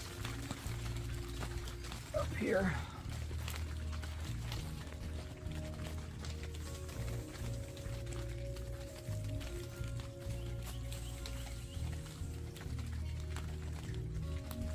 Give that one more shot there,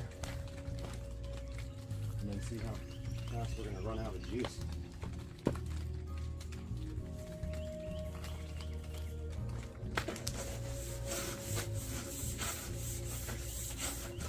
Getting eaten by mosquitoes. I need to put on mosquito spray.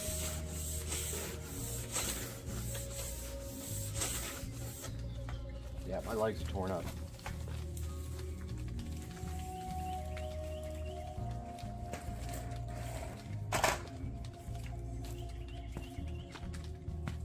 Yep, all that stuff came off this time.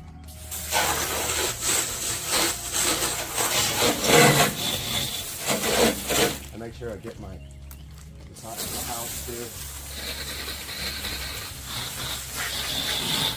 This is my sunroom.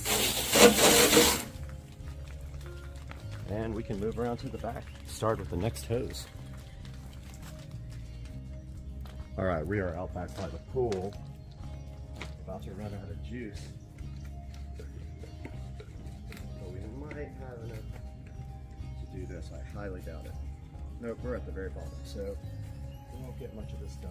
Then we're going to put on some mosquito spray.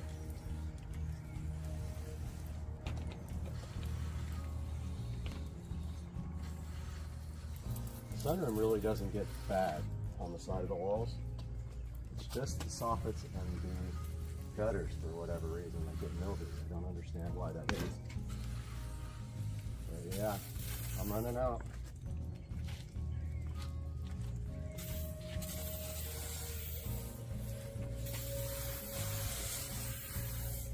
Not gonna make it. Maybe. Oh, I think I have enough. I think I had enough to do it. Let's check it out.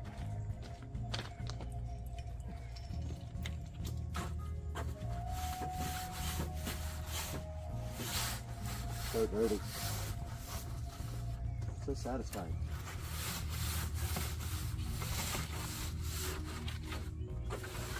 how much of this would come off without. Right in my face. I got it barely on there, man.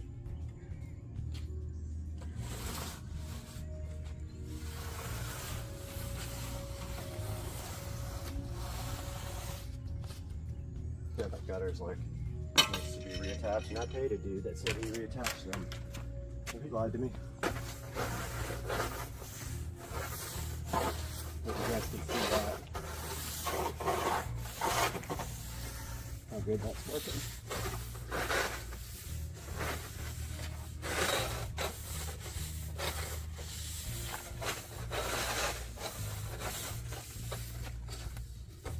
There's some green right here. Such hardest to get off. I think it's from plants, or maybe it's just green mildew. Either way, it sucks.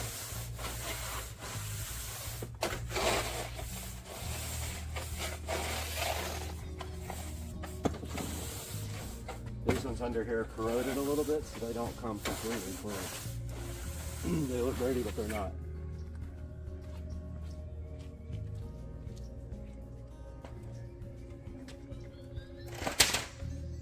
And let's give that a rinse, and I'll go mix some more juice.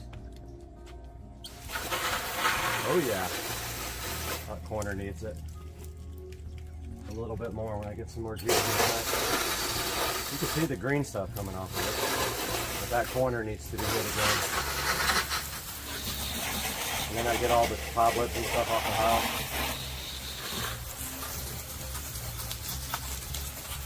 While I'm doing it, see all the stuff coming off the house, guys? All the dirt.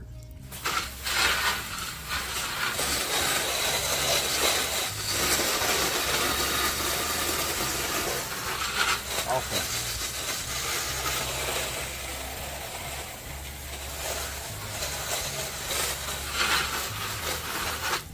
Alright, I've got a spot to do there and a spot to do there, but I gotta go mix some more juice and put some mosquito repellent on. I'm dying. Alright guys, I got the new batch mixed up here, and I didn't use the simple grain stuff this time.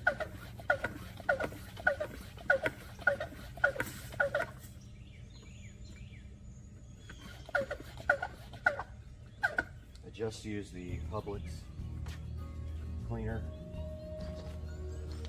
At that spot. It's a good sprayer. It was expensive, but I'd rather have an electric one, obviously.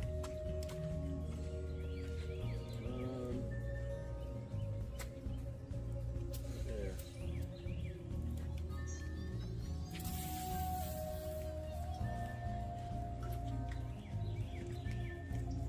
Get these two bad spots.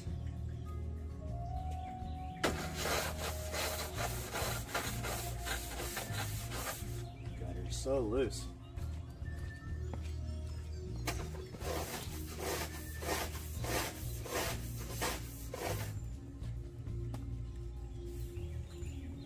think that got everything off.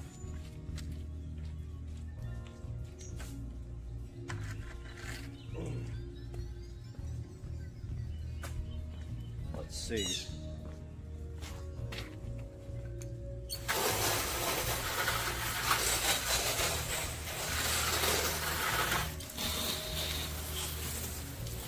Yep. Now I'll just do around the windows and get all the cobwebs and stuff off.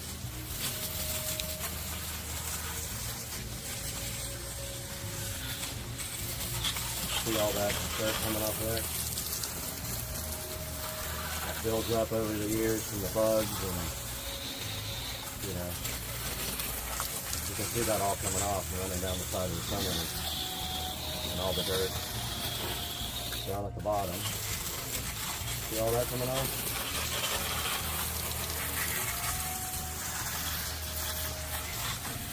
Oh, what that one is. What kind of string? Look at that guy. See all that dirt on this white hammer?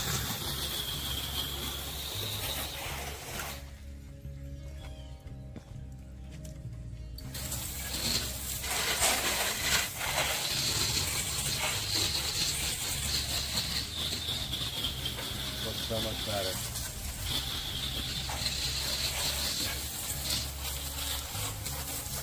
Oh, this time up there, a lot. Around these little windows.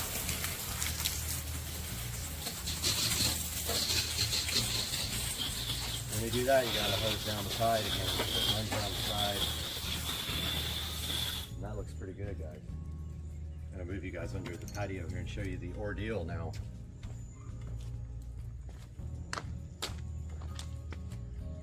Well, I almost fell in the pool, which would have been great video, but the camera was off. This is the worst part about doing this is that I have to move everything, all the furniture out. However, this furniture is metal now. Oh yeah, they aren't Velcroed to it. So we're gonna get these out of the way. I might even wash these.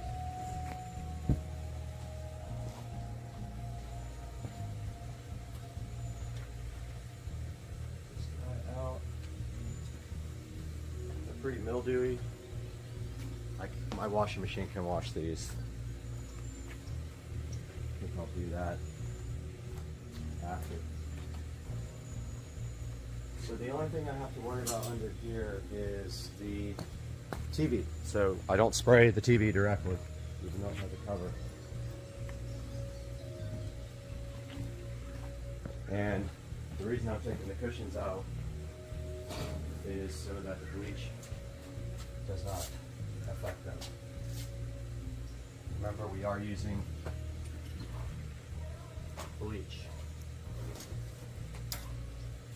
The good thing about metal furniture is you don't have to worry about it.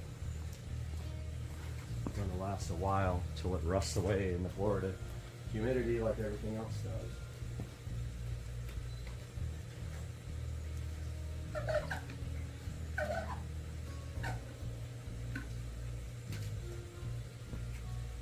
Alright. Some dirt on this wall.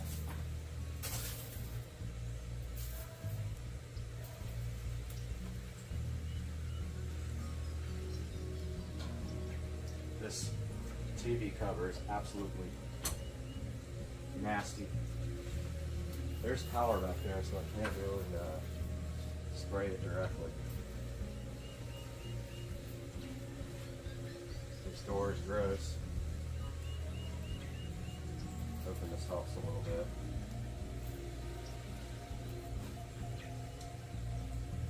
These speakers are shot, I think, anyway, but they are outdoor speakers. So I'm just going to hit top real quick.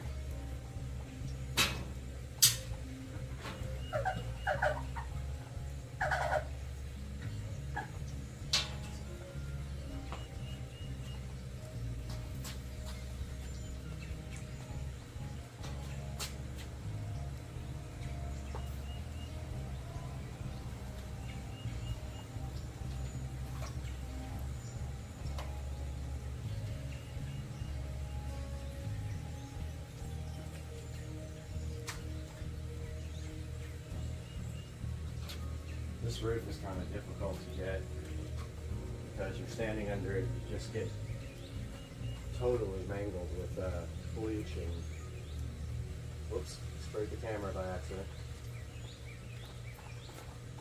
Better rinse that off.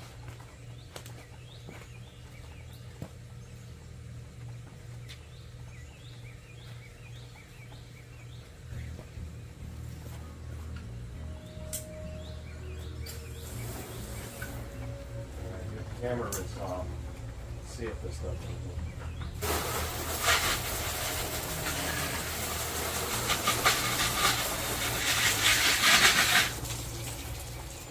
There's electrical back there.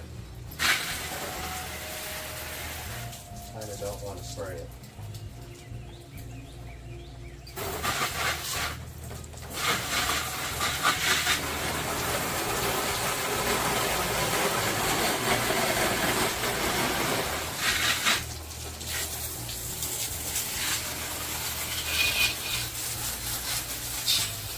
Trying to keep it off the TV.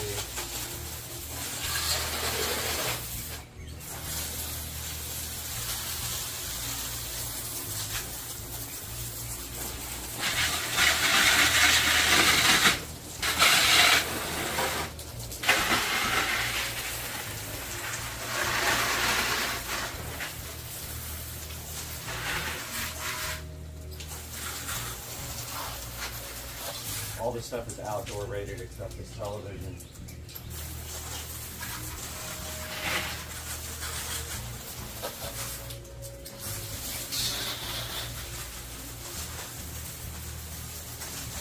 There's cobwebs and everything else coming off there.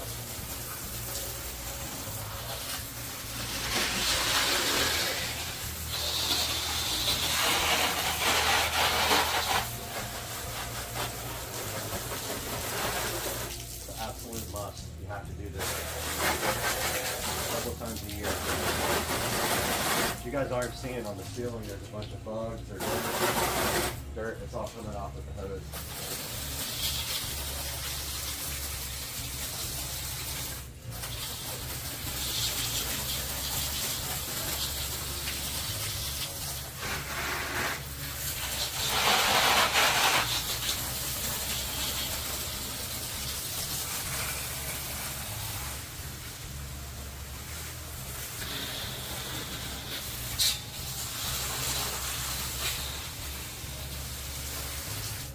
That dirt there coming right off.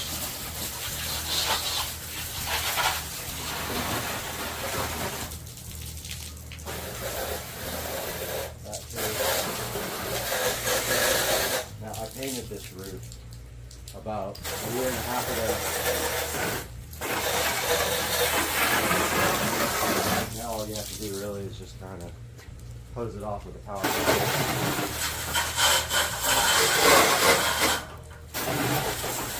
Soffits still need bleach though.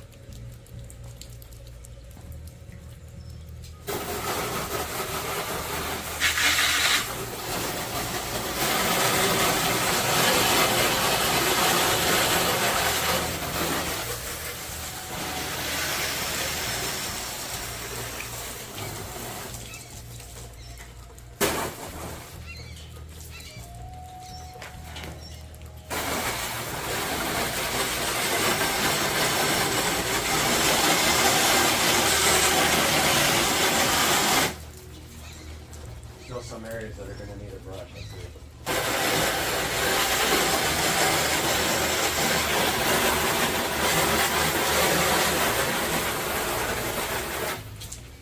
Yeah, just a little bit stuff left on there.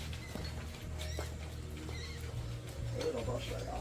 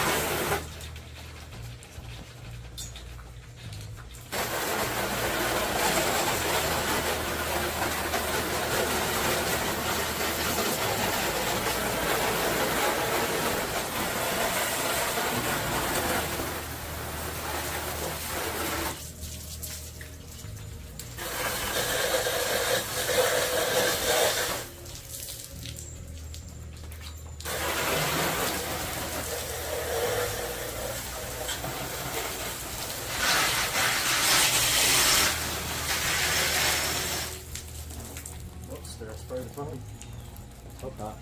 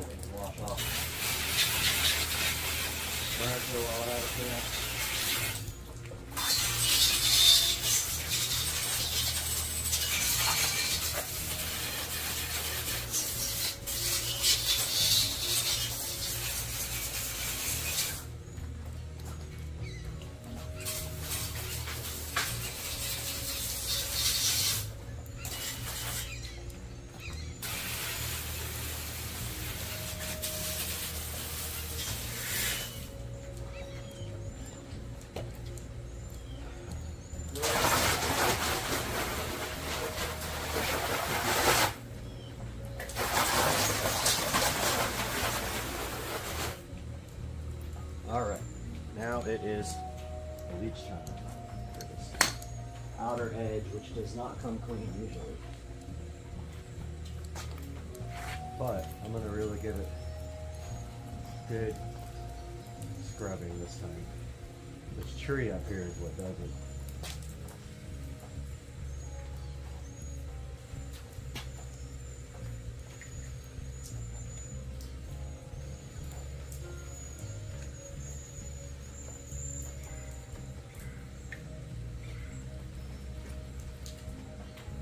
There's a lot of green up here.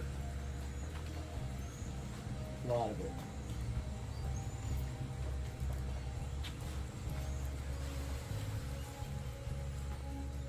Gutter too, pretty dirty on this side.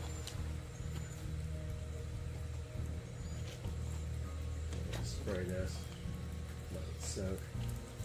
Part under here gets really dirty.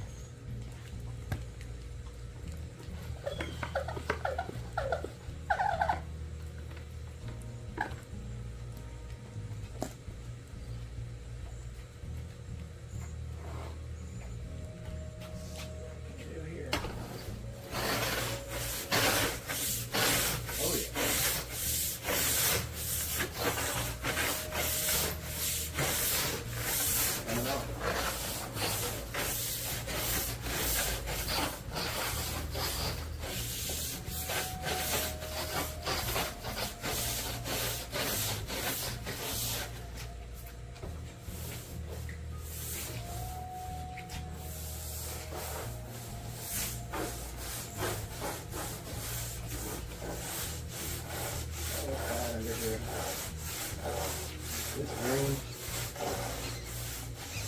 that's algae, mildew, really bad repairing up here.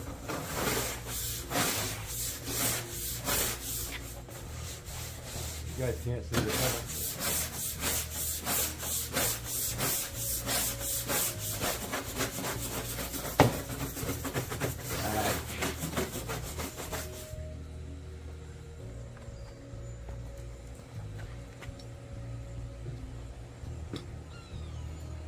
The very top there that you guys can't see.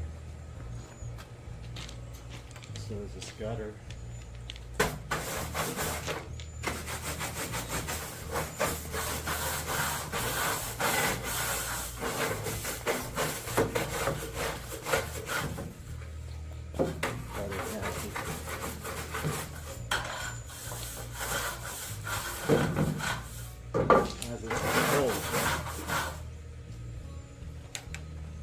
See how that comes off.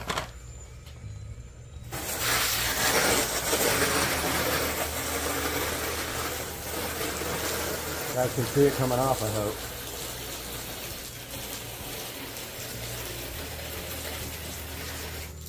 So it got a lot of it off. It needs another coat.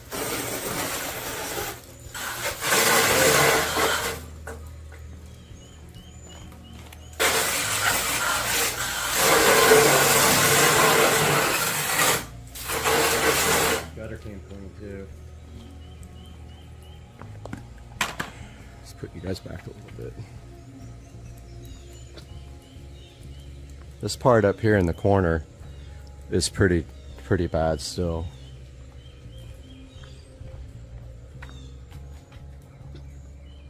Right up there in the corner, I'm gonna get that again.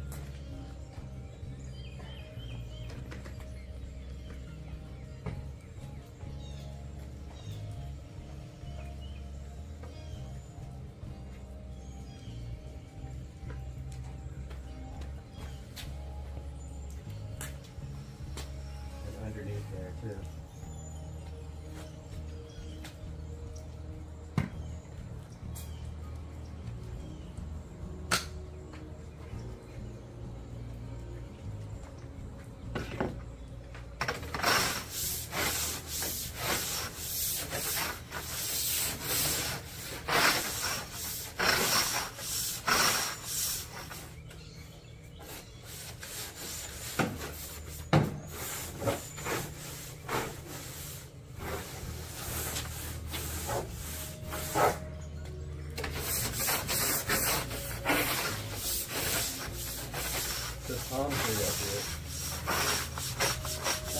get mad.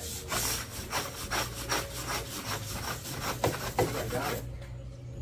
I think I got it.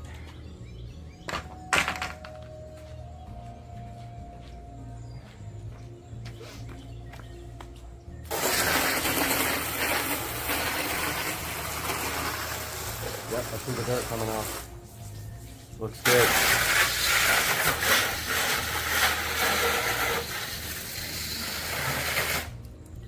Alright guys, the patio is done. Time to move on to the side of the house. Other side of the house. Alright, we are on the side of the house now. And this side is really bad from the concrete.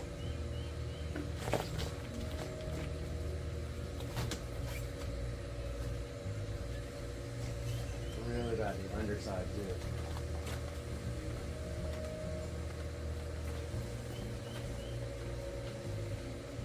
Really bad, dude. This bleach stuff is getting all over.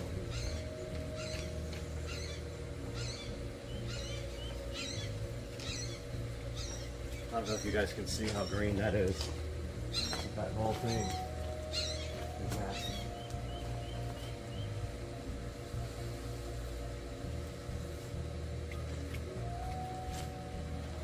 Letting that soak up there. Guess I might as well do this whole side here.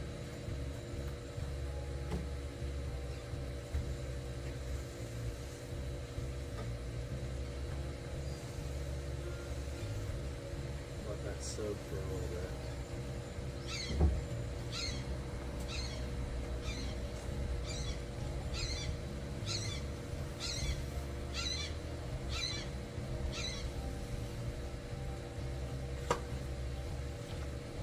This is bad over here as well. It's got the dark mildew stains on it.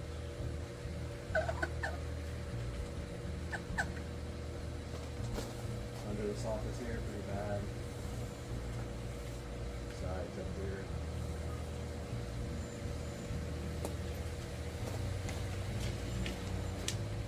Alright, I don't know why I'm bringing this back. Well, I'm probably going to need 2 or 3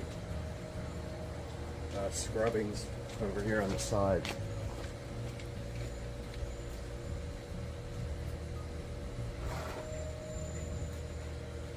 Let's see how bad this is.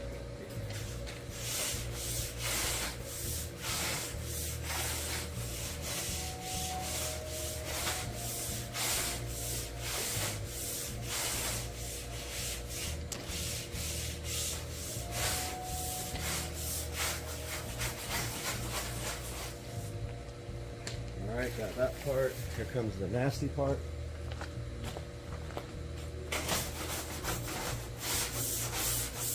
Totally drained.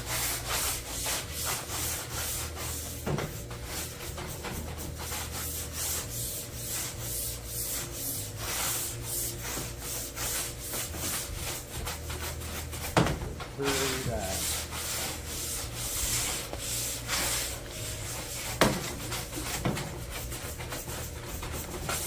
Gonna be 3 or 4 scrubbing.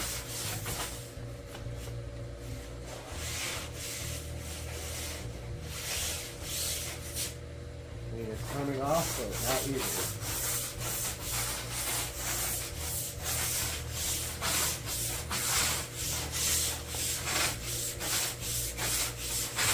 Let's give that a little rinse.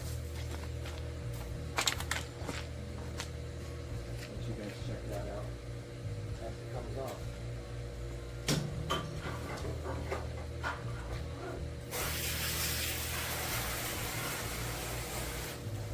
I mean, I can see the dirt coming off, but not all of it. You guys see that green goop coming off?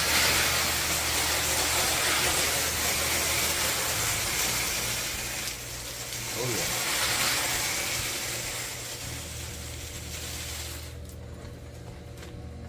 All right, I'm gonna spray that down one more time and go do the scrubbing over here while this soaks again.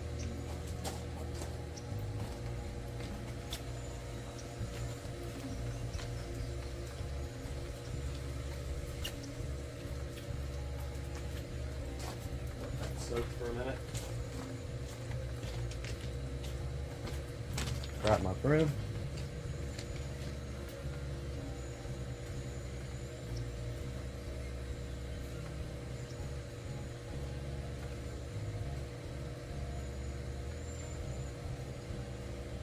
Broom is just way easier for this part of the soffit where you can't get in. It's too awkward.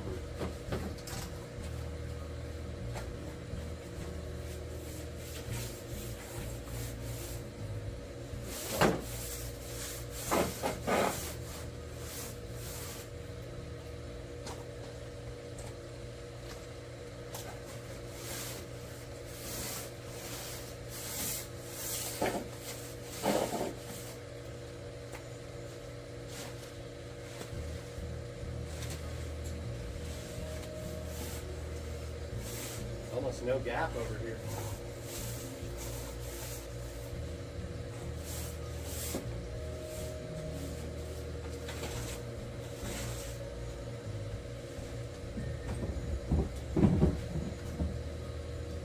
Very little gap in the soffits.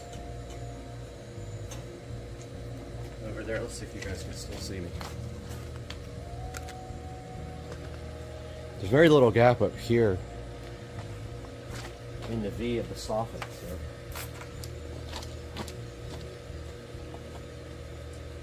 there's a clear line here where I stop.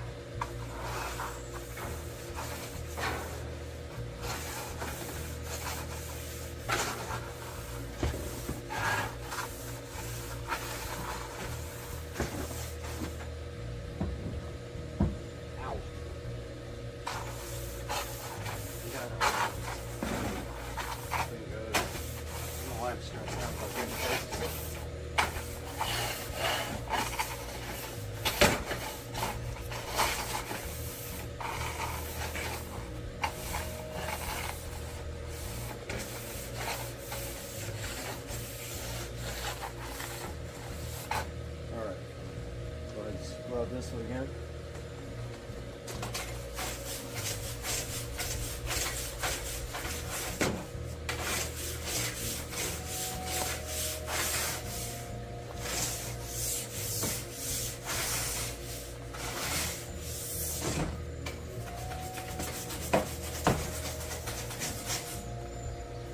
It's not perfect. Oh, better than under rents, guys. And this side of the house is done.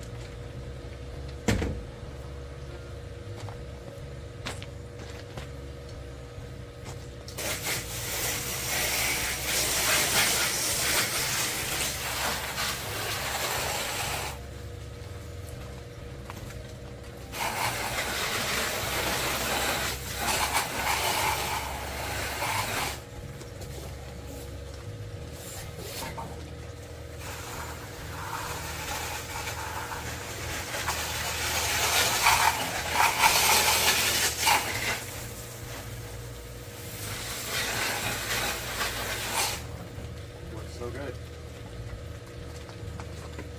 Now all we have to do is go do the front, the garage door, and the bricks in the garage. All right, we are up front now. Let's get this garage door closed.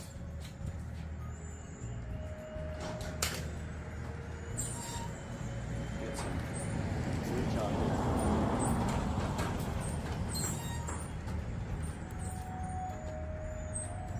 Garage door is pretty dirty.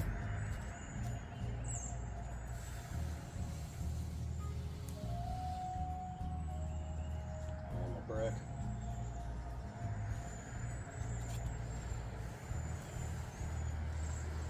Get the soffits first. And the gutters. And back to the other side.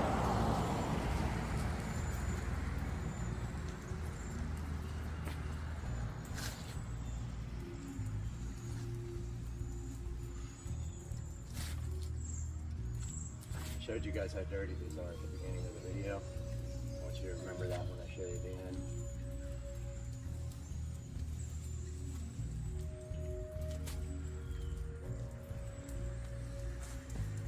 Too gross.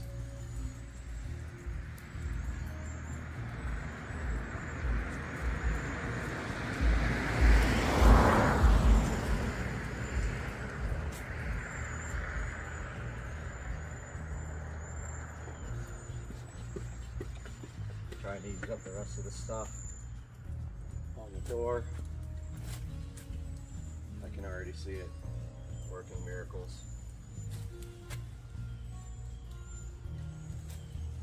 Door is really dirty, even though I do this on a regular basis.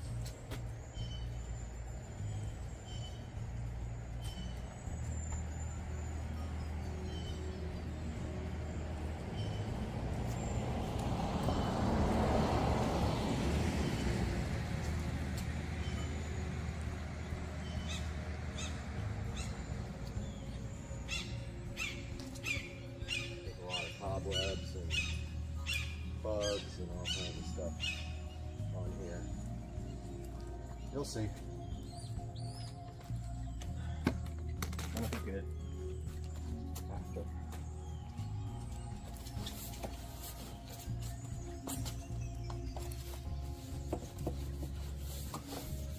Yeah, it's gnarly.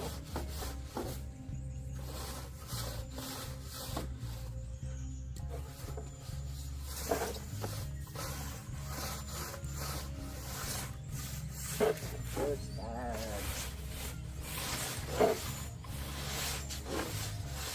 6 months worth of grime.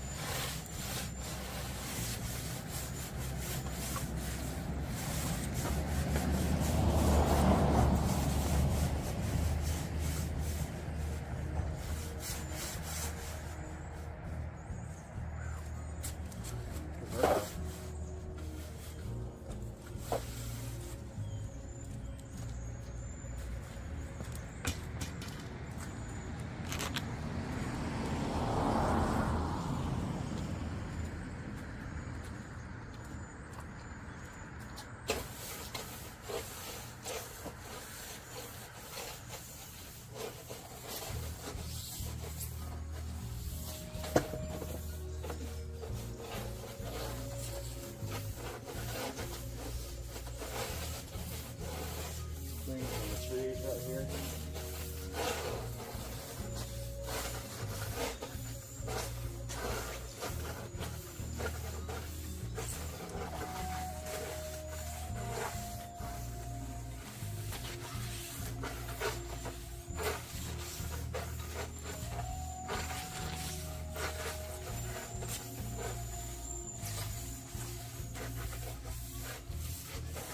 Night and day difference.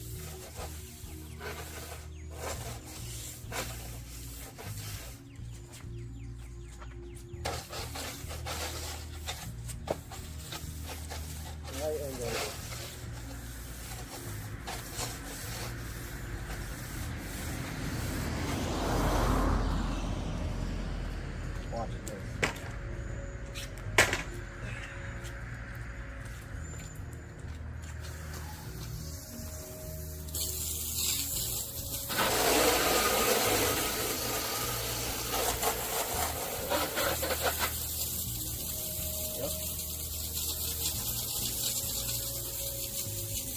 All coming off.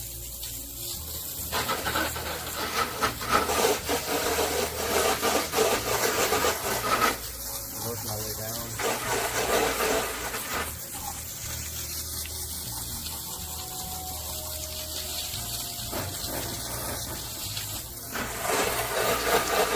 Hopefully this is showing up on camera.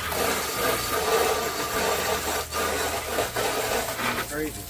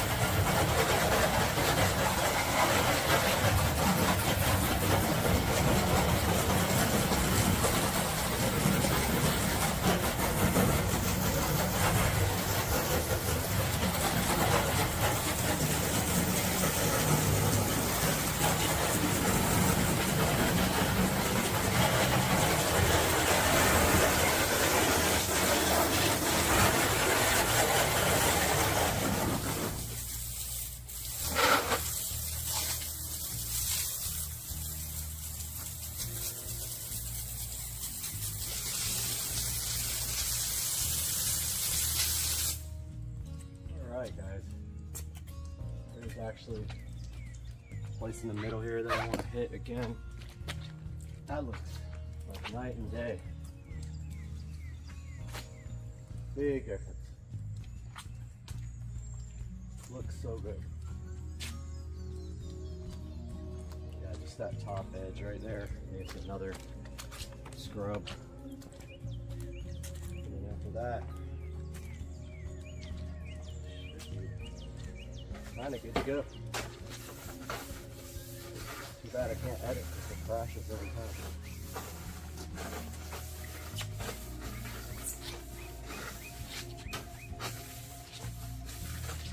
Alright, that should be good.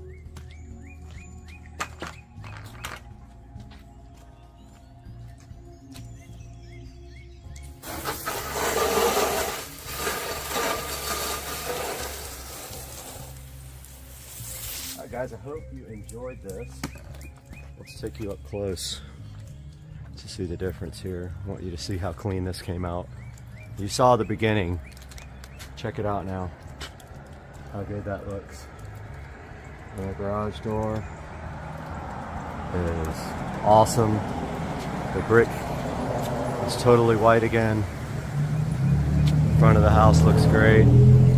Just makes the house look so fresh every time you do it. You have to do it in Florida. It just, all these houses, if you go up to them close, the guys who don't do it, their houses look terrible, but I take pride in my house. I want my house to look good. So hope you guys enjoyed this video. I'm going to attempt to edit it, but I'm having massive problems with Adobe Premiere crashing using all the memory, so I don't know what I'm going to do about that. But hope you guys have a good day, and hope this is helpful for you if you want to do your soffits and your gutters or clean the outside of your house. What's up everybody, Supercar Street Racing with a little update.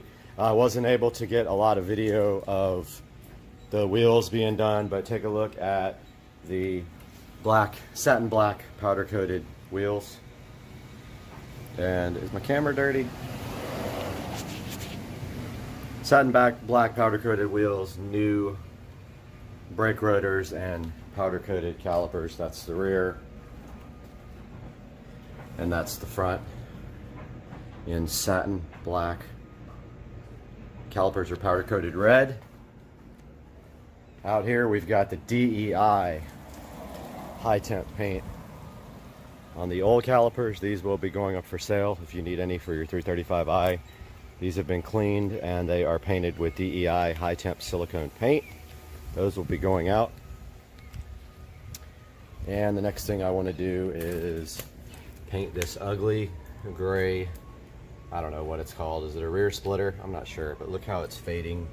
Why is it gray too? I mean, come on. I kind of want to paint it matte black or plastic dip it, so I'm going to work on that now. I'll be back with an update. Alright, we got the back taped off now. I learned to tape off a lot better than I used to because the stuff gets everywhere. But take a look at where that's fading is my main purpose here. And I don't like that this is gray and the rest of the car is black. I think it'll look good matte black. So I'm going to get my plastic dip here and put the first coat on of plastic dip. Got the first coat of plastic dip on. Remember to point the plastic dip can away from what you're painting. Oh, look at this pollen like falling everywhere. Point the plastic dip can away from what you're painting to clear the nozzle out and put a very light coat on for the first coat. Wait 10 minutes and then do a second coat. We'll be back for that. Here is the stock brake calipers with the DEI high temp coating. I'm going to let that cure for maybe 30 more minutes before I flip everything over and do the sides that I couldn't get here. I don't have any really way to hang these things up to paint them. But this is matte black, which looks pretty cool. I think that's enough of a coating on the top, but we'll be back with an update. Alright, it's been about 10 minutes. I went ahead and polished the windows, but that's a good look at the first coat. You see it's a very light coat. So again, shake the can up good, make sure it's up to temperature. If it's not, put it in some warm water for about 20 minutes. So always spray away. It's going to splatter like after it's been sitting for a little bit, so spray it away to clear the nozzle. Second coat can be a little bit more thick. Make sure you put on uniform coats and get all the areas, even underneath. And notice how I'm keeping it a certain distance away. Just keep it about, you know, 6 inches away. You can see already where that was all faded out. That looks much better. So that's the second coat. I'm gonna wait 10 minutes and come back and put the third coat. Putting the second coat of the DEI high temp spray on. Just either tape up your rubber parts or just don't spray them directly. Like for instance where this rubber boot is. Just try to avoid that part. Spray around it. Don't directly spray it, if that makes any sense at all. Trying to put 3 or 4 coats on this because it just covers a lot better when you do that. But here's a good look at stock calipers completely cleaned, wire brushed and painted with high temp paint.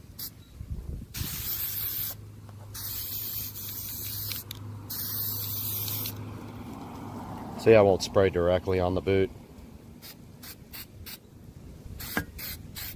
Just like light, light, light if you're going to get close to it.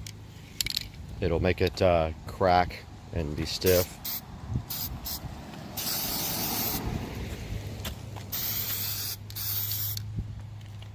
Yeah, so that's the second coat of DEI high temp spray. Same stuff that's on my exhaust tips, and you can see my video for that. Check it out when you have a chance.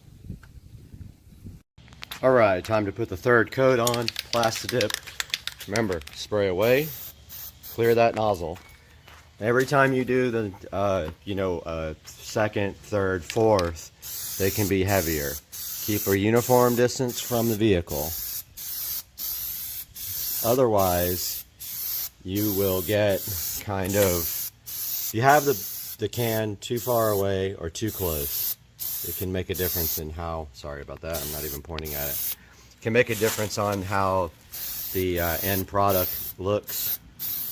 It might be like bed liner if you don't put it on correctly.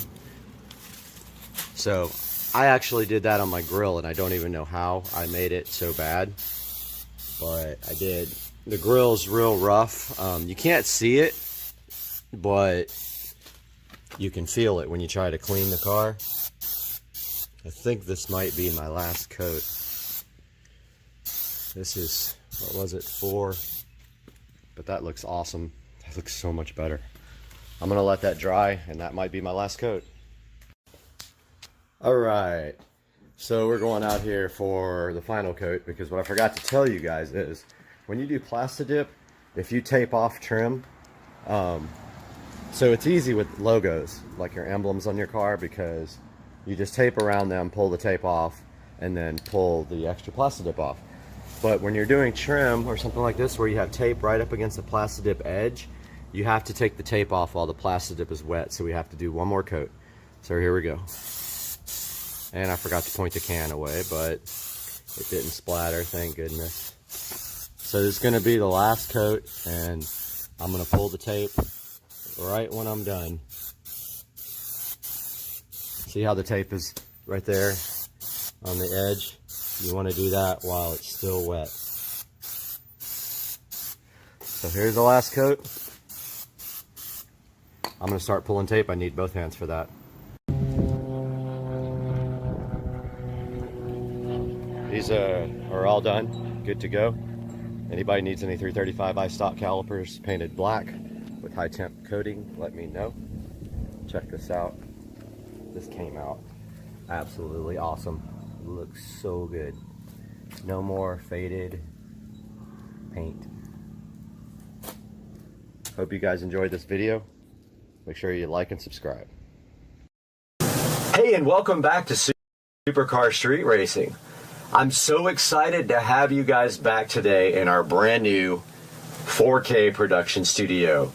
Today, we're going to take a whole tour of this beautiful brand new facility and tell you what this is going to mean for the channel, because this was built specifically to enhance your experience with supercar street racing.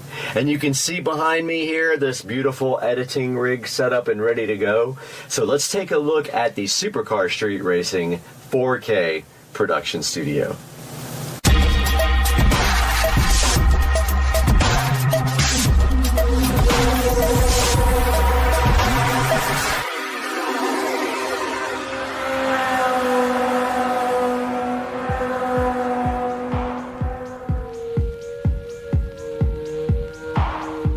Hey guys, welcome back to the channel. Supercar Street Racing here. You got Brad, and today is the day to give the formal studio tour. The studio is 98% done. I just have a couple of lighting things to do.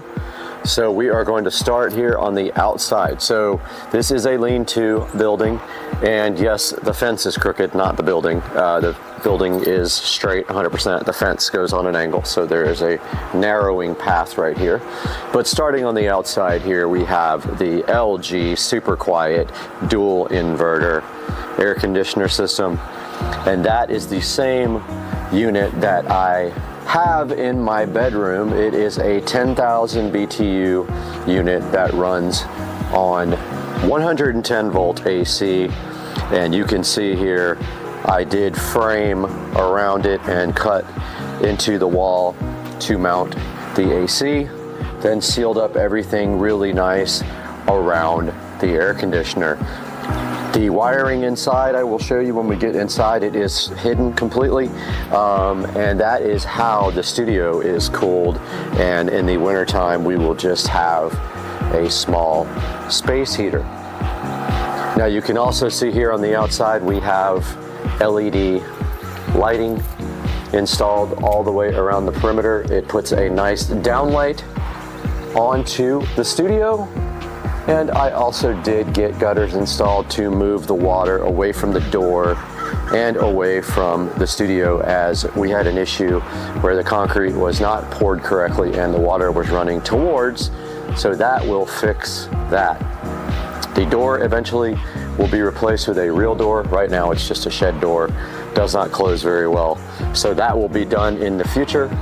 And that is a look at the outside of this nice 150 something or 160 something square foot studio. And now we move into the interior. Guys, welcome back to Supercar Street Racing, and you are in the Supercar Street Racing 4K production studio, and we are going to give you guys a very quick tour of the studio and show you all the amazing features. And the studio is 99.9% done. And so let's start the tour, guys. On this side of the studio, when you enter, you will see the LG dual inverter super quiet air conditioning system. This is a 10,000 BTU unit. I have a review on my channel. I will post a link in the description to this guy. It is Wi-Fi controlled with the ThinkQ app. It is very awesome. It makes very little noise. You don't hear when the compressor kicks on whatsoever. This is how I'm cooling the studio. I did build it directly into the wall, sealed it really nicely, and then with my foam tile skills, I foam tiled all the way around it. And then the wiring actually goes right over here inside the wall and plugs in right there very nicely where you can't see it. I didn't want to do it inside the wall, so I did it on the external there.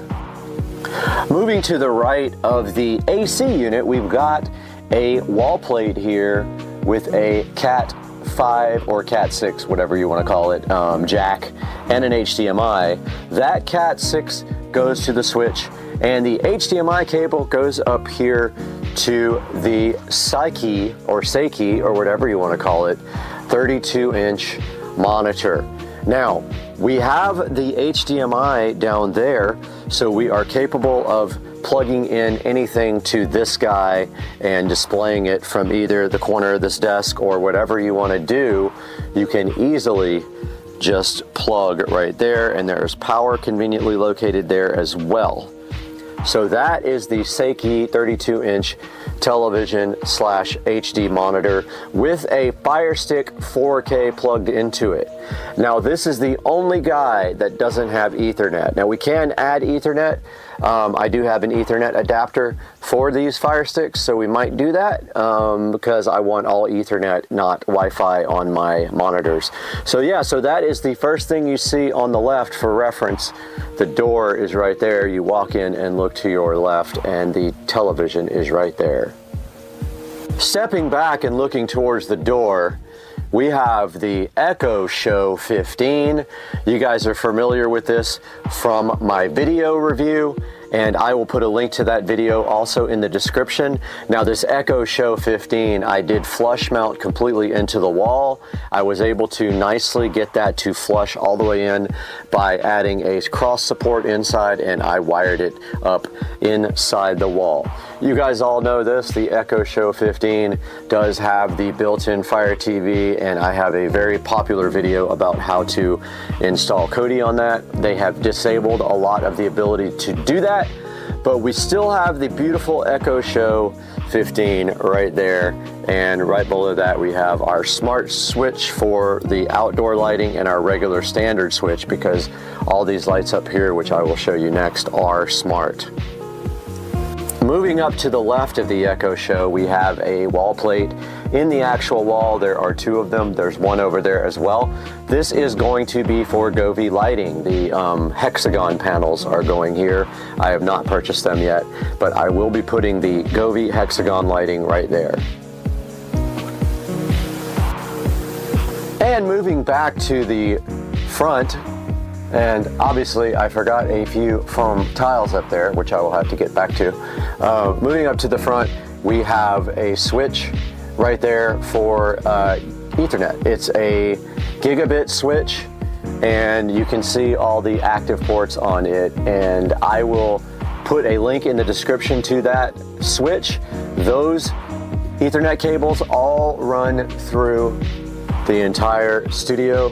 And now I'm having an OCD attack because I literally forgot that I didn't finish these tiles, and hopefully I have enough to do it. I have like 5 or 6, but anyway, yeah, that part I completely forgot. So there's the Ethernet switch, guys. I hope you like that switch right there, Netgear, and there is a good look at that guy right there. Now you notice I did put the power in the wall as well, because right below the Netgear switch we have the Harbinger 12-inch powered studio monitors right here, and the input from those goes down to the receiver below. On the left side of the desk here, the editing desk, we have a HP all-in-one computer. Now this one is the one that I have a video on my channel for. I will put a link to this guy in the description. This is the one that we got for free and we refurbished, and you can see here it looks absolutely fantastic sitting on the corner of the desk. And I have a smart bulb lamp back here with a Govee smart bulb. So that sits on the left side of the desk with a stool, and then we have the Fire TV remote, and I put labels on the back of all these, and that fits right up there nicely. So that's the left side of the desk. Moving underneath the desk, you can see the editing rig sitting there nicely under there. You can see my wiring skills. I did all the cable management under the desk. And then you can see here how I did all the stuff inside the wall. We have a dual Cat 6 plate there. We've got RCA plates for the front speakers. Those go to the preamp output from the Marantz 1711. We then have our HDMI jacks that feed the monitors. So 2 HDMI jacks, those go, one goes to the Marantz, the other one goes directly to the back of the editing PC. We then have our 7.2 wall plate with all of the wiring running up through some tubing and going to the back of the Marantz NR1711. And then we have power. All I need to do is kind of tie that up a little bit And yeah, so that should be good for underneath. And then over here, underneath the HP all-in-one, we have a Cat 6 jack, we have power, and we have HDMI over there running to that monitor in case anyone wants to monitor their systems. Moving up from the desk, we have our Amazon 4K 50-inch monitor. This editing PC, one via the Marantz receiver, one directly connected.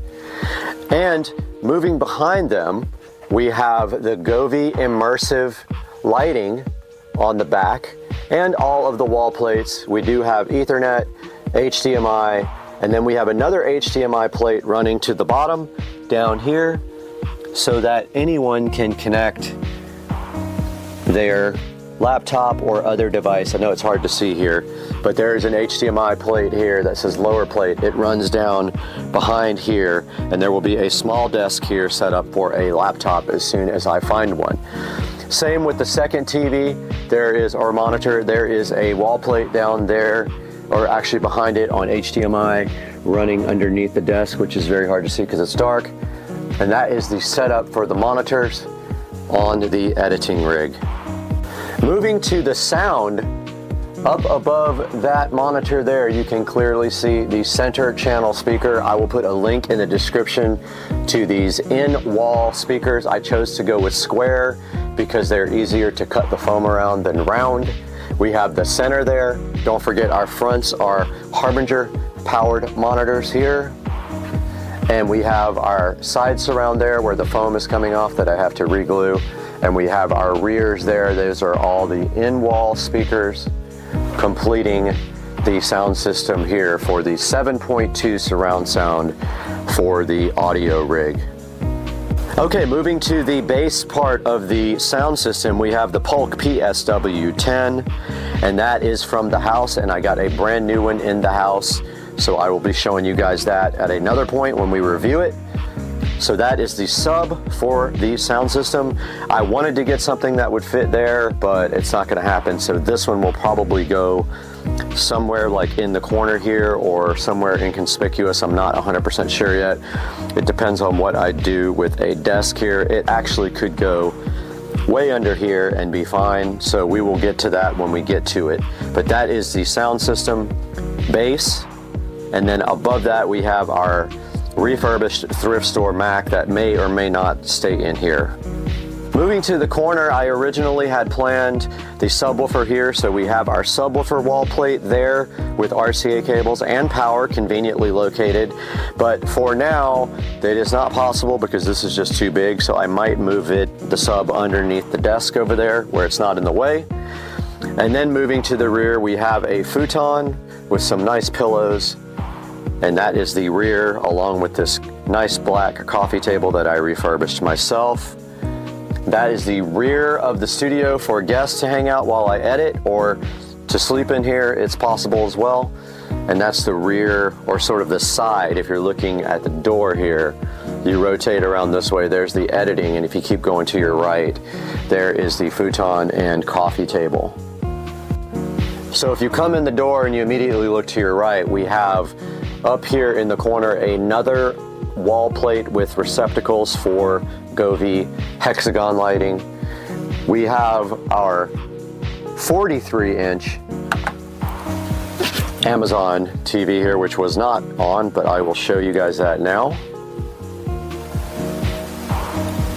And for whatever reason, it affects both televisions. I don't know why that is the case. They're supposed to be locked to their own guy, but this one is affecting the one behind me, which is hilarious. When I push the home button, this guy went home too. So yeah, so this is a 43-inch 4K Amazon TV monitor, and that has its own built-in, obviously, Fire TV system, and behind it, it is hardwire Ethernet to the switch up in the corner right there.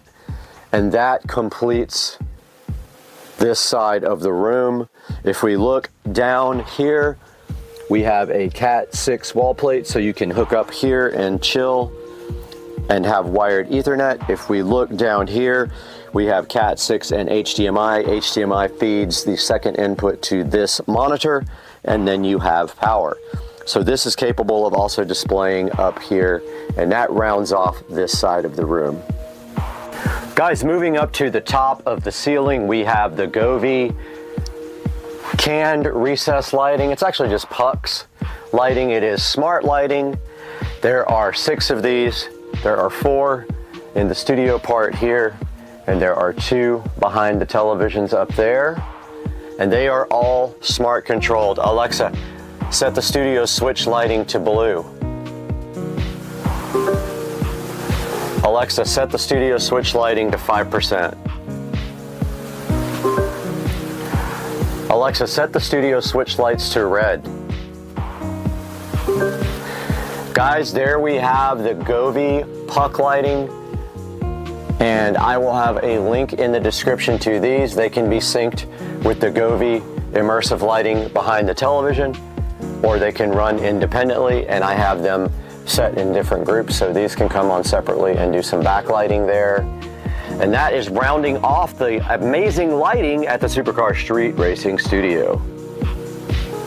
Guys, that's gonna wrap up a tour of the Supercar Street Racing Studio.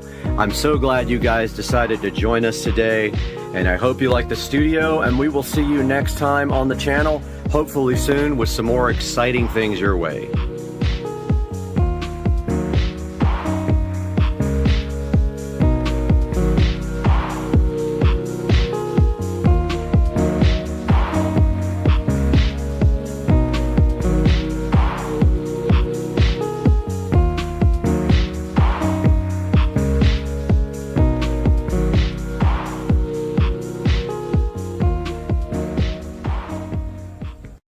These alligators don't know what the hell to make of my drone over there. Look at my drone. Look at these alligators. I was trying to fly it over their head, but I'm sucking at it. These guys are staring at it like, get out of here. All right, we got Dukes of Duval here with my brand new XR DeWalt oscillating. And let's see if this thing works.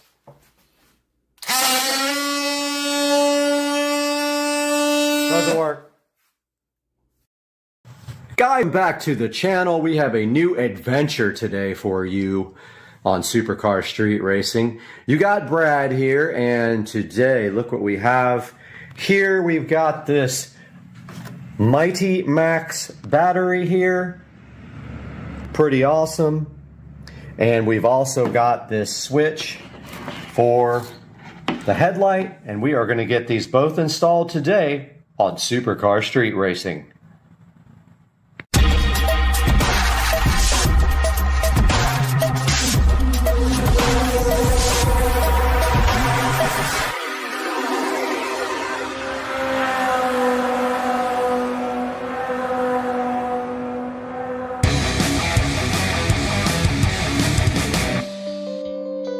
All right, we are right in front of the Supercar Street Racing Design Studio here, which uses Minority Report technology to design our bike battery and switch system. We've got Photoshop open right here. We've got our clip art over on the monitor that you guys can't see. So the first thing we need is the generator on the bike. Now the bike does have a generator and not an alternator. So let's pull that over. Put it down here. We need a battery. Let's pull that over. Drop it up here. I've been having trouble trying to get the colors working on lines, but I think I might have it. And we need a switch here. And we need a light, and the closest thing, I didn't download a light, so the closest thing I have is here. And then we need to do our wiring. So the way a on-off switch works is that it just has a plus going in and a plus going out. It also has a negative if it has a light inside of it.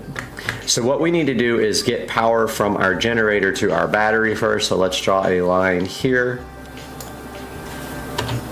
And I think to do the color, you go fill, and you go solid, and you go like this.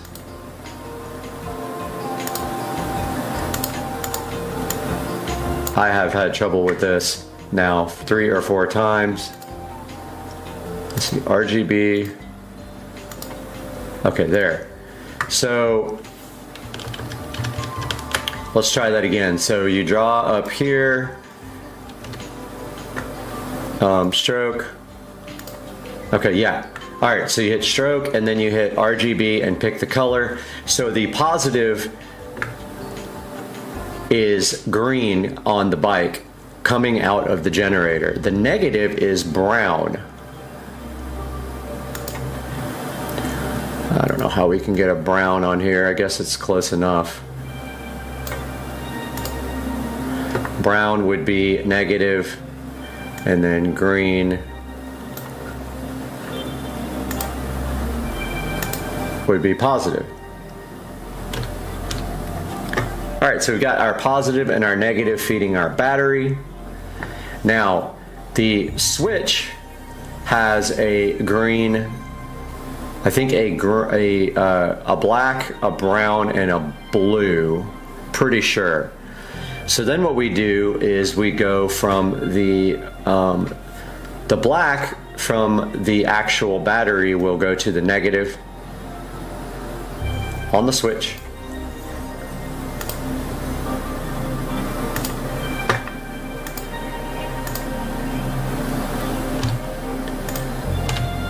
So that is negative from the battery to the switch. Then we go from the positive on the switch to one of the leads on, positive on the battery to one of the leads on the switch. So let's just do that one red.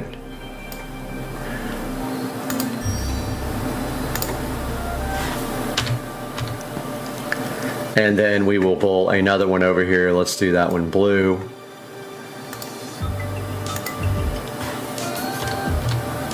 So this is negative, this is positive, and this is... Okay, wait, I did this part wrong. Back up.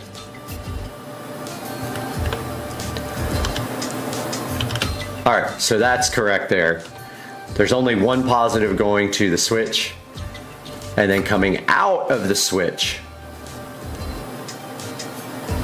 we go here with the positive,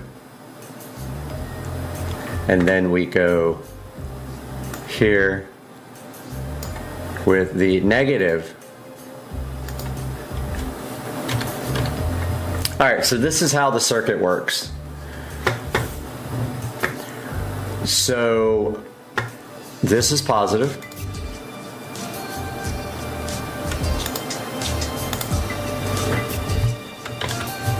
It's tiny.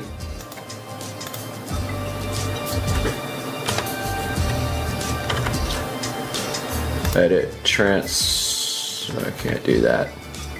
It's super tiny. Let's see if we can make that bigger. Okay, this is negative.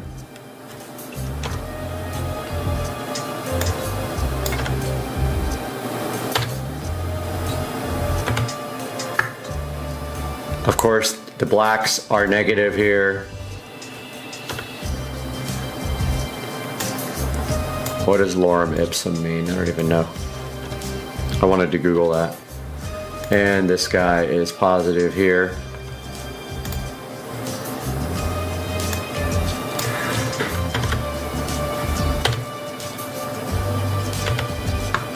And of course, this guy is positive here. Okay, so how does this circuit work? Well, basically, the plus and the minus from the generator feed the battery, and it should charge the battery at the same time. If it doesn't, we'll have to use a battery tender. Then the positive from the battery goes into the switch. The negative for the battery goes into the light. As soon as you flip the switch on, what it does is it completes this circuit here. And it provides plus to this light. At the same time, it charges the battery. And since the LED light was flickering because of the lack of constant current, this will solve that whole problem with the flickering on the LED light. So let's get to work. All right, we are out here in the garage taking a look at the existing wiring, and just a little update on my thumb. It is still jacked pretty good. I still can't bend it all that much. It's purple. I have 3rd-degree burns on the back of my legs from the exhaust pipe falling over on me, and I still have a busted up knee that you guys can't see very well. So, but I'm doing better. I will recover. Just a little minor accident in the Shamar Bridges mini bike and totaling the entire thing. I'm getting my chair out right now, and I'm going to cut the existing wiring and test the battery on the existing wiring. So let's cut our zip ties that we did so nicely and remove our condom. Always remove your condom.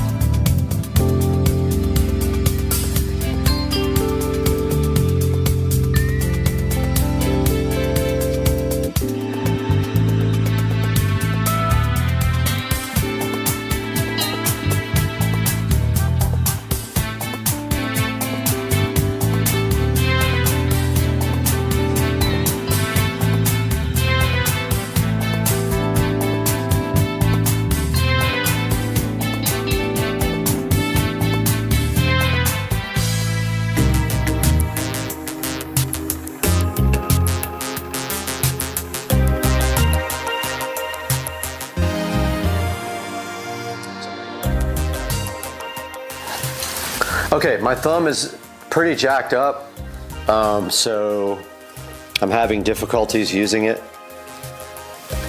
but I think I can handle this.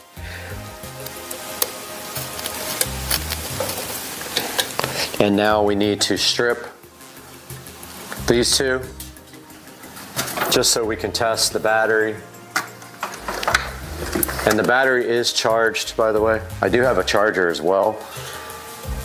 So let's go ahead and strip just enough off to test our battery.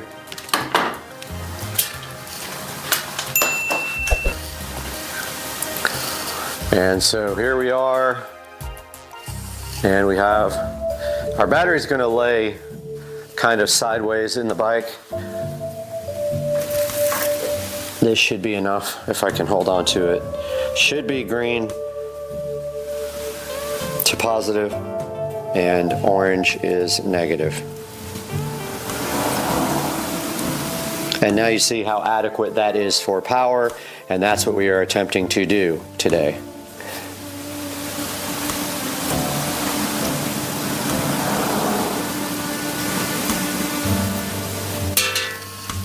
All right, let's get working on this.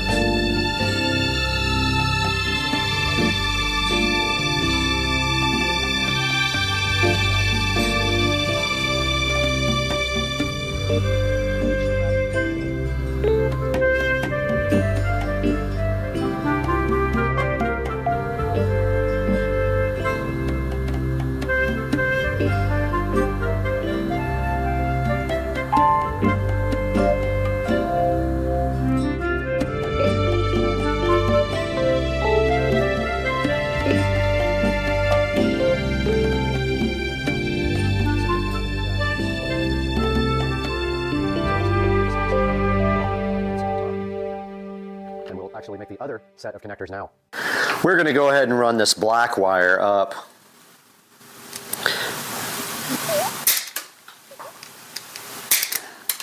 to the light from the battery. And this is a little bit thicker gauge wire. And it's really hard to see, but there's a ridged side of this. That is the positive.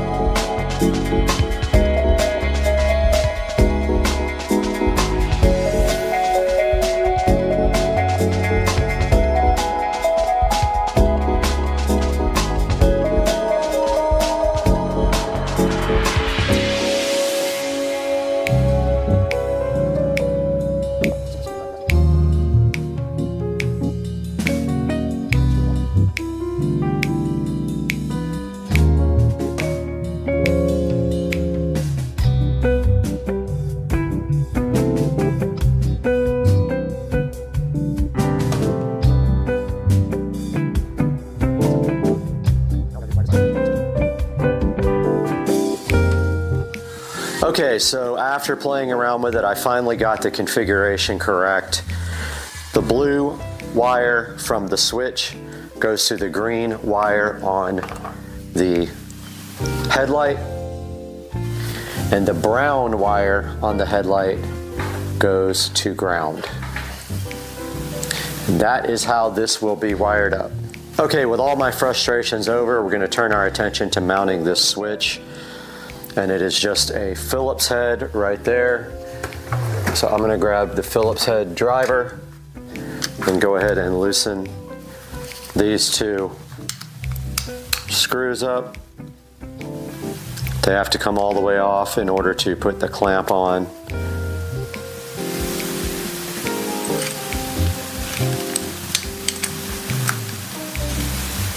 Very hard to work with one thumb. And I've already crushed my thumb 2 or 3 times and made it hurt.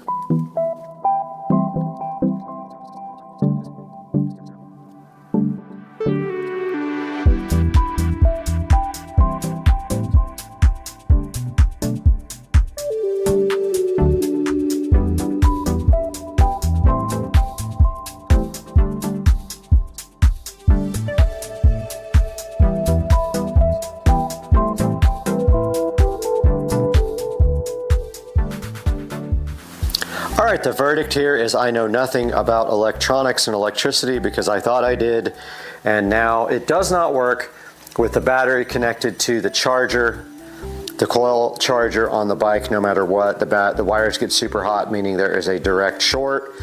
So I have opted to go without charging via the bike. I will just use the battery to eliminate the headlight, and I will charge it in between runs, which should last for a while. I would guess it will last longer than I'm willing to ride. So now we're gonna pull the battery feed up to the switch and wire it into the headlight.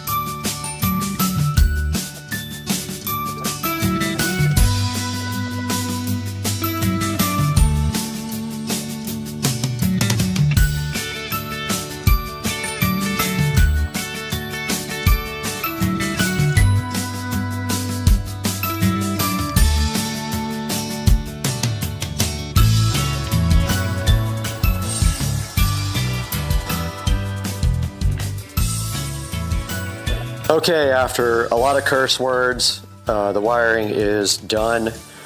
You can see here now, switch turns on the light. There's no flickering. When it's connected to the charger on the bike, it flickers like crazy because there's not enough voltage, I think, to keep it running. Very little voltage. And we have the nice blue light here. Now all we have to do is clean up this wiring next.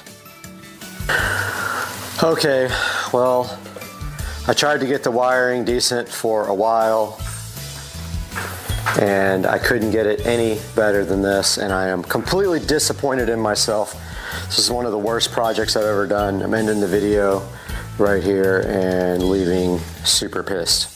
Okay, I've collected my thoughts and my temper a little bit here, and now I'm going to go ahead and put on the slow charger. So we're going to set the charger to SLI, I believe that's what it says, and we're going to go to the lowest possible setting here and go ahead and charge this battery.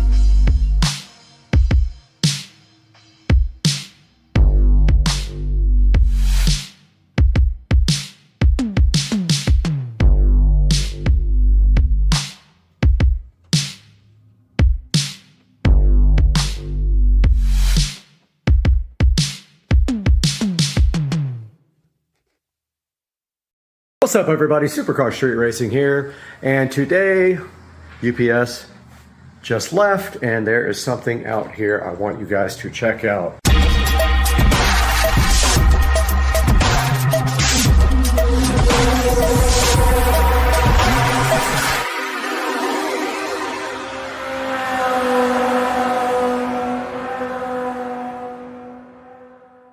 Guys, welcome back to the channel, and today there is a couple of awesome boxes here. Don't make fun of my socks, it's cold and I have hardwood floors, but let's take a look at what's in these boxes. What do you guys think? I mean, I'm so hyped for this. I looked forever for exactly something that I wanted, and I found it and literally ordered it yesterday, and it is here now. And oh, you know what that is. That is the special wheel condom. And underneath that wheel condom, we have, oh man, these are freaking beautiful. Look at the wheels, guys. I am so hyped for these wheels. Look at this. Check out these wheels, guys.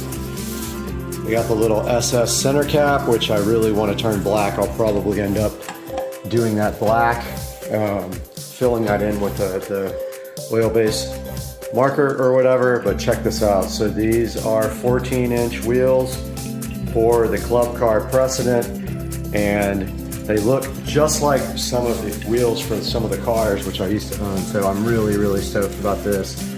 These things look amazing, and the reason I love these is because the new ones all have bolts, silver bolts all the way around, and this is a clean look that's going to look absolutely sick on the golf cart, and I am so hyped. There also should be black lug nuts in one of these packages. I'm not going to go ahead and open up the other packages yet, but at the moment I am looking for tires for these, so as soon as I can find some tires, I think I found some, then the guy will also mount them pretty cheap, so we're going to be heading out to do that, maybe with Joe.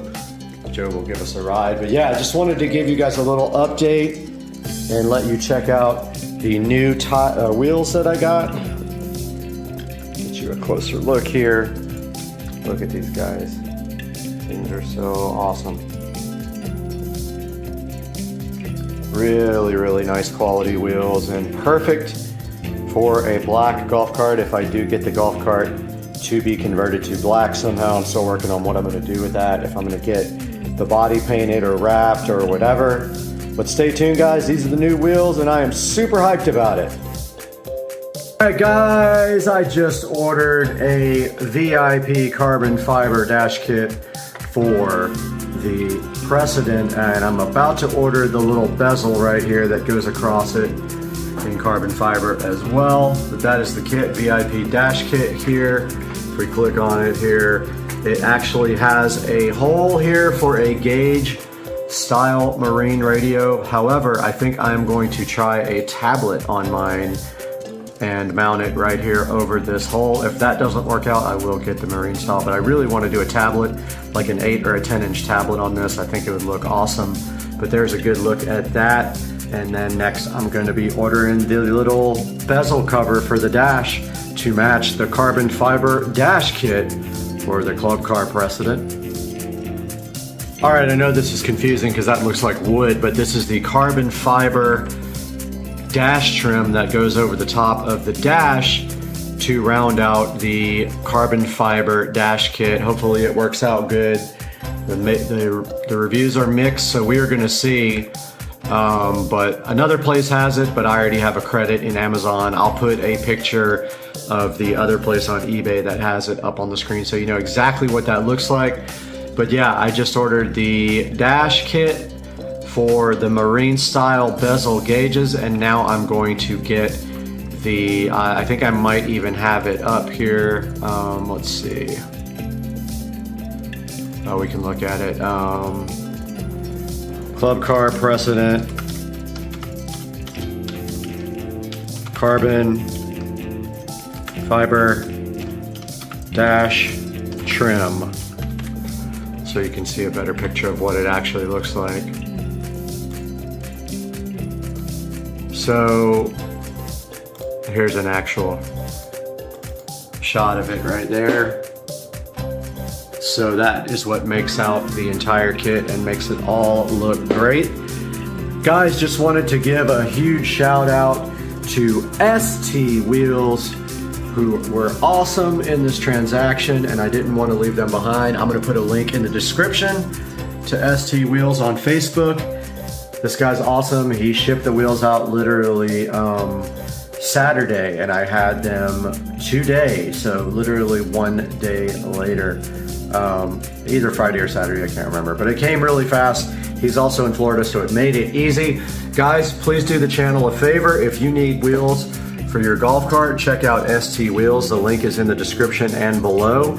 And I hope you guys enjoyed the video and have a great day. What's going on, everybody? It's Friday in Florida. Confusing weather.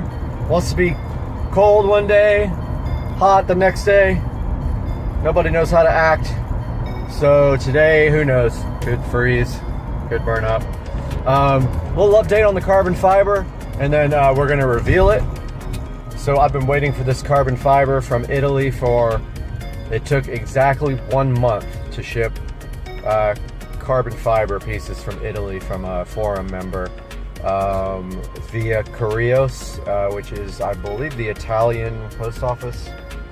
And finally got this stuff, been tracking it over a 30-day period and been freaking out because thought it was stuck in customs, but it did get here finally. Had an appointment to get it put in because I wanted a professional to do it.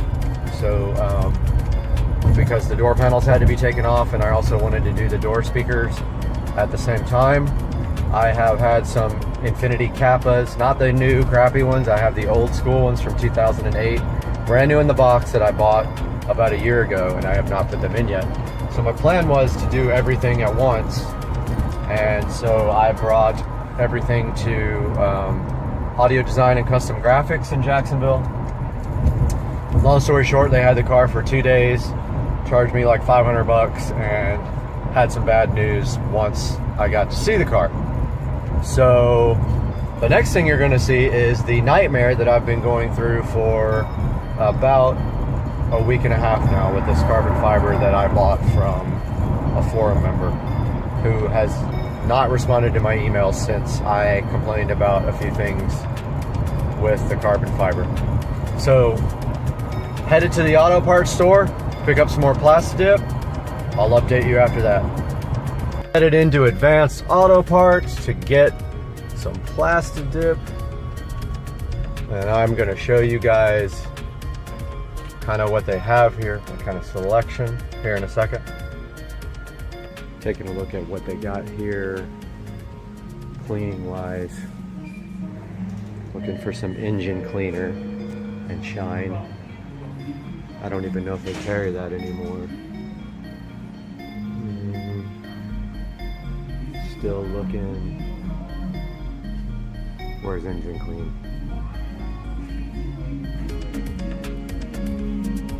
Alright, I'm gonna locate this. Be back. Alright, I've looked all over the place for engine clean, but I did find Plastidip. I'm gonna get a bottle of this. Got everything I needed from Advanced Auto Parts.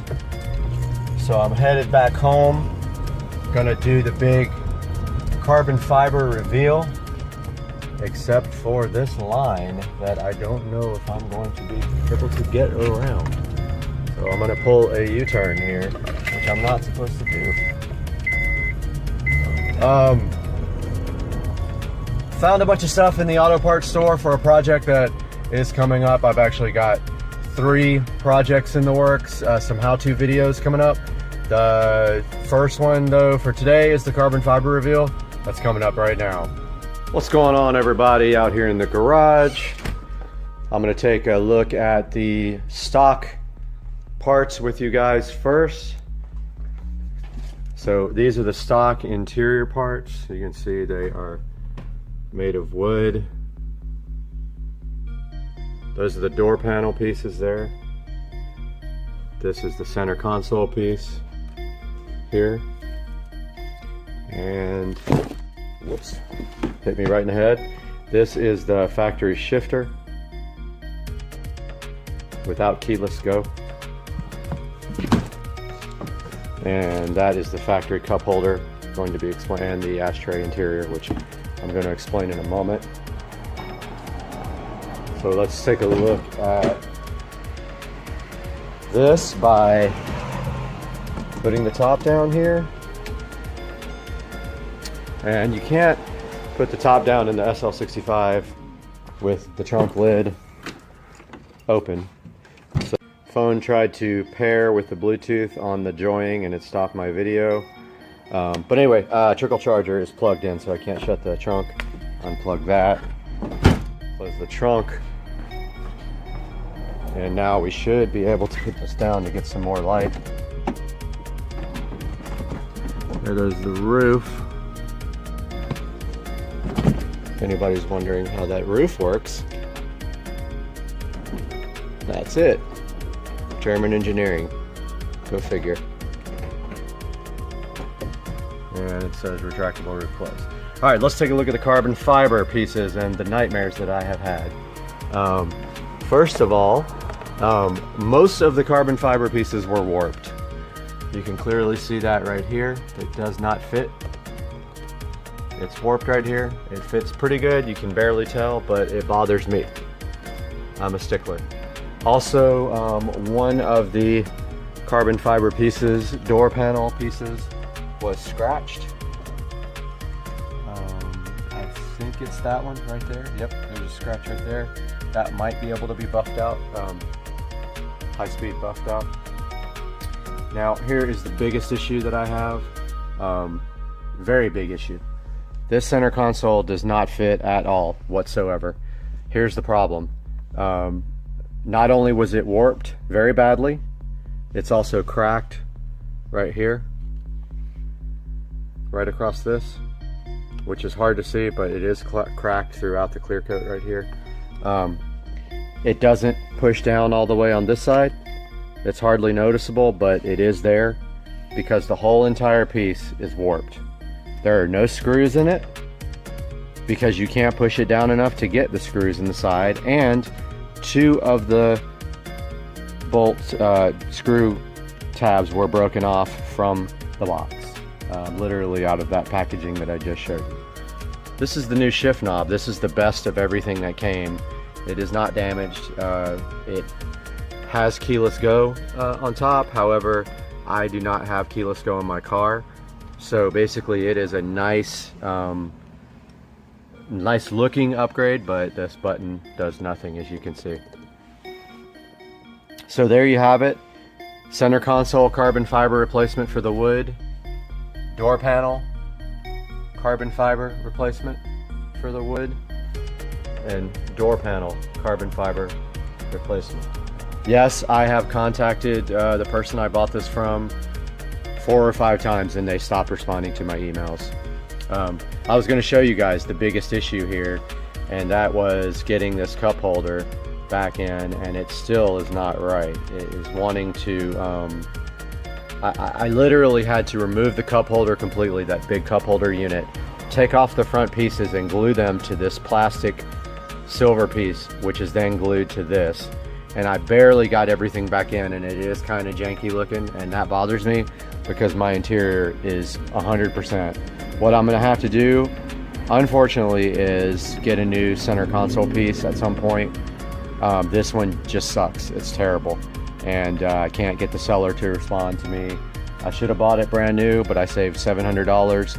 The only thing that makes this deal worth it is I got the shifter, which is normally $250. I got everything for $1,000, but it took a month to get here. There was some miscommunications because he doesn't speak English.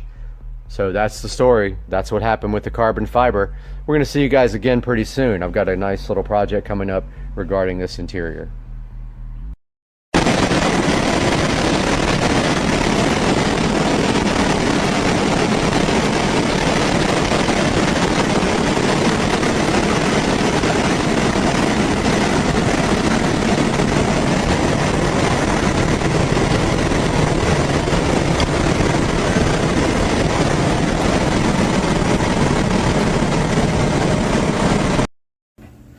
All right, this is the best baked chicken you'll ever see in your entire life, and I mean it. It's $4.25 for about 45 minutes. It makes it crispy, it makes it good, and you need this in your life. You need my baked chicken in your life, my friend. Yes, you. I hope none of the light coming off. All right, ready?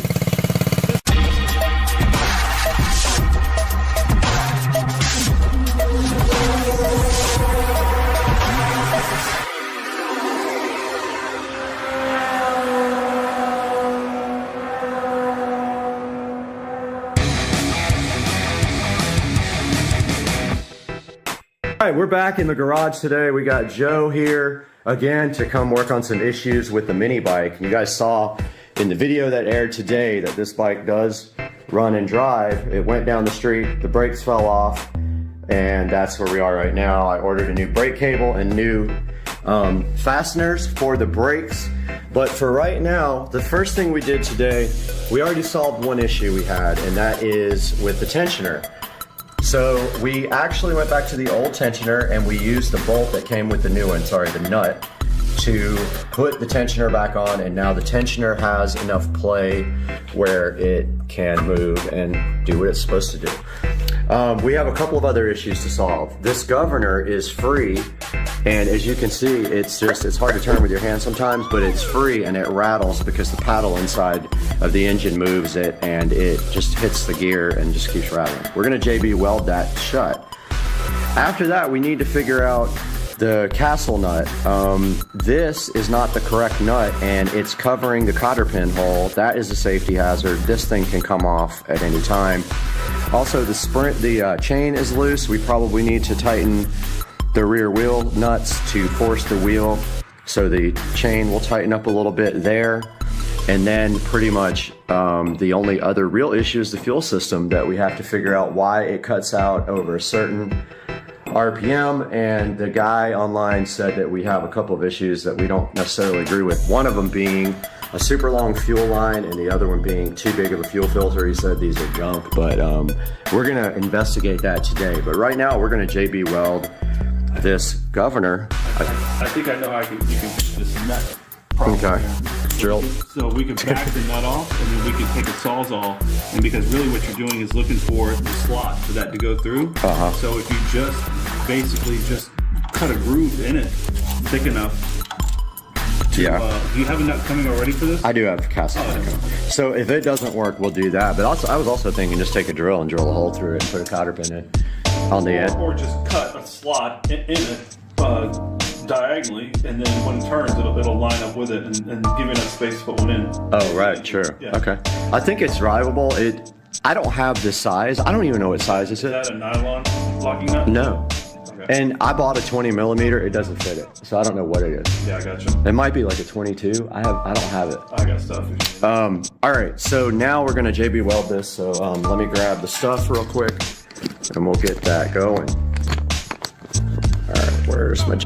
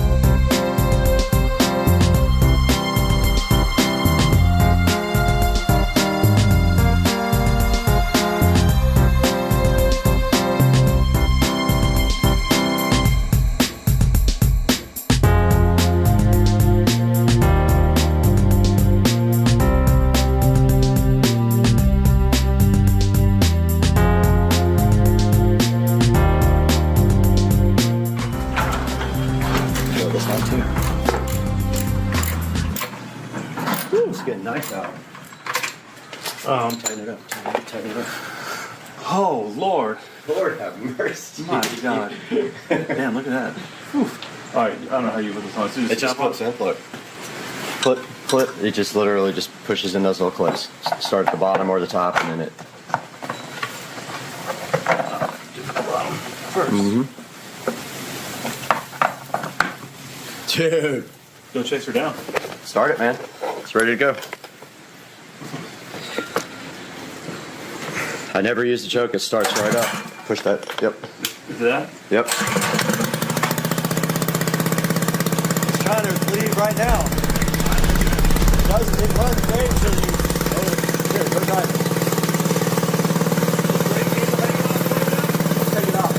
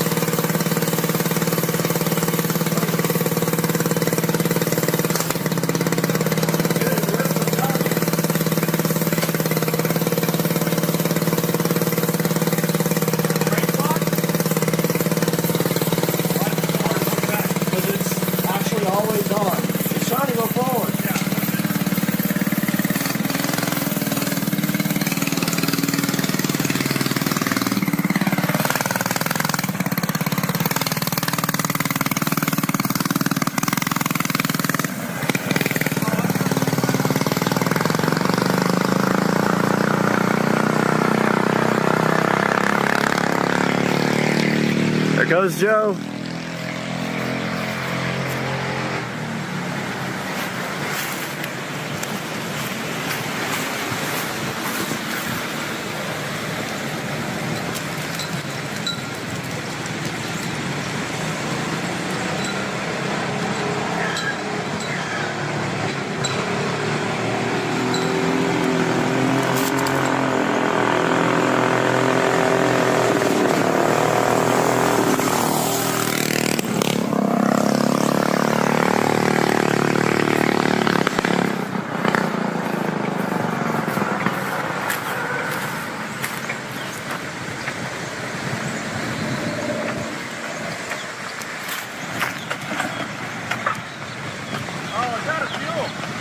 Oh, okay.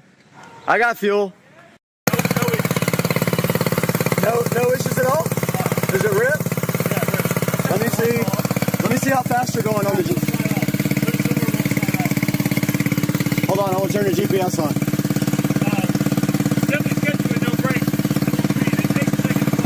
I hope none of the nuts are like coming off. All right, you ready? Oh yeah, it is. But it's gonna be super hot.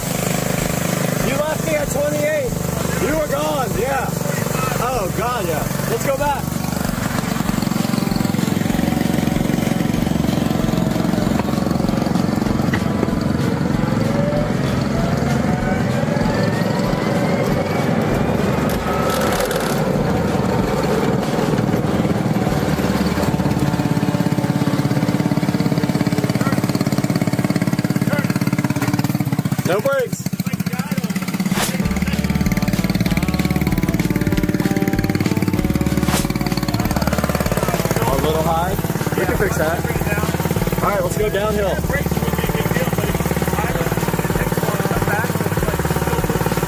Okay.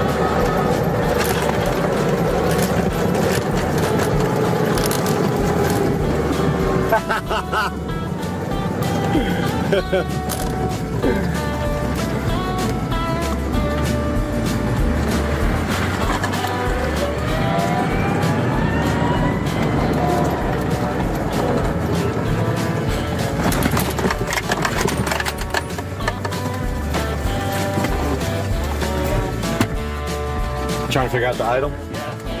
Oh, the damn lid fell off. Oh, shit. Where's that towel? Give me that towel right now. Give me the towel right now. Here. Right now. Don't wait. Give me the towel. I don't want to get on that hot. Exhaust. All right, we're out here at Tractor Supply. Checking out all these zero turns that cost more than cars. $4,000. $49.99. Here we go in Tractor Supply.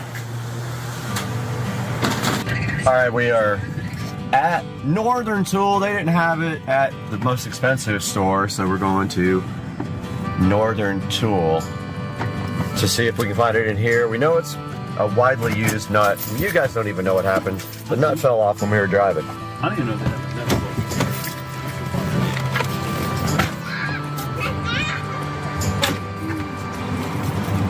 These nuts? These nuts.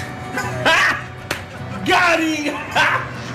Got him! I don't know, but they got some cool stuff over there. A little wood chipper, huh? A little wood chip action. So the nut came off of the sprocket, and I'm out here looking for it, and I found the bolt that came off the brakes the other day, laying on the side of the road. Crazy, absolutely freaking crazy.